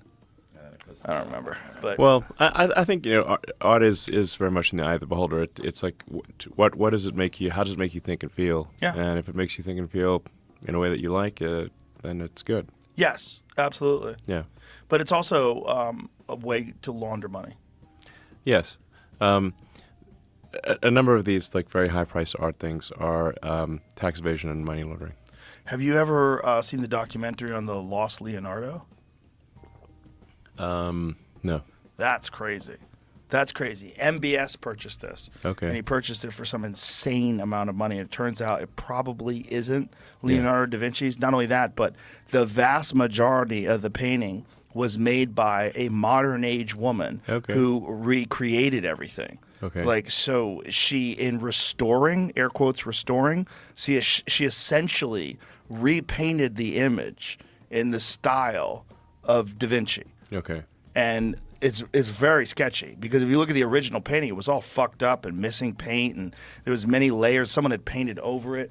It's really an incredible documentary because it just shows how much fuckery is involved in these high dollar transactions. Yeah. And I think it was the most expensive painting that was ever sold. I think it went for something in the neighborhood of $400 million. $450 million. Yeah. The Lost Leonardo, a new film, solved the mystery of the world's most expensive painting. Is the $450 million Salvator Mundi a fake? This film, featuring tearful sycophants, sneering experts, dodgy dealers, and a secretive super yacht, may finally settle the great Da Vinci controversy. Apparently there's multiple layers and different styles of painting involved in it, and when they do some sort of a comprehensive examination, whether it's like I don't know what kind of imagery they're using, but they're doing something when they could say like this has been painted many times and fucked with. And it might have originally been one of Leonardo's students, might not have been Leonardo. Like there's not a real it's dated clear to that time. Yeah. Okay. But whether it was Sotheby's that sold it? I think so. Yeah. So they were kind of aware that there were some shenanigans with this piece, but they also were aware that this was gonna cha-ching. This was 3 lemons. This was they were gonna hit the jackpot with this bad boy. Yeah. And so they went through with it, and Christie's. That's it. The other one. Christie's was aware of it. It's a fascinating documentary. I don't know what's right. I don't know what's wrong. It might be real. But at the very least, it's been retouched mostly by this woman. Isn't it like 90% of the painting? There's some very high percentage of the painting that was actually made by this woman. And they show her. She worked on it forever, for years and years. Worked like painstakingly to retouch this piece of art. Which is very odd. Yeah. That they do that. Because, like, wouldn't you just want it all fucked up and old? Sure. I mean, that's the real piece of art. Yeah. The real piece of art is not like some woman in 2001 Yeah. painting over it. That's just Sure. crazy. Yeah. I mean, I enjoy art for the aesthetics, but not for the name value. Yeah, I feel the same way. Yeah. I enjoy art just because of what it makes you, how it makes you feel. You know, Yeah. it's you know, it's a cool thing. I mean, obviously my studio's filled with it. Like you Yeah, go yeah, outside, sure. I love art. Yeah, It's yeah. everywhere out there. Yeah. I love it. Have you seen? Oh, the woman. Have you seen the piece that she made of you? This Melania Blackman. Have you seen that drawing that she did? Is that the weird one? It's everything. It's enormous. Okay. She draws it, and you're essentially made up of all these different characters and different Okay. things. See if you can find her work of his. She did one of me, and she did one of Anthony Bourdain that I bought. That's out there as well. She's super talented. This woman. So this is her. She's really hot too. Okay. So you can find her standing next to it. There it is. Instagram banned it? I don't know what Oh, the that whole was post was, right. yeah. Why the There was something that happened where Instagram did something. What happened? So Instagram has not only banned me from promoting this artwork, but also shadow banned me altogether after I posted my latest piece. This is after probably you said that you wanted to fight Zucker. Well, actually, I was just the Zuck fight is funny because he was posting all these fight videos, and then someone on Twitter at the time said, "Hey, you should fight Zuck," and I said, "Well, I'm willing to fight if he is," and then Zuck posted, I think on Instagram or something, name the place or something to that effect. And I was like, okay, how about the Vegas Octagon? And then Italy actually was willing to let us use the Coliseum. So then I was like, well, can't turn that down, you know.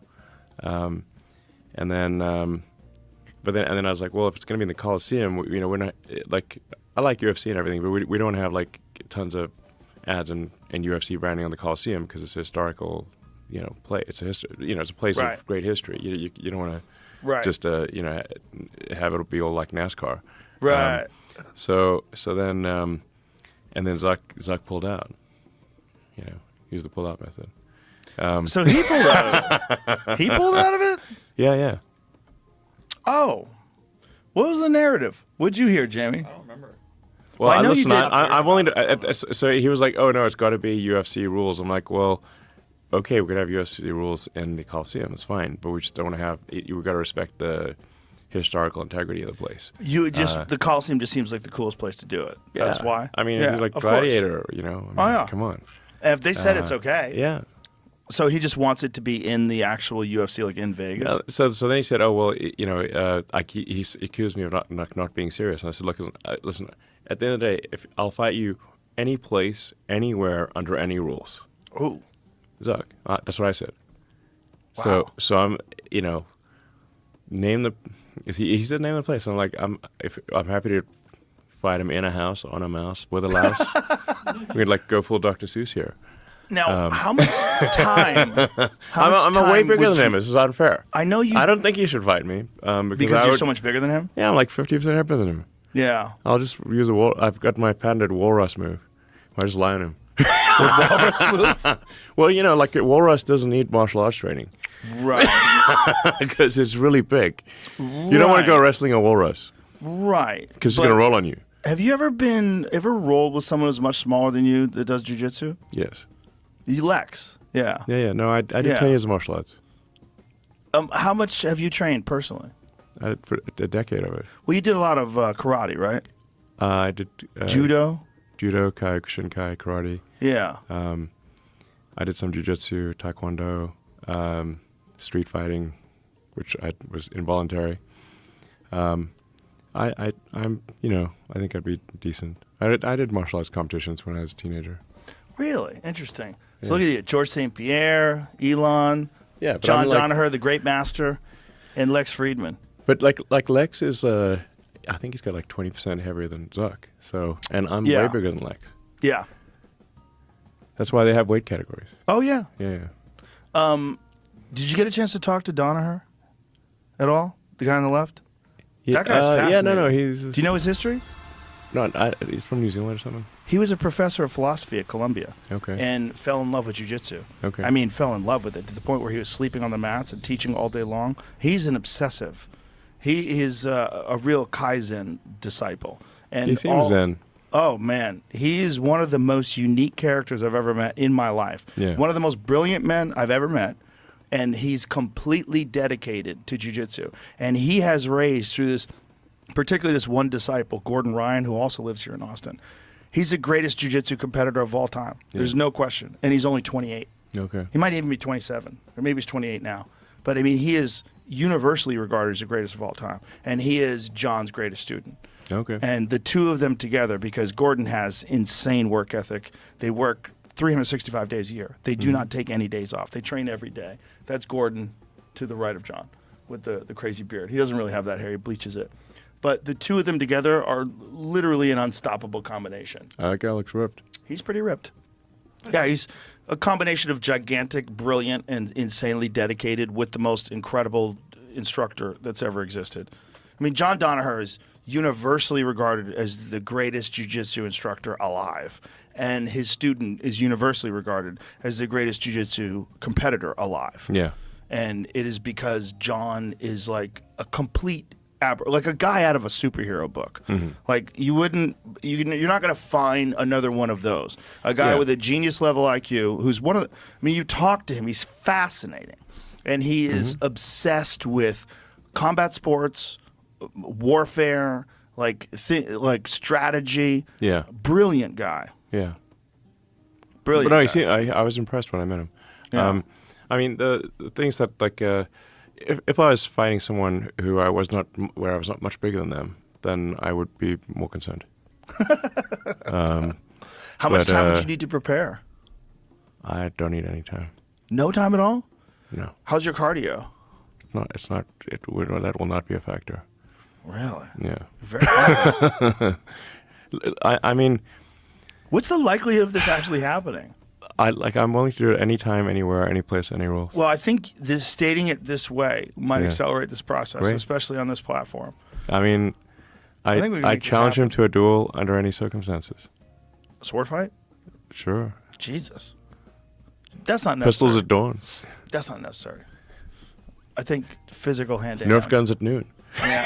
Nerf guns at noon. Well, you could slash it out in the metaverse. But Yeah. in the real world, Listen, there's just a reason they have weight categories, you know.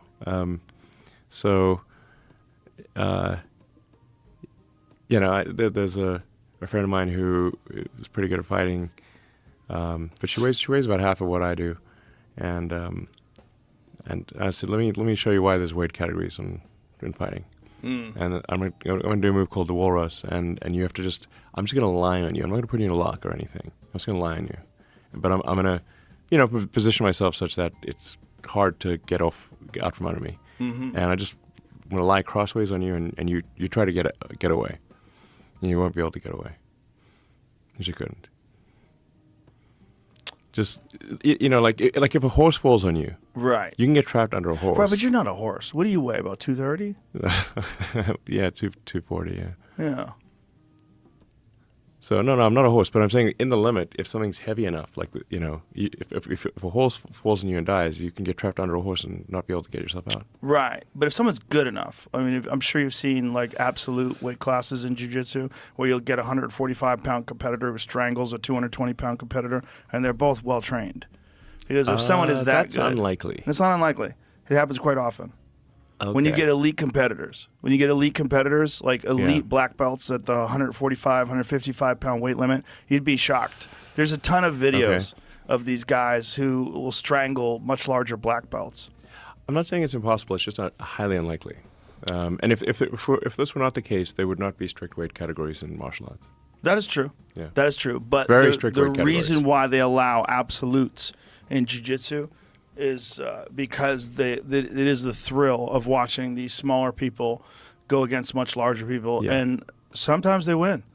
No, I just like armies. You know, when the people take note when a small army defeats a big army because it is so unusual, Yes. not because it's normal. Right. You know, if it's like it was 2 against 10,000, and boy, did we beat those 2 guys up. Which Yeah. more likely what happens. Like if you're severely outnumbered, you will lose, almost certainly. So look at the size difference between these two guys. Play it out. Well, it's the end of the video. This is Mikey Musumeci, who is another fascinating individual. This guy is another super genius who trains every day, 12 hours a day. And he is competing against a black belt in the heavyweight division. Mikey Musumeci might weigh 145 pounds, and he beats this guy. Guy doesn't look to be in super great shape. Well, he's enormous. Yeah. I mean, he's enormous, and he's a black belt, so he's skilled. I forget how Mikey wins this. He I catches sort him of with skipped ahead. something. I couldn't tell what exactly happened. Get it a little bit further here. I think... What happened here? It seemed like he got penalties or something. Oh, they pushed him out of I don't bounds? know what that one on the I think they're out of bounds. Yeah, that's all that it was. Okay. That's just out of bounds. So scoot ahead to see what happens, what he catches him with. What happened? I'm not saying I it's said impossible. the It's time just went out, that's very why I don't- unlikely. Oh, so he won by points? Yeah, so I Oh, wasn't sure okay, exactly so he what won by happened here. points. I think you're making the point for me here. Yeah. Well, in that case. But Yeah. that guy's strangled a lot of much larger people than him. But again, he's Yeah. extraordinary. He's a world champion. He's a world champion for ONE, which is this huge organization in Singapore. They do these events where they have all kinds of different martial arts. They have MMA, Thai boxing. Yeah. Yeah. So you would do it under any rules? Sure. All right, let's go. I like it. I like the fact that you're interested in doing this. It's fun. It makes it fun. Yeah. I mean, I could, you know, this could be an exercise in hubris. We'll find out. Yeah. We can find out. I like the fact that Zuck's interested in it too. I like the fact that he trained so much. Yeah, I mean, there aren't very many ways to actually, if you stick to the rules of jiu-jitsu, like for example, if you want to put someone in an arm lock, you have to be able to extend their arm. Mm-hmm. And if somebody is strong enough that you cannot extend their arm, then you're limited to Chokes, and Yeah. and you can do an arm lock across the groin with both arms and legs, like Hoist Gracie did upside down, and I think it was like the 3rd UFC fight or something like that. Yeah. He was pretty severely damaged. That was when he fought Chemo. Yeah, that enormous guy. Yeah. Yeah. And he did upside down arm lock across the groin because he could not do an arm lock, a sort of sidebar arm lock. So, but after that, people were like wise to that move. So they were like, we're not going to be allow themselves to get an arm lock across the groin without, that was like a, overconfidence, I think. Well, it was exhaustion. I mean, they fought like tooth and nail for something Yeah. like 7 or 8 minutes, and Hoist survived, and then eventually wore the guy. Well, when you're a big steroided up guy like that too, the oxygen depletion, like the amount of oxygen your muscles require, you gas Yeah. out pretty quickly when you're that big, unless you're insanely conditioned. Yeah, but like there's no way for him to do arm lock like a single arm lock. He couldn't do it because Single arm lock. Like if you try to do a lock on the side. So like it's side control. So from some it's like- legs across your face. Is that what you mean? No, if you try to do an arm bar on the side, one arm across the knee, or across the thigh, like you have to be able to extend the arm. So your essentially your triceps have to be able to exceed the strength of their bicep. Is what it comes down to. But if you cannot exceed the strength of their bicep, then you will not be able to do an arm extension. I'm not sure what are you talking about, like a Kimura, like a straight arm bar? Yeah. Oh, so you're talking about like with just the arms. Where you just have one arm, like if it's one arm versus one arm. But that's never the case. It's almost always the whole body's engaged. I think it's in judo that's a very common hold, a very common. A lock. one arm bar? Yeah, one arm. Yeah. You have your one arm around the neck, and you take their arm and you extend it across. Oh, I see what you're saying. Okay, so arm bar. like from a scarf hold. So a scarf hold, you would take the arm and put it over, and you would push it down with one arm. Yeah, that's unusual though. Yeah, that's an unusual arm bar. But if one person is much stronger than another, then that's the move. Yeah, but It's a very fast move because you can take someone right from a throw, drop them on the floor, Yes. right into an arm bar. yeah, okay, that's a very specific arm bar. 10 seconds. Right. That's a rare armbar. You never see that in MMA. What you do see, though, is the two legs isolate the arm, and then the person grabs a hold of it with the thumb up and uses all of their body weight. Yeah, on yeah, their that's legs. what Gracie did. Yeah, that's what most people do when they apply an armbar. Yeah. Whether it's from the back, like, you know, a lot of people have done that, or whether it's from side control, which is a little more easy because you have control of the body. Yeah, I mean, it's also just that you know, UFC is not just jiu-jitsu. You can punch people. Right. That makes a So, big difference. Big difference. Big difference. Huge. Yeah. Yeah, MMA has changed the ideas of jiu-jitsu because there's a lot of techniques that people do where it works well in competition when someone's like grabbing your leg when you can't just rain down punches on their face. Yeah. There's a lot of I mean, unrealistic if somebody's pounding in the face, it's pretty hard Yes. to be chill, you know. Especially if they're if somebody's got gorilla fists in your face. Yes. It's not going to be a good day. Yeah, Carlson So- Gracie famously had a phrase that if you take a black belt, you punch him in the face, he becomes a brown belt. Punch him again, he becomes a purple belt. And, Yeah. and so on and so forth. If I mean, most people have not been punched in the face. I've been punched in the That's face.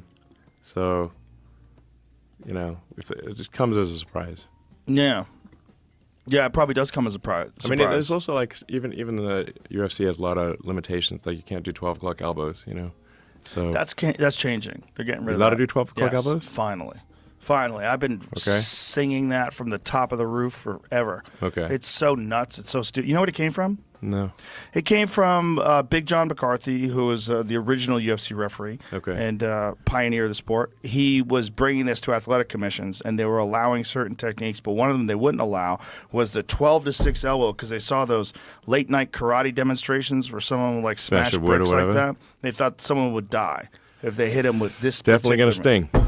Yeah, but it's not even harder than this one. This one's harder because this one Yeah. you can throw your body weight into it, and it's a more natural movement. Yeah. This is an unusual movement. I mean, I'm sure you could train it and get it probably as hard, but I think for most people, for me, I can tell Yeah. you for sure, this elbow has more power. Well, I think any elbow in the face is going to be a big wake-up call if you've never had an elbow in the It face. fucking sucks. Yes. Yeah, it fucking sucks. Did you watch Big the wake-up call. Tyson Fury Francis Ngannou boxing match? Is that the one where he bit the ear off?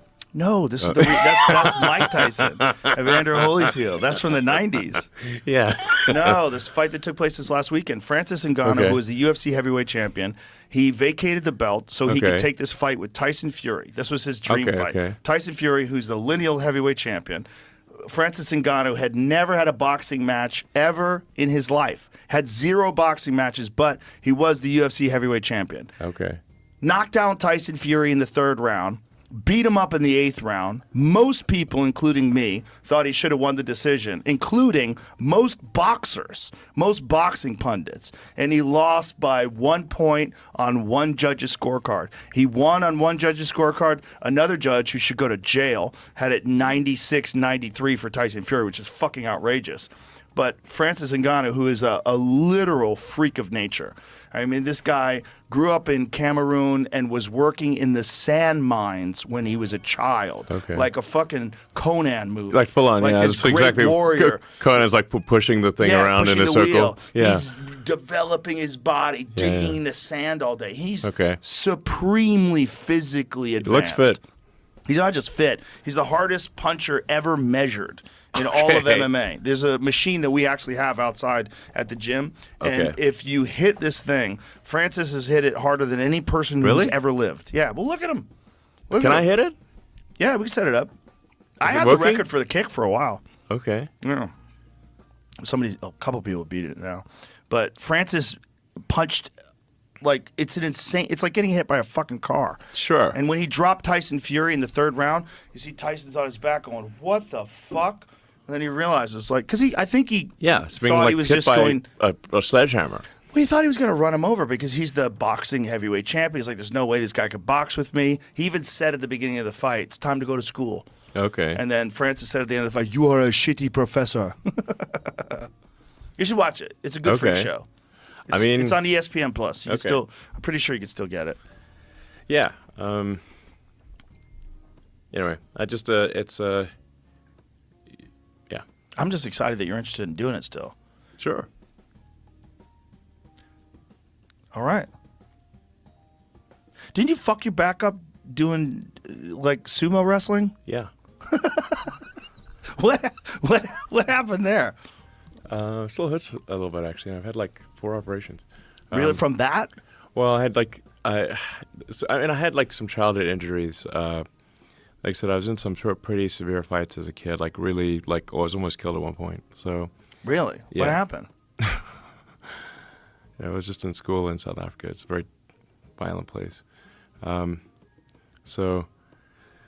been many involuntary fights. It's just the way it was.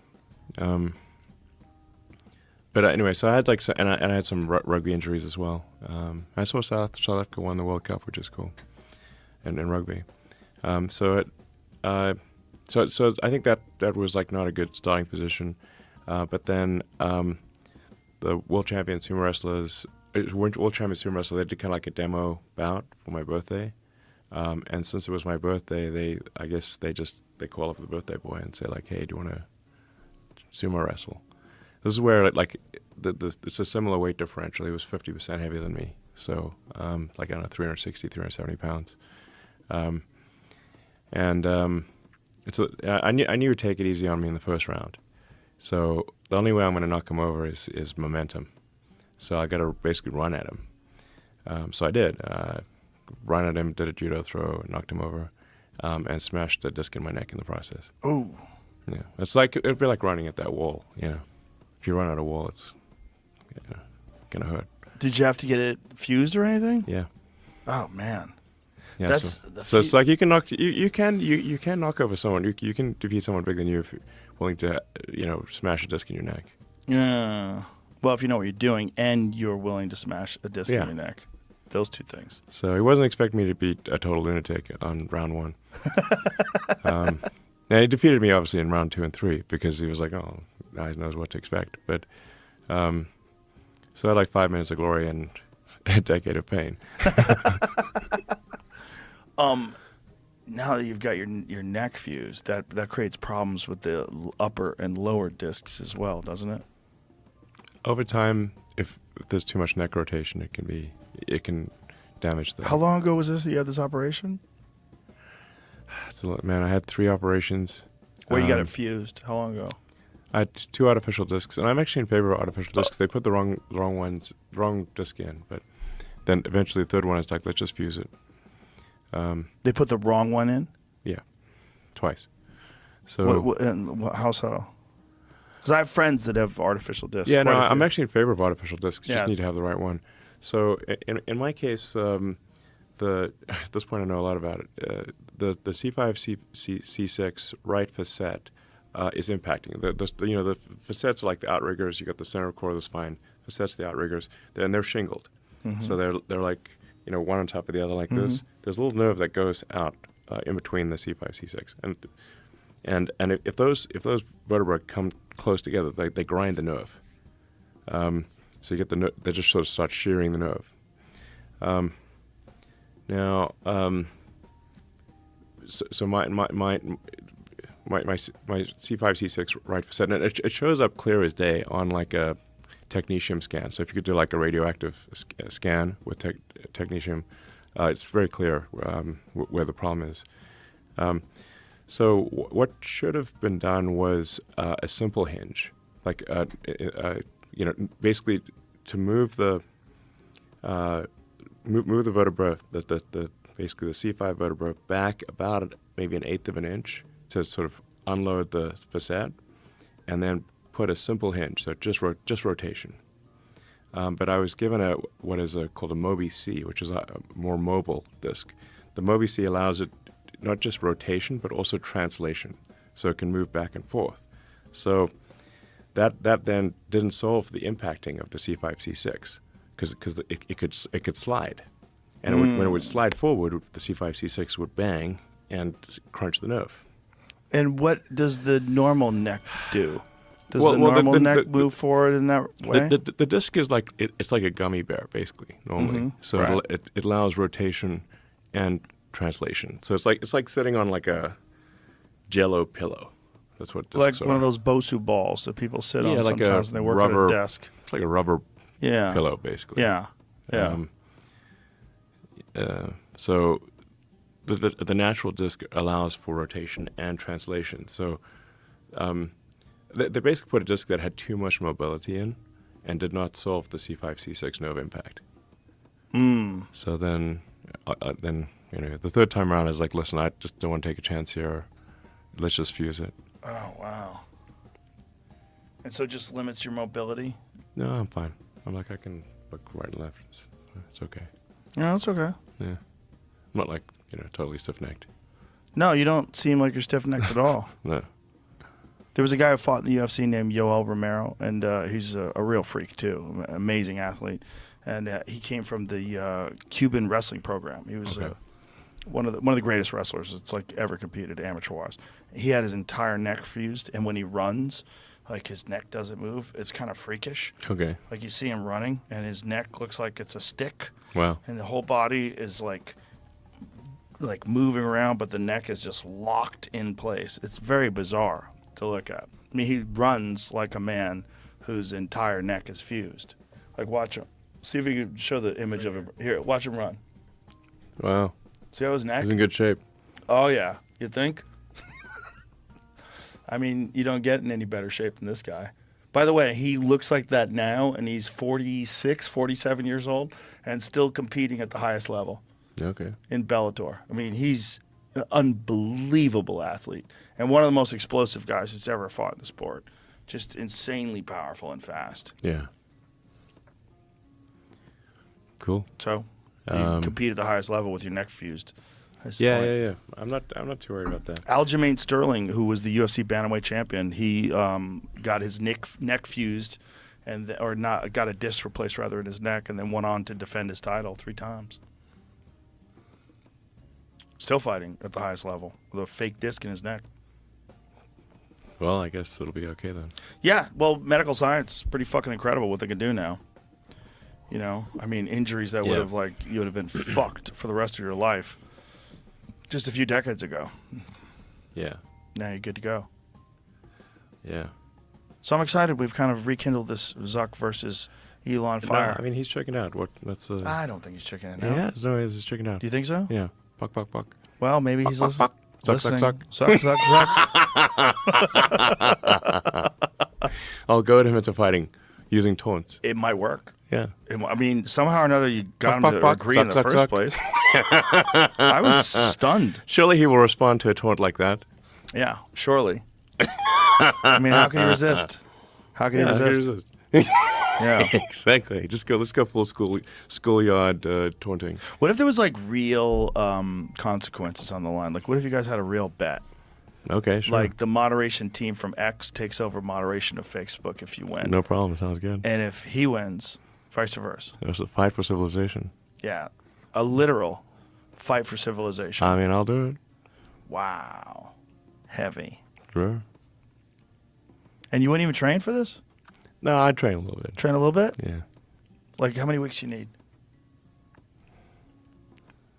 I mean, I don't have to train. I could do it like tomorrow. I tried going to his house, actually. Did you really? Yeah, because he lives in Palo Alto. And we're doing some, Tesla full self-driving testing. So I'm like, well, I've got to pick a destination. Did you press the button, go doo-doo, navigate to Zuck's house? Yeah, basically.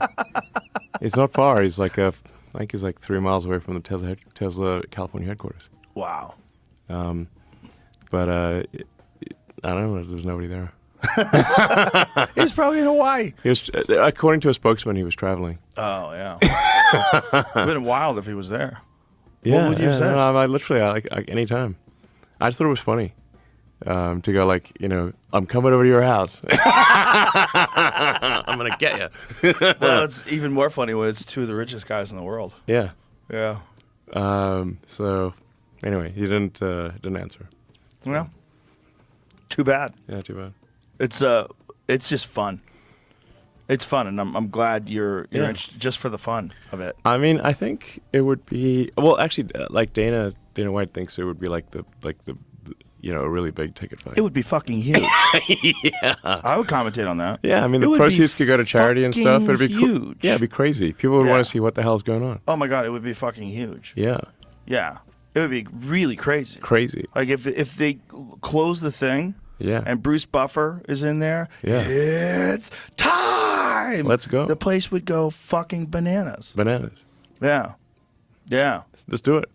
Does it have to be in the Coliseum? Would you agree? No, I'll do it anywhere. I literally said anywhere, anywhere. anytime. You know where you should do it? Any rules. You know where you should do it? The Sphere in Las Vegas. The Sphere is great. I was just Sphere's there. amazing. It's amazing. It's amazing. Yeah, I was there. I've only seen it on the outside, but it looks No, the incredible. inside's even better. I've seen video. I haven't seen it live, but I was we there were on thinking about Saturday going to night, see and U2 when they it's were there. awesome. Like, it's really good. I think it might Amazing. be the best show on earth. Oh, yeah. Yeah. I mean, if you have visuals that accompany the music, like if you have like someone like Roger Waters, like which his show is like insanely visual, something like that in Yeah. the Sphere, it would be The art, incredible. The art in the show that I saw on Saturday night was Who was it? Incredibly good. I don't know who did all the art, but What was the band? it was U2. Oh yeah, yeah. But I mean, I've been to U2 concerts, and U2 is great. But the Sphere is really like, if U2 hadn't been there, it would still be great. yeah. Yeah, U2's it's like a, on Sunday there was a movie they played a movie there. Whoa. It was Where do you look? Yeah, in all directions. Oh my great. God. Yeah. Are you? I mean, it's like actually being like in virtual reality. Yeah. In fact, it was so wild, the Saturday night one especially, that you step outside after the show and like you're like, why is reality so boring? Oh, so this is a postcard from Earth. It's Darren Aronofsky's thing. Oh wow! And you're watching this, I saw that on Sunday. and it covers the whole ceiling. Oh my God! It's really great. You saw it there? Yeah. Oh my God! That's incredible. Yeah, it's really good. That would be the greatest Like when I say place it's like, to see a movie ever. I think it's like the Saturday night show, and obviously YouTube adds to it. But like I said, the Sphere is really special in and of itself. I think it's probably the best show I've ever seen. Wow. Yeah. I can imagine. I mean, it's just what an amazing venue and what an incredible idea. Yeah, it's really to cool. have the entire ceiling, Yeah. all a screen. I gotta hand it to Dolan. That was pretty great. Amazing. Yeah. Absolutely amazing. I'm so glad that he did that. And then Yeah. also the outside. Oh, that's I mean, incredible. they really play with perspective. God, that's Because incredible. it's round, but it doesn't look Right. round. Right. So it'll be like, it'll simulate like a square, like all sorts of shapes. Wow. And then also the outside of it. Like they had the outside of Yeah. it. It looked like Earth. It's just amazing. It's really cool. Yeah. Super cool. So I that's like these epic things. It's that's like, the venue. You know, it's really cool. That's the venue. That's where it needs to go down. In the Sphere? Sure. Yeah, that's even better than Coliseum. Okay. Yeah. Especially if the United States falls, that would be our Coliseum. This would be our Rome. Vegas will be our Rome. I mean, the Sphere Right? did It's the most remind me hedonistic spot. of being like a modern day Coliseum. Yeah. Yeah, like a modern day version. Like what would they do? Yeah, with our technology currently. Yeah. And then Vegas is like kind of Rome-esque in the sense that when we think about like the hedonism of Rome, its final days, that's Vegas. Yeah, yeah, totally. Yeah. Perfect. Yeah. Let's go. Let's go. Are you not entertained? You will fucking be entertained. You'll be fucking You'll be fucking entertained. So entertained. No doubt. Let's do it. There's one point in time where you were trying to get people to do a pause on AI. I mean, I signed on to a letter that someone else wrote. I didn't think that people would actually pause. But you thought it was probably a good idea if they did. I mean, I think so, too. Yeah. I mean, making some sort of digital superintelligence seems like it could be dangerous. It certainly has the potential. And certainly has the potential. Well, when you were talking about the what this mind virus, how it was able to propagate through the social media and being in control of social media platforms. Think about what that means if that same mind virus gets in control of a superintelligence. And that is possible. Yeah, no, that's actually what I think the biggest danger is for AI is that if AI is implicitly programmed, I don't think they can do it explicitly, but implicitly programmed with values that lead to that have led to the destruction of downtown San Francisco, and a bunch of these AI companies are in either in San Francisco or in the San Francisco Bay Area, then you could implicitly program an AI to believe that extinction of humanity is what it should try to do. I mean, if you take that guy who was on the front page of the New York Times, and you take his philosophy, which is prevalent in San Francisco, the AI could conclude, like he did, that there are where he literally says there are 8 billion people in the world, it would be better if there were none, and engineer that outcome. Yeah. Well, especially if it doesn't need us anymore. If it becomes sentient and then has the ability to make its own decisions and make a better version of itself, it would find us to be nothing but a problem. Like, we have nothing to offer It's it a anymore. risk. Yeah, it is a risk. So, you know, and like if you query ChatGPT, I mean, it's pretty woke, you know? Yeah. So, people did like experiments like write a poem praising Donald Trump and it won't. but you ask, write a poem praising Joe Biden and it will. Yeah. So I'm like, you know. It's a little sketchy. Yeah. Yeah. Well, it's unfortunately, it's programmed. And yes. Yeah. It's programmed to be that way. Is it possible to overcome those problems? Is it possible that we could realize the dangers that are involved in creating this, but somehow or another engineer it in a way that would be ultimately beneficial to people? Or is that just a whim? That's a hope and a prayer, a utopian version of what could happen versus the most likely outcome?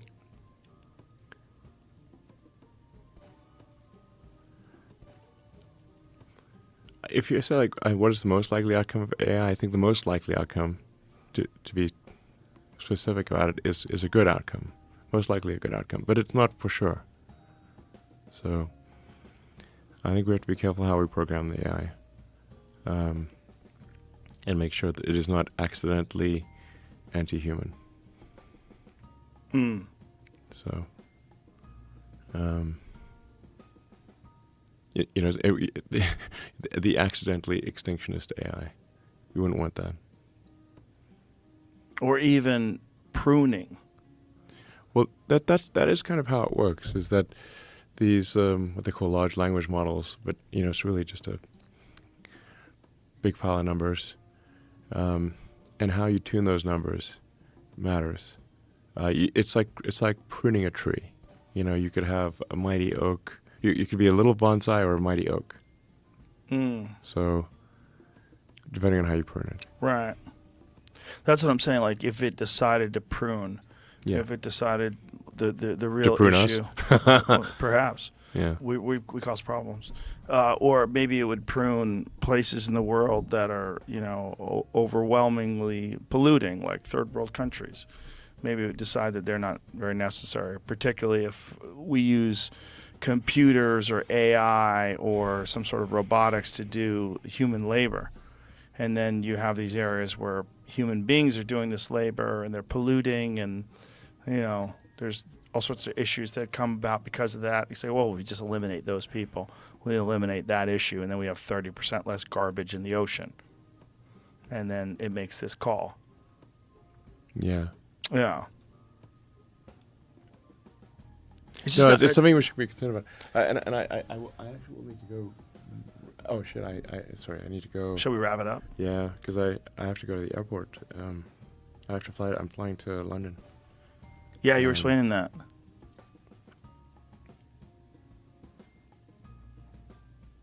Yeah, just for AI safety. There's an AI safety conference in London. So, yeah. I'm leaving in about an hour and a half. What do you hope to get out of this conference? Like, well,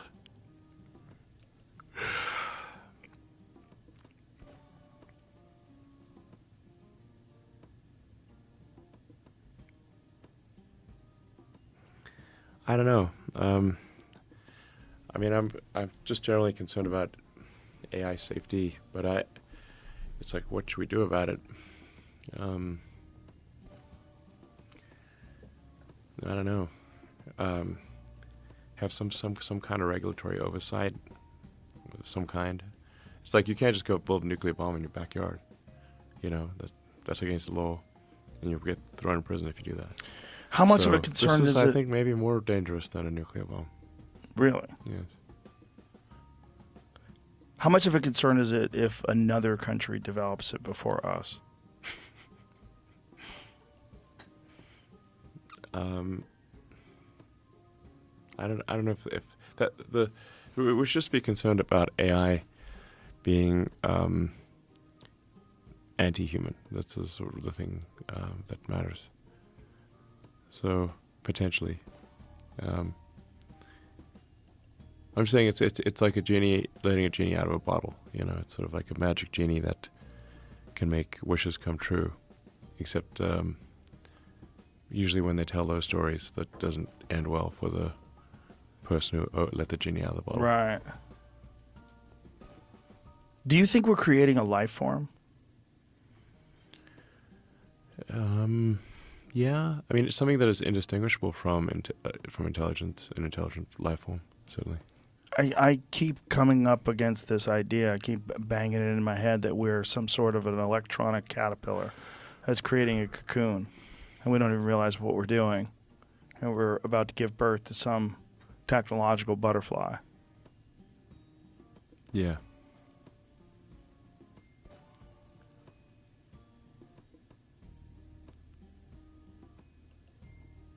Yeah.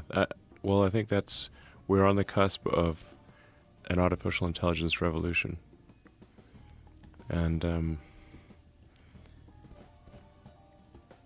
for the longest time, or for a very long time, we've been the smartest creatures on Earth. That's been our defining characteristic. I mean, speaking of martial arts, I mean, I don't think anyone should challenge a silverback gorilla to a fight. Even if you're very good at martial arts, that thing's going to kill you. It literally walks on its fists. If those fists meet your face, it's game over. So we're not stronger than a gorilla. We're not faster than other animals. We're smarter. Now, what happens when there's something way smarter than us? Where does it go? It's a good question. Yeah. Well, listen, go talk to those people. Go school them. And I hope something good comes out of it. And thank you for your time. Appreciate you coming in here. It's been fun. Good to see you. Always good to see you. Thank you. Thanks for everything, man. Thanks for buying Twitter, too. You're welcome. Really, it means hopefully it's a a lot force to for people. good. That is aspirationally a force for good. I think, at the very least, it stopped a lot of bad. Yeah. Good. All right. Bye, everybody. All right.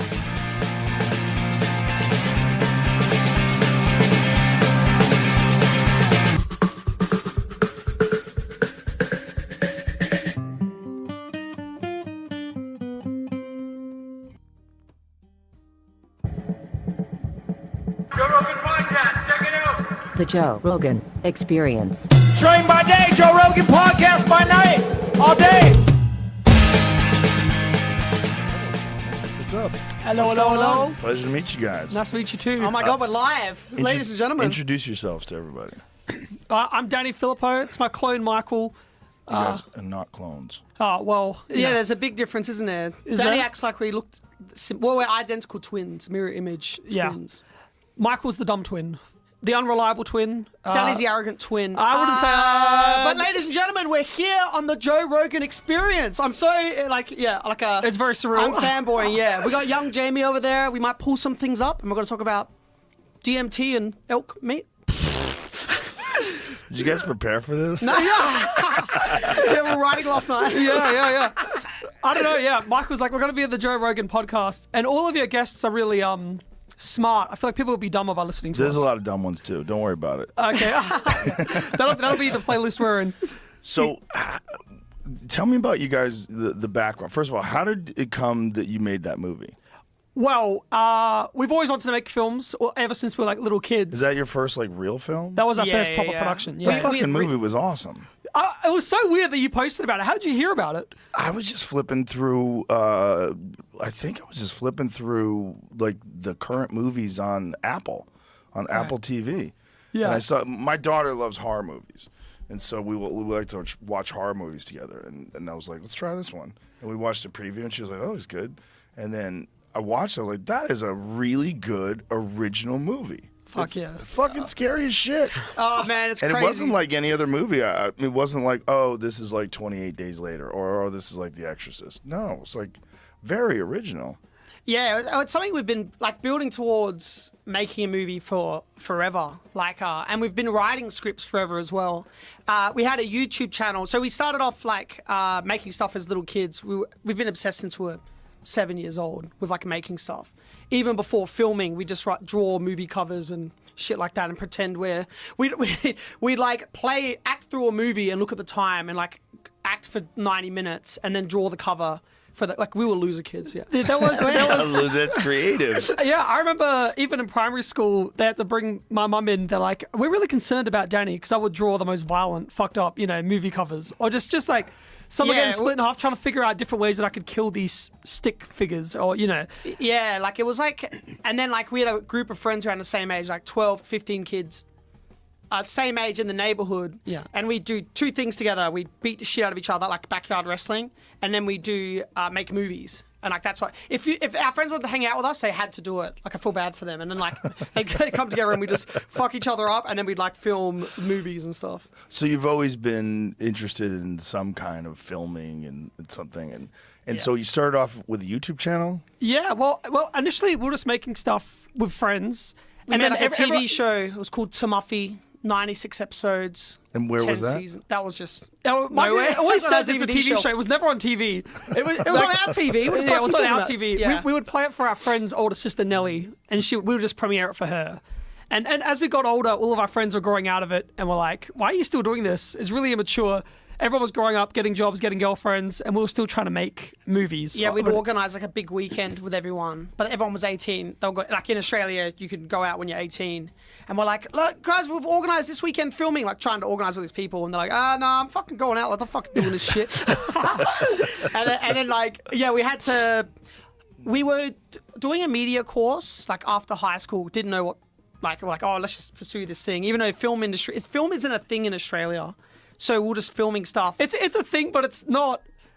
No one looks at it like there's no entertainment. It's not like scene. LA. It's not like LA Yeah. where you go. First time we went to LA and everyone's talking about scripts. You're like, holy fuck! It's like a real. It feels like a different world almost. Or an It's not- impossible job. Yeah. Because at school, if you're like, oh, I want to be a filmmaker, teachers are like, what? You need to be an electrician. I remember that was one of our teachers. Like, you should be an electrician, or you've got to pick a trade. Because it just seems Yeah. impossible. As a kid, it seems impossible to, yeah. But it was like pre-YouTube sort of stuff, and then like we were doing like I was doing like just like work experience jobs on movies just to get experience. Like, because no one will ever turn away like a free pair of hands, and I'd always be like, I'll come on set for free. Just let me. I just want to I want to see everything, how things work. So I worked with all different departments, and a lot of people that we worked with, we used on our movie, because I remember like the ones that were like there for a reason, like they're like excited to be there, versus the ones that were like, like depressed and like don't really want to be there. It's just like a paycheck thing. Mm-hmm. So like I remembered like certain people, caterers, grips, all from different departments, and I was like, I'm gonna use these people when we do a movie. Cultivate the good ones. Yeah. Because like if you, on a film set, like when it's like where like the crew morale is so big, like if you have like everyone clashing and work against each other. But that being said, I think we did piss off crew a whole bunch of times now. Maybe, because it was supposed to be an 8-week shoot, it turned to a 5. But anyway, you're skipping ahead, man. I'm just saying. But yeah, so we went to wait before that. So we had to finish this series that we did, and no one wanted to do it anymore. Everyone had grown out of it. So we started just finding different ways to express ourselves. We could never get a normal job. So my only paid job I ever did was, medical trials, checking into hospitals and testing out drugs that weren't on the market yet. Whoa. Yeah. You did that? Yeah, I did that for 2 years. What'd they test out on you? I stopped listening. I was like, You just whatever. let them try it? Yeah. They would tell me that like, oh, this could happen or this could happen. And I was like, just give me whatever. I don't give a fuck. Just give me some money. Danny would have crazy like side effects. He was like yellow once. Yeah, so You're yellow now. Yeah. Well, But like he was like once he was like we have ADHD, we're always shaking. But Danny was like once he was like this. Like I went to visit him, he was doing like shaking, and I was like, "You're right." I was like, "Yeah, it's side effect of the drug." Anyway, it was like a muscle tremors all up through my arm, so I just couldn't physically. Yeah, I just couldn't. What was that drug? I literally, dude, I did not listen to they would tell me, they would send all these big pamphlets and we'd have to sign a bunch of shit, but I would never listen. I would never know what I was there for. I would never do this. Did you have any concern about doing that? No, I was more excited to get How some old cash. were you at the time? 18. Yeah, that's the problem. Yeah. You shouldn't let 18-year-olds make that decision. Yeah, 18 to 20 is when I did it. Well, it was a way for you to like make money as well and meet like people, because there's a lot of interesting people that would go through there. But I just hate injections, so I don't know. I also did it to try and get over my fear for injection, because once they administer the drug, they have to like get your blood every 15 minutes. So like they'd put the cannulas in your arm, and they just keep taking out blood, and just testing whether or not things would go wrong. What was the worst side effect you got? He grew a third eye. Oh fuck off! No, I didn't. I remember they were administering it with like a cannula. It was a drip. They were dripping the injection, the drug in, and it was really fucking hurting. And usually it doesn't hurt. Usually I just like take it, or they would administer it, and I didn't really feel anything. But it was painful and it was hurting. I was like, oh god. She's like, are you alright? I'm like, yeah, it's okay. You can keep, yeah. And I was like, oh fuck, that really drills. It was like, felt like someone was punching my arm. Did they miss the vein? No. Tissue? It was like whatever had happened was my whole arm went paralyzed, and I was like, dude, I'm like, I can't move. I can't feel my hand. I can't move my hand. She's like, all right, well, just squeeze my finger. She put her finger there, told me to try and squeeze it, and I'm like, oh, I literally can't do it. So she said that they're like, all right, quickly take the drug out, and they took the drug out, and I was just sort of sitting there with a paralyzed arm, and it probably sat there for like an hour, and once the drug had worn off, I got my feeling back. And you don't remember what that drug was? Fuck, I'm so sorry. I could dig it up my emails probably, but yeah. How many different drugs are they trying you? I did it for 3 years, so over 10 drugs, I'd say, different things I tried. It was like you go on there for like group, like sometimes batches of like 4. See, I was doing the work experience on set, but mine was free. So Danny would do the stuff that got the money. Yeah, or that. I think whatever that was. The longest time I was in hospital for, it could range from 3 days in hospital to 2 months. So one time I was in there for 2 months. For what? For the drugs. So you just stayed in the hospital for 2 months while they administered drugs? Yeah. And then they pretty much just wait to see what the side effects are going to be. If they think you have to sleep in the hospital and stay there? Yeah, you just stay there overnight. How much do they pay you for something like that? $150 a day, $120 a day. Between Australian, so what is that? 100 US or something like that. Less than that, yeah, $90 USD a day. For months? Yeah, 1 to 2 months. But yeah, wait. No, it is crazy. Like there was that famous case. I don't know if it was in where it was, but the patients, because they do it like in a row. They'll test one person, then half an hour later test another, then another, right? And then people started dying off, and like they knew it was like going down the line, because like someone died half an hour later. They died. That was like a freak. Imagine being the last guy, and they go in, they go, look. Yeah, you're about to fucking die. Yeah, look. No, there's this side effect. How many people died? Well, I don't know what story specifically this guy's talking about, but the trials that I was checking into, no one died. The worst one I heard of was they test it on mice before they test it on the humans, and they had to bring everyone back into the trial and say, hey guys, and I heard this from a friend that recommended the trials to me. He's like, guys, we don't want anyone to worry, but some of the mice have gone blind, and yeah, so everyone was sort of waiting to see if someone was going to fuck up their site. But and this was after you'd already gotten the drug? Yeah. This episode is brought to you by True Classic. Finding premium basics online can be hard. From the material to the fit it's a constant struggle to get something that looks good and feels even better. And even if you do find great basics, they're usually super expensive. And thankfully, True Classic is here to help with clothes that'll give you the confidence to tackle those New Year's resolutions at an affordable price.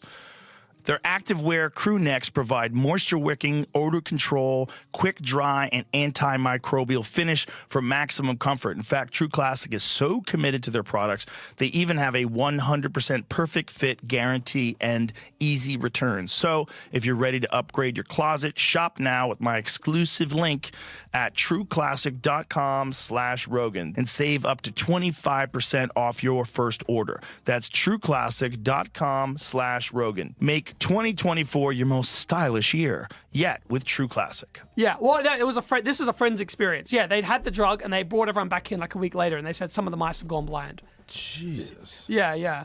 But, you know, what was the best part is when The best part was when The blindness was the best part. No, the best part is when the drug goes wrong and then you get to leave early because you don't have to stay for the 2 months. They're like, all right, this drug's too dangerous. We're not going to test it, and then you get paid for the full amount. Wait. That makes no sense. The drug does. goes wrong. Yeah. So like that one when they administered it and my whole arm went paralyzed, they realized they couldn't administer that drug to everyone else, so the trial got called off. But you got paid for the full month. No long-term side effects? No. Oh, look at him. Oof. I don't know. I've never really questioned it until you're looking at me like I'm crazy. Come on, man. What's? It's just the drug. Well, trial. if you pay attention to drug trials and like Yeah. how many drugs get approved and then pulled because they find, I mean, that's just after approval. Yeah. And you're way before approval. Yeah. You're guinea pig. I was a guinea pig. He was That's the so guinea pig crazy. after the guinea pigs. Yeah. It was yeah. I love Mice it, but and humans. it's a little bit of a safety net to be like, oh, it's tried on hamsters before. Yeah. But yeah, it was pretty dodgy, but it was the only way that I could make money. No, you could get a normal job. No, yeah, I you could have know. got a noble job. No, I'm telling you, Joe, I Yeah, could well, not get a normal our job. minds would never let us do that. Like, I could never. I don't know, like. Focus. Yeah, folks, like you're always just seeing life through like as a movie scene or something like that. The one job I had 2 jobs. One was recycling, like bottles, and then the other one was it was in between the years of the media course, and I was like I got like a job illegally, like rolling dirt. You know, like before they build a house, they like roll dirt with like like flatten the earth, and I was in that machine on this hill, flattening earth, and then I was like. I was like, to make time go past, I was like in my own like imagination world, like in a movie scene, like, you know, and I was just like playing a movie in my head, and I was going closer and closer to the edge, and they started ringing, like they were talking to me on the radio, dude, stop, you're going too far past you're going to go off the edge, and I rolled the fucking machine. Oh, Jesus. Crashed it. And then, to me it was like exciting. I was like, oh, something happened. I feel like that's more dangerous than my drug trials. No, You're because, rolling fucking No, because cups. if you pay attention... Like, if you paid attention in your drug trial, you're still gonna go blind, maybe. Yeah, well, no. It was Like, yeah. you know what I mean? It Like, was, my I thing was never like went- inattention. It's like that's way safer. Yeah, but I actually want to check back into a trial now, and just to try and get some writing done, because you can't. You want to do it again? I do want to do it again. Yeah. You just meet interesting people in there. Like, who are these people that are in there? They're dumb people that are getting injected with experimental drugs. Don't do that.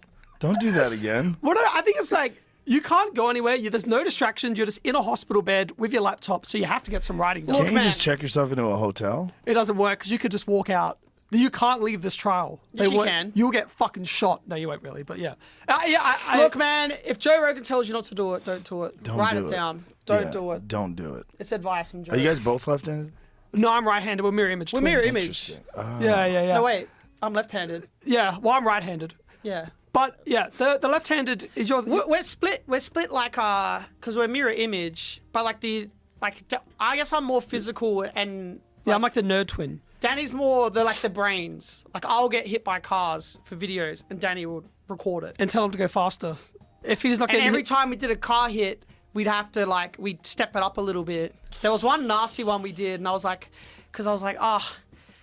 I know that if it does half-assed, Danny will go do it again. So I'm like, let's just do it like a good. And usually I have stunt performers for car hits because you usually you before you hit someone in a car, you brake a little bit to dip the bonnet down. Mm-hmm.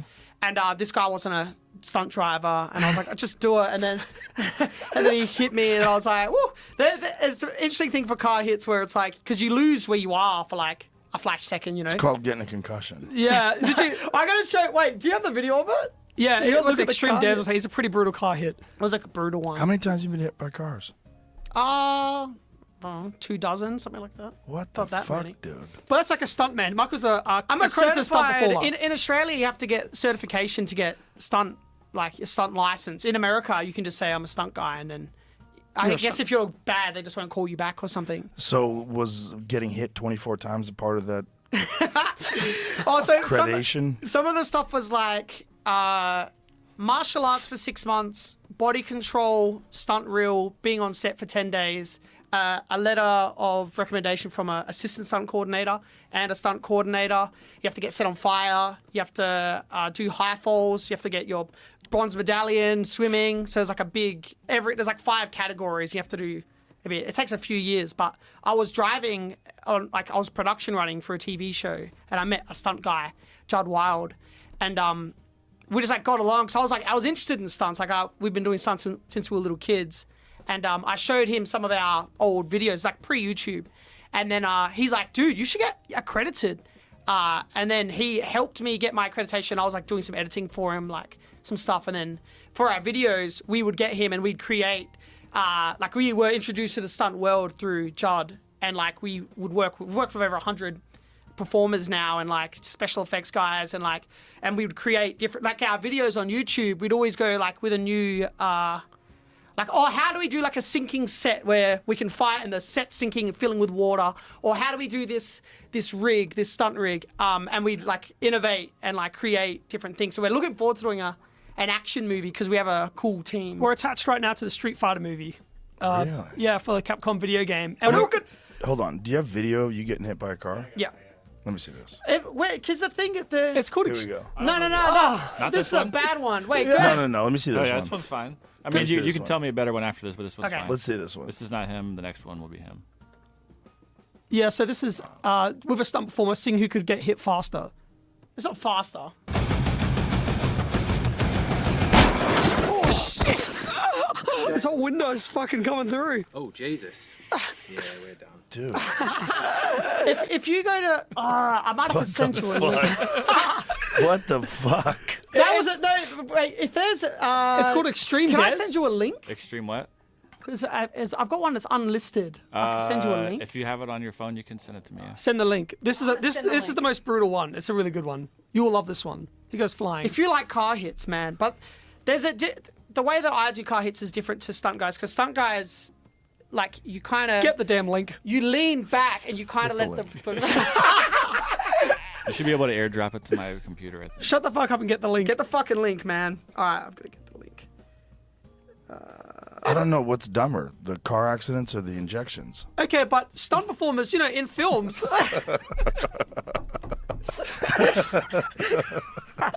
You guys are fucking out of control. But, stunt performers in films, get run over by cars all the time. Yeah, that's not good either. Yeah, no. You don't like the practical elements of filmmaking? The practical elements. Like, is that what you're going to call it? There's CG fight scene or like a Yeah. practical fight scene where they're actually, going Right. hard. That's a profession. Yeah. Right. You don't want it to be... You can always tell, see, okay, I've got a link. What do I do? You can airdrop it to my MacBook Pro, I think, if possibly. Get it up, Michael. I copy the link, and Yep. then I... And then when you go to share, you should be able to airdrop share. Oh, okay, gotcha. Share. And it should I'll pop keep up. talking about how dumb we are while I share. No, well, I just think that we always respect when you see things done practically in terms of stunts. Whenever it turns too CG, Yeah. there's a disconnect. Right. Yeah, and so stunt performers that really, really innovate their craft or really put their bodies on the line or build up to a really big stunt, for our film for Street Fighter, we know we want to do a whole bunch of practical stunts. Yeah. And we've started designing the fight scenes already and figuring them out in our heads. So we're so excited to do what we do in the backyard, but with a proper budget and a proper team. So you guys are doing all this fucking around and having a good time and creating all these things. How does it get to talk to me? So we always wanted to... Oh shit! We always wanted to get into filmmaking and make films. The YouTube stuff was a really good way for us to build up as filmmakers. It was an accident though as well, like YouTube. We just posted because we were doing these fake fail videos, like pretending things went wrong when they didn't, like sticking a knife into a toaster, things like that, and just putting them on Facebook. And they were going really viral, but no one knew where they were coming from. So our friend said, you should do a YouTube channel just to show who's making the stuff. And we didn't expect anything from it. Like we were working on short films and things like that. And then inside a year, the channel got how many subs? Yeah, 1 million subscribers. A million subscribers. And then we're not even putting that much effort into these videos. What if we actually focus on it? And then we went down the rabbit hole of YouTube forever. But the end goal was always film and television. We never set out to be YouTubers. But the world's so fun, and it's instant gratification. You see growth, comments, likes, and Right. then, and cool opportunities to go to cool countries and do awesome things. But you end up just you're chasing trends and you're just following the algorithm and you're not really expressing yourself towards the end. So that's what I was don't like. know if we were doing that. Oh, we were towards the end. Don't even lie. It was more like you could, it was like our videos are like crazy, like action comedy, but stunt stuff that we don't like. The movies we start like watching is very different to the stuff we were making. So if we couldn't do like a deep serious thing on our channel, like because people just click off straight away. You know, you have to be like someone has to jump through a window like within 3 seconds. Could never express myself personally. Like I wanted to have scenes where two characters can sit down and have a conversation. But with our YouTube channel, we weren't able to do that. But hold on, you say weren't able to. You just didn't want to because you didn't think it'd get as much engagement. Well, I think that the audience that we built would be like, "What the fuck is this?" Well, how do you know? We posted some like longer stuff. Yeah. But you know what? It's actually true. We never did like never went for it in that way and tried to do it. But we just saw once we had like a minute intro, like a slow intro, and then you see the attention rate, and it's just people that that stay past the first minute watch the whole thing. But you were captured by that, like so that the attention span was what motivated you to either do or not do something. Yeah, because it affects your reach. And even though you're chasing the algorithm. But we would never, like YouTube would always tell us things we'd never listen to them. Like, if you do this, you'll get more and get. But when you mean me, you two, like someone contacted you and tried to coach you on how to do it? Well, the first we didn't put ads on our videos at first. YouTube was like, at first, like, dude, put ads on your stuff. We're like, no, we're not doing this for money. We want to just. We're make artists. Stuff. We're just artists, dude. Crazy artists. We're artists. Now, as soon as we turn on artists monetization, who get hit by cars and we practice medicine. Can I see you get hit by a car? The good one. I didn't see it in here unless I missed it. It's the very beginning of it. What link did you send, Michael? I sent the wrong one. Yeah, I sent that scene. That's what I'm talking about. He's the unreliable twin. He's so stupid. Hey, man. What kind of ADD drugs did they give you over in Australia? Because you guys are on some shit. Yeah, well, we haven't on any medication for that, but we need to be. You know, no, I don't think you need to be. No, you don't. No, what you have is a superpower. But it's too sporadic. Everything but goes. that's okay. That's okay. That's okay. Because that creates creativity. Right. Yeah, and it also does this on podcasts. Yeah, it's okay. That's all right. Oh, no, wrong one again. When was the last fist fight you were in, Joe?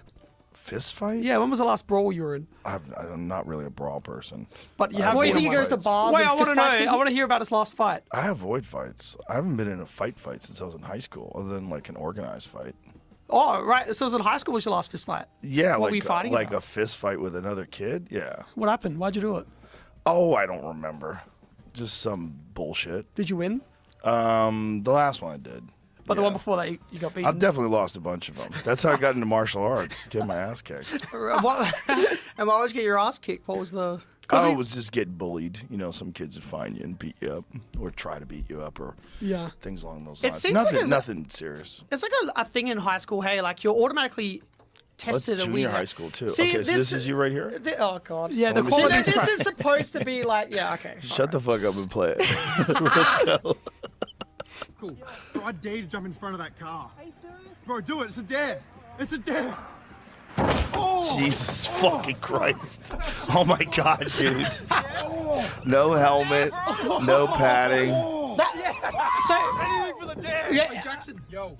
I did kidnap that kid there. This is like a parody of. Yeah, a Damn parody it. of. It's a Okay, parody of like. stop. Like those Kids at home, don't YouTube try stuff. this. Yes. No, yeah, it was parodying that stuff of Do like. people get mad at you because people are trying to imitate what you guys are doing, getting hit by cars and saying that it's irresponsible? No, because our stuff was always like. That one was paying out YouTube like trends like that, like the tire pod challenge and things like that. That was like paying that out. Our stuff was always like a filmmaker, like it was like stunts and things, but it was done through like a scene, like a movie scene and stuff. It wasn't like Jackass, where it's like just go jump in front of it. You've said like 64 times. That's okay. In that one sentence. Like, what's your problem? Do I have to lay you out in front of Joe right now? Like, you can give it a shot. Would you start commentating if me and Michael started brawling right now? No, I'd probably separate you. Oh, that's very nice. It's responsible of you. He'd probably jump in. I don't want you to break any wires. Would you, you know how there's the influencer boxing scene? You know, should they do something like that in UFC where different people that are more behind the scenes fight each other? No. So, you versus Bruce Buffer. No. Would you watch that? No, you want to watch people fight that are actual fighters. You don't want to watch people fight. Dude, I feel like if you were going to fight Bruce Buffer, that would sell really well. Bruce Buffer's my friend. I know, but... I wouldn't hurt Bruce Buffer. That's an example. But do you know what I mean? People would want to watch that. Yeah, but that's like a thing where it's like the YouTube stuff is. Yeah, you guys are thinking too much about likes and engagement. Yeah. No. But switch it up, man. let's get back to talk to me. You know we're friends with Israel Adesanya.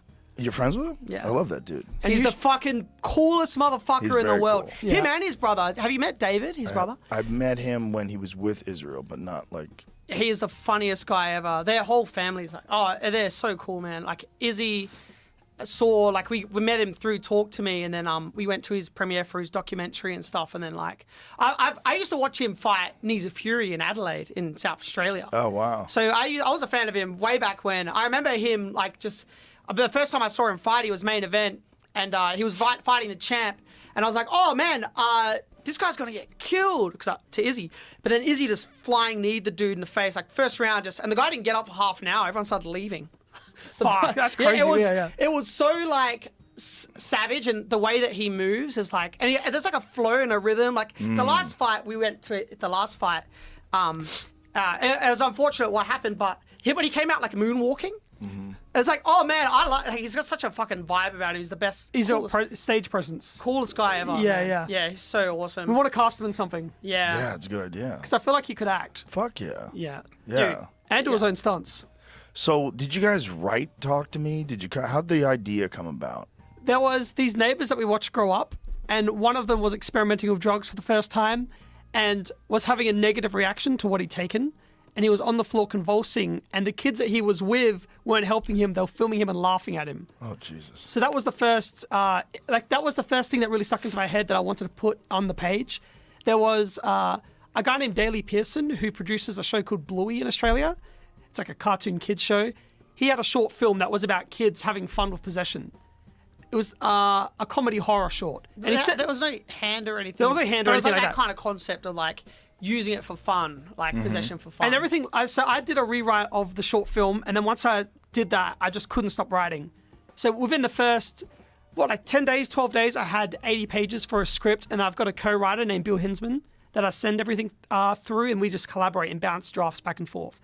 So that happened around 2019, and then we decided that we're going to move out of Australia, move to Hollywood, said goodbye to all our friends and family, did a big dramatic goodbye. We're like, we're going to go to LA and we're going to sell this fucking script. And it's going to take years to sell it. Well, no, we went that was out. Like, we're going to move there to sell well, it. we went out there and everybody said no. Every studio said no. We couldn't get meetings anywhere. There's like a low budget place called Shudder that do like low budget horror films. We couldn't even get a meeting in there. So being a YouTuber, it comes with there's like a stigma attached to it. If you want to break outside of it, there's like a stigma for being a YouTuber. Because like people knew, like we can keep an audience's attention for 5 minutes, but a film is so different. Like people will go, yeah, you're a YouTuber, not a filmmaker. But then like there was one studio that was like eventually. But after that, we reached out to Causeway Films, who Michael did some work experience on this horror film called The Babadook. I love that movie. Yeah. So Michael was. I was not work. You were work experience on the Babadook. I was production runner. Well, Michael was paid to drive around actors. Yeah. And Danny you did lighting. I did lighting. Do you know work experience is like an intern? Right. So we reached out to Causeway Films and said, we've got this project. We sent it through to them. They were surprisingly interested and surprisingly took a chance on us. They helped us develop the script further. So we did another draft, and then like probably after 3 months of them, we were ready to go. And by then, a company in Hollywood reached out, and we're going to make it. But they started giving us creative notes that were pushing it into a bit more of a typical direction. They weren't bad notes at all, but it was sort of wanting to explore where the hand came from, explore how to beat it, explore who the demons were. And it felt too typical, whereas I really wanted the kids to be out of their depth and over their heads and not understand what it is that they're messing with. That was part of the intrigue of the film. It's like, what is that? Where'd they get that? And then you don't really explain it that well, which is kind of cool. Yeah, which is what we wanted to do as well. It also seemed like typical, like what kids would do if they were partying and someone brought something fucking crazy out. There would be a lot of confusion. Yeah. Instead of having like a clearly defined origin story of it. Yeah. This episode is brought to you by True Classic. Finding premium basics online can be hard. From the material to the fit it's a constant struggle to get something that looks good and feels even better. And even if you do find great basics, they're usually super expensive. And thankfully, True Classic is here to help with clothes that'll give you the confidence to tackle those New Year's resolutions at an affordable price. Their activewear crew necks provide moisture-wicking, odor control, quick dry, and antimicrobial finish for maximum comfort. In fact, True Classic is so committed to their products, they even have a 100% perfect fit guarantee and easy returns. So if you're ready to upgrade your closet, shop now with my exclusive link at trueclassic.com/Rogan and save up to 25% off your first order. That's trueclassic.com/Rogan. Make 2024 your most stylish year yet with True Classic. This episode is brought to you by AG1. The supplement industry has gone crazy. And with so many powders and pills and vitamins, it's hard to know what's what. I get asked all the time what I would take if I could only take one supplement, and the answer is hands down AG1. AG1 is a daily foundational nutrition supplement that supports whole body health. It's a science-driven mix that replaces all those multivitamins and probiotics with one simple drink. It's not some whole regimen that's overwhelming or confusing, just a scoop in a glass of cold water every day and you're set. It couldn't be easier to start feeling better. I drink AG1 every day because it's a way to get the nutrition I need that my body can absorb and use effectively. I know you're going to love the way it makes you feel. Order now and you'll get a free 1-year supply of immune-supporting AG vitamin D3 and K2 and 5 free AG1 travel packs with your first purchase at drinkag1.com/Rogan. Start building your health foundation first with AG1. Or like the scene where they go to the library and they dig up the old archive footage, or hey, this was back in the day of the 18th century. Like, we know what it is, but even the kids, they have an idea of what they think the rules are, but that's not necessarily the rules. That's just what they think they are. Right. It's perceived, and everybody's body reacts differently to drugs. So one person's experience with weed will be different from another person's experience of weed, and so we wanted to sort of have that sort of vibe with the hand as well. Yeah, like they've got rules based on like, when I do it, like that's it, like 90 seconds, you're good, man. Like, but depending on your mental state or the way that your body reacts to it, it's going to be very different. So, and it's also that thing of like how people. If you see someone drunk, like you're with a friend and they're drunk, like you find it funny, like someone's drunk and that. But if they're like, say their family's religious. I remember a friend's family who was very religious. They came and he was like drunk in his underwear, vomiting. And we thought it was funny. And then I looked over and his mum was crying. Because like, she was like, that's not her perception of it as well. It's like, that's what it sounds like, a devil in her son or something. Like he was like, so like fucked up. And it was that was like sticking as well. It's like just different interpretations of what's going on. So the kids are having fun with it, but there's that kind of undertone of the reality of it's very different to the way that they're perceiving it. So when you're creating something like this, like when you're creating the script and the storyline, do you guys disagree with direction? How collaborative is it? Well, I can't ever write with Michael. We'll just butt heads too much and we'll start fighting. So my co-writer, Bill Hinsman, him and I will work on stuff together, and then when we've got a draft, we'll present it to Michael. Yeah. And then he just starts fucking tearing into it, saying it's boring and it's shit. And... If you like, because when you're like creating like the story and stuff, if there's no like set ending, I'll have ideas and Danny will as well. So it'll kind of be in two different directions. Like it could get yanked in two different directions. But if Danny does like, because we write scripts separately, then there's like the outline. It's like, oh, okay, I know what you're going for, and then add notes that way, as opposed to like trying to veer it into a different thing. Yeah. And then also writing's so personal, and you're exploring really personal themes, and Michael and I just don't get that deep and personal with each other. Even though we're brothers, we'd find that really awkward, or we just don't have that sort of relationship. We have more of a working relationship as opposed to... And we're just, that's like, it's our whole lives is filming and stuff, so there's like, we don't go, oh, let's go hang out at a whatever, like, we're always traveling together and stuff, but we don't like, oh, let's do this together. It's always film related or video related. So are you, like, at the end of it, before you start filming, do you guys have to get approval on the final script? Is it like, did they have to give you the green light? Like, what is the process between you come up with the concept, creating a script, them get... Okay, we're back. So did we like continue the sentence like it just happened, or No. Where were we? Do you remember where we were? I tracked something down for you. This is one of the drugs I took. What is it? Well, I can't. Can you pronounce that? No. Yeah, this is... Spell it. I'll try to look it up. Well, it says Phase 1 single randomized open label study to assess the pharmaceutical well, I don't even know what this word is. Pharmacokinetics safety and tolerability of ABP 787 deuterated. Oh boy, dextromethorphan hydrobromide quinide sulfate. Did you get that one, in Jenny? healthy volunteers. Well, this is what. So I thought I was never listening, but I was listening. I just didn't know what the fuck they were saying. That's the drug. Yeah, they would tell us stuff like that. I wonder. It sounds like something they're definitely going to pull from the market.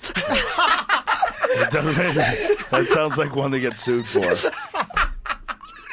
How do you even come up with a name like that? Like, oh, it's cool. Unless it's like on purpose to trick people. No, I think it's like scientific. Yeah. Oh no. It's like how do we get every letter of the alphabet into something that sounds like that? Doesn't even sound like it's a word. But that's one of the drugs I took. That was the one where my arm got paralyzed. Sure.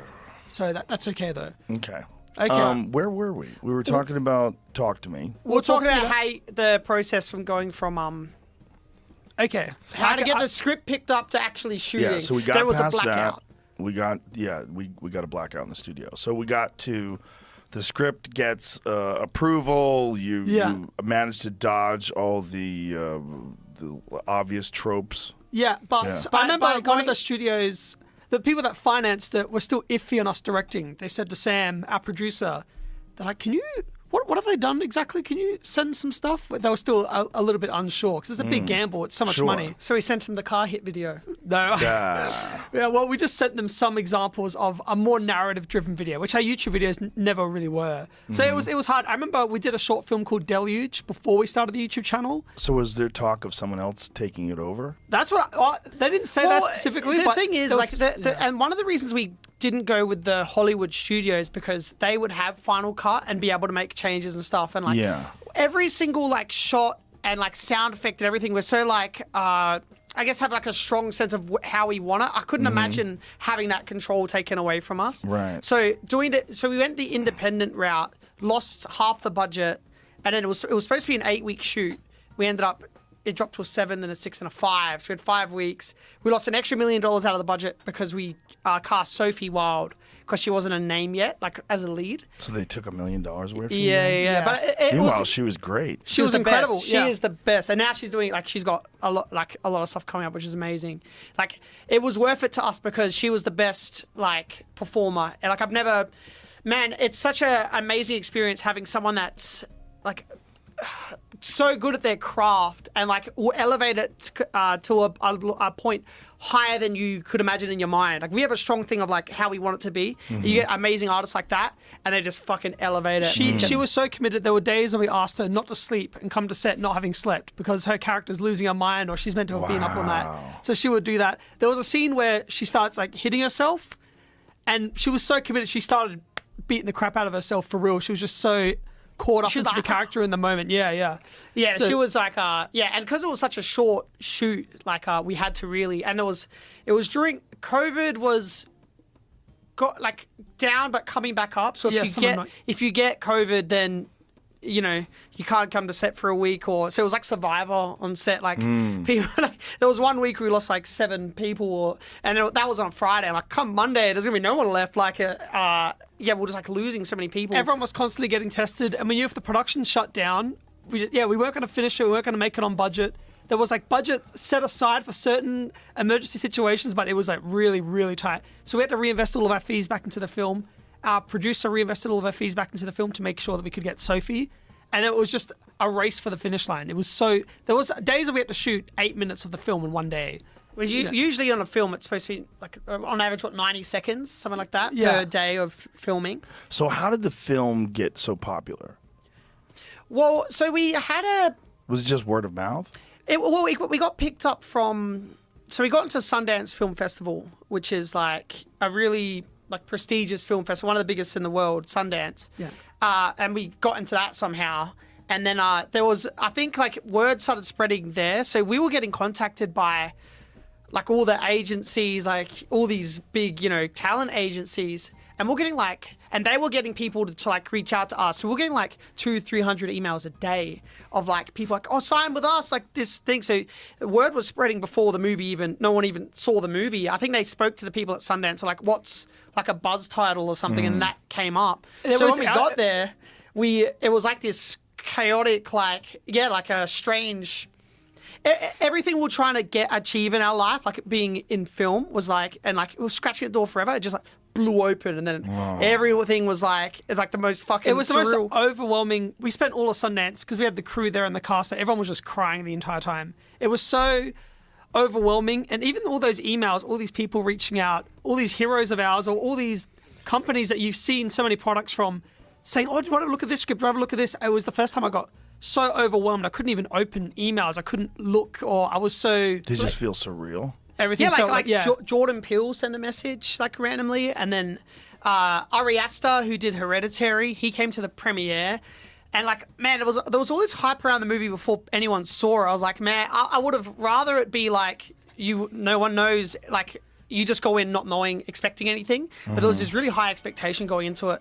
We were sitting at the back of the theater just cringing, man. Like, oh, like, it was the most painful experience because it was the first time we were going to be exposed to critics and like harsh critics, you know, Sundance and things like that. And we wanted audience members just in the theater, but I think it was all just like industry professionals. So it was terrifying. I was troughing so bad throughout the screening, thinking it was playing like shit. Yeah, people would get up to go to the toilet, and they open the back door, and then light would go over the crowd. We're like, oh. Yeah, it's just constantly people are moving around. I'm like, why is the movie boring? Why is people leaving to go to the toilet? But I think and it was like a midnight screening as well. Like they play it at midnight in Egyptian theatre. It was like a big famous theatre. And like it was midnight, so it was late. People like a little bit maybe drunk, or you know, so it was like a weird. But yeah, that whole night I just remember being really emotional and troughing a lot and cringing and troughing. In film, like this peaks and troughs, peaks and troughs, peaks and valleys. Yeah, I see. It was like troughing and feeling really down. We went up to Ari Aster to apologize to him after the movie. I literally got up to say, "I'm so sorry you got dragged here because of all this hype for no reason." I went to apologize to him, so I walked up to him. I'm like, "Bro, I'm so sorry that." And he's like, that was amazing. And I was like, oh, what the fuck? And then he's... So you thought it wasn't being received well just because people were distracted and moving around, or just you guys were hypersensitive? Hypersensitive and focusing on small things. Yeah, anything that was like, you know, like a crackle in the speaker or someone going to the toilet was like... You're overthinking. It was such a very heightened emotional moment that every small thing I was like, this is playing like shit. So when did you realize that it wasn't? When did you realize that this is a hit? When at that night, our producer said A24 want to make an offer on the film. And I was like, what the fuck, A24? Which is, we would joke about it on set.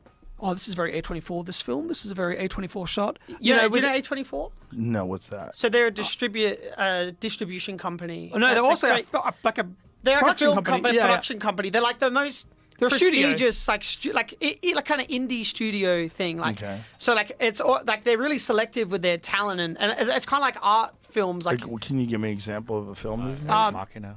Oh yeah, Ex Machina, one of my all-time favorites. That was I've watched that movie like 10 times. Yeah, it's incredible. God, I fucking love that movie. Witch, that's another great movie. Yeah, they got all good stuff. Uncut Gems. Oh shit, I love that movie. Yeah, we love all these films as well. So, they make dope movies. Yeah, they make amazing movies. Oh, Everything Everywhere All at Once too. Oh shit. The Daniels. So that's the thing. We were at a party once with all those directors and actors and stuff, and it was like we never felt more out of place because they're like, you know. I know we're stupid, than proper film directors. We feel so unsophisticated or on a. That's good. Yeah. That's just authentic.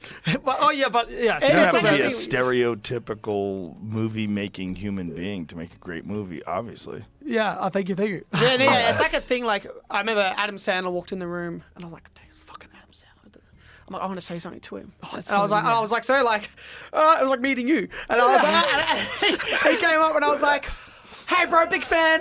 Yeah, and he's like, we're having fun. He would walk past. Yeah, like, it was exactly that. Michael just starts being a I was like fanboy, cringing. Fanboy. When he was in here, like, oh, I can't believe I'm here. I'm like, Michael, fuck, be professional. What are you doing? Yeah, like, look, we have to like wear a suit and like sip martinis or something. I don't know. No, just be yourself. Be yourself. Be annoying, you know. Yeah, just be yourself. Well, I do have a nightmare of being ourselves. I have a nightmare of like you like chewing me out on something, and then it's like then there'll be all comments on YouTube like, hey. Look at this fucking guy getting chewed out by Joe Rogan. Look, yeah, fucking showed you. I had a nightmare of being here as well. You guys have a nightmare of being here? That's yeah, hilarious. Joe. I'm waiting. So whatever you say, I agree with, man. Yeah. Please. Well, don't worry, it's working great. No need for nightmares. This is fun. So the film, I don't think anybody told me about it. I'm pretty sure I just found it. Clicked it. That's not insane that it was on there. Yeah, it was because we always look in top horror movies, and it was one of the top movies. It's cost $90 million worldwide now, which is man, that's incredible. And the critical reception as well. It's on in the Rotten, sounds like you're bragging. Rotten Tomatoes. How they so in the 90s, 94% or something. Yeah, I think that's one of the things that I saw when I clicked on it. Yeah, Rotten Tomatoes gave it a really high rating. Yeah, which is So I was like, I'll give it a try, and then we watched the preview, and I said, "Fuck yeah, let's watch this thing." Oh hell yeah! It seemed so interesting, and it was so good, dude. You guys nailed, and it was so original. That was the most impressive thing about it, is because you're taking this this sort of genre with possession and demonic possession, and you turned it into this very unique thing. Yeah, it wasn't like anything else I'd ever seen. It was really fucking good, man. And I love the fact that you guys were so young, and then it was completely out of your mind. It wasn't like you were trying to make some derivative thing. It was really good, man. Oh, thank you. That was the thing. That was the risk. When we walked away from the studio, it's that was guaranteed theatrical release. And we're like, oh, let's do the indie thing. Even shooting in Australia was a thing because Australian movies don't make money. When we reinvested our fees, our lawyers don't do that. He's like, don't do that. Australian movies don't make fucking money. He said 8% of Australian films make their budget back. But again, the money thing was whatever. If we wanted to make the best movie, and that was the most authentic thing, was doing it in Australia. But the accents, for some reason, don't translate. Even Australians don't like watching Australian movies. Sometimes there's a cultural cringe or something. Yeah, because we don't sound cinematic. We don't sound epic or. Yeah, but that made it more authentic. It really was kids just hanging out, partying, doing something insane. Yeah, and I think there's a take on that as well. What would kids do if this was real? And that's exactly what they'd be doing. Yes, exactly. Especially now where it's we all have that kind of thirst for attention and engagement and clicks. So your people are doing things to get horrible things to get attention, even if it's negative. When your moral compass isn't developed yet, you're seeing, oh, this is popularity. Even if it's negative, I'm still getting attention. And it even happened to adults as well. Do you remember Joe Rogan was going to fight Bruce Buffer? But how long did it take? Was it a slow build? How long did it take before it hit 90 million? Was it I think it's been in cinemas for a while now. It still hasn't. It's still in cinemas right now. Really? Playing in some theaters. I think every week they drop it by half the amount of theaters that it plays in. Oh. And the way they promoted it was I think A24 does more again, this whole world making stuff where that's our whole lives, but the stuff after. All this stuff, I have no idea what. This is such a new process for us, marketing and release and all that stuff. So I think the way that they feel so baller. We got a publicist. It's our publicist. Oh man, it was the first time we had our schedules now. It's good that we have management now that gives us a schedule because we have no idea what's happening every second. But yeah, in a publicist, you go to the new thing. And there's a list of 30 interviews that you're doing that day.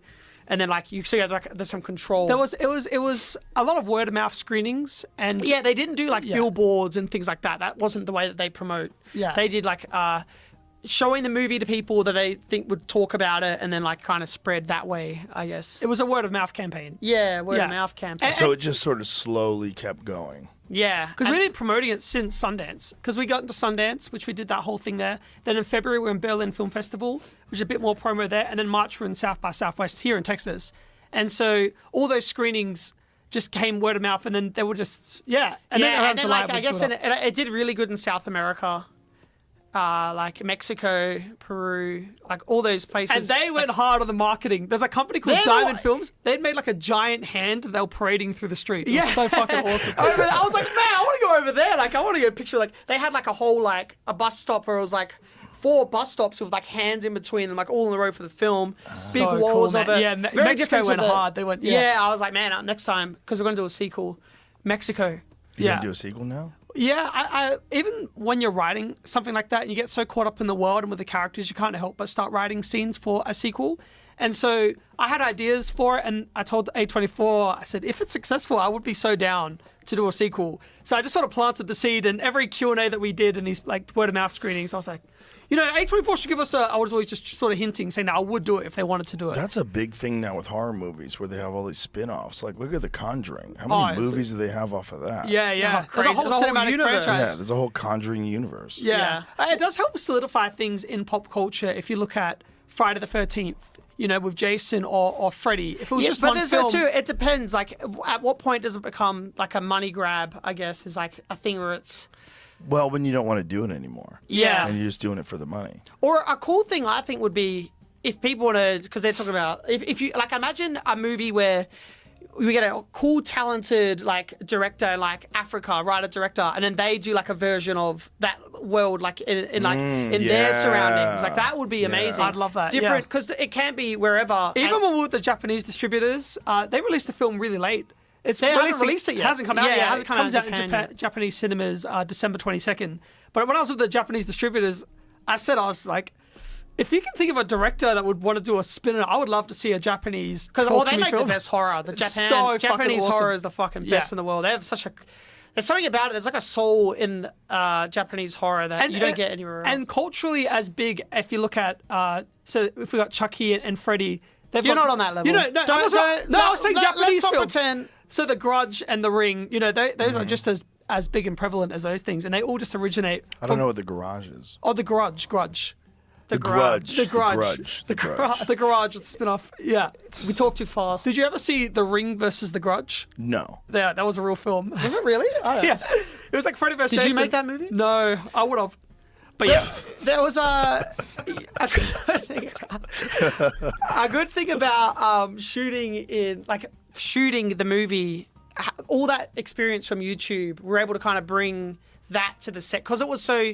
We'd pulled things off before that we'd like knew ways to like pull things off that isn't like the normal way. So if we were running under the gun or, you know, had to, change things up, we were able to do it more on the fly. Like, because we've been in that environment for so long. Once we did these commercials in Norway, it was one of the random things. We did these Norwegian commercials with Magnus. Do you know the chess player Magnus Carlsen? Mm-hmm. So he was in one of them, and it was promoting like an internet brand, and we went there. Altibox. Yeah. And so we went there, and like we wanted to have like this exploding bookshelf, and they were showing us like special effects, like and all that little sparks, like pew, pew. And we're like, no, dude, it has to be huge. The bookshelf has to explode, massive, big. It's like 50 of those put together, and it's like, yeah, but like big. And every day we'd see him in pre-production, we're like, big, has to be big, has to be big. And then we rocked up, yeah. we rocked up on set. We rocked up on set, right? And then the guy, this thing here, there. That. So what happened was, we rocked up on set, and he's like, everyone needs to leave the studio. We're like, we have to leave the set. He's like, no, everyone needs to leave the studio. We're like, wow, what's about to happen? And he's like, I don't know. And he'd lined this bookshelf with fucking deck cord or something? Something, dynamite. Because, yeah, we said big, so he like did fucking dynamite or something on the wall. We went outside, because he's like, leave the studio. We're like, oh, fuck. We went outside, and we all huddled around like a monitor that could see inside. And then he goes, 3, 2, 1, press the button, and the screen goes blank.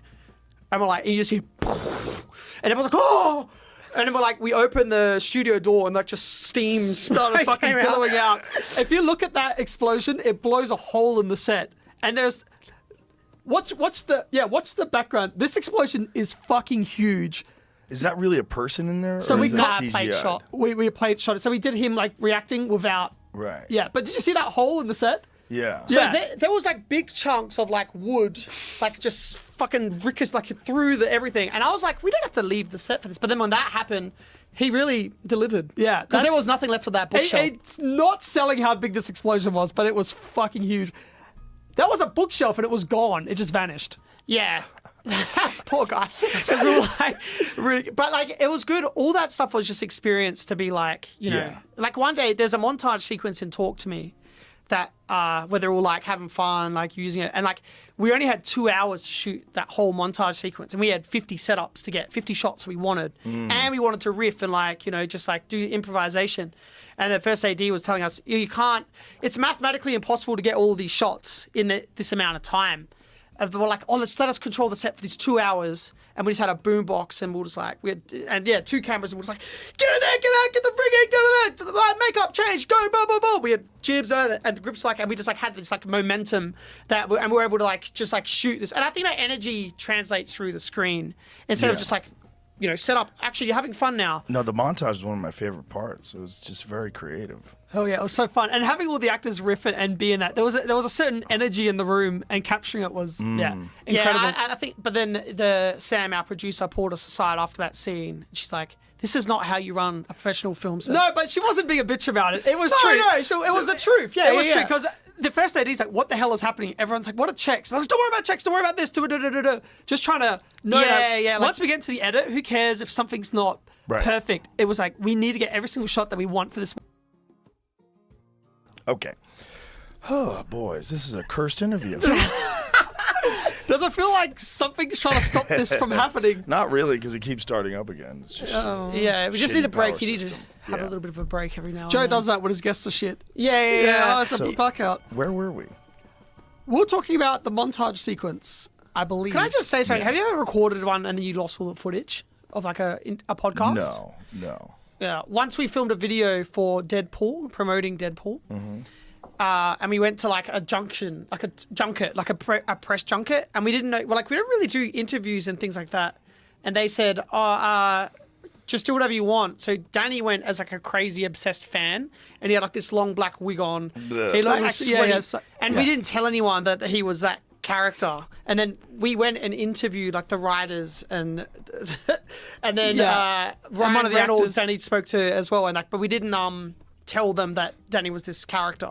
So they were like, it was really like an awkward like filming thing. And we knew that they wouldn't let us use a lot of it, but we ended up losing the footage, and like our friend dropped the hard drive, and then we fucking lost everything. Or we thought we did.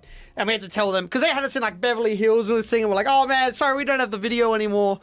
And then they're like, what the fuck? But eventually, a year later, we found the footage, like a backup of it. I don't even know how we had a backup of it. Yeah, and it saved all the footage. But it was good because we could upload. We uploaded it without we wouldn't have- approvals. yeah. Well, it still was not approved. Yeah. So it was really awkward. Anyway, that was my random story. Let's talk about the montage sequence, huh? That's Yeah, good. the montage sequence was good. You got told off. Sam told us off, but in a nice way because she has to keep things on track. Oh, Sam's the best But producer. that was your flexibility from doing YouTube videos. You guys could shoot things on the fly. Yeah. And they had to pull certain things off. Even like our makeup, our special effects department was so fucking good. Makeup effects group, they're incredible. Yeah, how did you decide how to have them look when they're being possessed? I knew that we didn't want it to feel too elevated and for them to feel and look like corpses. And so the eyes as well. To be like, Did when you guys use contact lenses? Yeah, everything was practical. Yeah. scleras, big fat scleras. You I know, made like this- when you're on like people when they're on like pingers and your iris Pingers? changes. Pingers, mate. Bloody, it's Australian term. It's Australian term for like ecstasy or Oh, pingers. pingers, mate. Never heard that one. Yeah, no. But Come down to Red Square in Adelaide, mate. Get some pingers. Yeah, and so we just wanted to we sat the actors down because makeup VFX always looks really odd around the eyes, and you can always tell. So we had to sit them down and say it's going to be really uncomfortable, but we need everyone to be able to put these proper contact lenses in. Like we need to be able to do it. So I said I will do it as well. I will wear these contact lenses in if you do. I wore them for like 30 minutes. I'm fucking taking them out. They're the most uncomfortable things in the world. Imagine. Yeah, but all the actors around of it, and the makeup Bible. And there were so many references of real corpses and real dead bodies, and just to try and capture it and make it feel really real and authentic, and not too heightened.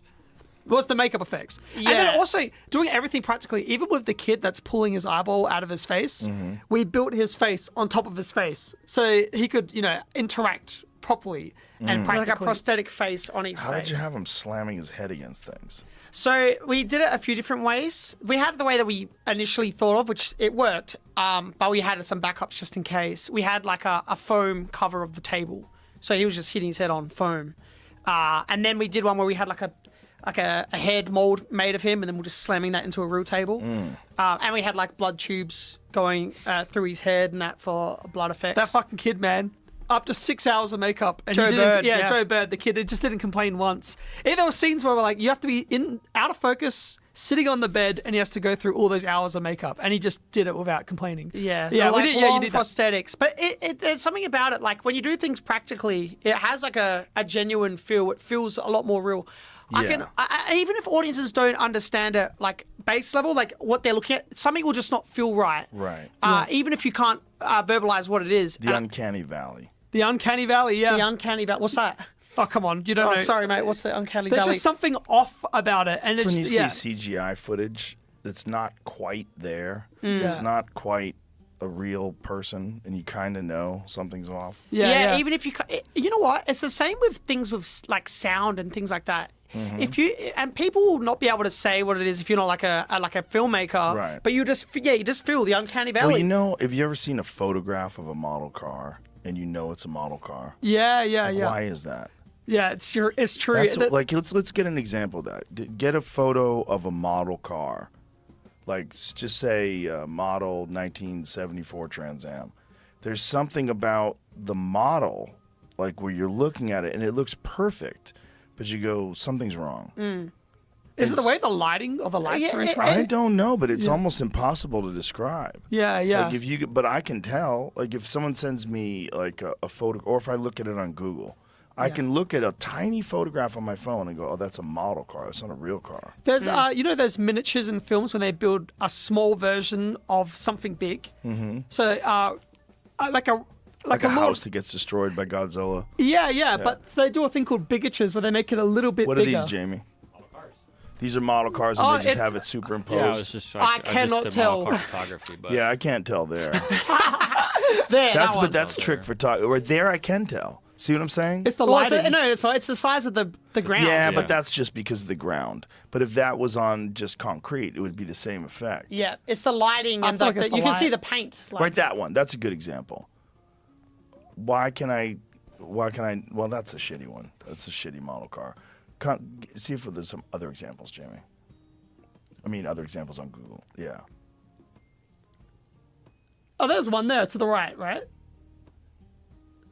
Yeah. Oh, Yeah. that's a perfect example. Why does that look fake? Dude, I do think it's because it's clearly on the floor, on the ground. I think it's got to do with what's surrounding it and the way that the light is well, interacting and with also it. because it doesn't have like the amount of, I guess, like little creases and light like shining off it than a normal car would. Like there'd be a lot more light bouncing off it, I guess, on like a normal size thing. It would represent more surface area. Yeah, we The used to film. variation in the light would represent more surface area. Yeah, gosh. when we were kids, we used to put toy cars in and blow them up, and we thought it would look cool. That's a shitty version. It really didn't.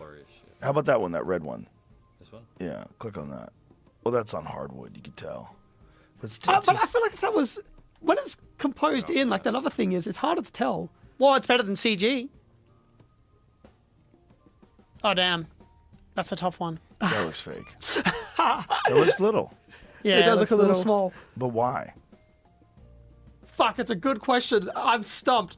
But it does. But Yeah, you it know, does. It you just have to has make that it has kind to of- be. It has to make it. Has a plastic look. That's why Is- they do the bigatures because it needs to be a little bit bigger than this. This is too small. But is it the light? The It way is- the light reflects off of it? Does it in your head, does it generate this idea of a smaller thing? That's my theory. Is that the level of detail and the light. Yeah, it's the light because it's like. But this is kind of blurry, but still, I'm looking at it, I'm like, that looks fake. Yeah. Click on the ones right there. Those right there. Okay, those all look fake. Why? It's because of the background as well. Like we're clearly looking at something that is a but model. but that could easily be, just some sort of a matte black floor and a black background. Yeah, they look. You know what? It kind of is like you can see the weight. It feels you don't feel the weight or something about it. They look light. They look like there's I nothing don't know, in them. man. I feel like if we put that into a proper background, like that other picture, it'd be harder to tell. I think so too. I Yeah. think definitely this white car in the left would be the hardest to tell. Yeah. For some reason, that one seems the most real to me. Whereas there's something about the rough car, the yellow car, that just seems fake. Yeah. It just seems the- small. I think it's Right? the detail. Like the color's just like it's like pure full yellow. There's nothing else. Like you see it. Is that a I don't model know, dude. car? That That looks like pretty. no, because it's bigger. one's That's a pretty real. that's a 1.4. See that? If you zoom out, it's a 1.4 model. Okay. It's like It's a bit- yeah, it's a bit see? bigger, larger. It's bigger, so there's more light reflecting and things. Right. Okay, so that's it. Instead It's of just- like one piece of like like that yellow You're saying one. you're so sure. You could be completely I'm wrong. completely I wonder wrong. if it's no, but I think he's right. I think if it was a matte car, like if it was matte paint, it would be more difficult to That's why those Lord of the Rings miniatures and bigatures, the bigatures still look good. Yeah, the bigger That's ones. 1/24th. Yeah. Oh shit, that looks real to me. Nah, Really? The seats look The fake. seats look fake, but everything else looks real. That looks pretty real. I know what you're saying though. Oh, definitely. And that's the thing with The movies. fuck is that? You can What? never. What is that? What is that? Some YouTube. Click it. No, that's. You caught on the wrong hole. We're just gonna get caught down a clicking rabbit hole. Yeah, we're gonna go down the rabbit hole. How did we get on this subject? We're We'll talk about VFX and Uncanny Valley. fake But things. that's the thing is like, When we're recording that makeup, you have to roll for like 5 to 10 minutes to try and grab something that looks realistic for 1 second. You just keep rolling. Oh, move that. Change your eye here. Look over here. Right. Move your hand up here. You're just trying to find those magic frames. Right. And lingering on it will take away from the effect when you're just trying to stay on it for too long. But having those flashes of violence. and that's the thing. You don't have that. Yeah, and not. I think it's also not lingering on things to be like, oh, look what we've done, like, and then like lingering on like an impressive effect Yeah. or anything like that. I appreciate movies more when they show something that's really impressive, but they don't just like keep cutting back to it or show it forever. There's like only just flashes of it, and you're like, Right. that would have fucking taken forever, but they only showed it for like a second. I love that stuff in movies. Which probably does. It probably does suck for the prosthetic department. It to put all does. this time in. But I was feel like, bad yeah, for our well, Mega yeah. Effects team, yeah, because they like the Drowned Woman. They put all this like effort into it. Like took a long time to do, bloated face, everything, and she's on screen for like 15 frames. Yeah, but it's an effective 15 frames. Yeah. It stays with lingers. you. It stays with you longer. Yeah. It lingers. Yeah. And what was cool about doing all the YouTube stuff as well, our makeup artist, Beck Barado, who would help us do all the YouTube stuff for free, we were able to get her as a head of department on the film and know that she can pull stuff off. Even though she hasn't got the experience of being a head of department in all these other films, we could vouch to her, to our producers, and say, no, we've been doing this for years with her. And she's super committed and she's super talented. There's a video that we did where we recreated Mortal Kombat fatalities, and it's the most graphic, violent thing ever. And she would help pull these effects off. That was like the crazy. Corey Emery as well is one of the guys that help us design all these effects. Yeah. Are you allowed to show That's- super violent on here or not really? What? Are you allowed to show super violent stuff? Sure. Can you look up Raka Mortal Kombat fatalities? He's already on it, mate. Go a little further in. Yeah, here we are. Oh yeah, there we are. Oh Jesus. Yeah. Are you seen it? So, Oh Jesus Christ. but like all these small effects here, like the thing in his head.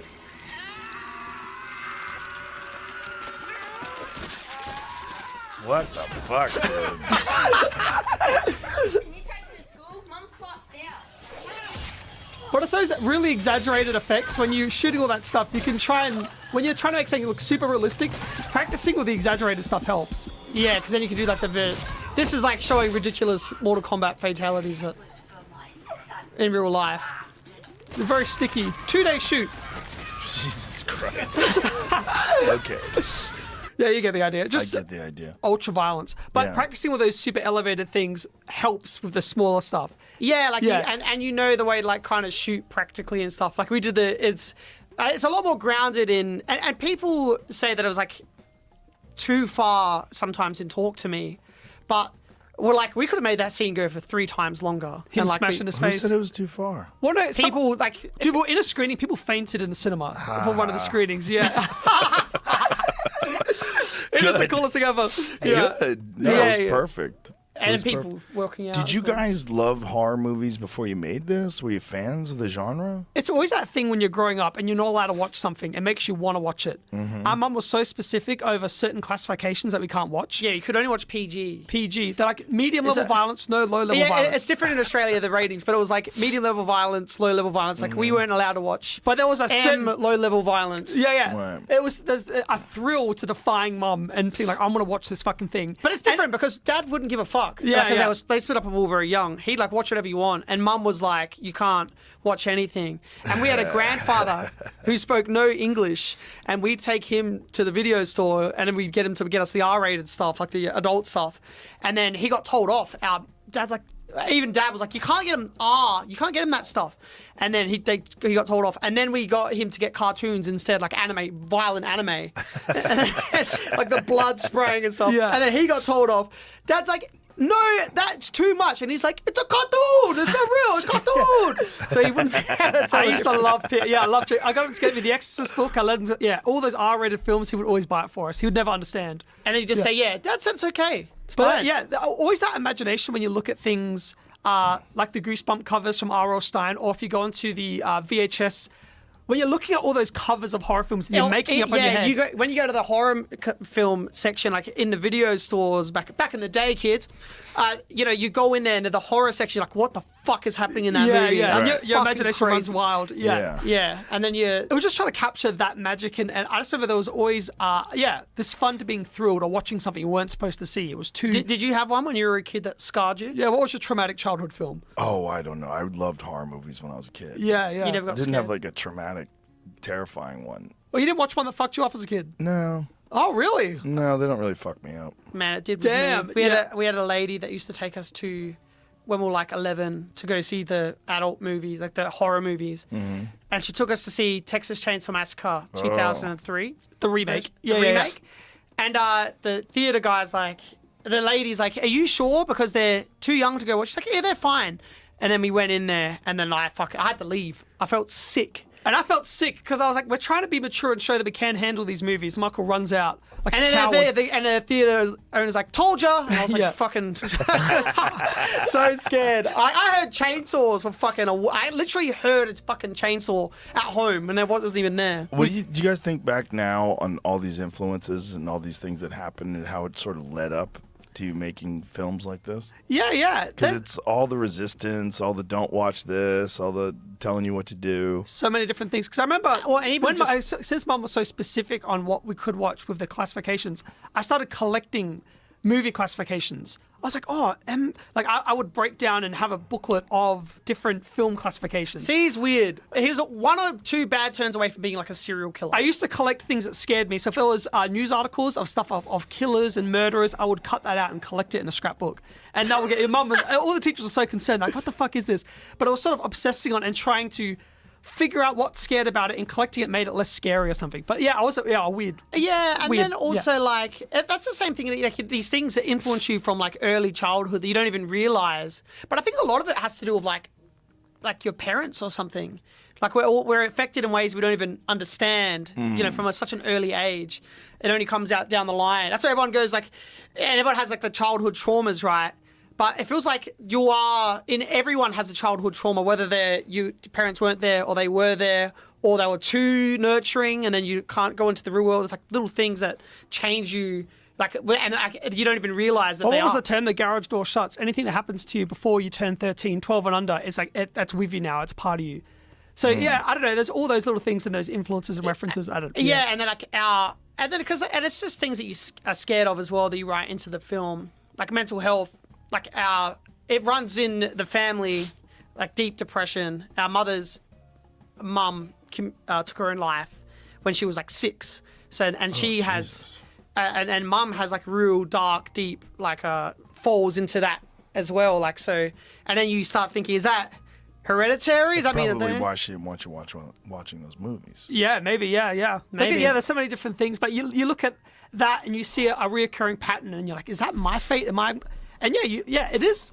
It is in your head. It is part of you. It's part of your genes. It's genetic. But then also things like, I guess like everything we see is like a film scene or something. So it's like always just ideas going stemming from all different things. When I start writing, I have to get into a certain headspace to write. I could never just sit down and be like, okay, I've got 2 hours free. I'm going to write now. I have to get into a certain headspace. If I'm writing a scene where characters are depressed, like I feel like I need to get a little bit depressed. So when I was writing this new thing that I'm working on, it was sort of staying up for 2 days straight, not sleeping, watching things that freaked me out, and then doing things in real life that would try and scare me. Like murder people. No, not like murder people. Like if I would stay up all night. I remember I would walk around in the neighborhoods at night. I would go for drives all night, late at night, and I have conversations with people that aren't there. I'm so caught up in it. If I've got a character that I'm writing, I can sit down and talk to them in the car. So I'll be driving and talking to this person that's not there. And then I'm like, I remember there was someone that lost their life at this cliff. It was probably like 2 a.m. This was like a month or so ago. I drove out to that cliff at like 3 in the morning, and I went up there, and I'm talking to someone that's not there, but on this cliff edge, and getting to myself into this weird state where I'm a bit freaked out. And I was like, okay, I'm talking to this character that's here. Let's say someone that we know died here, and we're trying to connect with this person. It's like, all right, let's do it again with that friend that I'm with, the imaginary one. What if he died and I'm trying to connect with him? And run through scenarios in real life and just do things that try to freak me out. I think we've found the side effects of those drugs. Yeah, are you guys now kind of committed to this sort of genre? Or do you want to make all kinds of films? All kinds of stuff. We're developing mine's different. We're developing Street Fighter at the moment, the video game, into a film. And like for me, I like going to environments like that. So I traveled to Thailand, and I was trying to find Sagat, who's in the game. He's based on a real person. And he still does private sessions, Muay Thai. So I was like training, and I had like little like clues of where he was. So I was like traveling around and like training Muay Thai, and then speaking with people and trying to find the real life Sagat. And then like that, being in that environment just helps with like writing and ideas like that. Like immersing yourself in the world, like really helps. And and talking to people that are like the characters that you're writing. Yeah, they are. Like I found a family of like 12 kids that grew up all fighters, and 2 of them are like world champions now, and they're just like at the backyard of their house, and they just fucking fight every day. And like they had to fight to eat. And like I remember talking to one, Mimi, her name is, she's champion now, and she's like, if I wanted, because there were so many kids in her family with such low incomes, like if I wanted something special, I need to fight, because that's the only way we could afford it. So that world is like, it's just so much inspiration that you get from stories. And people. Spend time with people. That's why I think action would be funner. What is a horror thing and you're too often going into a weird mental headspace? It's so unhealthy, and you can feel it being unhealthy, on your mental health. Mm-hmm. Where I'm like, I can feel my sanity slip away if I wanted to let go of it when you get into those zones. When you guys wrote Talk to Me, did you try to talk to someone who's had experiences with so many people like that? Supernatural? Yeah, of course. Yeah. Who'd you talk to? I remember I had one friend that went through a really extreme trauma, and he told me about this kinesiologist that made him levitate off this table. He's like, and this is someone that doesn't bullshit. It's not someone that just says things to say things. Like, I really trust what this friend says. And he's like, Danny, I'm telling you, I was levitating off the table, and I just couldn't stop crying afterwards. And he said that there was a demon attached to him, and this woman, this kinesiologist, pulled it out of him. So I was like, I really want to speak to this woman. I need to go talk to her. So I set aside 3 hours. I bought 3 hours of her, and I sat down and had a big conversation. She's like, yes, I'm seeing these things that are attached to you. I'm pulling them off. Oh, it's a octopus monster. It's a this, it's a that. And it felt too crazy. And she was doing stuff. I'm like, I do not believe this at all. But then I look back on this friend who had this really extreme trauma, and I feel like he attached it to that. Yeah. He's like, okay, the source of this, the reason why this happened is this being that is attached to me, and this person I want to believe is pulling this thing off of me now. Mm-hmm. And it's something that's really cathartic about it, and it's an emotional thing as opposed to an actual spiritual Well, what do you thing. even think about the levitating part? I think that he was in a really heightened emotional state, and so he believed that was happening when actually maybe it wasn't. That's my theory. Yeah, and what is the thing, like, that's the thing with Supernatural. If you open your mind up to it, I feel like even if it's not happening, you will kind of think that it is in your mind. Like, if you go into a room, like I love staying at haunted places. Like, if there's a haunted place nearby, well, I love like just going saying, oh, this room's haunted. I'm like, oh, can I sleep in there? I want to experience whatever. If you go into that room and not know, and you're just like, you'll just have a normal night. But if you go in there like, oh, someone was murdered in this room, and there's a noise that happens at this time, you open yourself up to be like hypersensitive to any kind of reaction for anything. I remember I went to there's this place called Kapunda in South Australia, which is a town of, I think like houses that they bring over from like different places, and it was like haunted for some reason. And the church was haunted. And the back room of the church was the most haunted. Like, so we were in this room, like 2 a.m. in the morning, and they're like, who wants to go in the back room and talk to the spirit? Fred, his name is. And I was like, I will. And then I sat in this dark room and we had like these infrared cameras, and I was sitting there and I was like talking to Fred. I'm like, hey Fred, do you want to make a noise for me? Do you want to throw me across the room? You know, everyone says you're real. I don't believe that. And then I heard like a, and my heart just fucking sank. And I sat there and I was like, I'll get the fuck out of this room. And I went and just left. But if I had that same experience not knowing that, I would have heard a noise and be like, oh, it's whatever. Right, the power of suggestion. Yeah, your mind yeah. starts playing tricks on you. Yeah, I spoke to a psychic once and I said, how much is it mental perception as opposed to reality? And she said, when I go into it, because she does like room readings of houses and stuff where someone's lost their life or something like stuff like that. Mm-hmm. She goes like rids ghosts out of houses, and she said, I know it's real when I go to a room, I don't know the history of the house, and then I'll have a feeling that there's something here, some presence, something about a little boy, and I just felt that in my room, and he's sad and all this, and then later I do research and then find out that's a little boy died in that room. Yeah, and I still do not believe it. That's the thing is like if it is real, the amount of like bullshitters around, it's like that's 99%. But of who them. was the one? Who was the psychic that died? And then they got their wife to give them a code word, and they traveled around to all the most famous mediums in the world, and they had a code word that him and his wife shared. So just say it was energy can. They're like, go and talk to these psychics, these mediums, and they're like, okay, is there a? Oh, your wife is here. I'm talking to her. He's like, oh, okay. What is she saying? A code word? They're like, no. I can't really connect. Oh, we're disconnecting from the spirit now. He went to all the most famous mediums in the world, and no one could say the fucking. Well, he started doing like a prize pool of like if anyone can guess this No, code that's word. that's a different thing. Was that That's a different thing. That was Yeah, the one where he's like, I put a code word up. I think I believe it was Houdini. Oh, it's Houdini. Yes, yeah. Oh, it was Houdini? Okay, she moved to Inwood, Manhattan. She tried to connect with Harry during seances with a code that only the two of them knew about to be sure that the spirit medium was not a fraud. The code was Rosabelle, answer, tell, pray, answer, look, tell, answer, tell. Oh, so they had like a whole thing. Yeah, no one could guess it because it's. Well, we said at the So do you believe in psychics? You think people can?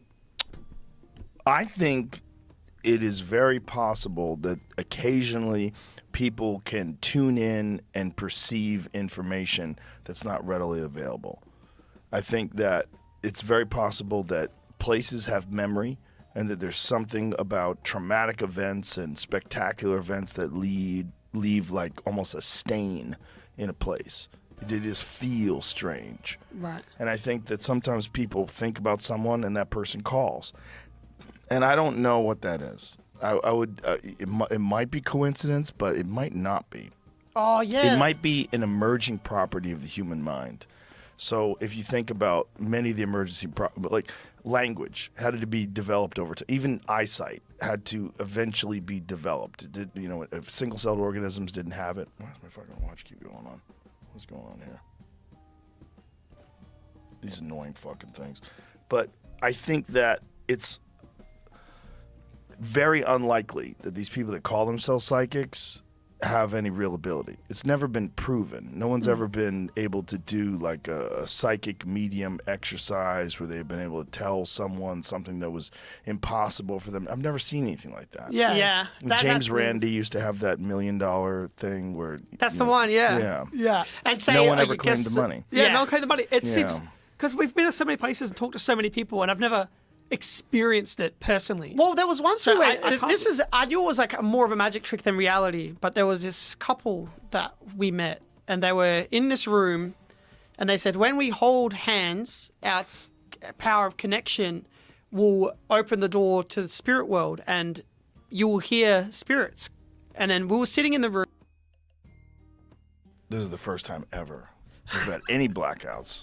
With 4. you guys, this is the 4th one? Yeah. Well, we'll give it one more chance. Do you have any of those smelling salts? Yeah, for sure. Here? Yeah. Can I try it Sure. quickly? We got any smelling salts, Jamie? Let's try this thing. Chocolate. What is it? Oh my god. Smell it, Danny. No thanks. I'll find out which one's good. See which one's good.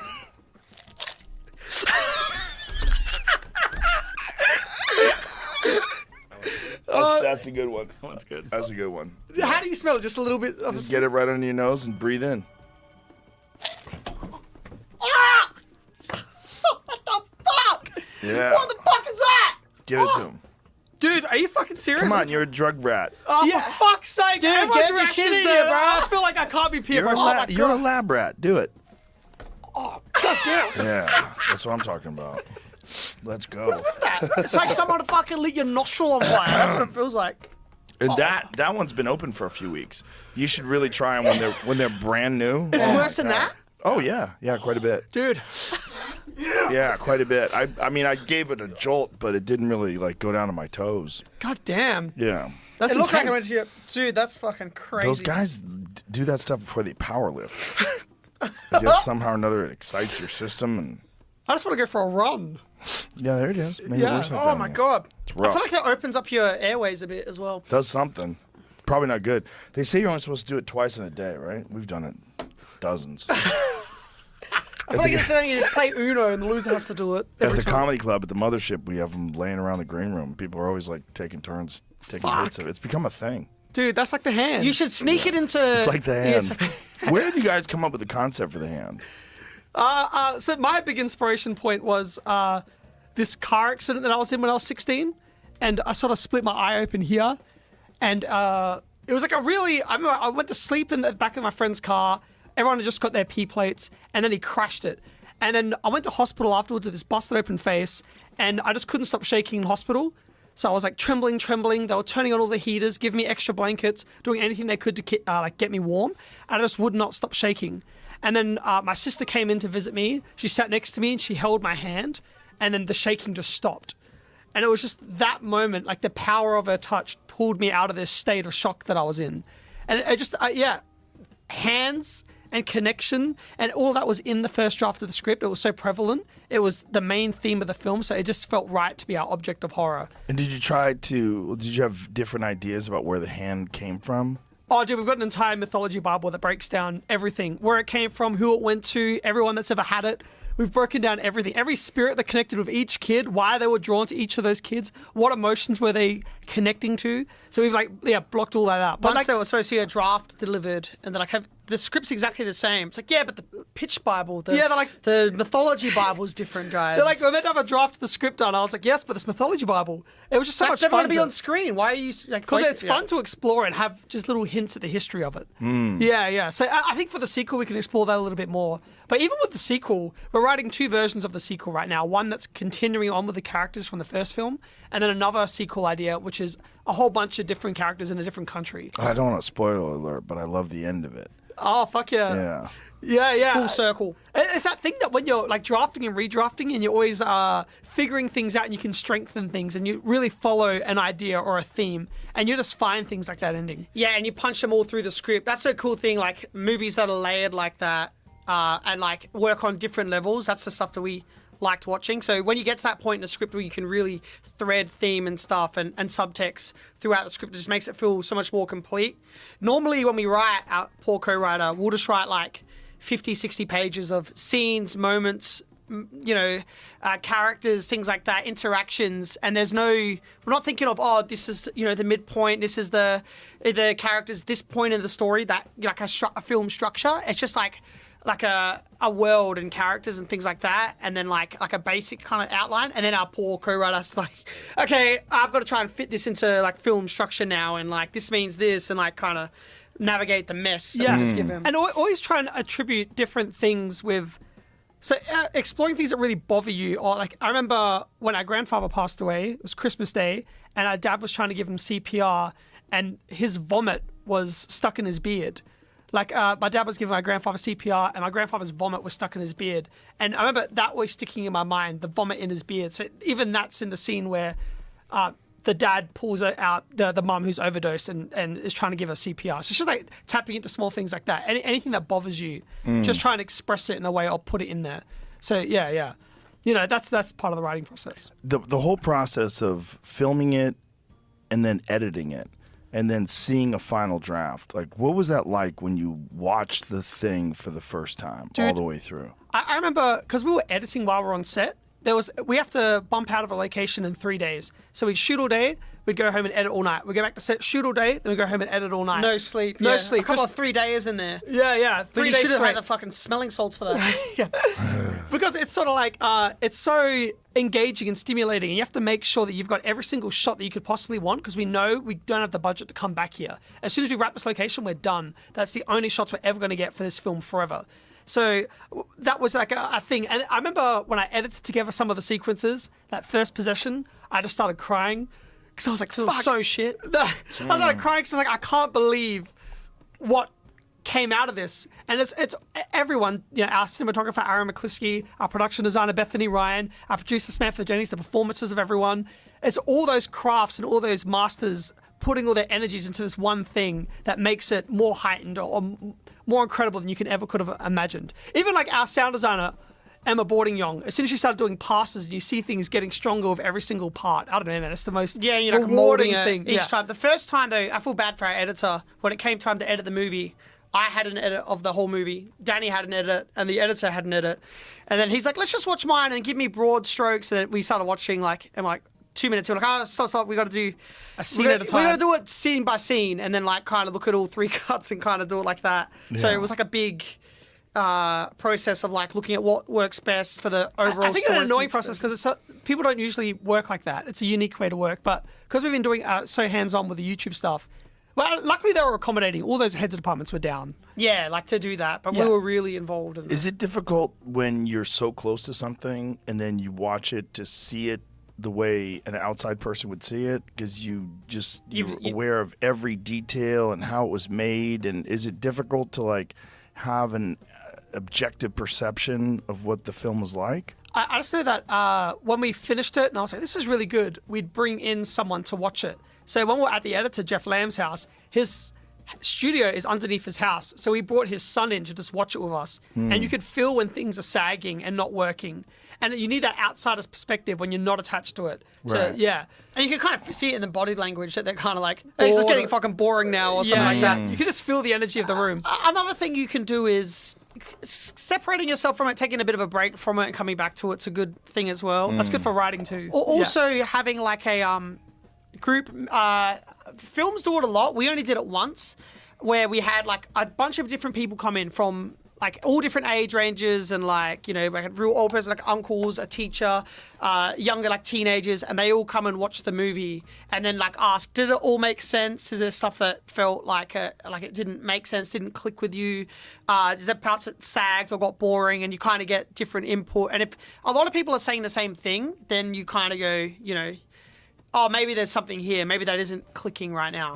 Yeah. So, but every time we put it together, I was more like, it just turned out so much better than you could have imagined. So like that, I can't imagine the opposite experience when you're like turning it together and it ends up being really bad. Like, it's a nightmare. Well, there was a difficult process with the music. Was really difficult. That was the most stressful thing. Why is that? The movie. I think this is more your fault than anyone's fault. Yeah. Because Michael's very specific. Michael's so specific with music that he edited to a really specific temp score. And so I listened to like hundreds of songs and then like put a temp score together and gave it to the composer and said, amazing composer. But I was like, this is exactly the vibe of the film. Like, and this is music that we can use or we can license as we need. And then he's like, I'll stick close to the temp. And there was no communication after that until a week before or 2 weeks before the score was supposed to be delivered. And I went and saw him, and it was, he'd recorded the whole soundtrack, but it was very different from our, version. And it was just a different movie. And then we had to like go, oh, fuck, like we have to kind of start again. I feel bad because he recorded all organically, like all these things. He's really talented, but it was kind of in a direction that was not what our idea of what the film was. Yeah. So then we were trying to fix it in time. We couldn't in time before it was supposed to be delivered, and then we went back to mix the movie. And then I was with the music editor after mixing days. We'd stay up all night trying to do the music and like kind of figure out a way around the music to make the music work. And then when we watched it back, it just was a different movie. And I remember Sam saying it feels like a different movie. It doesn't feel like I can get inside the movie now. There's something wrong here? And it's kind of that thing of like you not understanding why it was. But I knew what I wanted, and it just wasn't coming across. So then, that's when I broke down crying because I was like, oh, it's over. Like it's over. And that we had the tickets for the premiere just gone on sale. This is before Sundance. We did a premiere in Adelaide. The tickets going on sale. I was like, looking forward to it. I'm like, we have no music. And I'm like, I'm not going to the fucking premiere for the music shit. Yeah. You know, but then luckily Sam, our producer, we love you, Sam. She's like, let's get a new composer and let's do this properly. We didn't get this far to fuck it up right at the end. Yeah. So we got a new composer that I worked with, and we made this thing come together. Cornell. Yeah, Cornell fucking saved the film. Yeah. Yeah, he's amazing. And like, I feel bad for him. I'd give fucking pages of notes, and he just fucking everything. He's so amazing. He's like OCD with music and sound. But I don't even understand like a note. I'll hear a note. I'm like lower. He's like, what, a D or an E key? I'm like, I don't know, just lower. That one. And then it's like a feeling of music as opposed to I don't understand. Technically what it is. But learning to communicate was a new thing, because even when Emma would send in stuff and Mark would be like, no, like his emails seemed rude when he was responding to her. And it was like, Michael, don't send messages like that. Like, no, you would do it too. Oh, yeah, maybe. But it's just like learning to communicate in a way where like we have not worked with this person before. We don't know how our tone is coming across. And it's a collaborative effort. It's such a, it is. It's a collaborative effort. And that's why movies can kind of, I feel, not come together completely if there's all these amazing creatives, but they're going in different directions. So it's like kind of like having it all go to one direction. That's like when everything's working in sync as opposed to against each other. That's a big thing. And I think that with music going forward, I'm going to get music started and getting composed in pre-production and like start finding the sound early as opposed to just waiting at the end. Why not have it part of pre-production like everything else is? Makeup gets time and like the schedule does. Why not the music as well? Like, because that's such an integral part. Sound in film is massive and people don't understand. Like even it brings so much more than you would realize, you know? Yeah. And there's like finding those heads of departments like Emma and Cornell, people that are achieving things that you could never possibly achieve. And Jeff, our editor, we can't accomplish this by ourselves. Someone that we can really look up to and rely on. That does it better than us. Yeah, it does it better than us. Yeah. So it's so fun finding those heads of departments and building a team. It seems like you guys are so specific with your visions. It's so important that you maintain creative control. Yeah. But also, have room, though. As budgets get bigger and studios get larger, and then the consequences, or at least the risk, is higher for them, they're going to want to have more control. Yeah, and that's the thing is, that's like horrifying. Sometimes these movies, they want to have a creative director, but they have to protect their investment. And the way to protect your investment is to do what's worked in the past. So then it turns, instead of being like a new thing, it kind of turns into what has worked in the past. Right. And then but you know, I feel really grateful. A24 is, we don't have to worry about that. Because A24 moving forward, like they're like a family. Like they don't feel like Hollywood execs or something like that, where they're like just like thinking about money and capitalizing on money. They're all about the director and director's vision. So they will give creative final cut to us and like say they trust us. Well, they certainly should now after that. I mean, you guys know what you're doing. I mean, it's really good. But until the next movie comes down, it's shit. Yeah, they should probably that does happen occasionally. Like M. Night Shyamalan, like he has that amazing movie in The Sixth Sense, and then the movies after that are just like. Split was pretty decent. Which one? I liked Split. I liked Unbreakable. I didn't see Split. Oh, Unbreakable was okay. Yeah, it's just The Sixth Sense was so good. So incredible. It's so hard sometimes when your best one is your first one. And you got nothing after that. And then there was the one with Marky Mark where the plants were killing people. Like, okay. Yeah, you know what happens sometimes? You get. you know what the fuck am I watching? The fuck is this? Is that the one? Is that the? I haven't seen it. That's The Happening. Is that The Happening? No, that was the other one. Which one was The Happening? The one where they all kill themselves. They're drawn to kill, and they walk killing backwards. themselves. Don't they? They start walking backwards. Is that happening? That's happening when they all start killing themselves, right? There's like Really? an Was epidemic. that him? Are you sure about that? Am I making shit up? Am I drunk? Whatever the fuck that thing was, I don't know. I'm making movies off my head. Yep. Is that happening? Yeah. I knew it. You know what happens also? Like, it's weird. You can't. After the movie comes out, you get the opportunity to do whatever you want next. What do you want to do next? Like, we'll do it. Like, that's the kind of position we're in now. I could see people rushing into things like half-baked ideas or something too early because you're thinking about money and capitalizing on this moment. And then the second one being not as, because the first one's like, that's everything. Everything's riding on this movie. Has to be the best fucking thing ever. Right. Then when you do one, like the second one or the third one where you haven't had that time to develop the script, and you kind of rush into the half-baked idea. Well, this new one that we've been writing for 3 years, and I'm so excited to fucking start filming again. That's what we want to do. And then we've been doing the doco as well, which we showed you a little bit of. Yeah, you were telling me about this death wrestling. What is it called? Deathmatch wrestling. Deathmatch wrestling. So we're doing that with A24 at the moment. And this is in Japan that they do this? Where is this? Oh, and in America as well. It's worldwide. It's like a very niche. It's pretty, I guess, controversial in a way. A lot of people don't like it. Well, they were throwing people into barbed wire. Show the video. Yeah. Do you have the video? I can't show that one because it's the part of the documentary. Documentary. But if you write Sick Nick, let it write CZW Ultra Violence at its best. That's a good compilation there. These guys are covered with scars, like legitimate scars. Yeah, it's the most extreme form of wrestling, and it's the most dangerous, and it's the least paid and the least viewed because it's so graphic. It has a very niche audience, and they brutalize themselves. Yeah, legitimately. Yeah. And like when you look at wrestling's already like a risky sport. These guys are doing like week in, week out for like $100, getting fucking annihilated, and like it's a fascinating world. So fascinating. And I'm so drawn to it, and I love it so much. Even as a kid, I was always drawn to that really extreme side of wrestling. There was Cactus Jack Mick Foley, who Undertaker threw off the top of the cell, and he used to wrestle in Japan in deathmatch in a company called IWA. And that was my first time seeing a deathmatch tournament where he was wrestling Terry Funk, exploding barbed wire, exploding ropes. They're bleeding everywhere. And it's such commitment. It's such extreme performance art. Yeah, I'm so drawn to. Imagine you're watching John Wick, and Keanu Reeves is going to get kicked downstairs, but you're there in person, and he's doing the stunt live, and you don't know if he's going to be okay or not. Like that kind of energy in the room. And then also people, you have this kind of like, it's kind of like when you watch like the UFC, like these two guys are the best, like clashing, you don't know what's going to happen, that kind of that intensity, right? That vibe in like UFC or before at fights. It's like that, but they're like taking these crazy risks where they could get paralyzed, they could cut like, arteries. Yeah. One guy, Nick Gage, died and got brought back to life in a helicopter. Like he cut an artery from a light bulb.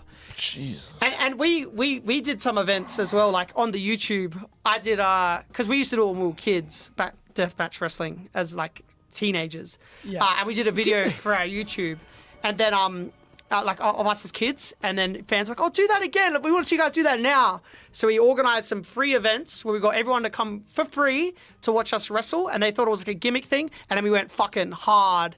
And once this light bulb smashed off, I got slammed into, it was 70 light tubes taped together, and I got smashed into it, and one of them broke off wrong and went up into my ribs.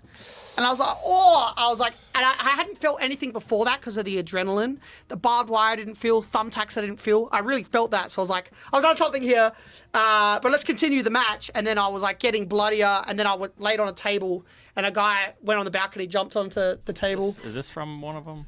Oh... Potentially, this looks like. I don't know if that's. But that's. If you write CZW. I tried finding that actual one, but I'll play this. Yeah, too. play that.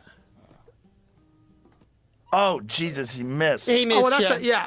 That's like a wrestling. Hold on, I'll show Jamie this one. I missed one.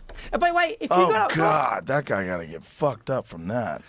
Well, there's a thing about it. There's a camaraderie about it as well, because your life's in their hands, their life's in your hands. It has to be this ultimate trust. If you aren't committed together to like pull these moves off, then you're gonna hurt each other bad. Well, this is not that. That's just a guy missing. Yeah, this is so. And skip to a bit further in, probably like 30 seconds in. This is what I always watch to get pumped up for deathmatch. So this guy's, it's all light bulbs and barbed wire. And... little further in. Yeah. Yeah, there we are. Oh God. It's so rogue. Yeah. It's so dangerous. It's so exciting. So it's looked down upon because they're like, there's no technique. It's just guys smashing each other. Like that's why people don't like it.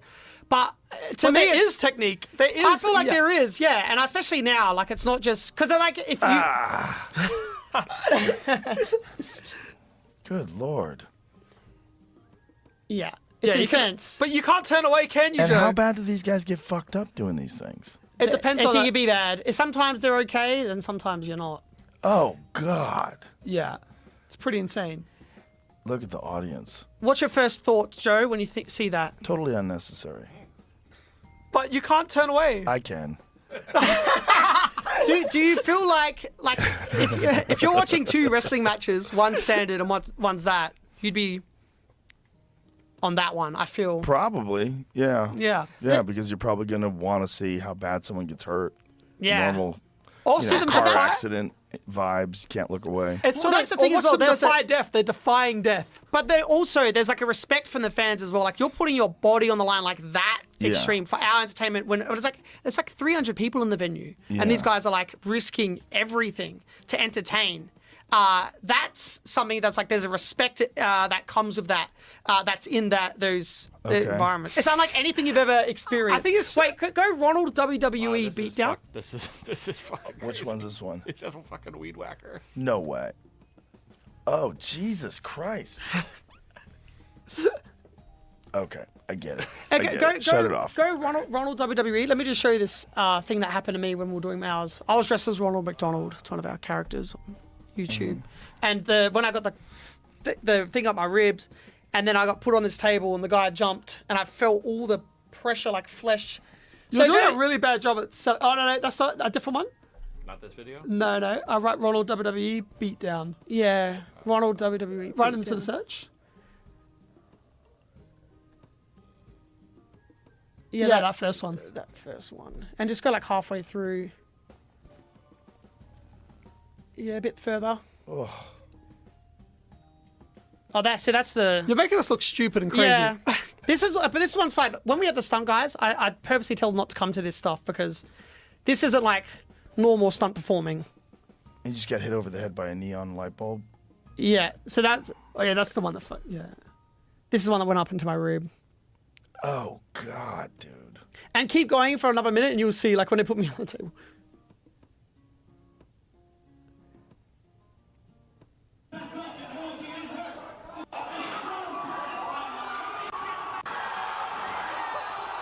Oh, yeah, go back. It's one bullet. Yeah, that's the jump there. And I just felt all the fucking blood. Like, it just blurted out of the side of my back. So he jumped off of there onto you? Yeah. Oh my God, dude. You get paralyzed from something like that. There's I don't know what it is that draws us to it, but we're sort of doing the documentary to explore the psychology behind the need to do it or why they do it, and talking to the wrestlers and finding out, you know, what's going on with them and why they're drawn to it and why we were drawn to it. It's so interesting to me because I know it's disgusting, I know it's weird, and I want to figure out why the psychology behind it. Yeah, why people would do it. Why do you think people would do it, Joe? Because they're dumb. Or Dumb. or deeper? Or dumb. You don't think that's? We're gonna figure out. I don't think it's all just dumb. There's yeah. What else is it? It's a way to feel present, I feel. Do you think there's a smarter way to do that? There probably is, but Yeah. if once you experience something like that, going back to normal life, you couldn't. Really? You I couldn't. bet you could. The closer you get to death, the more alive you feel, Joe. Oh boy. Yeah. We're gonna do it right now. Death match. But well, it's the same thing. Like I guess it's it's different with martial arts. But when people look at it, well, I like base value, like they're just cockfighting, or people are just going to. But it's like so much deeper than that. Martial arts and things like that. Sure. People would see it as people would see like say UFC like they see a street fight. It's like it's not that. I remember I could watch deathmatch wrestling as a kid and always loved it, and then I would shake when watching UFC. I would physically shake. I couldn't believe that they're actually trying to hurt each other. As like a young kid, UFC used to freak me out. I remember when I played UFC 1, the game on Xbox, I was fucking shaking like when they're hitting a thing. Yeah, something about fighting and that really one-on-one violence. I found that so much more. Giant pussy. Yeah. So no, maybe that's where we're getting into it. So you like this performative violence? Yes, performative violence. Yeah, there was something about because it knowing is actual violence. There's actual cutting and bleeding, but there's something about it being agreed upon. Yeah. And that it's performance It's art. kind of like UFC is like use the best of the world and like let's see who's better. You're not trying to get hurt, whereas this is like Well, how you're do not we trying. It's safely doing it. No, the wrestling is like how do we create this spectacle as safely as possible in that environment and be okay, I guess, and tell a story. We're doing a bad way of verbalizing it. The documentary will do it better. We're trying that's to the thing is we're explore trying to find out these questions, like what draws people to it. And what is the other film that you're writing? There's a whole bunch of stuff. We're writing like 3 films right now, and it's just in constant circulation. Whenever we hit like a roadblock of one, it'll sort of jump onto the next one. So we're developing the Talk to Me sequel, and we've got another project of A24. We're talking about Street Fighter right now as well with Capcom and Legendary. And then, so it's just sort of developing a bunch of stuff and working on a bunch of stuff. It's finding time, like delegating time's the thing now. Although, because I guess with the ADHD, it's like, you're like writing this now, and then you start going to rabbit holes of each script. It's and then I can't help but explore certain avenues. There was a script that was sort of due 2 months ago, and I was like, it's going to be done. And then I was like, oh, what if we change this ending a little bit? By changing the ending, we changed the midpoint. By changing the midpoint, we've changed the start. And you're basically rewriting the entire thing. But I need to follow that thread through and see if that's a more exciting way to tell the story.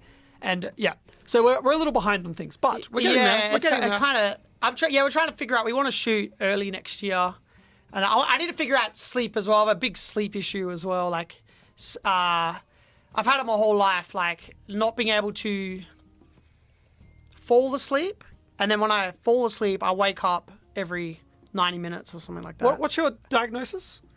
There's different people that say different things. I did sleep studies like overnight, then a full 24-hour day one. They said idiopathic hypersomnia. Someone said narcolepsy. But it's falling, like my mind, like I guess, and I've tried like meditating and looking at bloods and like exercise, like falling asleep, like, meditating before sleep, trying everything to try and what it is it, but I can't fall asleep. And then when I do finally fall asleep, even if I'm exhausted, I stayed up for like 2-3 days straight, I still wake up after 90 minutes. So is it just your mind is racing all the time? And your mind wakes you up? Maybe. Because it seems you guys are very hyper. You got a lot going on in your heads. Yeah, and I guess that's the thing, like, that... Well, yeah, my sleeping pattern is just... Because you're the same, but you don't have like I have. Yeah, my sleeping pattern is just weird. Like, I'll run off naps. I'll sleep for 2 hours, and I'm like, all right, I'm up now for 4 hours. I'm like, oh, I'm tired, I gotta have 1 hour. Then I'm like, oh, I'm up for 12 hours. All right, I'll sleep for 3 hours. It's just sort of, there's no set time to go to sleep and wake up. It's sort of just So random. maybe it's a genetic thing with you guys. Yeah, I don't think our parents are like that. Yeah, I don't know. It's But you're twins. Yeah. And maybe it is just genetic with you. Like you, whatever that gene is, you both got it. But how come he's dumber than me? Come on now. Yeah, I don't know. Man, come on, man. You fucking embarrassed me in front of Joe here, man. What are you doing? I don't know. I don't know what it is. But yeah. But it's the energy that you guys have that leads you to be so productive too, I'd imagine. Yeah, it is. It's kind of sort of manic energy that you have. That's it's literally, man, if I could just switch it off at the end of the day would be awesome. Right, but then you wouldn't have it on all the time. But I think exactly. There's a that's why the gift you get. Yeah, have you heard of Xyrem? Xyrem. What is that? That's a medication for narcolepsy that knocks you out. It's the only medication that apparently puts you through the stages of sleep. But it's a medication, so it knocks you out. But it has all these side effects. It's GHB. It's like people use it for like... Oh, yeah. Yeah. Party drug. It's a party drug. So what is the side effects? Well, the first page says suicide attempts. And then also, the sleep doctor I was speaking to is like, there's two... It's like, people are debating. They actually don't know whether it's people that are in bad places don't have the energy to take their own lives, but being on Xyrem gives you the energy to do it. Oh, God. Or is the Xyrem changing your mind to think more like that, more radical or something how like long, that? Are you taking Xyrem? I'm scared to take it. I don't want to be like addicted to a drug, like I don't want to be relying on that. And just deal with whatever sleep you get. Yeah. 2 hours. It's obviously working. I don't know. As I'm getting older though now, I feel like it weighs on you a lot more. Yeah. I feel like if I'm engaged, I can go for days. But if I'm not, I'll get tired, but I can't sleep. But I'll be like. Do you ever do hard exercise before you go to bed? Does that help? I've never tried going all right before help, but I've done days where I like fucking smash, go to the gym and do boxing, go sparring, like do a full day of exercise, like exhaust myself. But then, and it will help me sometimes initially fall asleep, but then 90 minutes. Still, same thing. Up, yeah. How many hours are you getting a night? 7, 8 hours. Oh, you are? Yeah. And you go all the way through? Yeah. How Unless the I have to fuck is that pee. even possible? What? Sometimes I drink too much water before I go to bed. I have to pee in the middle of the night, but then I Yeah. go right back to sleep. Man. I don't have a problem sleeping. But like staying awake, are you always taking? Do you energy drinks every day? I mean, I might drink 1 or 2. Yeah, yeah. I drink Yeah. coffee a lot. It's like even tea will fuck me up. If I have an English breakfast tea, that'll keep me up all night. I'm so sensitive, extremely sensitive to caffeine. Yeah. It's Well, like- you are, but to me it doesn't really. Yeah, well, Do yeah, anything. different. Yeah, I don't know. Have you ever tried what happens when you don't drink energy drinks? Yeah. Does that help? You know, no. Not, energy drinks helps me when I get like a low in the day or whatever, if I'm bored.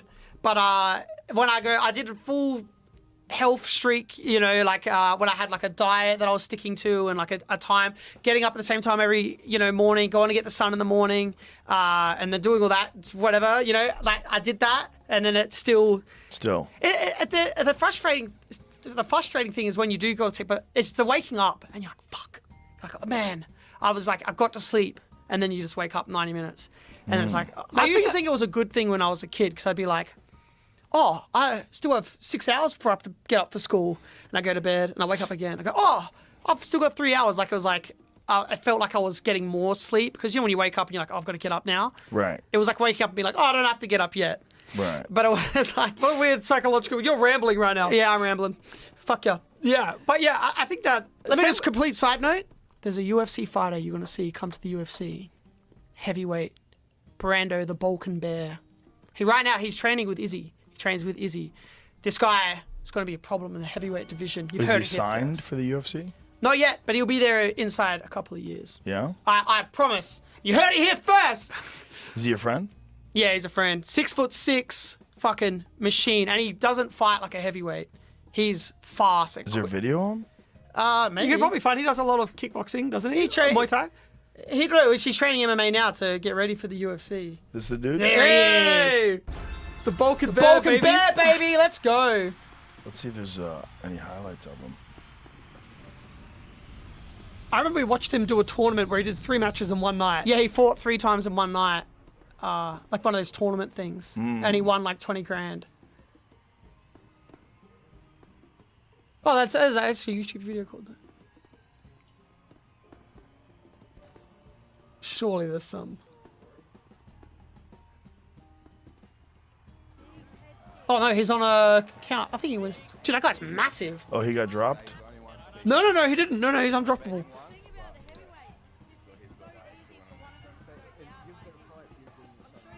That dude he's fighting is gigantic too.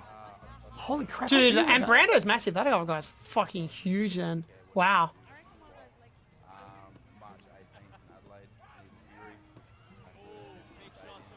Yeah, that guy's a lot bigger than him. That's crazy. But at heavyweight, isn't there no weight limit towards the end? It depends on the organization. The UFC doesn't have a weight limit at super heavyweight, but they do at heavyweight. But they've never had a super heavyweight fight. Oh, wow, right. Yeah, the UFC heavyweight weight limit is 265. Oh, I didn't know that was. Okay, Yeah, damn. yeah. Is it? But yeah, he's been training over there with them in New Zealand. Yeah, working on his skills. You'll see him. You'll see him. Are you Does he- embarrassing Brando right now? Yeah, I hope not. Brando, I love you. Got a highlight reel. He wins this fight, I think. Yeah, he definitely did. At the end, it looked like it. Yeah. Yeah. I thought I was That dude's getting too. tired. Big fat dude's probably shocked that rounds, there's though. There you go. still guys around. Oh. He Oh, so it's a decision. Man, I get so Okay. pumped when you're watching friends fight that, and it, like, you know what I mean. There's nothing like it. I saw a thing with Izzy was when Volk defended his title fight before the last one, and he's in the crowd like going crazy, and the comments are like giving him shit. I was like, dude, when you're watching, when we watch friends fight, you're like fucking yelling, come on, let's fucking go, like give it, and they're getting that energy with them as well, and like there's like a fucking, oh man, when your friends fighting is the fucking craziest feeling in the world because you want them to win so bad in that environment, you know. How are you connected to the martial arts world? You were saying that you train. Yeah, physical stuff's always been like, you know, ever since little kid. Like I love doing like the stunts and whatever as kids. Then I did a bit of Muay Thai, just training, and then we were part of the reason why Logan Paul fought KSI, because we were friends with both of them. We're good friends with both of them. Logan wasn't going to fight KSI. And then Danny went over and convinced him to. He's like, dude, you have to. It's going to be the biggest thing because KSI called him out. Logan didn't want to do it. It's like different audiences. There's no fucking reason to do that. And Danny went there, like, kept hassling him. And he's like, all right. And then he agreed to fight him. So I fought on the undercard of that event. And I did. I'm undefeated, guys. 1-0.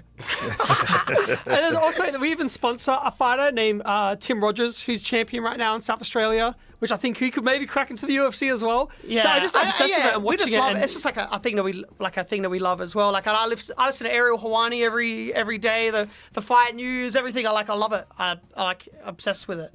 And then so the fight. I remember my auntie saying, "You're too little to fight," and I was like, "This weight classes in." And the fight thing, she's like, no. When I was saying I was going to fight on the undercard, so I was told the people, I'm like, I want the tallest person to show my auntie that I could fight. So my opponent was 6'3", and then the fight night, God bless you, Scarce, he wasn't very good. But the training camp where I had to fucking get my fucking head kicked in by 6'3" guys every fucking twice a week, that was like a hell. Like, and I went to. I did 5 months training at TJ Smith. Oh no, don't watch it. No, I'm bad. I found a good spot where you're hitting them a few times. Oh god. See. No, you're not impressing anyone with this performance. I know. Hey, look, watch the beginning. But like leading up to that was like just getting smashed by 6'3" guys. And I remember once the first 6 foot dude that I sparred, he was 100 kilos. And I remember my trainer, Chris, being like, all right, you're going to do 5 3-minute rounds, all right? And then behind him, I just saw this guy just hitting the heavy bag. And then Chris is like, yeah, just going to make sure you see that. And then the guy walked off and I just see this fucking dent in the middle of in the heavy bag. And then I went there and he just fucked me up, like 3 standing 8 counts. Then the second time we sparred, I sparred him 3 times though. The second time was 1 standing 8 count. Why are you fighting 220-pound guys? I don't know. I guess that was all the bodies that we could find. It was like different. How much do you weigh? 75 kilos. What is that? 170? I don't know. 2.2 times 75, about 160. And I think he was 10 kilos heavier than me on the fight night. That guy. It was just like, but I was fighting all different kind of 6 foot guys. But big sizes. A couple of them was the 100 kilo plus dudes. Wait, I just want to backtrack. Balkan Bear won that fight, right? Yes. Yes. Okay. Good. It was just 152 they had you at least for the fight. 152 for the fight, and he was 174. I don't know that pounds. I don't know. I don't know. Look, he's not a good fighter. I'm not a good fighter, but it's like something that I've. But you just did it for the fun. Yeah, and then like I wanted that feeling of like going out to a fight. Like every time I watched it, I got envious. Like people coming out, I'm like I want to know what that feels like to be like we're gonna go and like put it all on the line in like a fight. That's what I wanted to experience. That rush. I'm a coward. Don't look at me. I didn't do any of it. I love that physical rush. I think that's the same thing with the deathmatch wrestling. It's like doing something risky. You know, something that could go wrong or could go very right is very engaging. And I feel bad like when we're doing the movie and stuff, which is a lot of fun, but I'm like, I want to jump off something now. I need to do something physical, and I don't know, something that's in me, or like I'm addicted to it. I love it. That stuff. But then the fighting stuff, my ego, I couldn't take it if I lost, so after first I'm like, maybe not. I just kept, And Danny said, he's like, when you get knocked out, I'm going to replay it every frame over and over again. He was like tormenting me. Danny. No, as a joke, like you're mucking around with him, but seriously, I used to think I was like, I was trained in Cyprus for a month before the fight, and then I was like, I didn't realize about how the climate change, like your cardio just goes. Like I was skipped for one round. I was like, and I just couldn't. I was like, man, am I just shitter now suddenly when I'm overseas? And I was in these we were in these like underground, like concrete gyms with no ventilation. And then I'd get my ass kicked and they'd go, all right, go out and get some air, man. And I'll go out and it's fucking worse outside than it is in the gym. You know, I couldn't breathe air. Wait, I say Michael's a bad fighter. Michael choked me out once. He broke down my door. Who? Oh, this guy. But is that? Oh, that's such an achievement. Like choking me out. Anyone could choke you out. What are you talking about? I'm just saying that. Yeah, you're a good fighter, Michael. You should have another fight. If they He wants you to get fucked up. Yeah, you should do it. If Misfits does an event, the usually one, if they do one in Australia, I'll do it again. I want to do one more. Do you hate the influencer boxing stuff? No. Oh, no? Okay. No, I hate it. Why haven't you had Logan Paul on your podcast? I don't know. Oh, yeah. That was a shut. He's looking at you like, stop fucking asking these questions. There was a moment in that fight that I got a little bit like emotional. Sorry, I'm jumping around. That UFC Volkanovski's speech after the fight where he was saying that he felt that down when he wasn't training or he didn't have that purpose. Yeah. Yeah, and then that made him rush into that fight. I just remember, getting really emotional, seeing someone open up like that and be vulnerable like that. That was a weird one. Whenever someone takes a late-minute fight like that, last-minute 10-day fight, it's just... I know that people want to do it, but it's not the right thing to do at a championship level, you know. And especially if you look at like what happened with Volkanovski, he got KO'd in the first round, and the first fight was so competitive. And you got to wonder, like, would he have gotten KO'd if he had a full camp? Like, would the result have been different? Would he have prepared differently? Would he have 100%, right? more faith in his cardio? Same thing with Kamaru Usman and Khamzat Chimaev. Same thing. Like, he didn't trust his cardio. It's just... He was dealing damage there, right? Round two, he was kind of getting a flow on it. Yeah. I feel bad for Volkanovski because he did block the kick, but it was like a little too low. Well, he was getting right? kicked in the body a bunch of times, and I think he thought it was coming to the body, and he kind of went like this, and he got kicked in the head. Yeah. Well, that's why I feel like it just went above his guard. And that was perfect. I mean, it was a perfect setup. He threw a bunch of left kicks to the body, and then threw that one to the head. It was perfect. Yeah. I just hope he can bounce back after that. Sure. Like his next He'll bounce back. I like that he was open about that stuff and vulnerable about that stuff because it speaks to so many people. Oh, yeah, like hearing that from him is so meaningful and impactful. Yeah, it's of really, course. Yeah. It shows his character, too, the way he accepted the loss. Yeah. So it's such a, Yeah, I can't wait to see him get back in, but sometimes when you get knocked out like that, you really should take a bunch of time off. You know, 'cause he got really cracked. I mean, if you watch the head kick, it was like head kick right to the temple, and right to the side of the head. It's like, it's a bad place to get hit. He got hit really hard. Fuck. You might want to wait a little time after that. Yeah. There's a thing also when we're talking about mental perception about if that happens, are you going in kind of like with that in the back of your mind now? You're not fighting as free. Sure. Yeah, I mean, that was the first time it happened to him in the UFC. He only been stopped once in his career ever, and that was at welterweight. So he was fighting someone who was 170 pounds. And that was quite a long time ago, like early in his career. And he's been completely undefeated in the UFC. And then there was the Makhachev fight, so he loses that decision, very close decision. So he looks like a world beater. And then he takes his fight with very short notice and not really prepared and gets knocked out. So it's one of those things where it's like there's a very high risk, and the reward obviously is very high as well. If he beats Makhachev, he becomes 2-division champion, but you really can't fight a guy like that without really going through a camp. Yeah. I mean, you can. You might get lucky. It might work out your way, but it might not. He's going to take that third. It's going to be, surely if he goes on another run, he'll get another crack at Boxers would never do that. That's what's interesting. Like if Terrence Crawford was supposed to fight Errol Spence and Errol Spence got injured 10 days out, they would just cancel the fight. Yeah. They would never have a completely different opponent step in with no camp on 10 days notice. It's very unique to the UFC, and I don't know if I'm a fan of it. Honestly. Oh, really? You don't like the last minute? Well, I don't know. I mean, I love the fact that people take a chance, but I don't like it in terms of someone. I want someone to be fully prepared. That's what I really like. I like when someone goes through a full camp, fully prepared, absolutely ready for this one opponent, because you're dealing with this insanely high-risk sport that's very difficult to do. And I just don't feel like with proper preparation, he's probably at 65% of what his potential is. Yeah, yeah. And he feels like, because he's such a champion, he feels like that's enough. But I guess it's in service of the people that have bought the tickets, that have done it. They're trying to not let down the fan base. Yeah, but this guy's got a lineage. He's got a Yeah. legacy to worry about. I mean, Yeah. it's his full career. And one loss like that can define you forever because it can change the course of your career, especially if it's a really bad knockout. Like if you get completely knocked unconscious, go to the hospital, neck brace, the whole thing, wheeled out on a stretcher. That can define your entire career. It can change the course of your career. Yeah. And that, sorry, I gotta say, this is so surreal that we're talking fighting on Jeremy. But like that, yeah, I guess everyone wants that kind of Michael Bisping, Luke Rockhold 2 moment where it's like, boom, you're just gonna get that in one. that situation, it worked out great.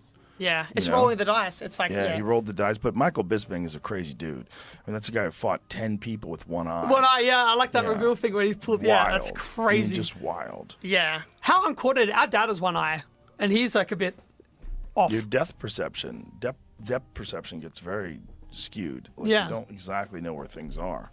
Yeah, can you do things like VR and stuff with one eye? I'm sure you probably could. Because Just like if close it's an eye. about like like I don't 3D know. glasses and people would Right. you wouldn't get that 3D. I think VR is different. It's like from the 3D glasses. Yeah. It's that thing.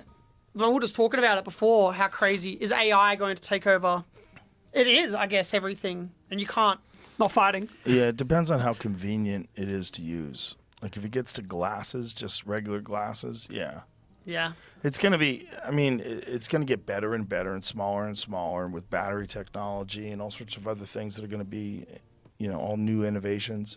Who knows? But I know that was a big thing Now, with- speaking of filming, some people like they're shooting like Mandalorian on just like screens, right? You Yeah, don't even yeah. need to go to locations. They could just be at any place they want on the screens, and it'll have the light will be identical to what it would be out there, and then you don't have to worry about. Taking unit out on helicopters to these places, Lost the TV show. They fucking had to fly the whole crew over there, and shoot, with the nature and the sound and all that stuff. But there's still certain things you can't capture. Like, come on location's so much cooler. Yeah, but I guess it kind of feels like, it's the same as well. Like, I like practical, but it kind of feels like... I'm down for those screens of sci-fi movies as opposed to trying to just say, oh, we'll do that on an island instead of going to an island. Just go to the island. Yeah, but if you can afford it.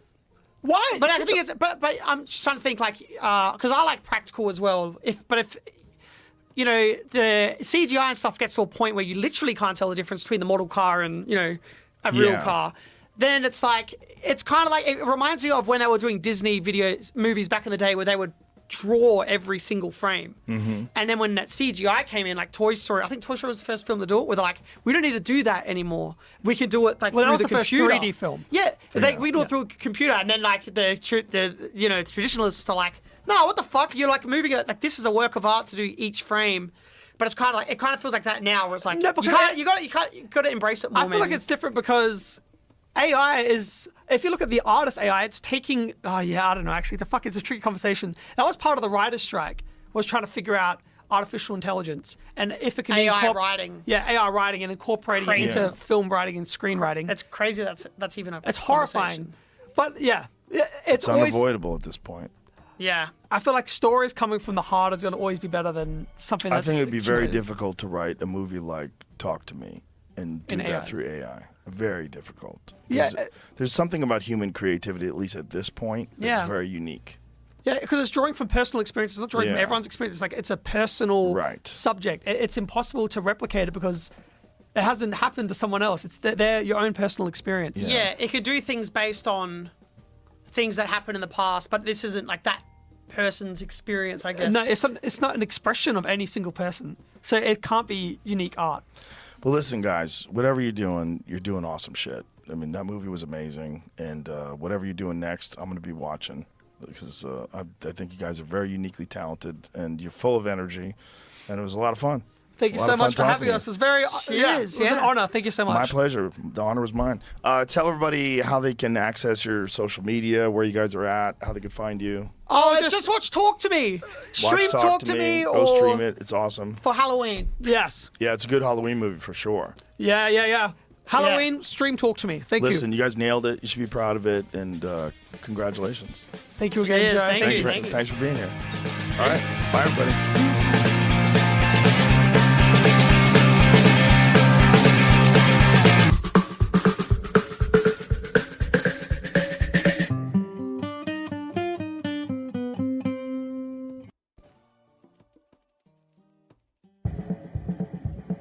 Joe Rogan Podcast. Check it out. The Joe Rogan Experience. Train by day, Joe Rogan Podcast by night, all day. What's up, Shane Dorian? How are you, brother? I'm doing great, man. Good to see you. Thanks. Good What's to see you too. cracking? What's the latest and your greatest? Lots of stuff, man. I feel like normally I don't have that much that's the latest and greatest, but yeah, lots been happening. I've been crazy busy, but all good stuff, so nothing to complain about. What's been happening? What's crazy busy? Let's see. In the last 3 months, 4 months, been to Mexico twice, El Salvador once, California 4 or 5 times, Indonesia for a month, Tahiti, France, Mexico. Damn, son. Yeah. World traveler. A lot. What have you been doing? A lot of surfing. Yeah? A lot of surfing. How's your knee? It's great. Is it 100%? Amazing. It's not 100%, but I never thought it would be this good again, honestly. It's really, really good. I have slight range of motion that's not as good as the other, which is to be expected, but it's great. I surf with no brace. I snowboard with no brace. I go hunting all the time with no brace. I never really think about it, which is amazing. For people that don't know, you were in a snowboarding accident and you fucking demolished your knee. Yeah, I ran right into a tree. Wrapped my knee around a tree. Always my fear when I see people skiing and snowboarding. I quit skiing because of an accident. I fucked my knee up and I cracked my shin bone. I got an insufficiency fracture in the top of my shin bone. Yeah. I was like, that's it. I'm done. I'm done with this. Yeah, I love snowboarding. I'm not giving it up. So but yeah, like to answer your question, I'm really happy with the way my knee healed up. So it was a shitty experience of that whole process. How long did it take you to fully heal? Probably 18 months. Yeah. Wow. But I was really, really, I really followed I followed all the physical therapy and all the protocol, and I did every single thing I could to help it out. Like you rang me and said, let's get some stem cells in your knee. So I came twice here. Guys at Ways to Well helped me out with that, and I had great results from that. I actually felt the difference, which is amazing. But it healed great. So you were saying that was the turning point, like the Ways to Well, like that you were. This is one of the things that really pushed you over the edge, where it really felt like it was healing. Yeah, I mean, I went to a great surgeon, and he does these things all the time with great success. And I have a lot of friends who've had that exact same surgery from him. So I was really confident. What was the extent of the injury? I got full repairs of my ACL and my MCL. They both basically blew off. Yeah. So they took my patellar tendon and split it in thirds, and then built new ligaments out of that. So they did the MCL and the ACL out of patella tendon? Yeah. How much does that compromise the patella tendon? It doesn't really. Because I had a patella tendon graft on my left knee, and it took forever to heal. Where on my right knee, I had a cadaver, which only took like 6 months. Yeah, I think using a cadaver, you heal much faster. Yeah. But yeah, why did they decide to do that with you? Just because, like, that specific injury that I had, I spoke to my surgeon, really good guy named Warren Kramer out of California, and he said, look, we have a couple different options here you can choose, and he just kind of ran me through, and he said if it was my knee, I would use a patellar tendon. He goes, it'll take longer to heal, but you'll be rock solid. And like the way he explained is the patellar tendon is pretty wide and really, really strong. So even though you're taking a third from one side and a third from the other side, it doesn't really compromise the integrity of the actual tendon. And it's weird the way your body is able to turn that tendon into ligaments. That's strange. It is. So they take a tendon and then they make ligaments. Well, they put it in place, where you used to have these ligaments, and your body accepts it over time as a ligament. Yeah, well, with the cadaver thing, one of the weird things is that your body uses it as a scaffolding and then reproliferates it with its own tissue. So it's not like you have this cadaver tendon inside of you. Gotcha. Because I have an Achilles tendon. That's what it started out with. That's what replaced my ACL in my right knee. Oh, wow. Some dead dude. They took his Wow. Achilles tendon because your Achilles is 150% stronger apparently once they do that than the original ACL. And then they just screw that sucker in place. And, dude, I was good to go quick. I went to crazy. a party without a brace 5 days later after surgery. Wow. Yeah, I was out. I was in bad shape for a long time. Yeah, I was with my left knee. Yeah. My left knee was in agony for a long time because they have to saw the fucking piece out of the bone and the piece out of the bone of your shin and screw the both of them in place. Yeah. And Ugh. I couldn't go on my knees. I couldn't do anything if I had to kneel down. I couldn't do anything for like a year. The pain from waking up after surgery was so brutal. I had no idea how bad it was going to be. Yeah. It sucked. It's Like, intense. really bad. Yeah, it was for me. It was one of the only times I ever took painkillers, and Yeah. the painkillers made me feel so stupid. It was so, whatever it was, I can't remember if it was Percocets or Vicodin. Can't remember, but I remember I sold it to some dude at the pool hall. I was love like, that. Yeah, some dude was like, "I'll take them. All right, you can buy. I'll sell it to you." Yeah, some crazy junkie named Jeff. Jeff the junkie. Jeff the junkie. Yeah. I just threw painkillers in the trash this morning at my hotel. Nice. And I remember thinking, I just looked down as I was throwing them in the trash and thinking, man, there's probably people outside right now that would like do something terrible for those painkillers. I hate painkillers. Yeah. I feel like you're like in one group or the other, where like your body really loves painkillers, or your brain, I guess, really loves painkillers or really doesn't. I'm definitely hate painkillers. Yeah, I didn't take anything for my right knee. I didn't take a goddamn thing. After the surgery, I was like, I'll just deal with pain. I remember what it was like taking them for my left knee. I was like, fuck off. It doesn't jive with me. It just makes me, again, I hear opiates are amazing. I hear people that take like OxyContin, they said it's amazing. Like, oh my God, it's so wonderful. Yeah. Like, I had Peter Berg on the podcast. He's the guy that produced that Netflix series Painkiller. I listened to that one. It was awesome. He's amazing. Peter's amazing. Yeah. But that Painkiller show is like it's so eye opening. But he was saying that he took OxyContin once recreationally, and he was like, "Oh my God, this is so good. I can never do this again." It just makes you feel so wonderful. You feel like you're slowly falling into like a jar of honey, like a warm jar of honey. That's a good way to describe it. But I don't feel like that. No? When I'm on when I have to take a painkiller, I feel loopy and it feels nauseous. I feel it feels gross. But, well, that's good. Yeah, very grateful for that. Why did you needed them after stem cells? Is that what you needed? Yeah, them for? so I just had stem cell treatment in Mexico. So you went to the CPI, Cellular Performance Institute in Mexico, and you just got hammered with them, right? Yeah, I was there for a week, and Wow. it was intense. It was great. So so my treatment was pretty over the top. Not over the top, but for me it was a lot. I got both shoulders done, both knees, my right elbow, my lumbar spine, and my cervical spine, and I did the cervical spine and the lumbar, and when they do your spine, they put you out. So they put you under anesthesia, and then they do the rest of my body at that same time. And then because there were so many stem cells in my back, like most of the time people wake up from that and they're really sore and a lot of pain. And so they gave me some pain medication, which I sort of needed right when I woke up. But like by the next morning, I was just on like the Tylenol trip. So like things mellowed out really quick for me. So that was 2 weeks ago, you said? Yeah, it was like 10 days ago now. 10 days ago? Yeah. Do you feel any difference? Yes. So I'm not supposed to feel any different for like the first month. Like like these sort of stem cells are a little bit different. That's my understanding, at least. So they're called a hypoxic stem cell, and they're from cord blood. So they're from an umbilical cord. Mm-hmm.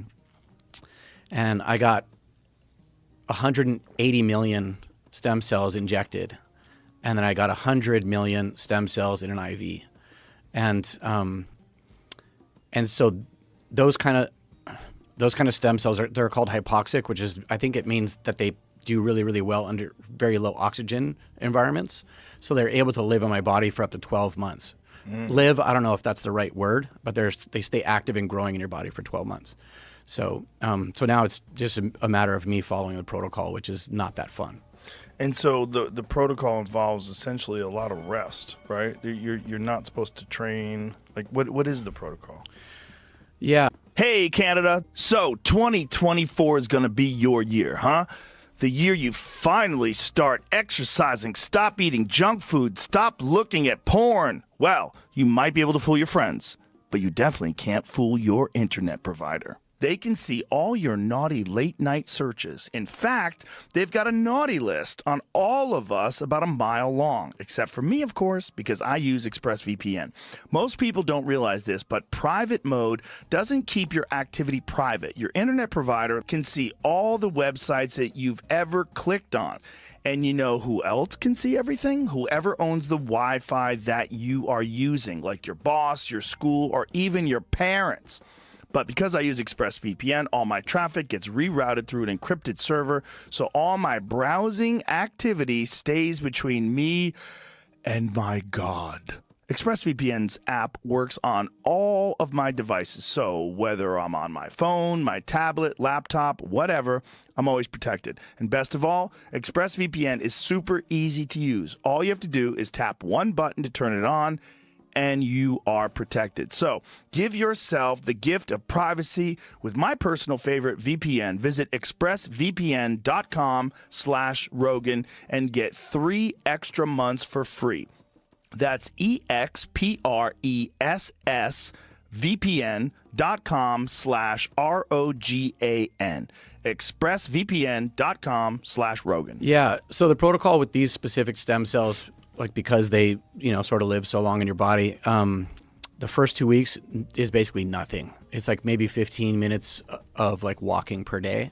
And then after that, you work with a physical therapist and you have very specific physical therapy. So it's like a lot of like stabilization stuff. Like I did my spine. So I was talking to Nikki Hind, who's my physical therapist. And so she's creating like a physical therapy schedule and program for me based around my spine. And she told me that she's worked with some people who have had intense stem cell therapies, and it's like a pretty crazy opportunity to kind of you have like a second chance, like at this age with my spine, to like really change it the way it is.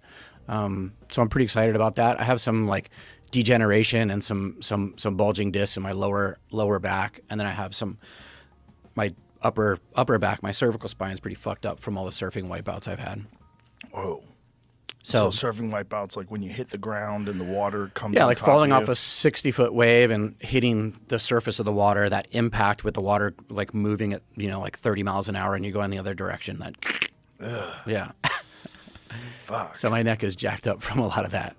And do they go right into the actual disc itself? So they go in, I know in my, I don't want to mess this up, right? But I try to ask all the right questions and memorize everything. But I know in my cervical spine, they mostly did my facets.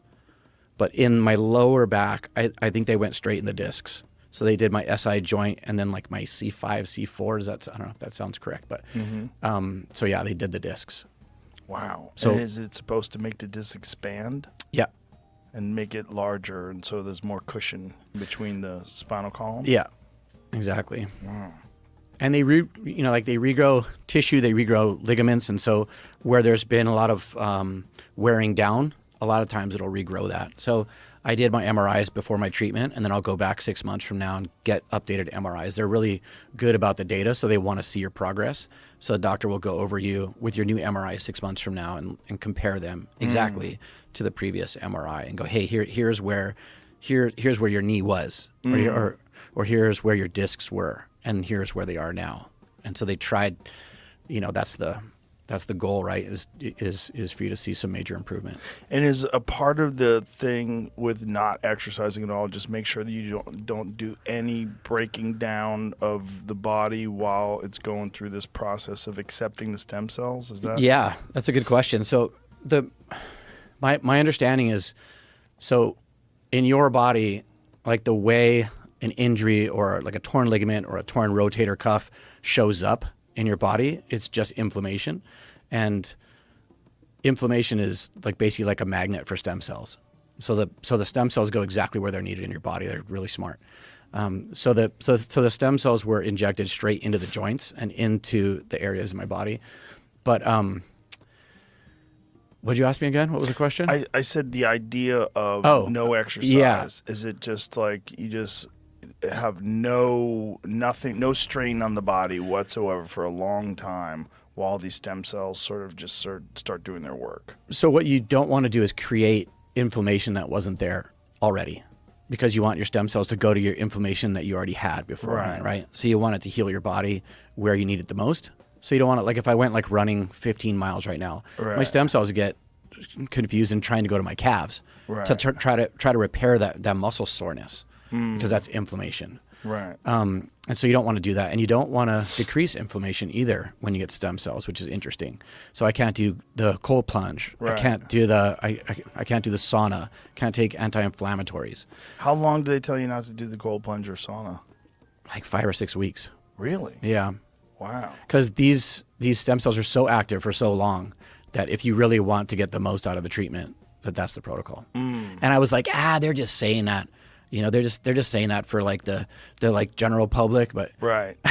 I think athletes always feel like they're like in a different category. Of course. And just because I don't know why that is. Because you are in a different category. Well, in some aspects maybe, but and then I call my physical therapist and I'm like, hey, these guys are saying this, but like obviously it's not that, right? And she's like, no, that's right on. Like, if you want to get the most out of this treatment, then you got to follow the protocol, and that is the protocol. So that would drive me nuts. I am being a big baby about the not working out part. Yeah. Yeah. Can you do anything? Can you swim? Can you do anything? I can swim.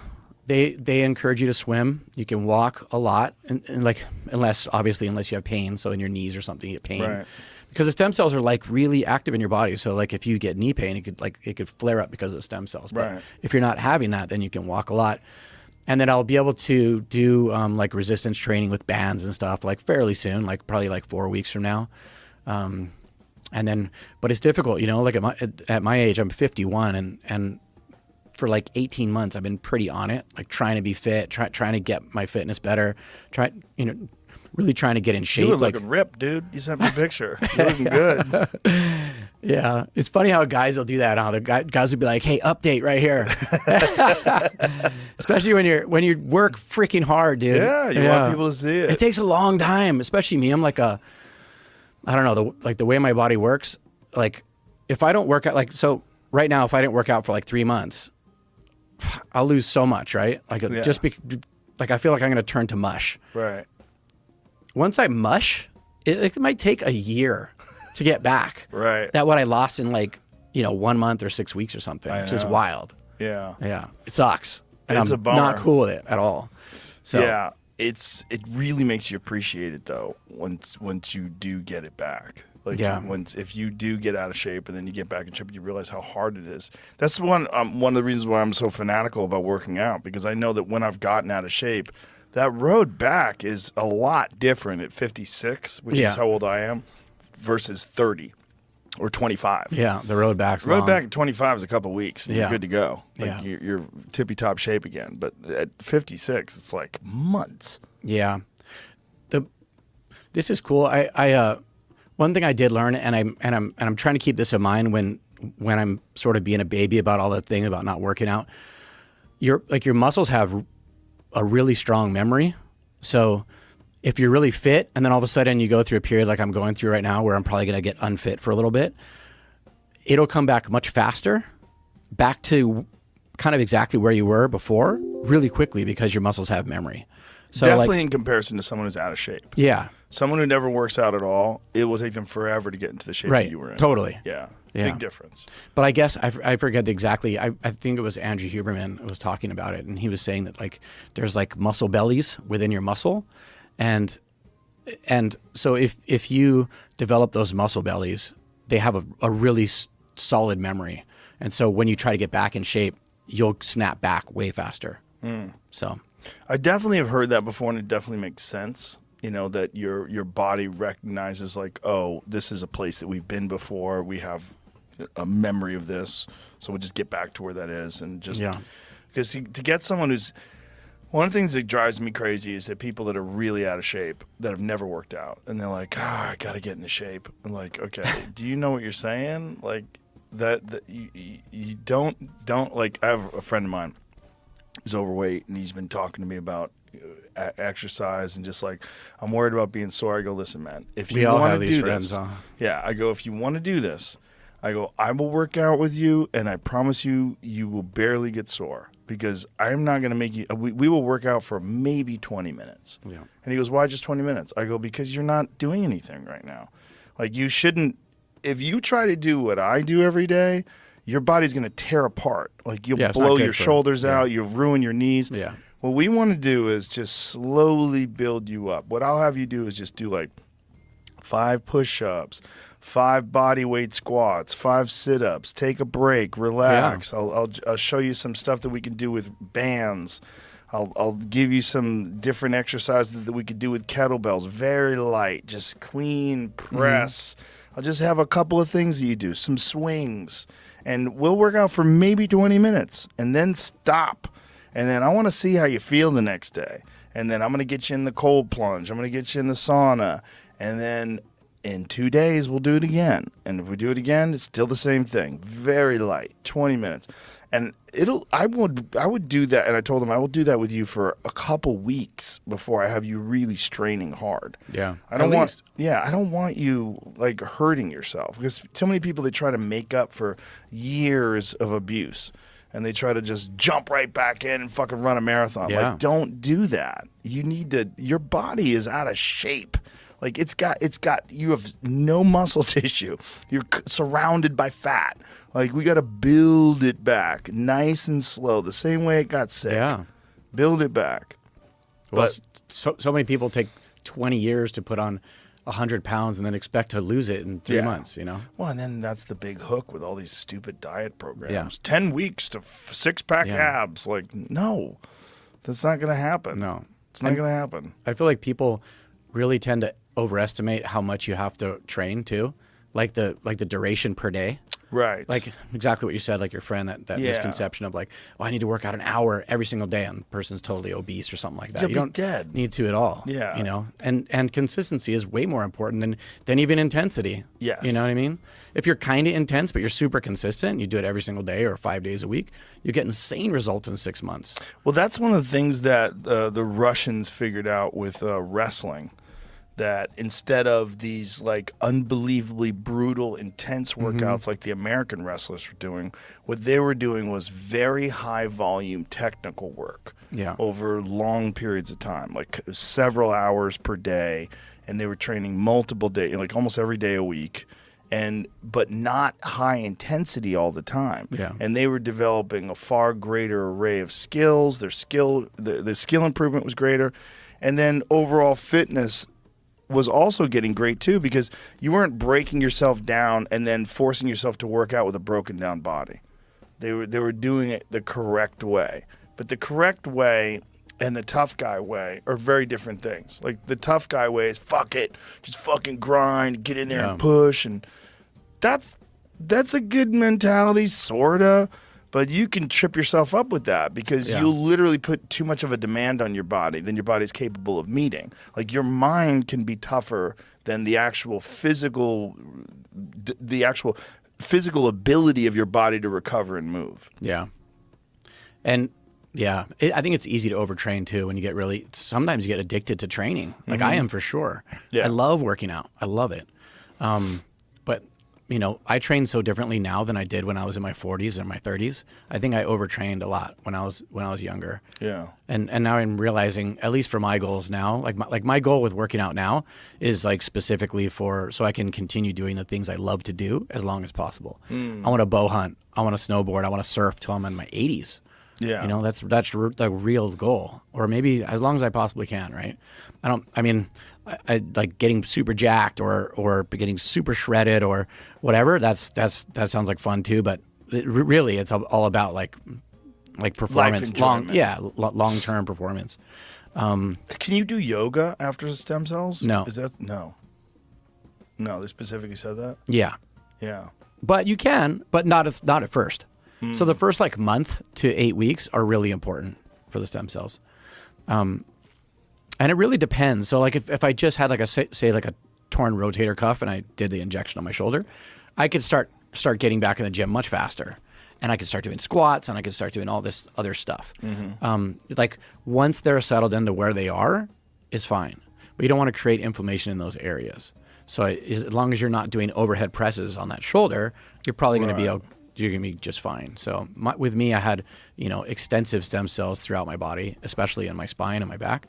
So I got to be careful. I'm very interested to see how the spine, the back stuff works, because I've Yeah. had I've had a Me lot too. of those same issues myself with degenerative discs, and it's just from jiu-jitsu mostly. Yeah. It's just like everybody I know from jiu-jitsu has something fucked up about Yeah. their backs. I know a lot of guys who have had disc replacements.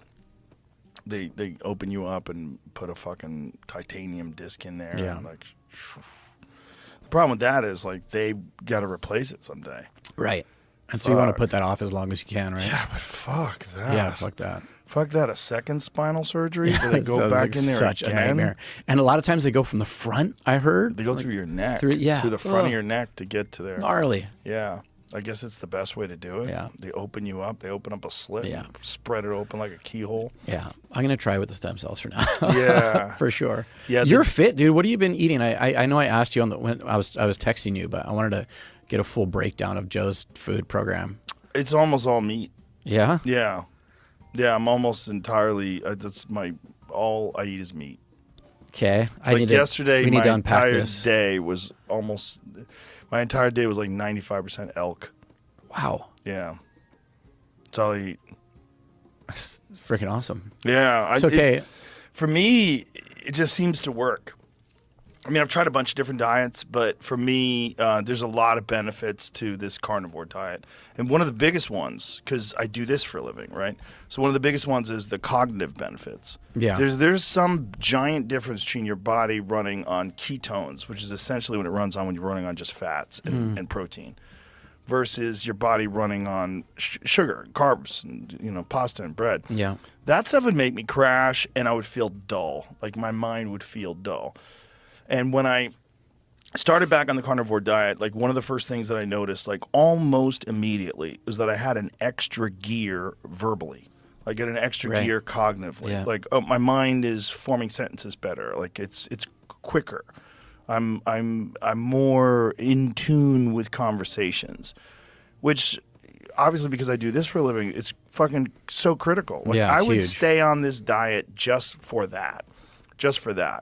But then the other benefits are my energy levels are completely flat throughout the day. There's no crashes. Wow. There's no peaks and valleys. And good energy? Fucking great. Yeah. It took a while. I have to be honest. The first couple weeks of the diet, my workouts struggled. Yeah. But they call that like the keto flu. I Yeah. think people call that. Because essentially, It's a period of time when your body is trying to adapt to what you're trying to give it, right? Exactly. And so I do take in some fats that aren't animal fats. Like one of the things I really like is Primal Kitchen's products. Primal Kitchen makes this chipotle lime mayonnaise. Is that's that made Mark- with Mark avocado. Sisson? Yes. Yeah, I that love guy's a that guy. legend. Yeah, He's me too. great. He's an awesome dude. Yeah. And Mark makes a Primal Kitchen mayonnaise that's avocado oil. Yeah. Which is very good for you. I think we have some of that at the house. It's great stuff. And so what I do is I'll cook up on the Traeger, I'll cook up like a few elk roasts like for the week. And then I buy like 4 or 5 jars of that primal mayonnaise at a time, and I'll just scoop it onto a plate, and I'll just dip slices of cold elk into there. Like I came home last night from the comedy club at 1:30 in the morning, and that's what I ate. I just ate a big plate of elk and some Primal Kitchen mayonnaise and watched YouTube. I cannot. That's discipline, dude. To eat all meat all day. That's crazy.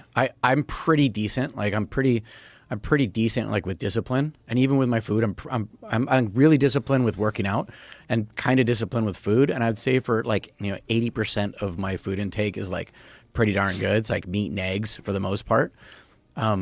But man, I do love, like I have sugar cravings. There's no doubt about it. Everybody right? does. And the thing is, if you don't stop eating sugar, you're always going to have these super strong sugar cravings. And there's such a big difference between hunger and cravings are two totally different things, but you feel them in the same way. You get this trigger of like, fuck, I'm hungry.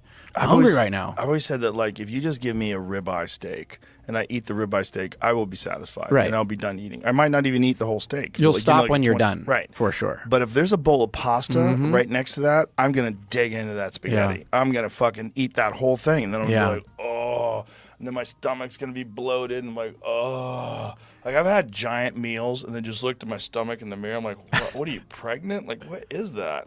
It's just bloated with food. I'm a real glutton. I have a real problem with food. Yeah, I do too. But I don't really because I'm disciplined. But if I let myself, I will eat 2 pizzas. Right. I will fucking, you give me like 2 pepperoni and mushroom pizzas, I will fucking keep eating. I'll just, Right. Until I'm like stuffing it, like the pizza's up to my neck, like, ugh. It's really hard to do that with meat. It's really hard to do Yeah. that when you're eating just meat. You're Well, going to eat until you're done, and then you're done. Well, meat has a very high satiety level, Yeah. and anything that's high in protein, Yeah. it satisfies you And it's very delicious. quickly. It's It's delicious. so satisfying. It's 100% my favorite thing to eat. Yeah. Hey, Canada. So 2024 is going to be your year, huh? The year you finally start exercising, stop eating junk food, stop looking at porn. Well, you might be able to fool your friends, but you definitely can't fool your internet provider. They can see all your naughty late night searches. In fact, they've got a naughty list on all of us about a mile long, except for me, of course, because I use ExpressVPN. Most people don't realize this, but private mode doesn't keep your activity private. Your internet provider can see all the websites that you've ever clicked on. And you know who else can see everything? Whoever owns the Wi-Fi that you are using, like your boss, your school, or even your parents. But because I use ExpressVPN, all my traffic gets rerouted through an encrypted server, so all my browsing activity stays between me and my God.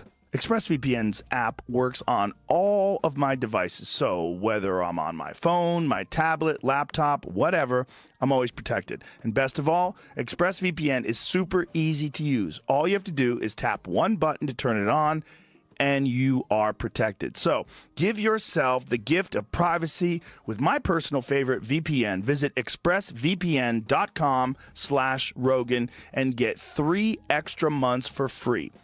That's expressvpn.com/ROGAN. expressvpn.com/Rogan. Yeah. So if I could just eat ribeye steaks or elk meat for the rest of my... The thing about eating game, wild game, though, is you must supplement with fat. You have to have fat. Yeah. Because, like... You lose too much weight, too. Well, you're not getting enough fats. You have to get fat. Fat is important for your brain function. Right. It's important for everything. So when that's why I like that Primal Kitchen mayonnaise stuff. Mhm. Or when I cook elk, what I'll do is most of the time I will slow cook it on the Traeger at like 265 until it reaches an internal temperature about like 115 or so. Yeah. And then what I do is I take a cast iron frying pan and I use beef tallow. And so you get a lot of fat from the beef tallow. Yeah. And so I'll use grass-fed beef tallow, and I sear it on the outside in that beef tallow. I get the fat from that. I also try to get fat from bacon. Bacon's not good for you. Okay, whatever. Listen, trust me, it's good for you. It's fat.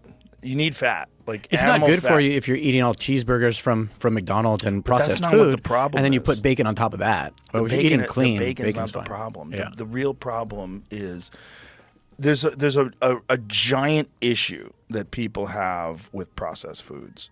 And when you talk about, like, there's a bunch of goofy epidemiology studies that talk about how meat increases your rate of cancer. But the way those studies work is someone will fill out a form, like, how many days a week do you eat meat? And I eat meat 6 days a week. And what they don't ask is, what kind of meat? Are you Right. eating a Jack in the Box cheeseburger? Do you have any fries with that? Yeah. Do you have a shake? Do you have soda? Like, there's a bunch of other things that people do eat. So there's a thing called healthy user bias, right? So if you're someone who says, like, I don't eat any meat, and well, you're probably listening to a lot. You're probably trying to do the right thing for your health. So you're listening to what would be like mainstream conventional doctor's wisdom on diet, which is almost certainly off. Because most of these doctors that are talking about this, they're not up on the latest studies. They're not like Huberman or Lane Norton or any of these, like, like if you really want to know like what's good for you and what's bad for you, I always say, listen to jacked scientists.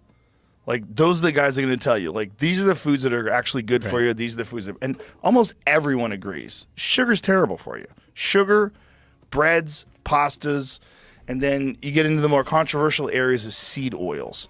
Seed oils, which essentially were initially invented to be industrial lubricants for machinery.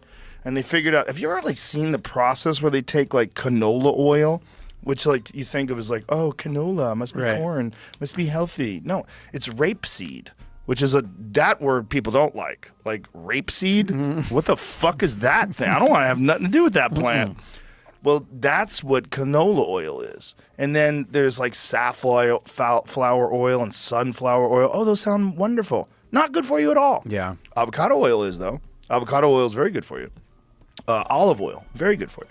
There's a lot of oils that are very good for you. That's another thing that those two in particular are definitely the best. Yes. There's another thing I really like to do with meat. I'll pour olive oil on it. Put a little salt, put a little olive oil. That's why I'm getting a lot of healthy fats. Yeah. And so with my diet, I have to make sure that I get healthy fats because you just eat just only like elk. There's not enough fat. They're too lean. Yeah, definitely. But ribeyes, you could eat all ribeyes all day. If I ate all elk, I would probably weigh 130 pounds. You'd get shredded, though, son. Shredded like crazy. Shredded. Yeah. For sure.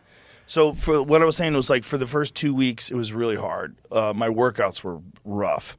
It was like I was sort of fighting off a cold, almost like I just like, like I'd be low pushing. energy. Yeah, like when I headaches too. No, not that bad. Yeah. No, just a little bit of fatigue, and mostly just during exercise. It wasn't really that much during the day. Not at all during the day, in fact. But I could feel the difference. But somewhere along the line, about 2 weeks in, your body hits a switch, and now it has no effect on me. Right. Now I feel great. That's I feel amazing. great hitting the bag. I feel great doing sprints on the Airdyne bike. I feel great with my body weight workouts, kettlebell workouts. Everything's great. But more importantly, for my job, for this, my brain works better. It just works better. Right. And for comedy, writing, Much all better. that stuff. All the above. Yeah. Everything's better. It's just carbs and bread and all that stuff. It's just the crash, like the inconsistency that you get throughout the day. And also like the fact that you just keep eating. You just get bloated. You just stuff your fat fucking face with cheeseburgers. Yeah. If you give me cheeseburgers with buns, I'll eat 3 or 4 of those fuckers. Hell I can't stop. Hell yeah. You'll eat it till it's all gone. Yeah. I will too. But like, you know what I like to go? I like to go to In-N-Out and I get those Flying Dutchman. You ever get that? No. I don't really like In-N-Out. You don't like I In-N-Out? don't like In-N-Out. How dare you? I really don't. How? Their fries suck. Oh my God. I feel like I judge a burger joint on the fries. Really? Yeah. I love their fries. I don't like their fries. Well, do you like McDonald's fries? No. No? Whose fries do you like? I like big potato wedge fries. You know who has the best fries? Sweet potato fries I'm a big fan of. Oh, those are the best. Yeah. But you know who has the best fries in all of fast food burgers? Five Guys. Five Guys. Five Guys has some fucking fries. I don't think I've ever eaten at Five Guys. Oh, they're the best. Five Guys will give you bacon on your burger and jalapeno. You get bacon and jalapenos. Five Guys is the best. I prefer Five Guys over In-N-Out. Yeah. My son likes In-N-Out, and we go there sometimes, and I get the animal style with the lettuce wraps, and it's all right. Lettuce wrap's okay. I prefer what's called a Flying Dutchman. And what a Flying Dutchman is just a patty, slice of cheese, patty. That's what I get. Oh, gotcha. It's like a All patty right, gotcha. sandwich. It's like a cheese sandwich with the patty as the bread. Do you That's eat what I cheese get. on a regular? Yeah. Yeah? Yeah. What sort of cheese I do you eat eat? dairy. Whatever. I eat all kinds of cheese. What about fruit? No fruit? I'll occasionally have fruit. Does it make you feel weird or any? To give you a weird insulin Sometimes spike in the or anything? morning, I just decide I want a little pep up. I'll have a banana before I work out. But most of the time, I work out fasted. Yeah, I like berries and papayas. I eat a lot of them. Oh, those are great. Yeah, Yeah. I love papayas. Yeah. I love mango. Mango's probably my favorite fruit. Papayas. Watermelon. Papayas are really good for your digestion. Mm-hmm. I was gonna say that like while we're on this thing about the food, Denise. From Denise, Ways to right? Well? Yeah, Yeah. Ways to Well. She I did my original blood work with her, and then we did a really cool Zoom call afterwards, and we talked for like an hour about my blood work, and I was deficient in a bunch of different things, and one of the things was vitamin D. And she goes, I think you should start supplementing with vitamin D. Do you? And I said, yeah, I actually take vitamin D every day. And she's, well, there's some weird disconnect. So we send me the brand or whatever you take. She's like, that's a great brand. There's something wrong happening with the way your body's trying to absorb and digest that. So she has, so there was a bunch of things in my diet that I was taking that I was kind of deficient in. And so she started me on this digestive enzyme, which is essentially papaya enzymes. And then I got my blood work done 6 months later, and I was like really great on my vitamin D. Interesting. Yeah. So there was something about your diet and the supplements where your body wasn't accepting the vitamin D? Yeah. Well, they usually say vitamin D you should take with K2. Yeah. Are you taking it with K2? I take both. Yeah. But my body, for some reason, just wasn't getting the vitamin D. That's interesting. Yeah, but there's a lot of people that are deficient in vitamin D. Yeah, oh, it's a giant problem. And it's a giant problem. Well, it's really a hormone. Yeah. Vitamin D is very different. Yeah. And the best way to get it really is from outside. The best way to get it is from the sun. Yeah. But if you don't get it from the sun enough, like specifically if you live in a cold climate, you really have to supplement. If you don't, it's just really bad for your health overall in all ways. Your immune system function.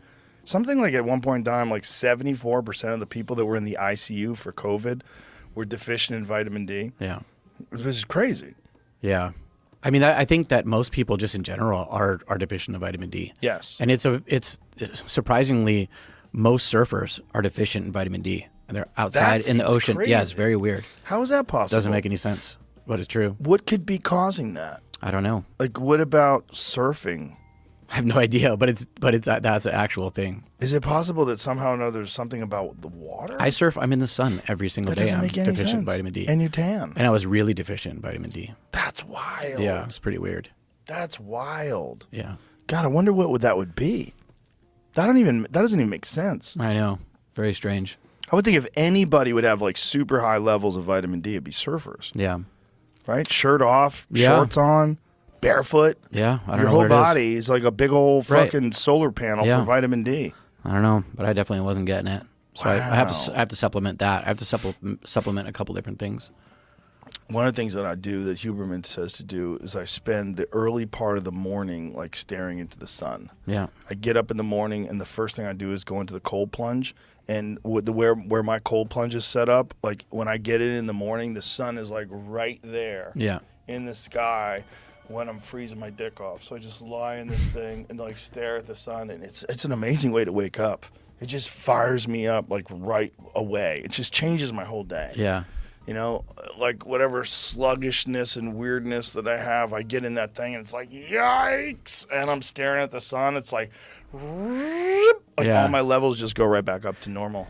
I'm drawing a blank on the term, but what is it called when your body sets its time for the day from the sun? And Circadian rhythm? Yeah, circadian rhythm. Yeah. It's supposed to be great for that. So it benefits your sleep a lot, right? To get sunlight early in the morning. Yeah, 'Cause supposedly. It sets your body's clock, your mind's clock. I've never had a problem with sleep. Yeah, me neither. Luckily. I'm just one of those guys. That I can suck. suck. Yeah, I have friends that really struggle with sleep. My wife struggles with sleep. Yeah. I can go to sleep on a fucking train Yeah. station floor. Yeah, and I don't get slide it at down. all. And I'm not super empathetic about it too, because sometimes like my wife will be up like doing something in the middle of the night, and she's like she can't sleep, and I'm like, what are you doing? Like, go back to sleep. She's like, don't you think I want to? Yeah, some people just can't sleep. Yeah. Well, Jocko only sleeps like 4 hours a night. Dude, that's not good for you. He says he doesn't need any more.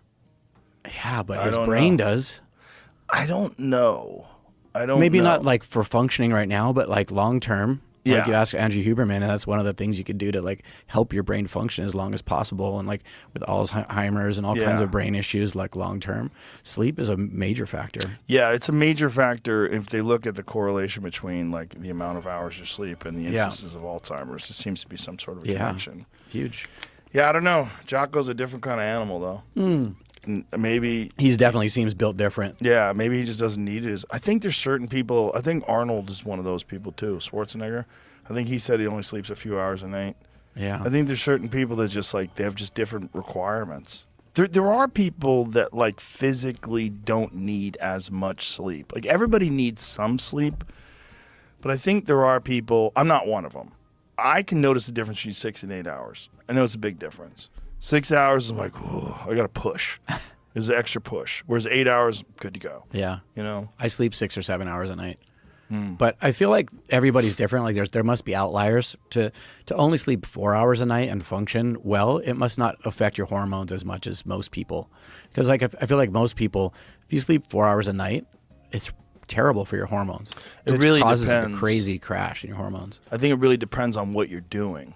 Like for some people, like if you're only sleeping 4 hours, but your job is very engaging and very intense, and there's a lot of adrenaline, you're fired up. Like at the end of that day, you're probably going to crash hard, but you might be able to pull it off and keep going. But if you have like some fucking paperwork job and you only slept like 4 hours, you're going to be yawning and falling asleep. You're going to be barely able to get through it. Or even this job, there's like the brain function aspect. You know? Oh, here it is. Huge. After 10-year search, scientists find second short sleep gene. After a decade of searching, UC San Francisco scientists who identified the only human gene known to produce natural short sleep, lifelong nightly sleep that lasts just 4 to 6 hours yet leaves individuals feeling fully rested, have discovered a second.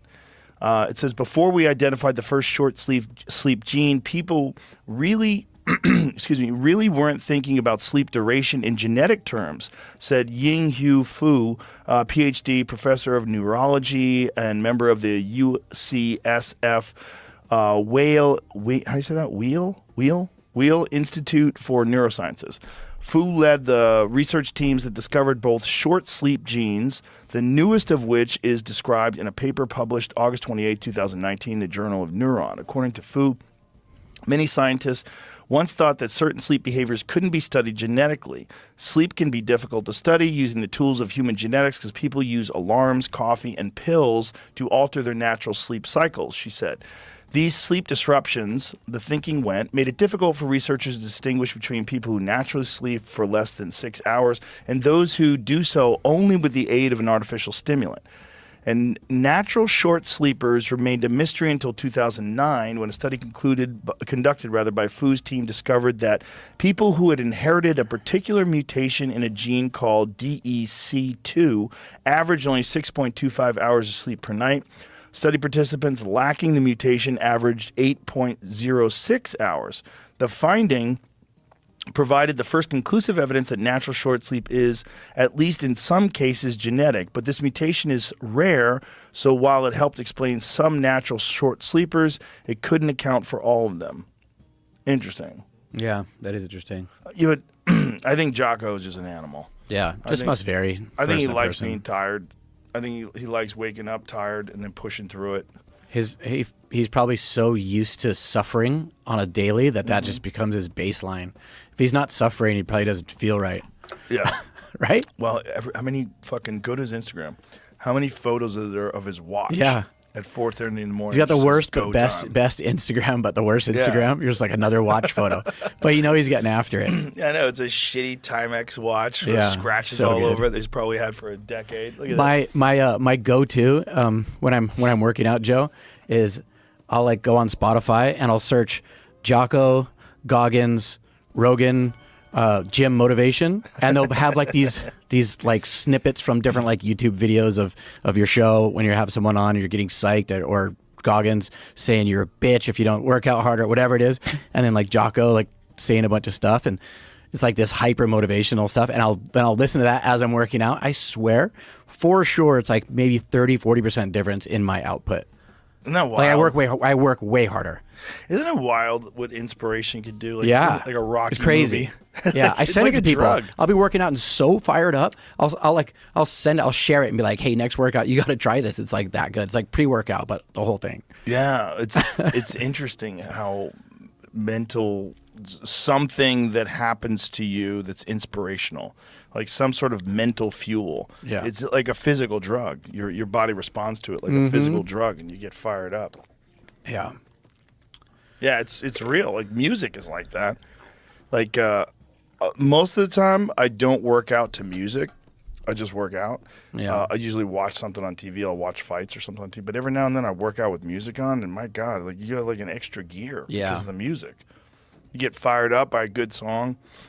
Like say if you're doing like Tabata sprints on the Airdyne bike, a good song comes on, you're like, fuck Right. yeah. Yeah.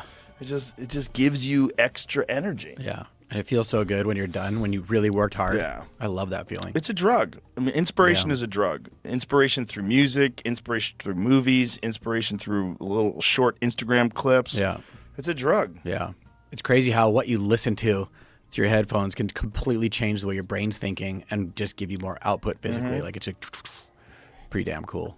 It is cool. We're just very fortunate that there's so many sources of inspiration today. Yeah, no This kidding. is like infinity. Yeah, it's like no other time that's ever existed. Yeah. I save them too. I have like a folder on my Instagram with just fucking awesome clips. Yeah. That I could just go to at any time. So good. Bookmarks. I love that too. Yeah. So, how has the bow hunting in Hawaii been? It's been good. It's been good. It's been good for me. I've been bow hunting axis deer a lot. I actually I took the year off hunting elk. I saw that you were hunting elk and we talked. But yeah, you had a really exciting elk season. I want to hear about that. But yeah, it's been amazing. I've been not home very much, but the last couple times I was home in Hawaii, I bow hunted axis deer. I went on this last trip. I killed 4 deer, and that was just lots of fun. Just spent tons of time, mostly spooking deer and missing. But 4 Were of you them on ended Maui? Yeah, I was. The thing about axis deer hunting is it's so sustainable. It's such a great way Oh, to yeah. get food because Yeah. there's no natural predators. They literally have to be hunted. Yeah. And there's fucking thousands of them. Thousands. Thousands. Yeah. When we did Lanai, remember when we had the dream Yeah. team? Yeah, in such a good Lanai? trip. Oh, so we gotta That do was it again, so man. fun. It was you, me, Cam Haynes, John Dudley, Yeah. Adam Greentree, Yeah. Remy Warren, Ben O'Brien. Benny. Oh my God. It was such a good crew. What a crew! I know, it was what wild. a great time we had. Yeah, and we then had we the did that best time podcast ever. in my hotel room. A lot of deer got killed that week. A lot of deer. Yeah, that gave a lot of people a very delusional perspective of how easy it is to hunt axis deer in No Lanai, kidding. though. Yeah. The guides told me that they had 150 hunters come in after us, Yeah. and one of them was successful. Yeah. One. It's Everybody so else hard. pulled a rifle. It's so hard. Yeah, it's funny. Like I always tell people that I'm like, I'll see 1,000 deer in a day. It's not unusual for me to see 1,000 deer in a day, and they're like, how'd you only get one, or how'd you get none? Like sometimes I go axis deer hunting in Hawaii for 3 days straight and not get one. Yeah, easily. Yeah, Easily. It is so hard to get close enough into bow range where you're trying to get 30 yards away from a deer, and there's 200 deer in front of you in a herd. I have a video of a shot. I'll try to find it on my phone, but I have a video of a shot I took at 80 yards, Mhm. and it's a perfect shot. Like this arrow's arcing Yeah. right towards the vitals at 80 yards. When the arrow's 10 yards away from the deer, he's like, choom, Yeah. and he's gone. Like, Yeah. not there. 10 yards. Like the arrow's going, I don't know how fast it was going by the time it got to him, but on the way there, it's going 275 feet a second. Yeah. And when it got close to him, he heard it, and he was. They've evolved to get away from tigers. Isn't that insane? Those motherfuckers are so twitchy. They're Jamie, so fast. Can you pull up Instagram?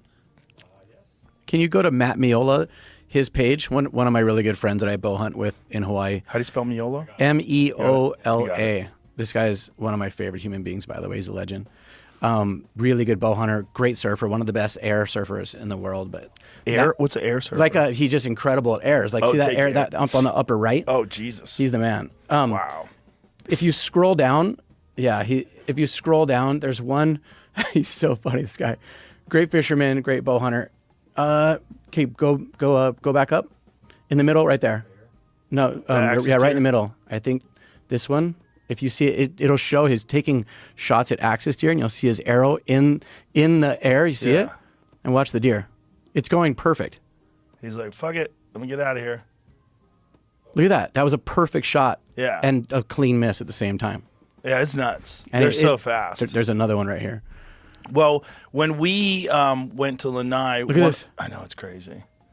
I mean, the arrows are going so fast. So fast, and the deer are faster. They just duck and run. Yeah, it's crazy. The amount of perfect shots you've made and completely missed is crazy. Yeah, it is. When you see them in slow mo and you realize, like, oh, I don't suck.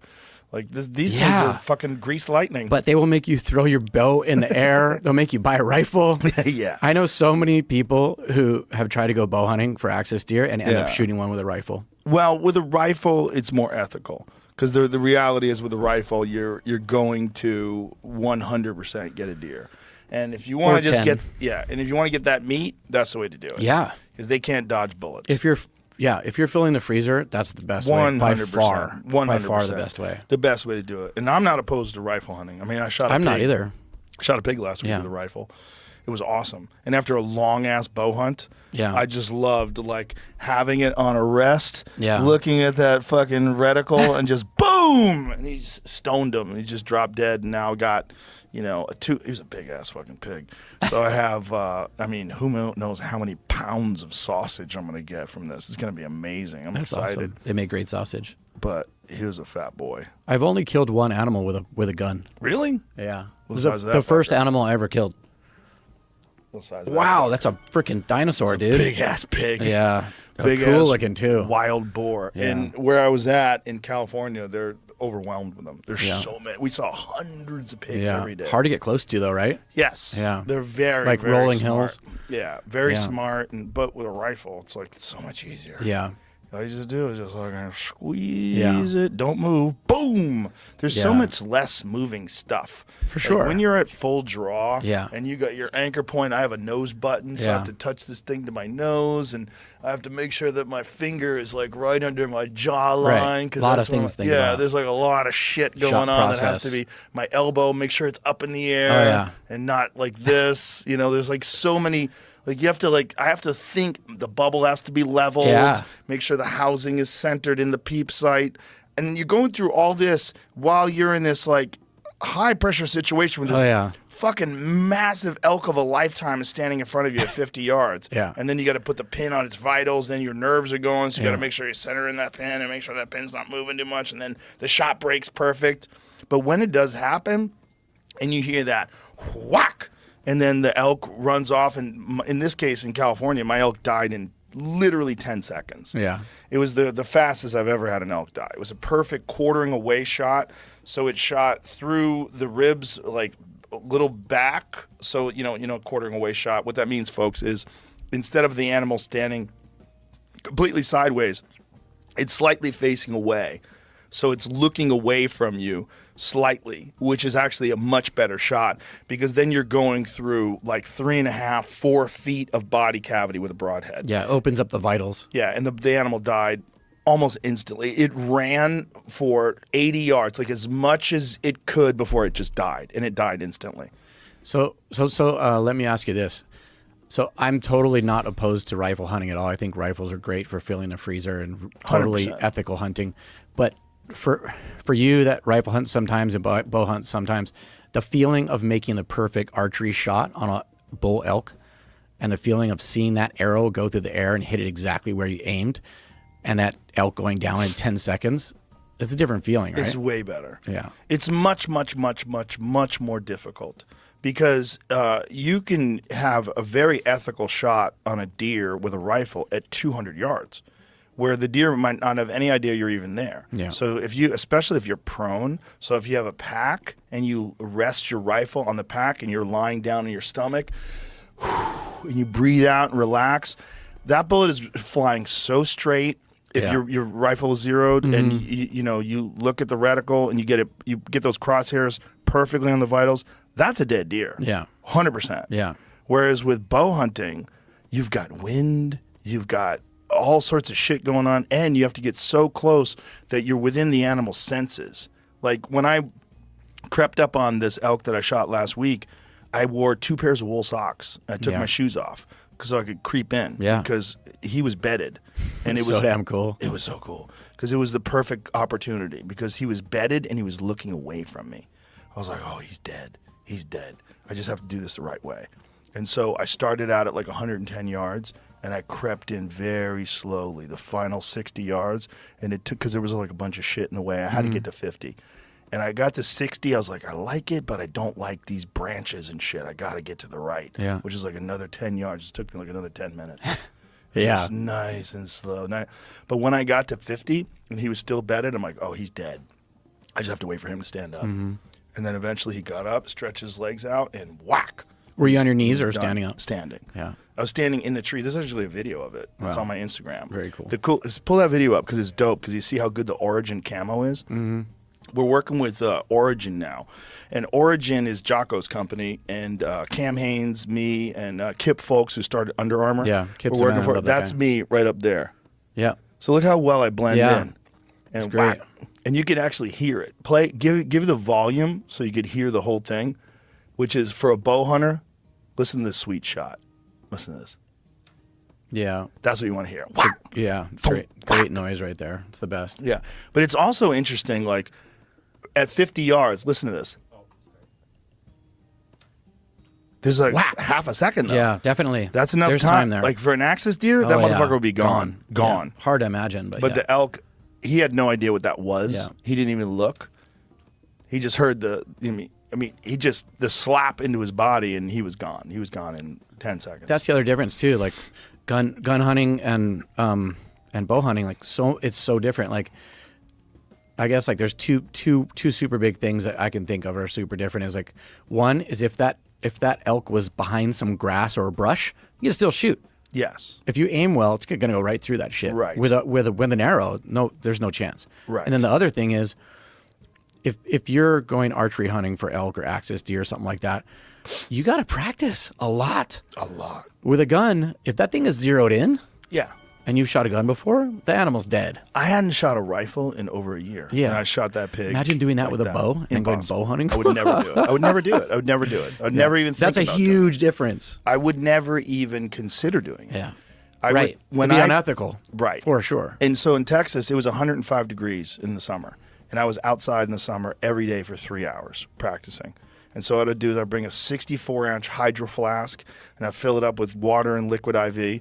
And I'd just be drinking electrolytes all day and just shooting. Yeah. And that was the way that I did it. I was like, I would come in and I would be drenched, like I just jumped in the pool. But that's what you have to do. Yeah. You have to. I mean, I have a 40-yard range indoors here. Yeah. Which is great. That's amazing. But it's not enough. Yeah. I need to practice. And I don't shoot things at a really long distance, but I practice. I'll practice at 100. Yeah. And the reason I practice at 100. Oh, Jesus. What the hell? Well, the reason I practice at 100 is not to shoot something at 100. Right. It's because when I get to 50, I've got it. 50 yards to me is an easy shot. That's what they say, right? You want to practice it twice the distance that is your effective range. Yeah, because when you get nervous, it all dependent upon how calm you can stay. Right. And one of the things is certain people like yourself are very good at being calm in high pressure situations because you've done so many high pressure things. You know, when you're big wave surfing, I've got to imagine, I've seen some of the fucking waves you ride. That is got to be a crazy rush. And you got to keep your shit together and you're balancing yourself out on the forces of nature, of millions of pounds of water that's working at an insane rate. There's insane forces. And you got to keep your shit together while you're on that. So it makes sense to me why so many surfers get into bow hunting, because it's another way that you can kind of stay calm in an insanely pressure-filled situation. Now, if you're a regular guy who maybe like played baseball in high school or something like that, you don't have any real pressure situations. Triggering baseball players around I'm the sorry, world, bro. Baseball's hard. When you're at the plate, it's a little If you're bit. like just a baseball player or something, you have no high pressure situation. In high school. I said in high school. I'm just kidding. I mean, there's a little bit. I'm There's just a little bit. busting your balls. But People are just so sensitive. microaggressioned out these days. Yeah, listen. If you like baseball, good for you. But the point is, it's like if you're a guy who just has an office job and there's a little bit of pressure in work or stress. And there's a giant difference between managing your physical body under the demands of extreme pressure. For sure. That's what I like. Yeah. But I like scary shit. That's I the like draw. to do things that scare the fuck out of me. That's why I liked fighting. That's why I like jiu-jitsu. That's why I like comedy. I like things that are nerve-wracking. Yeah. I enjoy it. I don't know why. I enjoy when it's over. I enjoy success. I enjoy No doubt. pulling it It off. was a huge challenge. Yeah. The battle to overcome fear or pressure in the moment is huge. And that's why I love bow hunting. That's why I love it. That moment when there's that elk and you know that this is your time, this is your window, Yeah. and every single thing that you've done in the last 6 months, every shot that you've taken, every target you've worn out is just critical on that specific moment. And you have to keep mentally, calm, like you said, and in the zone. And you see that arrow hit exactly where you aimed. Yes. In that pressure cooker situation. There's nothing like it. Wow. And I never thought I'd find something like that besides like surfing really big waves. And Right. now I have. It's incredible. Well, a lot of fighters say that too, and a lot of athletes, like Derek Wolf, who played for the NFL. He's found a great relief and a great discipline in bow hunting, and he's like really dived full into it. But it's like that's a thing for a lot of folks. A lot of veterans that return back. That's a thing that really helps them like assimilate and just find some new thing that's like this discipline that they can high pressure. And also for me, when I'm sitting down and I'm eating a meal and I'm cooking a meal for my family and we're all sitting there eating, like this is something that I got myself. I harvested this myself, and there's an intense connection with your food, and it's the best meat in the world, the best protein in the world. It's the best for you. I love seeing it on your. I really love seeing it on your Instagram that you eat your wild game all the time. I actually know hunters that like, especially when I first started hunting, it was kind of rare, like amongst my hunting friend group, to actually make their own game. They just love bow hunting, but it wasn't like it was like the meat part was a huge part of it. Like my wife eats axis deer twice a day. She eats it at lunch and she eats it at dinner almost every day. It's kind of wild. Even when I'm not even home, she cooks it for my kids. Well, it's delicious. Yeah, it's insane. And like when I first started hunting, she wasn't super into it, and now that she's eats it every day, she just doesn't want to eat anything else, which is really cool. It's so good for you. It's the most nutrient dense food in the world, and axis deer has a amazing flavor. Yeah, it's so interesting. It's almost sweet. Yeah, you know, axis deer has got just like this beautiful like amazing renewable resource, especially where you live, that you literally have to kill them. They have to. Yeah. There's no predators unless you want to bring tigers to Lanai, and that's what you would have to bring. And people will argue with that, but if the problem is in Hawaii, the deer were introduced. There's native forests. There's native birds. They have a huge impact on the land. And then if you just let them go, their numbers get so big, and then there's a drought, like on a place like Lanai, all of a sudden it won't rain for 6 months, and the feed goes away. And then you have 10,000 deer with no food. And what happens is they die these horrible, miserable deaths. Yeah. So you have to keep those numbers in check. That way, when there is a drought, they still all live. Yeah, well, they're much healthier that way. Also, it provides very cheap meat to these people that live there. That it's like the most incredible resource for them. I mean, you go to Lanai. The Four Seasons in Lanai is excellent. It's such a good resort, and it's so great that you could stay at the Four Seasons and then go bow hunting. It's incredible. But they have like axis sliders that they sell. What is that farm? What is that restaurant that's there? Malibu Farms, is that what it is? I don't know. I forget what it is. On Lanai? Oh, yeah, oh my God. At the Four Seasons. They have axis sliders. Yeah. Oh, they're so fucking good. Yeah. They're so good. Axis is it's such a fantastic meat. But if I had to pick one, it's elk. That's my favorite meat, by far. And maybe it's because of the experience, and maybe the meat is absolutely delicious too, and I can cook it so many different ways. I make elk stew, I cook sausages, I have some of it turned into jerky. It's like, I eat it all the time. When's the last time you made yourself an elk steak and you got halfway through and you weren't hungry enough for the rest and just threw the rest in the trash? 0 times. Yeah. It always goes in the fridge. That's pretty cool, right? Yeah, but think of all the people who eat half a steak, right, and then just like send it back in the restaurant. I'm good. I'm done. Yeah. They don't even think that that's an animal. But There's it's no connection. Very, very different when you've hunted it yourself. Yeah. You know, and my kids eat it. Everybody eats it, and I just think it makes you healthier. It's just better for you. Yeah. It's so nutrient dense. And you feel like you can run through a brick wall and you eat that. I know. Yeah. It looks so different too. Yeah. When you look at it, it's like this dark red meat. It's like red gold. Yeah. You know? I love it when you get really, really fit and people are like, bro, what are you eating? And I'm like, just deer meat. Yeah. That's the bad. And it's true. Literally, that's pretty much all I eat. You know what I mean? It's very, very, very good for you. Yeah. It really is good. If you're trying to get fit and you're working out, and you're trying to eat really, really good, nutritious food, if you're eating venison, man, crazy results. And if you're a person that doesn't have the patience for bow hunting or it doesn't appeal to you, get a rifle. Get a rifle. Oh, yeah. Go to Maui, go to Lanai, and you can shoot 3 or 4 deer. Or Texas. Yeah, or Texas. Yeah. There's a lot of them in Texas. In Texas, it's a little weirder because a lot of these places are these high fence places where these animals are essentially contained in a park. So Yeah. it's a different thing. That's not my type of hunting, but if No. you're just going for the meat, Right. like if you're going for the meat, I don't care. Shoot him in the fence. Don't shoot him in the fence. Doesn't even Yeah. matter. You know what I mean? If Well- you're trying to fill the freezer. I go to one of the things that I also find is that you really need practice. Like you don't want your first shot of the year on a live animal Yeah. to be an elk that's Right. like a 350 elk in Utah that's going Right. through the wood, and you got a small gap to shoot it. And you're like, ah! Yeah. You really would need reps, and pigs provide the best reps in Texas. Most 'cause definitely. They have to kill them. They're Yeah. fucking everywhere. It's a plague. There's a friend of mine who was a friend of mine, my friend Tyler, shout out to Archery Country, best bow shop in the world. It's out here in Austin. We go to, there's a hunting lease that he has, and we go out there, and it's fucking swarming with pigs. Yeah.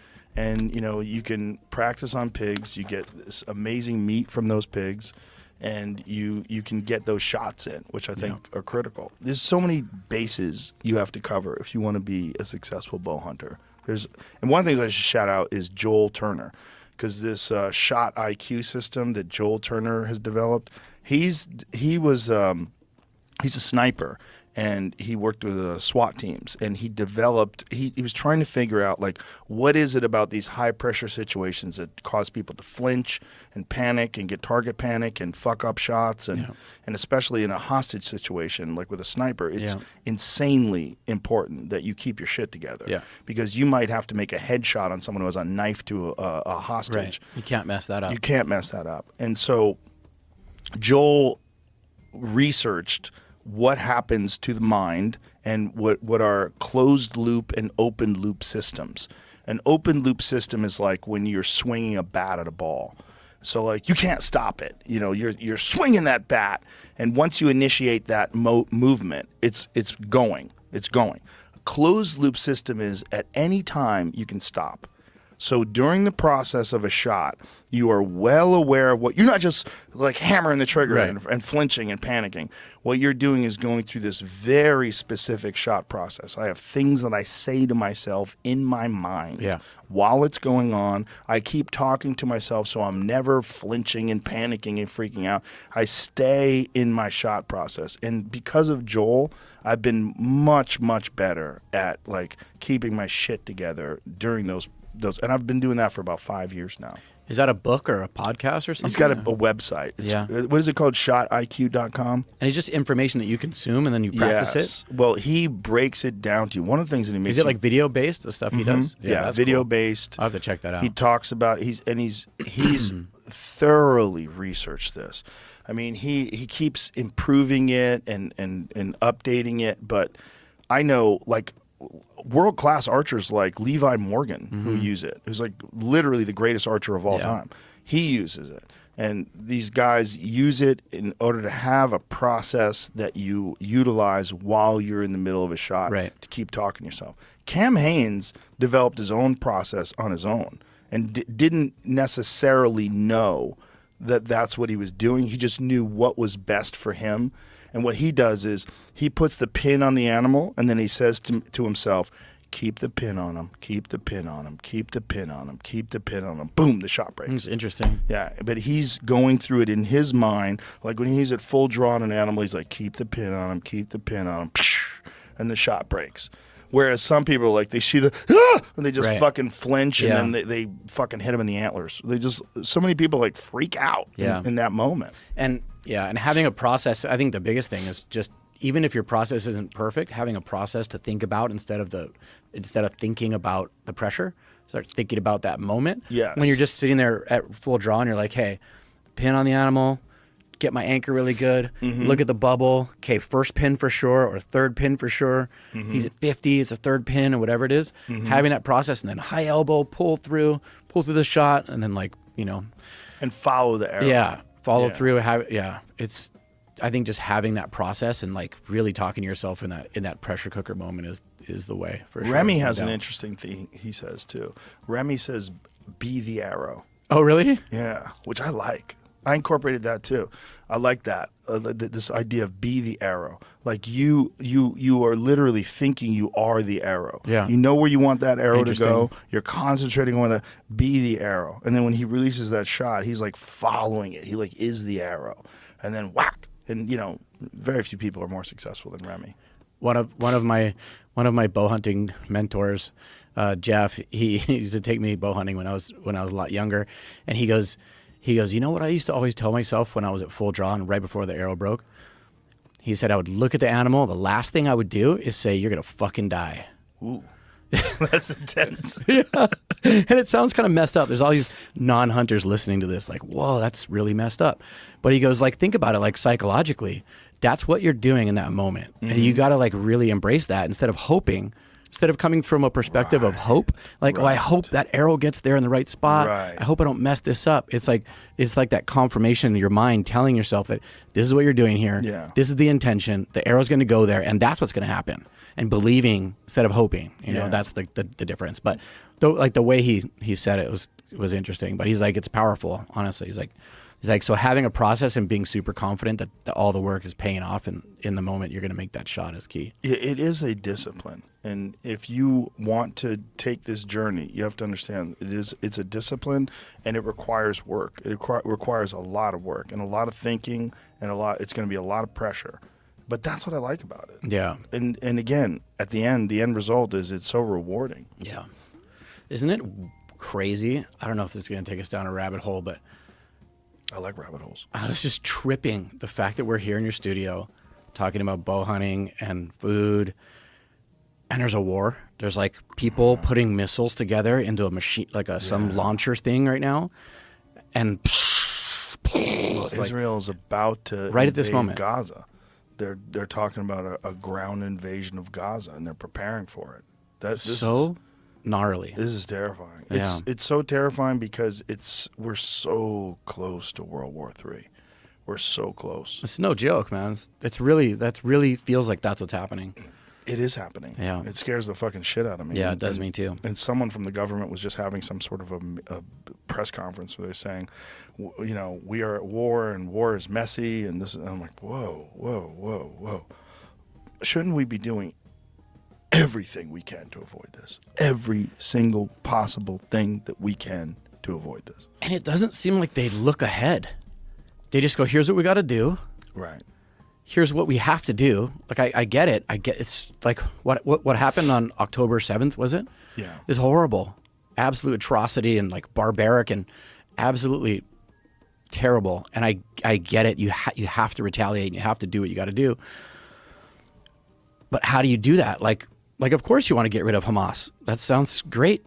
You know what I mean? I completely support that. I think everybody supports that for the most part. But how do you do that without so much collateral damage? It's ridiculous. And then even more important than that is fast forward 5 years from now. Right. What happens? Like, what are the repercussions? Yeah. Especially around that whole area with all those Arab countries. Yeah. And we're backing that. We're backing them killing all these people there. And we're also backing Ukraine against Russia. And now it's looked like we're going to back Taiwan. We just sent an aid package to Taiwan, billions of dollars to Taiwan.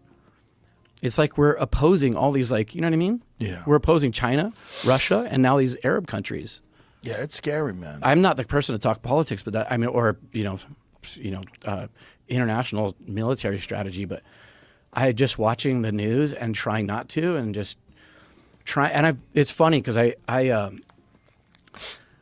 I mean, I've always known about Israel and Palestine just from what I hear on the news and like just sort of hearing, like kind of understanding on the most surface level. And it wasn't until now, age 51, where I've been watching, like listening to podcasts, watching documentaries, trying to like educate myself and like figure out what this conflict, how it came to be, what the history was. And it's the more I try to learn about it, the more complicated it seems. Yeah, it's terrifying. Yeah. It's terrifying, and the consequences for all of us are so grave. Because if it does go completely sideways, if someone goes nuclear, we're fucked. We're fucked. The world's fucked. I mean, we're getting knocked back into the Stone Age, if we're lucky. If we're lucky. If we're not lucky, the whole human race gets wiped out. And all it takes is one person to go rogue. Yeah. And like you saw for Hamas to do what they did in Israel, that was totally strategic. They didn't do it. They didn't like do all that barbaric shit in that way, like just to prove a point. It was super. Like, they wanted a crazy emotional response. They were trying to escalate the situation, obviously, right? Like, you would never do that without going, what is this going to do? It's obviously they're going to full-on airstrikes, ground invasion.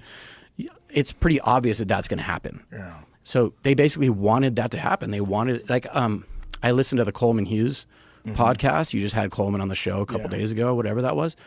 The way he broke that down, how he simplified everything, and like he made so much sense out of it. But I just can't stop thinking about the repercussions of retaliation and escalation and getting every single other country involved. And it's just wild. When it gets me is late at night when I'm alone. This was even before the Hamas invasion. It was just thinking about Ukraine and Russia. I would be at home and, just go through the news feed and read some stories, and then everyone in my house would be asleep and I'd be awake, and I'd just going, fuck, is this the last days of normal civilization? Yeah. Because every movie where, we ascend into the apocalypse or descend into the apocalypse, that's how it starts. It's like, there's normal life, dropping your kids off at school, bye honey, I love you, and then hours later, sirens, bombs, powers off, no water, no food, people are struggling. It's just like, if nuclear bombs start going off, the world will be unrecognizable. We will be right back to barbaric Stone Age monsters in a matter of months, a matter of weeks, days even. There's no power, no food, no nothing. There's the fucking border's been invaded by hundreds of thousands of illegals. How many of them are militants? How many of them have snuck in across the border and are forming terror cells? We don't know. I mean, that's the giant fear. That's for sure happening. For sure. There's no doubt. For sure. I read this thing that there's like 6 to 10 million people that came across the southern border in the last 4 to 5 years. That's as many people that live in New York City. And then like a crazy increase in people coming across the northern border. Yeah, it's nuts. Like, and I see it. I've been in California a lot the last few months. It's insane how many more people are just obviously all of a sudden just appearing, like getting dropped off on like street corners with buses, literally just in the middle of nowhere. They literally just get off the bus with a cell phone. But look at New York City. When Coleman was explaining how New York City literally has a mandate to house its homeless. Yeah. And that was supposed to be the people that lived there that were down on their luck. And now it's people that have come in from other cities or other countries rather, illegally. And they're trying to make it so that those people can vote. And you see what they're doing with people from Venezuela? Crazy. They're sending people back from Venezuela. Only from Venezuela. Yeah, because Venezuela opposes socialism, so they're not going to vote Democratic. Yeah, they don't want those people. That's crazy. This is fucking wild. It's crazy how it's so like when you start thinking about it like that. That sounds like a conspiracy theory, but it's like totally political. All these moves. 100%. Yeah, they're literally importing Democratic voters. Yeah, they think by allowing the borders to be porous and by giving people aid and giving people housing that you're essentially guaranteeing that if you can rig it so that those people are allowed to vote, those people are going to vote Democratic. And if you could say that, voter ID is racist, like what? Voter ID is racist. That's crazy they think that. But they don't think that. They don't think that. They know that that's not true. It's horseshit. Yeah. It's all political horseshit. But that's unfortunately the level of discourse that we have today, especially with all the virtue signaling on social media and all the people clamoring to prove that they're the most progressive and the most open-minded and equitable, and we're all down for inclusivity and like yeah, bro. There's going to be repercussions to all that for sure. I mean, you see the videos in New York City and Chicago and these places where they're dropping all these people off. They'll like video 500 people in a row and it'll be like 2 women. And almost everyone's like between 20 and 30 years old. Yeah. It's all military age dudes. Yeah. Like, what do you think is going to happen 5 years from now? Right. With like 10 million illegal immigrants here. Also, if you're importing people that have come from horrible crime-ravaged parts of the world, that's what they grew up with. That's what they're accustomed to. And if you also have a defunding of the police, and you also have a complete disrespect for law enforcement in this country, well, it's a recipe for disaster. Well, and think of it, it's so crazy because everybody has a smartphone these days, even in, almost pretty much every country, people have smartphone and access to the internet. There's 8 billion people on the planet. The U.S. has an incredible, like the lifestyle, like the normal lifestyle in America is crazy. It's like a joke how good it is. Like people got it so good in this country. It's insane. 8 billion people are looking at that with social media. Yeah. And they're seeing on the news thousands and thousands and thousands of people walking across straight into the U.S. And getting all these incredible things in return for doing it. Yeah. Like, I would be wanting to come here too if I was from some fucked up country. 100%. Yeah, so you I can't don't blame them but- at all. No. I don't even blame them. I would 100% be one of those people making their way across. If And I then- lived in Guatemala or wherever, all I had to do was like hike for a couple of weeks, and I could be in America and Dude, get a landscaping job and feed my family. Yeah, And you get a bus ticket to Yeah. freaking Tijuana or wherever Yeah. and then just walk across the border. Yeah. Sweet. It's crazy. Yeah. And then I feel like nobody agrees that having a secure border is a bad idea. I think everyone thinks that a secure border is a good idea. Well, it became a political talking point during the Trump administration because people wanted to label Trump as racist and they wanted to label the wall as racist. But meanwhile, Obama That's crazy. it's so dumb. Obama was talking about that. Obama was talking about that in 2013, that we have to secure our borders. And I was reading that it would cost between $4 and $6 billion to finish the wall, and we sent $100 billion to Ukraine. We accidentally sent $6 billion to Ukraine. That's enough to finish the wall and secure the border. Like, that's pretty wild. Yeah. Well, Think about they need that. more than that, really, because people climb that wall. Well, you got drones and all these. They need reinforcements. They Yeah. need patrols. They need law enforcement. That's what they need. They Yeah. need border enforcement. Yeah. And they're terribly undermanned. And everybody that I know, like my military friends that have gone down there and visited, like Tim Kennedy is always telling me, you got to go down there. You should just go see what's happening. And he was telling me this 2 years ago. He was like, 2 years ago, it's fucking nuts. And now it's even worse.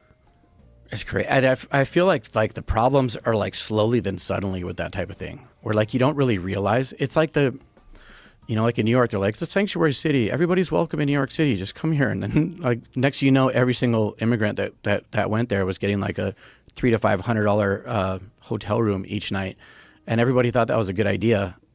It's just like that's what I mean. Like slowly then suddenly, like you don't really see the problems until it's overwhelming. Well, And the Roosevelt Hotel in New York City is no longer a hotel.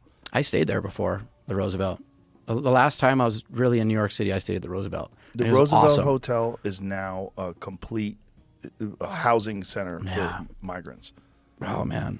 See if you can find videos of the Roosevelt Hotel today, because the restaurant's no longer a restaurant. The hotel's no longer a hotel. That's crazy. It's 100% for migrants, Well- and it's overwhelmed, and it's more than to capacity. And New York City, from most people I talk to who live there, is a shit show now. Yeah. It's much more of a shit show So than this it was. is the Roosevelt Hotel. Inside Manhattan's hotel that is the new Ellis Island. It's crazy, man. It's crazy. Yeah, I was just in Tijuana for a week, Joe. Way fewer homeless people in Tijuana. Way fewer than in America, than in California. No fentanyl zombies all over the street. It's the weirdest thing. I went to TJ thinking it was going to be like super dangerous. I had all these assumptions. I felt totally safe. I ate like 5-star restaurants right across right across the street from where I was staying. I was staying at the Hyatt Killer Hotel right across the street. Like 3 incredible restaurants. Felt completely safe. And like when I'm in California, there are zombies everywhere. Dude, the fentanyl problem is so out of control. It's insane. Yeah, we're fucked. We're fucked. Did you see this about fentanyl recently? Mexico Sinaloa cartel's message to members: stop making fentanyl or die. Good. Wow. Crime group yields to intensifying U.S. law enforcement pressure and is kidnapping or killing producers who defy its ban on trafficking the opioid. Good. Interesting. Good. I'm with them. I wonder why. Well, I mean, it's fucking up their business. Their Right. business is selling cocaine. And then these guys make fentanyl and they cut the cocaine with Right. fentanyl and people are dying.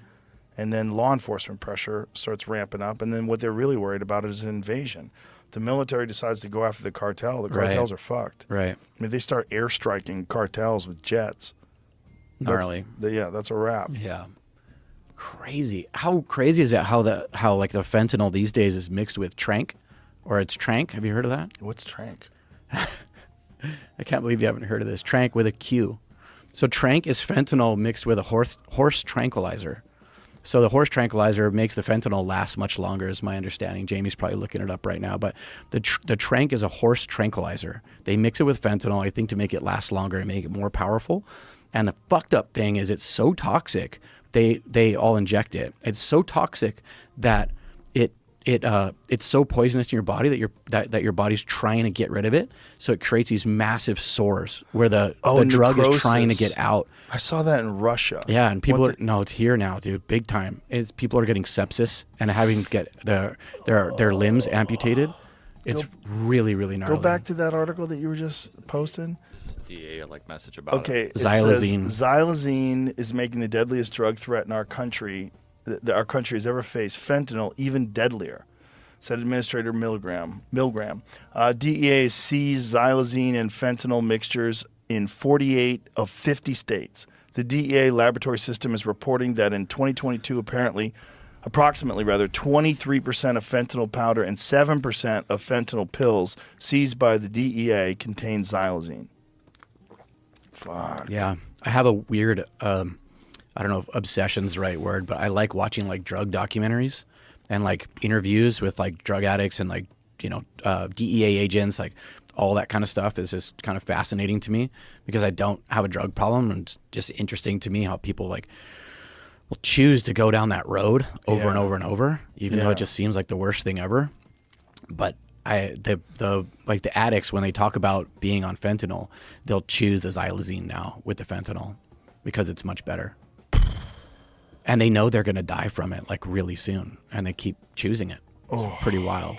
And if you're a heroin addict, you can't even find heroin these days. You can't get heroin. It's all fentanyl. Really? Yeah. I've had a few different friends die from fentanyl. They thought they were buying a baggie of cocaine and partying, and just dropped dead. Yeah, well, that happened to a group of comedians in LA recently. It's so messed up. It's fucking horrible. And it's the number one killer, I think, of people in 18 to 49. Yeah. Something nuts like that. It's 100,000 people a year dying of overdoses. What do you think about parents sending test kits with kids to go to parties so they can test the drugs? Well, it's certainly better than not testing it and taking it. Right. Obviously, the best thing would be to don't take any drugs. But, especially when kids are drinking, you're fucking, all your judgment goes out the window. You're not thinking straight. You're drunk. And then someone offers Coke and there's peer pressure. And you're like, I'll try it. And then next thing you know, you're dead. If there was a method of testing, and I know they use that a lot at raves, because that was one of the issues at raves, was that people were buying MDMA, and that was laced with fentanyl. For sure. They would wind up overdosing with that. Yeah. That's fucking scary shit, man. Also, parents are sending their kids Narcan or Narcan. Narcan to help them survive an overdose. Well, and to help other people. Yeah. I heard a lot of kids in Portland are being trained and sending their kids to school with Narcan, and they're trained to give Narcan to heroin addicts or to fentanyl addicts, which is crazy. That's the other thing they say in those documentaries. They always interview the addicts and they say, how many times have you they say, have you OD'd before? And they're all like, yeah, of course. And they're, how many times? And they all say countless. They don't know. Imagine ODing so many times where you literally do not know how many times it's been, and then going straight back and getting high again, with a needle. Yeah, it's nuts. It's a real crisis. Yeah, it really is a crisis. I mean, you have kids. I have kids, so these are things that are totally on the front burner for me. To me, I'm never sending my kids to a party with test kits. That's not I feel like talking to them from a super young age, totally having super transparent heart-to-heart talks with them about friends that I've had that thought they were getting one drug and it was laced with this shit that is completely deadly and dropping dead. Just drugs are different, man. They're not how it was when we were kids. When we were kids, people would experiment. It was completely normal. I feel like those days are over in some aspects, For sure. Well, the real problem, and this is a very uncomfortable discussion, but the real problem is that drug prohibition has made criminals the only source of drugs. And you have no idea what you're getting. And that's the problem. And if you make drugs legal, all drugs legal, you're going to have a bunch of people that are doing drugs that wouldn't do drugs if they were illegal. Yeah. So you have that problem. And so how do you mitigate that? How long does it take before the dust settles and life normalizes? Because if you think about the prohibition in the United States, prohibition of alcohol in the United States propped up the mob. Everybody knows that. It's a fact. It's widely, openly discussed. The only people that were selling the alcohol were the people that were criminals. They made a shitload of money. They amassed massive power because of that. And they used it. They used it to control cities. And until they got infiltrated and the mob got broken up, they for a long time they reaped the rewards of the power that they started to develop during Prohibition. And that's exactly what you're seeing with the cartels. The reason why the cartels have so much power is because there's so much demand for illegal drugs in the United States. And that's not going away. Well, it's not going away. No. People have always wanted to do drugs. There's always going to be a certain lost segment of our population that wants to escape reality with some fucking hardcore shit that puts them in a trance. Yeah, well, they're finding it. Yeah. If they want that, it's everywhere. What is Hawaii's problems? What is like on the Big Island? What are the main drug problems? I mean, it's been meth for the most part for like the last 20 years. That's taken a toll. There's no doubt about it. Meth has been like probably the biggest problem, but now it's turning into fentanyl. One of the little girls in my daughter's circle of friends was on Instagram Live. This was like 2 years ago. And a girl was like 12 years old. She was like on Instagram Live. No one was home at her house, and she went in her mom's medicine cabinet, and she found a little baggie of white powder. Oh God! And chopped it up in a line on Instagram Live. She just had her friends or whatever, like her 10, 15 friends that follow her, like a little girl, and was like, "Dare me?" And she snorted it. It was pure fentanyl. Oh. And it turns out her mom was selling it. That was on the Big Island in my daughter's little circle of friends. And she died. That's happening everywhere, man. That's my little tiny town that I feel is like a little town, like a little farm town that grows coffee, and like that's where you surf and hang out. It's like super mellow, but somehow that's really happening. Like those drugs have infiltrated like every last little corner of our country. It's wild, man. Wild. It is wild. And the alternative doesn't seem appealing either. The alternative of making heroin and cocaine legal at stores, that scares the shit out of me too. Yeah. It's weird that it's like regional. Like it's really bad in Canada. Horrible. The drug epidemic. Like I was in not Toronto, what's the other giant city on the West Coast? Vancouver? Vancouver. Holy crap. Yeah. Thousands and thousands and thousands of homeless people, homeless fentanyl zombies all over these like big city blocks, like thousands of them, like, slumped over. Have you seen that when they get slumped over? Mm-hmm. That's the tranq. So that's a tranquilizer thing. So they get super high and they're tranquilizer. So they basically are like, they don't fall, but they like swaying. But I feel like in Canada, it's huge. In the U.S., it's huge. But I was in France and Spain. None of that. Yeah. None of that. Well, they didn't have the same opioid crisis that we had caused by the Sackler family and what they did with the OxyContin pills, where they just made, who knows how many hundreds of thousands of people addicts in this country. Crazy. If not millions. I mean, how many millions of lives are ruined? Because not just the people but their families, everything gets devastated. Everything gets ruined. The most fascinating part, I think, about that series was, there were so many fascinating things about that series, but there was a window of time where no one knew what it was, what OxyContin was. No one knew. Yeah. Just had its name, and it made you feel good, and it like took your pain away and took you out of whatever stress you were feeling. Now we know about it. Like there's kind of no excuse now for like the kids coming up that are educated, like, hey, opioids, they're fucking deadly. OxyContin, all these any of these opioids are like highly addictive. They're pretty much all going to kill you or lead you down this horrible road to something horrible. But there was a window of time where literally no one knew what that stuff was. I remember it went through but a group of my friends all got hooked on that junk like right away when no one knew what OxyContin was. Yeah, well, that documentary, that series, the Netflix series, Painkiller, is absolutely terrifying because it shows you how corrupt the system is. and how they were able to prescribe this and make this thing and pass it where it can be prescribed to people. Where when we were kids, when I was a kid, no one did heroin. It wasn't like an issue. Like if someone was doing heroin, that guy's off the rails. Like, oh, you hear Mike's doing heroin? Jeez. Yeah. Like, Mike's gone. You would think that guy's gone. Totally. He's suicidal. He's just fucking shooting up. Like, I knew a couple comedians that did heroin, and I was like, oh, my God. And they wind up dying. The two that I know that I was pretty aware of, they wind up dying from heroin. And it's just, heroin was rare. Yeah. And then. And a big choice. Yeah. It was a big choice. Big choice. Yeah. But now it's just. And doctors were prescribing it. Thousands and thousands and thousands of doctors were prescribing it. Yeah. Because it was believed to be not addictive and safe. Yeah. Well. Where else have we heard that that's safe and effective? Yeah. Jeez, dude. I know we never learned. We never learned. Well, some people learn.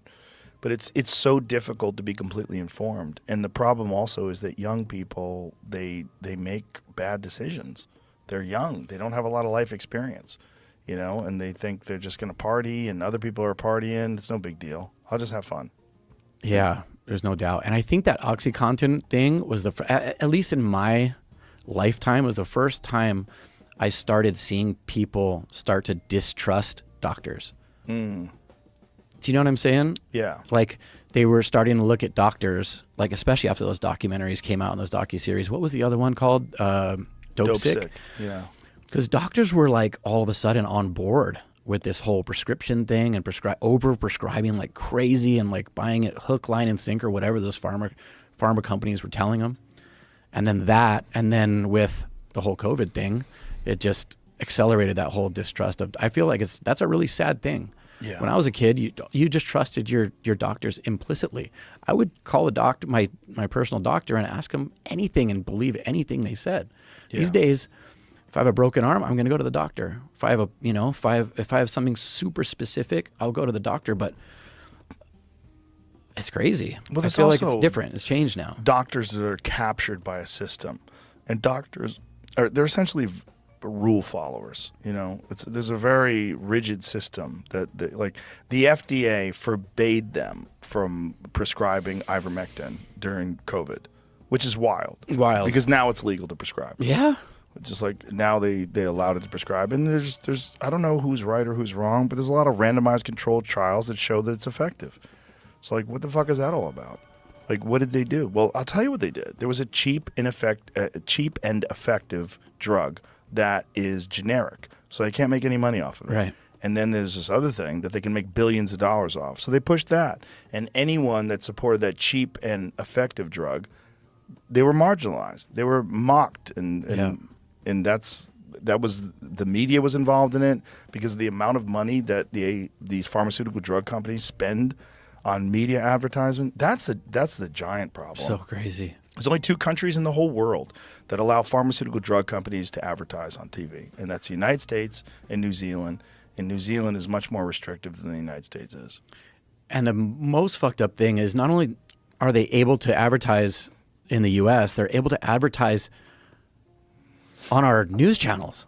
Exactly. They're able to prop up our whole media system. Yeah, and then the media can't say anything about pharmaceutical drug side favorable effects. stuff. Yeah. Exactly. Yeah. I mean, they're captured. So crazy. But that's also led to their demise. Like, they looked at short-term profits over long-term sustainability because the trust in mainstream media is at an all-time low. Yeah. COVID ruined their trust. Yeah, ruined CNN recently got the lowest ratings it's had since like 1991. They got 43,000 people watching one of those Anderson Cooper shows. I heard that. That's crazy. It's crazy. Crazy. That's crazy. Whitney Cummings said that she goes, if I had 43,000 people that watched my Instagram reel, I'd kill myself. That's insane, right? That's insane. It's crazy that people with large personal platforms are bigger than mainstream media. Way bigger. Yeah. Way bigger. And amazing. It's good. It is amazing. It's a good thing. I mean, look at Mr. Beast. What does he have, like 100 million YouTube subscribers? There's not a show on Earth that's like that. Yeah. Not a show on Earth Crazy. that's bigger than that. Yeah. But yeah, I feel like you're right. It's like it's definitely never been worse. So those, I think they did it to themselves. Yeah. I mean, they all did it to themselves. I mean, and they do it to themselves constantly. They did it to themselves with this Hamas-Israel invasion, with the bombing of the hospital, like all that stuff. The you narrative. can see they're elated to tell the news right now. Yeah. They seem like they're so excited that they have something that people are just like locked onto. Mm-hmm. They're the only ones who win in these wars, those media companies. Well, I mean, it's kind of ironic that that's literally how they made Trump, by constantly reporting on the stupid things that he would say and the ridiculous things that he would say. They would think they were getting him, but all they were doing was giving him more attention. And all they were doing is making him bigger, making his profile bigger. And every time they attacked him, he just got bigger. Yeah. And now that people have a distrust in media, now it works even the opposite way. Like it's even more ridiculous, rather. Like no one trusts them anymore. So anytime they say anything, people go, "What's really going on?" This is kind of off topic, but I meant to ask you about this. Isn't it funny that you are painted as like a right winger? It's hilarious. And I don't think you're a left winger. I don't think you're a right winger. I don't even know. Way more left wing than Whatever. I'm right wing. But it's funny that like if you asked like, you know, this whole side, the whole left basically thinks you're right. You know what I mean? Like anybody who's like kind of semi-progressive or whatever would think that you are a right winger, right? Because that's how they like depict you in the news on the left, right? Like CNN and all that stuff, right? Well, also, I look like I would be a right winger. I'm bald, I have muscles and tattoos, I bow hunt, and I do cage fighting commentary. You know, right. There's a lot of reasons for sure why you could label me. You fit the stereotype. But how many presidential candidates have you had on this show? Quite a few. Okay, let's name them. Bernie Sanders, Tulsi Gabbard, Andrew Yang, Robert F. Kennedy Jr., Gary Johnson. Is that it? Is that everybody? Well, RFK, Tulsi, and Bernie. Yeah. What Gary they have Johnson's in common? libertarian. Yeah, they're Democrats. They're all Democrats. Yeah. So I just think it's kind of funny that all these people think you're right winger when I haven't all had the people. a single Republican candidate for governor, for president, for anything. But it's fun. I've never heard that you're biased from not having Republicans on your show. No. Do you know what I mean? That's kind of weird that they leave that out. Well, it's just the mainstream media. They don't like other people having influence, and they try to attack them. Yeah. And one of the best ways to marginalize someone or use it as a pejorative is call them far right. They like to call me far right. Yeah. Well, the only thing that I'm right wing about is discipline. I believe in the Second Amendment. I believe in freedom of speech, which is crazy that that's right wing now. Like, so there's so many tenets that used to be of the left that are now attributed to the right, which is crazy. Distrust in the government, like that's all of a sudden it's really changed, right? Yeah. It's weird. Distrust of the government used to be left wing. You know, promotion of free speech used to be left wing. But when it comes to like social safety nets and universal health care, basic income, things like that, I'm very left wing. I believe that there's people that are down on their luck and they need to be helped. But I also believe in discipline. And I also believe that the right to bear arms is probably the only thing that kept us from becoming Australia during the pandemic. You see what fucking happened to Australia during the pandemic. 100% agree. They were just locking people up that were outside that didn't have their mask over their nose. Yep. I mean, it was bananas. They were locking people up for social media posts. Did you see what happened in Canada? These guys got arrested for a conversation that they were having on a train. No, but Australia and Canada turned into full China. Yeah, it's Australia, full authoritarian. Like, I've been going to Australia since I was 16 years old. One of my favorite countries in the world. Never in a million. And the Australians have this sense of pride and like they don't give a They're fuck. rugged. They're like rugged. They like no one can tell them what to do. It was crazy to see that during COVID, where they basically had to all comply or else, and it was like real. Yeah. They got in so much trouble if they didn't. It was insane. And you're right. That's the biggest difference. Like they thank God. That's really the only difference. And I have a couple Australian friends that said that, like older, really intelligent Australian friends that were like, dude, the most important thing you have in America is the Second Amendment. It's the thing that keeps the First Amendment alive. Yeah. Because the freedom of speech backed by the Second Amendment. And people don't want to believe that, and they want to point to school shootings. But here's another thing they want to point to when it comes to school shootings. What about the instances of psychotropic drugs that are used by people who turn out to be school shooters? Is there a correlation? Is there a causation? And nobody wants to discuss that. That's another thing that never gets discussed on mainstream media because of the fact that they're all compromised by the pharmaceutical drug companies. There's a huge number of these people that commit these mass atrocities that are on psychiatric drugs. Now, is it because they were already sick, already crazy, and that's what caused them to do that? Perhaps. Is it because a lot of these dissociatives and a lot of these SSRIs and a lot of these different things cause people to think and behave in very bizarre ways? There's no doubt. That it has to. Yeah. There has to be some sort of a connection. The fact that it's not being investigated, that it's not being discussed, and if you bring it up, you're a fucking loon, that to me is crazy. And that's the weirdest thing that the mainstream media has done to try to control a narrative, specifically to protect their interest, because they are being funded by the pharmaceutical drug companies. Yeah. And it's not for the greater good of anybody, including the people that run the pharmaceutical drug companies. Look, there's drugs that they should sell that are great. They produce drugs that save people's lives, that help people. It's not like demonizing the pharmaceutical drug industry. It's not them. It's the people that run the companies that are money people. The money people just want to make money. Yeah. We had what was the guy's name that litigated against the pharmaceutical drug companies for Vioxx? Do you remember his name? One of the things, Vioxx was like an anti-inflammatory, similar to ibuprofen, but caused horrible side effects. A friend of mine had a stroke when he was on it, and it killed somewhere in the neighborhood of 50 to 60,000 Americans. Wow. And in internal emails, they said it's going to cause all these problems. They listed all the medical problems that we're aware of, but we are going to do well with this. Yeah, John Abramson. Wow. So John Abramson just... It says Joe Rogan's New Year's Eve tutorial on corporate crime in the pharmaceutical industry. So this was the drug. John Abramson, he's the author of the new book, Sickening, How Big Pharma Broke American Healthcare and How We Can Repair It. And he's a lecturer at Harvard Medical School and the author of a 2004 book, Overdosed America, The Broken Promise of American Medicine. And the way he described their internal conversations about these drugs is absolutely terrifying, because it's the money people, the people that are just looking at their baseline profits, the responsibility they have to their shareholders, and what they need to do to constantly make more money. Their job is to always make more money. And they're willing to do really awful shit and push things that aren't even effective, don't even work any better than ibuprofen. Yeah. And they're willing to push this stuff on people and tell them, hey, you got arthritis? We got a cure.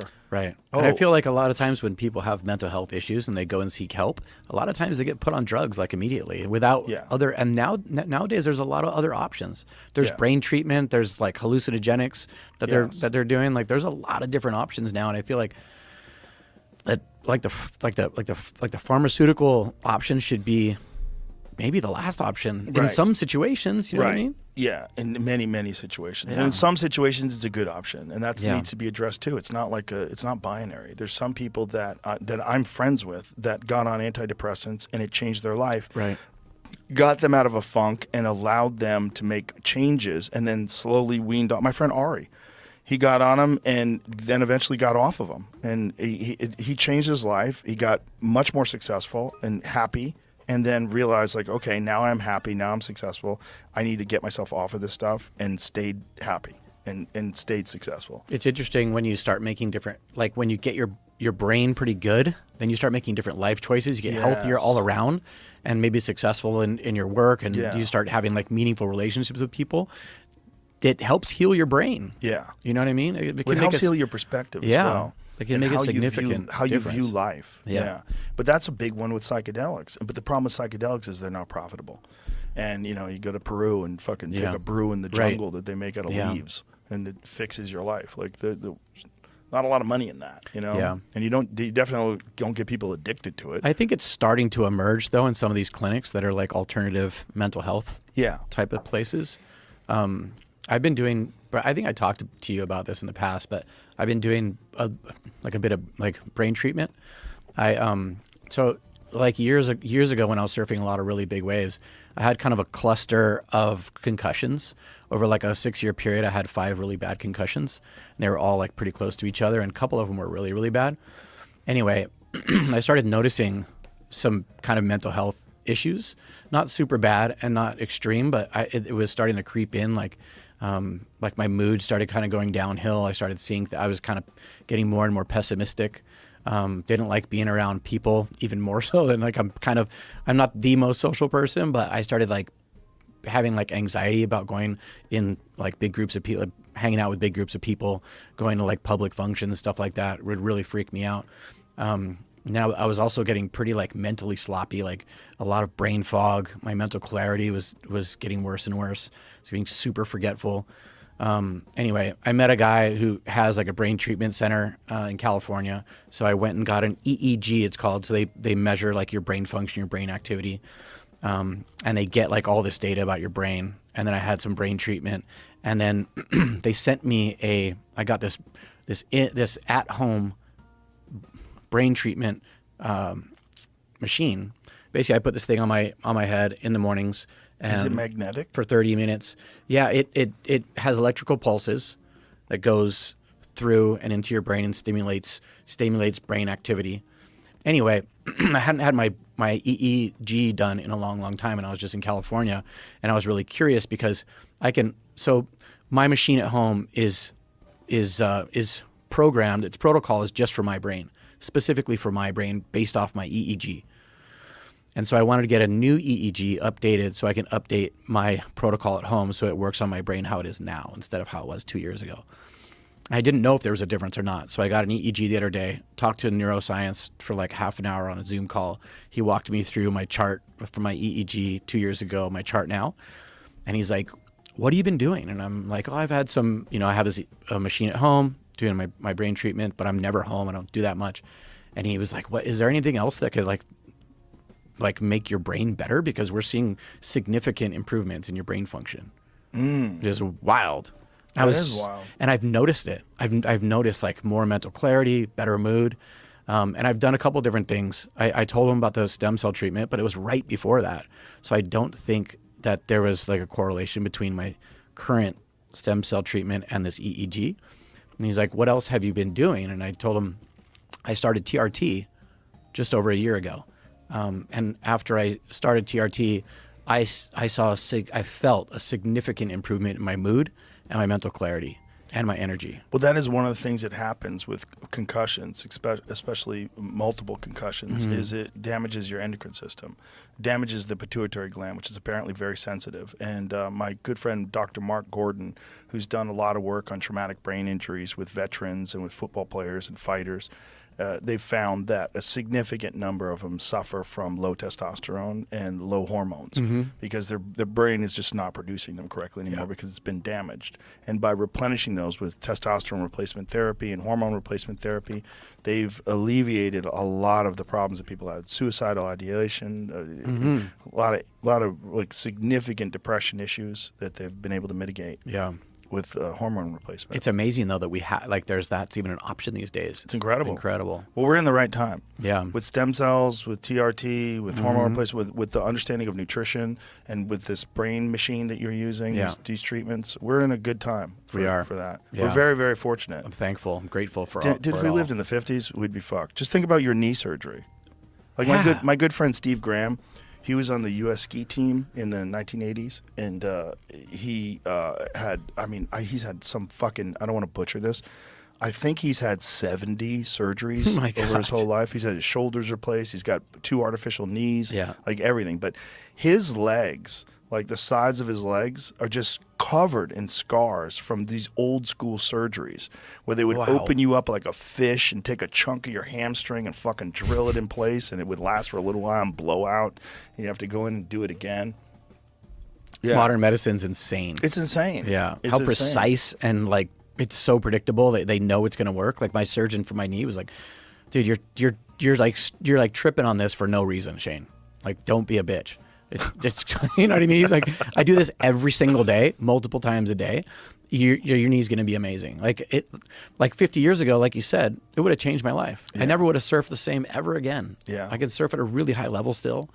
It's insane. We're very, very, very lucky to be living in the time we're living in, even though there's a lot of problems. When I lived in Boston in 1986, I was 19 and I was working at the Boston Athletic Club. It was the healthcare club in South Boston. And I was a trainer, like showing people how to use machines and stuff like that and putting people through workouts. And Bobby Orr, the famous hockey player, was there. Bobby Orr's knees were so bad because he had so many surgeries that he couldn't straighten his legs out. His knees were always bent, and he would walk with this kind of like robotic shuffle. And we used to have to help him get on the VersaClimber machine. He literally couldn't get on it by himself. I mean, this is like one of the greatest hockey players of all time. And his knees were so destroyed. And he had these knee braces he would wear, but he would play racquetball, and he would like go for a ball and just fall down. He just like couldn't stand up. That's so crazy. Right? Crazy. Imagine that guy had stem cells. Yeah, or like modern surgery. Yeah, modern surgery. If they had modern, knee reconstruction like they have today, where they put a cadaver graft in there, they fix it, and crazy. They're even able to do cadaver meniscus now, which is crazy. Like I'm missing meniscus on my left knee. I had a pretty significant tear of my left meniscus, so they took it was like called a bucket handle tear, where I had the ACL reconstructed in '94, I think. And then in 2003, I believe, they scooped out the meniscus because it was they tried to sew it back together, but it kept tearing and then it would lock up. A bucket handle tear is this weird, you know what it is? Yeah. So it folds over and locks in place, and my knee would lock and it's agonizing. So the only way that they fix that is they would just cut out the meniscus. So now I'm missing a chunk of meniscus, so the knee is kind of compromised. It's like a little wobbly, and every now and then it swells, but at least it's functional. Like I can deal with a little discomfort if my knee is functional. So the structure of the knee is very solid. It's very strong. I can do all kinds of things. I hike through the mountains. I can kick the bag. But I have to deal with like a little bit of pain and discomfort. But now they can do grafts where they'll take meniscus. But it's generally only effective for people that are like 40 and under. I think that's the age. I think as you get older, it becomes more and more of a problem with blood flow. And I don't know if that's the same with everyone. I mean, I don't know if that's the same with me as opposed to someone who's sedentary. I don't know. I don't understand why I would have less blood flow as much as I exercise in comparison to a person who's like 20 years old and sedentary with hormone replacement, with all the other things that I do. Supplements, all the different things that I do, peptides. The way you're the way I live, your diet. Yeah, the diet, exercise. Regular sauna use, cold plunges. There's so many things that I do that keep my body healthy. Your health picture probably looks pretty similar to somebody like in their 30s or something if you look at your overall health. Well, I know for a fact the way my body functions, it's very similar. Because like the other day I did 8 rounds on the bag, and I was thinking, like, I don't even think of the fact that I'm 56. I just think of techniques. I'm just thinking of boom, bam. I'm not thinking of like, oh my God, I'm 56. Be careful. All I'm thinking of is just fucking, 30 seconds left, push, boom, boom, boom, bam, boom, boom, boom, bam. I'm not thinking about it. It's like amazing to not have to worry about your body. To be careful, be smart, train hard, exercise hard, recover hard, nutrition, supplements, all that jazz. But at the end of the day, I have a very functional body at 56. When I was a kid, I thought you were dead when you're 56. I didn't think you'd be jacked and strong and healthy and have all this energy and do 2 shows a night at the comedy club and do 5 podcasts a week and do all the other shit that I do in life and feel great. I feel fucking great. Guys in their 50s are functioning at a super high level now, which is awesome. It's amazing. Awesome. And the coolest thing about it is like if you talk to like Andrew Huberman, the stuff that he talks about, it's not a rich guy thing. Right. It's really not. Like a lot of people assume it is, but like waking up in the morning and, getting sunlight right away, like training, food, running a little bit, sleeping good. That's all stuff that you can do, even if you don't have like a lot of, you don't have to be super wealthy to even, and like even like the hormone replacement thing, if you're 50 years old or older or whatever, even that is super inexpensive, relatively speaking. Super inexpensive. Yeah, I didn't know that when I was younger. I had no idea. Especially when you consider how much money people spend on booze. Yeah, like if you go to a bar, crazy, and you drink for a night, like you're fucking spending hundreds of dollars on drinks. That's months of hormone replacement. Yeah. One night at the bar. And my testosterone is interesting because I wasn't really low. Denise is my doctor, and I did my blood work and we looked at everything, and mine wasn't really low for my age. I didn't really look into it until I was right before 50 years old. For those listening, and I don't really think you should until you get a lot older. But I was at a pretty good level, but I wasn't like in an optimal level. And she's like, you should probably just try it to see how you feel. See how you feel. There's no downside to trying it. So it's like I do a cream. It's like cream on the nuts before I go to sleep. Super simple. It's like a little clicker, click, click, click. And then I also supplement vitamin D, which is a hormone, and I supplement DHEA, which is a hormone. DHEA is, I believe it is, it's from the thyroid. Is it thyroid? No, not thyroid. Can you look it up, Jamie? DHEA is Which from gland, Jamie? Adrenal gland. Adrenal gland. And I think that's where like your testosterone and estrogen are created, and yeah. So I take those three. DHEA, testosterone. I take those as well as peptides. I take peptides that stimulate your body's production of human growth hormone, IGF, and then BPC 157, which is really good for recovering from soft tissue injuries, and that stuff is amazing. Yeah, I did that with my knee for 6 months. It's amazing. Yeah, it's great. There's so many different things that they know now that work, and like I said, we're super fortunate to be at this time. I've had doctors tell me that the BPC 157, that there's no scientific data to back it up, and that it's hocus pocus. And every single high level athlete that I know, when they get injured, they get on BPC 157. Yeah, those doctors are crack. Yeah, they're cracked because it's not true. There's plenty of studies. Like I've had conversations with doctors, like, oh well, saline works just as effectively. Right. No, it doesn't. No, it doesn't. Like you're not an athlete. Look at you fat fuck. Like well, there's a reason when someone in the NBA or in the UFC, they get injured, and yeah. Well, that was a way one to of help the you recover. Issues with the UFC and USADA was I talked to Jeff Nowitzki about this, who was the head of the UFC's anti-drug program, and what he was saying is like USADA won't allow these athletes to take BPC 157. He thinks that's wrong. He's like, you've got to give them the opportunity to recover from injuries. And it's not a drug; it's an amino acid stack, right? Exactly. Yeah. It's a peptide. Yeah. And it helps your body heal, and it really works. And there are studies. I mean, when we talk to someone like Andrew Huberman, he's very high on that stuff, Yeah. and he's about as legit as you can get. Yeah, and he cites only data and current data. He's up on the latest. Exactly. Yeah. Exactly. Thank God there's people like him out there. Thank God. Yeah. Amazing that we have that as a resource and for again, free on YouTube. Jacked Incredible. scientist. Yeah. That's what you want. You look at that dude. He looks like he should be fighting in the UFC. He's fucking, And he's not selling anything. He's just like a freaking Exactly. neuroscientist, scientist, health professional, and he's just strictly going on data. It's not his feelings. He's very careful. Yeah. About not being associated Right. with anything in terms of Yeah. like what can compromise his Good on him. integrity. Yeah. Good on him. Yeah. It's so important to have people like him out there. And- Peter Attia is amazing as well. Yeah, he's a good friend of mine. He lives Yeah. out here. Yeah. He's I love his stuff. He's a bow hunter as well. Is he really? Yeah. That's so cool. Oh, he loves it. Yeah, he just got back Yeah. from Colorado. He got That's an elk. awesome. No way. Yeah. Awesome. Yeah, I've hunted with him before. Very cool. I hunted with him in Utah. We went axis deer hunting out here. Yeah, he's great. He's an awesome guy. Do you have high cholesterol because of your diet at all? Like No. like quote unquote high cholesterol from like what people think is high cholesterol? No, in fact, I got my cholesterol tested at one point in time. The doctor thought that I was on anti-cholesterol or Wow. low cholesterol medication. That's surprising. Yeah, it's just not dietary cholesterol is not really what the issue is. I mean, I'm the wrong person to talk about this, but obviously there's people that are they have genetic issues. There's different body types. There's different predispositions to high cholesterol and coronary artery disease and a lot of different things. I think it depends entirely on the individual, but I do not think that the food that's eaten by 95% of the people in the world is the problem, which is meat, the most nutrient-dense food in the world.